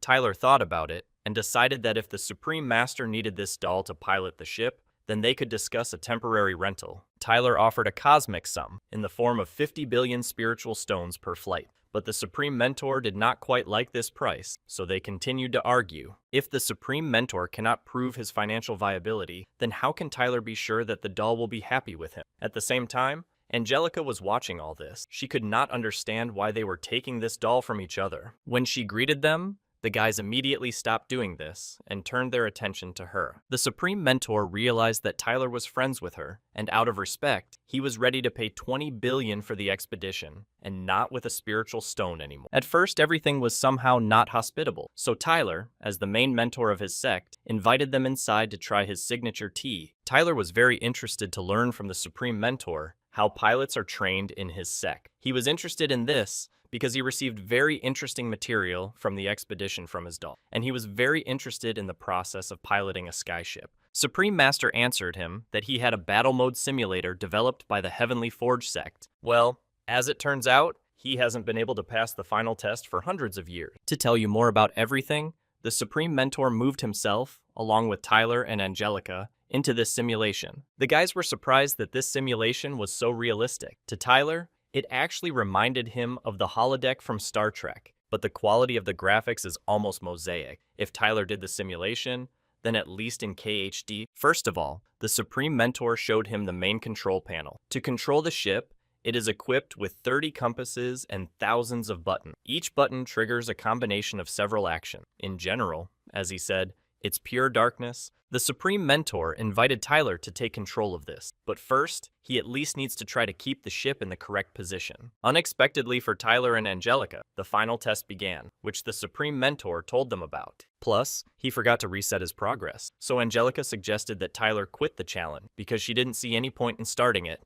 but he still decided to try. Moreover, having a grape as an assistant, Tyler will play as if with cheats. The system reported that 3 shells had been detected that were fired from an enemy ship, and there were 20 seconds left before colliding with them. Given the interval between launches, the Supreme Mentor asked Tyler to shoot down the first and third light artillery shell and dodge the second, but the guy didn't listen to him and chose a large caliber cartridge at his own discretion. The Supreme Mentor did not believe that this would work and wanted to stop Tyler in every possible way, but the boy asked him not to get involved in this matter, but just silently observe. The Supreme Mentor could not understand how one could hope to shoot down 3 shells with 1 cartridge, and thought that they would now come to an end. But as you can see, by calculating the trajectory and time of arrival of these shells, Tyler managed to do this. Angelica saw this and was very happy. As it turned out, the first shell hit destroyed the other 2 with a ricochet. The Supreme Mentor could not understand what was wrong with him, because for hundreds of years, he could not overcome the test that others passed the first time. Tyler told him that there was nothing special, it just took a little skill and luck. But in fact,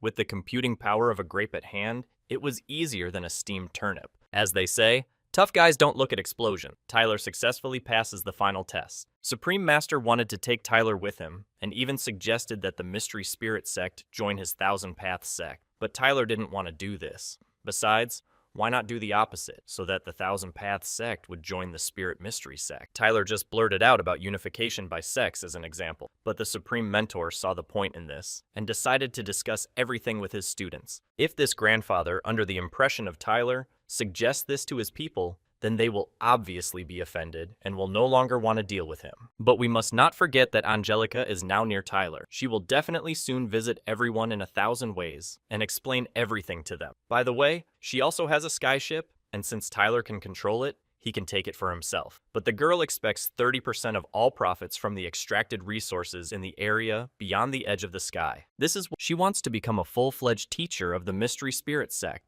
but was not sure that her qualifications would be enough for this. But Tyler replied that this is not true, because he tells everyone he meets that he is almost a family man. Besides, he would have married Elizabeth a long time ago, but the girl constantly postpones the wedding. The girl said that the wedding can be held at any time, even today, but she still can't share a bed with Tyler. When Elizabeth attacked Natalia again, his fruit became hostile even towards her. If Tyler doesn't want to die from pain, then he shouldn't hug her, and if he pushes her hug away, then she might be offended and beat him. But Tyler truly loves her. That's why he is ready to endure this pain, and hugged his future wife. So that she could not squeeze him too much, Tyler got out of this situation with the help of dance. Elizabeth even liked it very much, and she was flattered by it. In Tyler's womb, his fetus sighed with ease, because no one would crush him outside. Because of this, Tyler's stomach began to vibrate. Elizabeth could not understand why her boyfriend was shaking all over, but he replied that he was just hungry. But the girl thought that the matter was completely different, so she,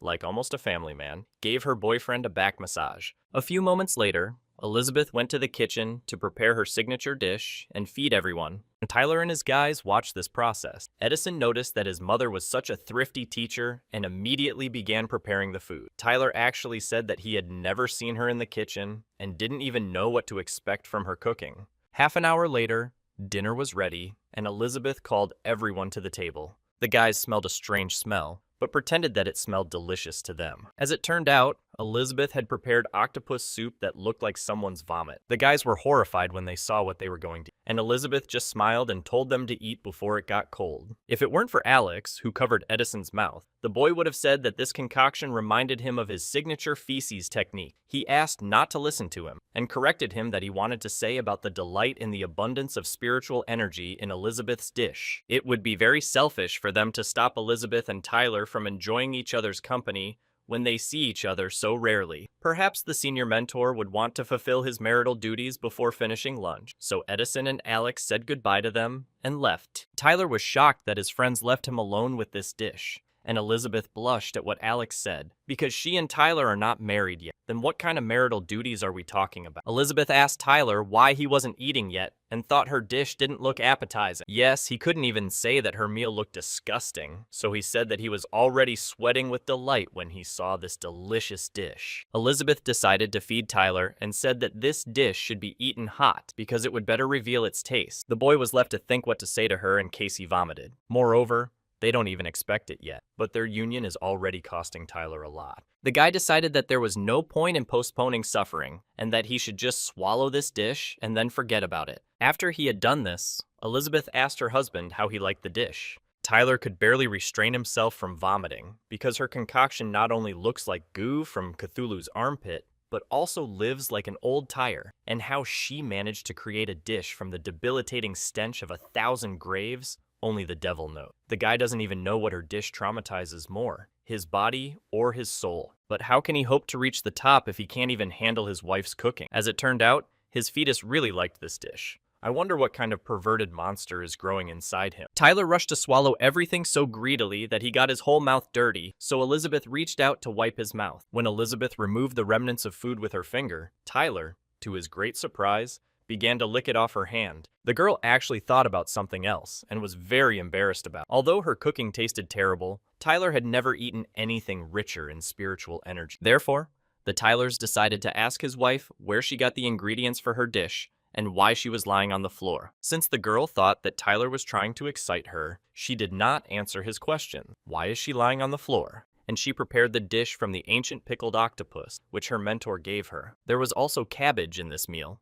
which Tyler decided to try. He recognized this cabbage because it was grown in his sex, but even in it, one can feel an increased concentration of spiritual energy. Perhaps the reason for all this is that Elizabeth is the bearer of a heavenly spirit. If it helps Tyler the fruit break the seal faster, then he should eat it, even if it's tasteless. A few moments later, the pan with the octopus dish was completely empty. Tyler decided that Elizabeth would feed him 3 times a day during his stay here. The girl had long wanted to hear these words and joyfully agreed to Tyler's proposal. Alex and Edison watched as Tyler enthusiastically ate this food and did not understand what could motivate him to do this. Perhaps it was the power of love. Edison's mentor was frightened by such behavior. A couple of days later, Tyler and Elizabeth stood at the gate of the spirit sect. As it turned out, they would be saying goodbye. Tyler could not hold back his tears because he would be parting with her, or rather with her cooking. In just a couple of days, the seal around his fetus was half destroyed. It seemed strange to Elizabeth that during these couple of days that she fed him like he was being slaughtered, the boy even lost a little weight. If her mentor had not made her promise to come to the ice continent, she would have remained cooking for Tyler until the end of her days. Goodbye. Elizabeth gave her husband a tender kiss on the cheek. Now the girl is at the stage of birth of the spirit, and having reached the stage of transformation of the spirit, she will be able to stay with Tyler longer. After these words, Elizabeth sat on her bird, flew away. Tyler and his baby will miss her dearly. After one flew away, Jennifer called Tyler on his phone. She was surprised that the mother mentor flew in for only 2 days, and why he didn't warn her about this, because she wanted to communicate with Elizabeth. The mentor also told her to better mind her own business, because he gave her a list of materials that would be needed to create her personal legendary class item. Jennifer asked her mentor to calm down, because she was calling for a reason, but because she had collected everything. While Jennifer was talking on the phone, an unknown man in a hood approaches her and bumps into her. The girl couldn't understand at all what it was, why the man behaved like that. The mentor heard that Jennifer was a little scared, asked her what happened there, but the girl replied that everything was fine and she was already flying home. A few moments later, Jennifer walked to the runway and boarded her fighter. While she was flying, the weather began to deteriorate and thick dark clouds began to appear in the sky. After that, There was lightning in the sky that could have hit the fighter, so this could have been a problem for the girl. That's what happened, but Jennifer was able to eject from there and stay alive. Suddenly, a golden thunder eagle flies out from thick, dark clouds. This is a beast at the stage of fusion of spirit. Now it was clear who deprived Jennifer of transport, so he will answer for it. First of all, the girl created 2 clones on herself and ran in different directions to confuse the eagle. But the creature turned out to be not so stupid. With the help of its technique, it shot a golden beam of energy to instantly kill her clones. Well, now he has figured out the real Jennifer. The girl wanted to return home as soon as possible, but since the eagle insists so much, she might linger. Storm Eagle was ready to die, but something happened to Jennifer because her ring could not be activated. Looks like her ring was switched. Maybe it was the guy who bumped into her while the student was talking to Tyler. Storm Eagle took advantage of this situation and began to attack her. Jennifer had no other option but to call her beloved mentor and ask him for help. At the same time, Tyler was calmly fishing, and suddenly he received a call from Jennifer. She told him everything, so Tyler told Grape that helping Jennifer was a priority. She realized whoever dares to threaten the waste disciples, they must be destroyed. The Golden Thunder Eagle began to attack them first, but the fighting dolls had a shield that blocks all magical abilities, and they used it. Now Tyler will show this wild creature what the power of technology can do. At the same time, he asked Jennifer to stand aside for now, so that her mentor could handle everything himself. Suddenly, blue spiritual wings appeared behind the girl's back. She really liked them. But that's not all the beauty for today. Now we need to see what her mentor is capable of. From the spiritual energy, he created attack discs and sent his powerful blow towards the Golden Thunder Eagle. As a result, he inflicted mortal wounds on him, so this creature left this world forever. Jennifer admired the fact that her mentor was able to easily defeat this monster, and for this, she hugged him. But how did it happen that the girl could not cope with one bird on her own? She was going to explain everything to him, but he had to let go of her pigtails. 3 days later, she and the dolls reached the sacrament of the spirit sect and went to Tyler. The mentor told her to return home as soon as possible. This is what happens when you wander around a foreign land with a ring full of treasure. As it turned out, someone replaced her storage ring. The girl did not consider herself to blame for this, and having lost the ring, she had only a few bodyguard dolls left with her, so she was almost without weapon. The substituted ring looks exactly like the real one. Only an exceptional professional could make such an exact copy and quietly replace the original. Therefore, Jennifer, with the help of light and shadow techniques, must show the mentor her memories during the period of the alleged ring replacement. Using this technique, it can be seen that during a given period of her memories, she had no contact with anyone at all. Natalia noticed one important detail. In the video, you can see changes in the vibration of the flashlight, and this cannot be explained by simple wind. Someone hit the flashlight, but Jennifer's memories of this moment were changed because Tyler taught his students to pay attention to details. Because Jennifer did not study normally, Tyler used a technique on her to make her fall into a training illusion. She must pass a test called Find All the Differences. Until she passes it, she will not be able to wake up, so she really did not like it, and she prayed to the mentor to cancel this technique. Well, now, it's time for the most important thing, punishment for the thief. On the central continent at night, his friend was robbed while sitting at one of the eateries. They couldn't understand how an ordinary girl at the spirit birth stage could have so many treasures with her. Perhaps there was someone serious behind her. But the way he worked secretly, he was sure that no one would find them. Suddenly, someone rang this ring, and it shone with spiritual energy. After that, a lot of feces flew out of it right onto the robber's face. The guys couldn't understand what kind of devil had invented this spell, and why there was no way to get rid of this stench. Even using cleansing spells, the stench only continued to get worse. Thanks to Tyler's use of techniques called the fecal tornado and the eye-searing hurricane fart, these burglars won't be feeling fresh air for long. Leaving the Sacrament of Spirit sect, Arthur headed to the City of the Heavenly Sword. After all, it is here that the great repository of cannons is located, the knowledge of which is a must for any purposeful swordsman. The guys who were able to stand in this stand for an entire hour deserve to call Arthur their teacher. He prepared a gift for the one who lasts the longest. One of the students was exhausted and said that she could no longer stand like this. Arthur told his assistant that his students could rest in his camp residence, so he was obliged to take her there. The mentor came up with this exercise to test the potential of future swordsmen. Its implementation greatly consumes the physical and spiritual strength of the majority. But if you catch the state in which you merge with the sword, you can stand like that for a long time. Arthur did not expect that among the students of earthly rank there would be as many as 2 such gifted guys. That boy did not deceive him. 3 hours ago in the city of Heavenly Sword,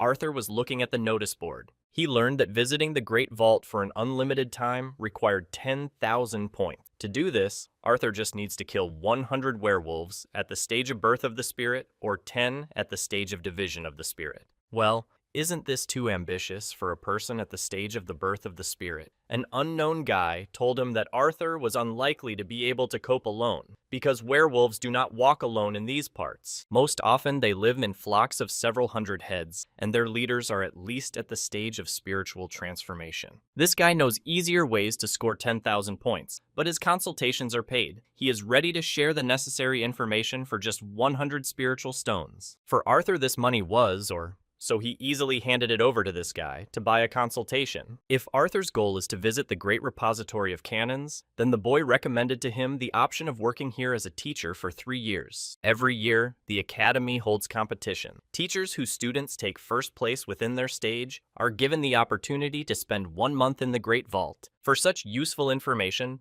Arthur gave him a few more spiritual stones as a tip, as a token of gratitude. Also, he advised Arthur to take him Class B Earth rank. Arthur didn't ask why he should take this particular class, but he remembered this advice. In the office of the Skyball Academy, Arthur met with a gentleman. He learned from him that this guy was from the Mystery Spirit sect, which caused a stir at the talent competition. Arthur came here to work as a teacher here. The master sees that Arthur is a born swordsman. If a boy can break into the spirit transformation stage, he will be unstoppable. Therefore, he asked him where he wanted to teach, in a celestial or pre-celestial rank class, but he was not interested in either one or the other. He needed a Class B, earthly rank. And now, these 2 disciples were able to stand in this stance with a sword for a very long time. The rest of the students were delighted that they had obtained their sword spirit. They completed this training and were very tired, so the assistant dolls ran up to them and picked them up. Arthur asked them to take these students to the camp residence so that they could rest properly. Suddenly, one of the students called Arthur and said that he needed to take James home so that he could take care of his mother. Now she is seriously ill, although no one knows what exactly, but she is getting worse every day. James is the most talented student in his class. He could have studied in a heavenly rank class, but he decided that after classes, he should still have energy for household chores. Arthur decided to give him a flask with a magical liquid. He really likes this student, and he does not want such circumstances to interfere with his progress. He must give this flask to his mother. Inside there is a liquid called Moon Dew. The mother should take a cup a day, and this will give a chance of recovery. After that, Arthur suggested that Tyler lure these 2 students into the sacrament of the spirit sect, but the mentor refused this, because James even has the main hero's name. There is no need to drag such people into the sacrament of the spirit sect. The main thing is that Arthur treats them well. Judging by Arthur's description, James has all the makings of a future protagonist, but what scenario fate has prepared for Anthony is not yet clear. While Anthony was sleeping, the mentor asked Arthur to check if he had any suspicious items on him, pills, vessels, rings, or other small things. After some time, Arthur actually found a jade gourd with him, the origin of which he could not determine. Tyler Tuck knew and asked him to put the item back in its place. From now on,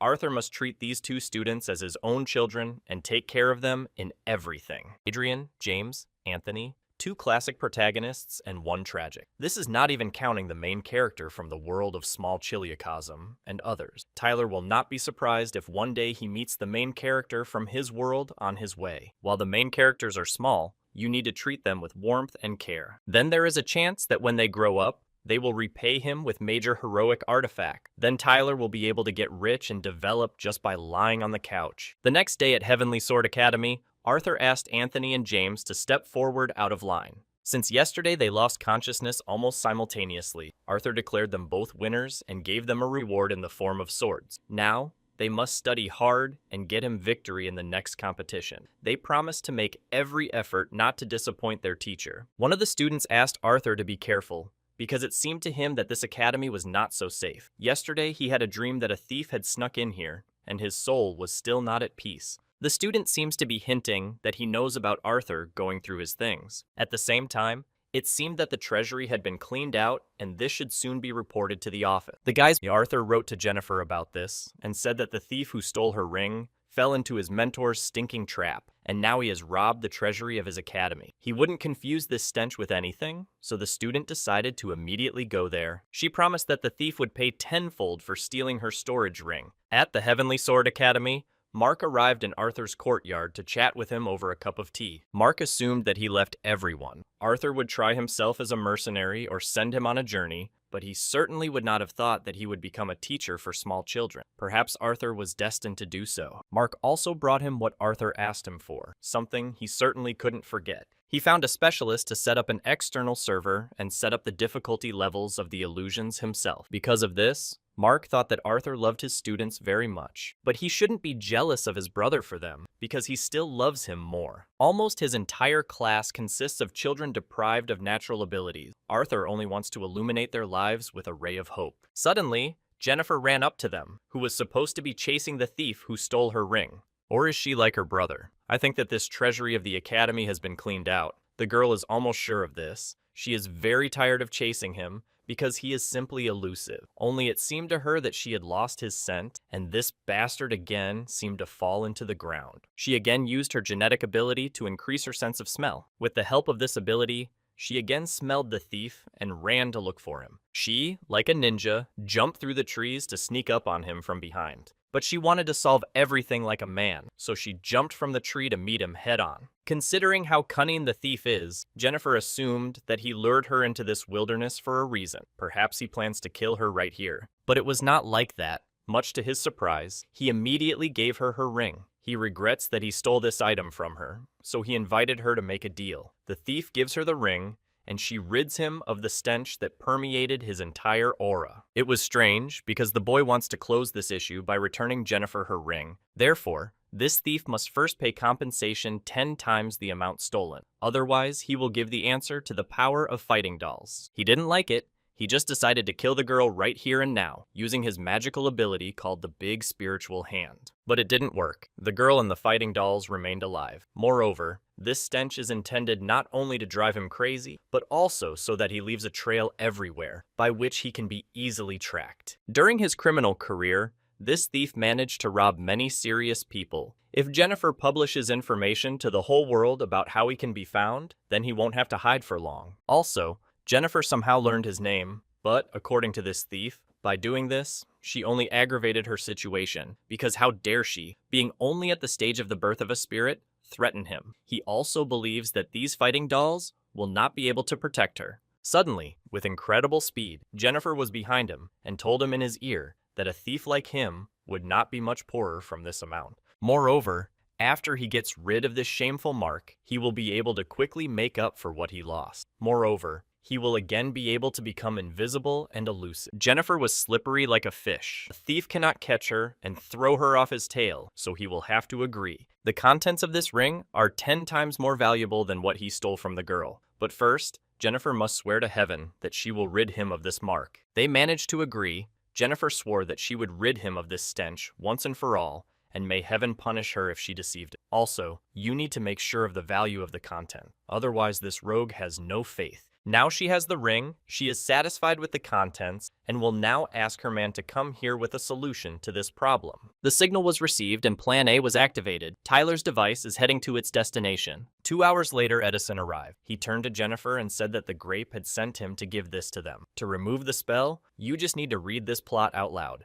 We'll finally be free from this stench again. He was shit and will remain shit, although he will stop smelling like a skunk today. It seems that the mentor decided to make fun of him once again on the path, because in fact, it would have been enough to read to himself, but Edison thought that it would be more fun. This plot actually worked. However, he would not be himself if he had not thrown them in the end. This person is used to taking, not giving. And with Jennifer's ring, he will do this. He will find some fool to open the ring for him, take all the contents, and remain clean. It looks like he asked for it himself. Jennifer wants this thief to feel on his own skin the power of the main weapon of the sect of the mystery of the spirit. Set point reached. The gun detected the target and began to attack to kill. The attack was so powerful that the thief and all the animals around lost consciousness. At the same time, Edison and Jennifer flew up to the scoundrel in their flying device. Edison walked up to him and showed his middle finger with the words, "Eat shit, bastard." A couple of moments later, Jennifer, along with Edison and the disabled thief, flew to the treasury of the Heavenly Sword Academy. As Arthur told her,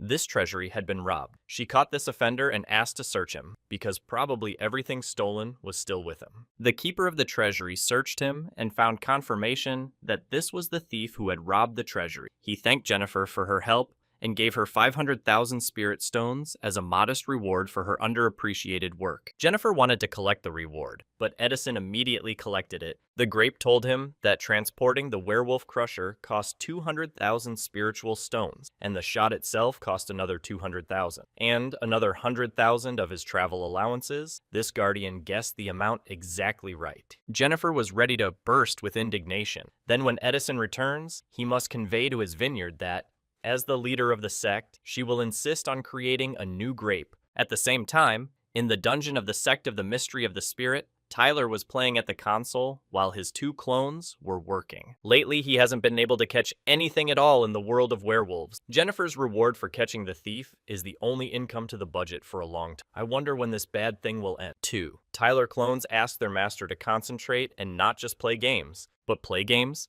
Tyler gives them a steady stream of energy to apply the rune, and in general, when they decided that they could command their master. Suddenly, the grape informed Tyler that the indestructible badgers had sent several valuable finds, and they also conveyed information about an incubator-type werewolf, similar in appearance to a white tiger. Thalia seems to remember that he saw something similar. 2 months ago, in the world of werewolves, he was mining ore with the help of his work doll. Suddenly, he discovered the same creature, similar in appearance to a white tiger, which lay under the stones. Scanning completed, there are no werewolves in the database with Fedya for this type of werewolf. The only thing that can be concluded with certainty is the high-level view. It was lucky that the corpse was preserved very fresh. Tyler hasn't figured out what to do with it yet, but he might need this creature in the future, so he needs to put it in a place where it won't start to decompose. In additional information, it was said that the white tiger is an incubator type. In ancient times, it was used by the dragon tribe to hatch their eggs. This changes everything, so Tyler decided to check if this creature has a dragon egg. As it turns out, this is true. Vinogradnica completed the analysis. The egg is sealed and shows no external signs of life. It is not possible to find out what is happening inside the egg, seal class, semi-divine,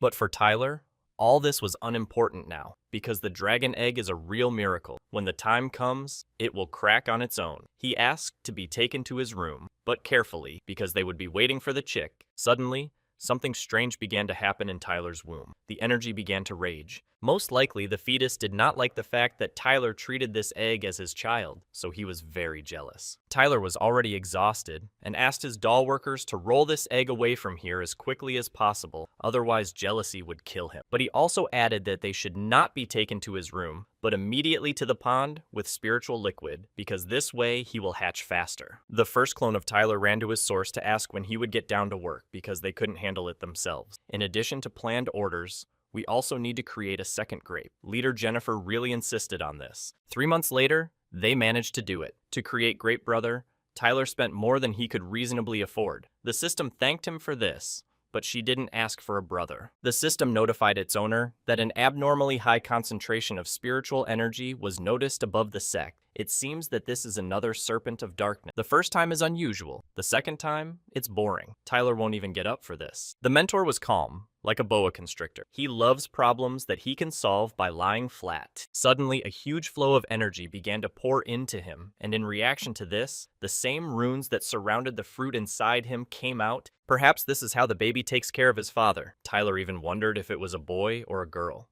But he shouldn't think like a pregnant girl swollen from hormone, so he needs to drive these thoughts away from his head. Suddenly, he heard something and turned towards this sound to understand what was happening. The grape announced that those who discovered giant objects, it falls directly on the sect of the sacrament of the spirit, and the blast wave can raise so much water that everything on this island looks. Now everyone can't waste a second. The grape must order all the dolls to come to the site of the supposed crash. After, with the help, as it turned out, there was a flying ship in the sky that crashed. For some reason, For these guys, every sortie leads to disaster, but now is not the time for them to look for those to blame, because the ship can no longer be saved, but they can minimize casualties among civilians. They saw that there was a huge lake nearby and thought that there were unlikely to be many people there, so they decided to land the ship in the lake so that no one would die. This guy started concentrating on his panel and noticed something wrong besides the ship crash. As it turned out, Tyler's device called the Werewolf Crusher was flying towards them. They guessed that if there were legendary class weapons here, then there was a sect nearby. At the same time, Tyler's battle dolls used magical techniques to land this ship safely. It's strange that these guys didn't immediately realize that there was a sect nearby because a giant hand couldn't grow on its own. Well, now there is no reason to be angry with each other after all. Everything ended well. The guy in the brown kimono is called Edgar, and the guy in the white kimono is Colt. They are both elders. Judging by the class of the weapon and the scale of the formation, this sect deserves attention from them. Moreover, members of the Spirit Mystery sect are already meeting them. The commissioners of the Linson City Elder Council branch, Tenzin and Angelica, greeted the elders Edgar and Colt, and Tyler and Jennifer from the Spirit Mystery sect greeted the elders. Edgar was glad that finally someone took the risk of founding a sect in this wilderness. He called them well done, and knows how not easy it is to settle down in such a wretched place. But for the members of this sect and Tyler, there is no more valuable place on Earth than this Bridge Island. Also, these elders thanked Tyler for his helping hand, so this act will not go unrewarded. After repairing his transport, Edgar was going to return to the main headquarters of the Council of Elders and suggested that his partner Colt do this. After his approving pats, Tyler needs a sick leave because his back is starting to hurt really bad. Colt refused Edgar's offer and abruptly grabbed Tyler's arm. He wanted to discuss his weapon and dolls with Master Tyler. It's strange why these elders are so fond of grabbing the mentor's hands, but he didn't get enough attention from the elder at the Mahayana stage. Cole asked Tyler to take him to the guest quarters, and perhaps he would like to stay with them here for a few days. Tyler agreed to this, because he could not refuse the elder. It's as if he doesn't have a recreation center here, so why does everyone passing by strive to live here?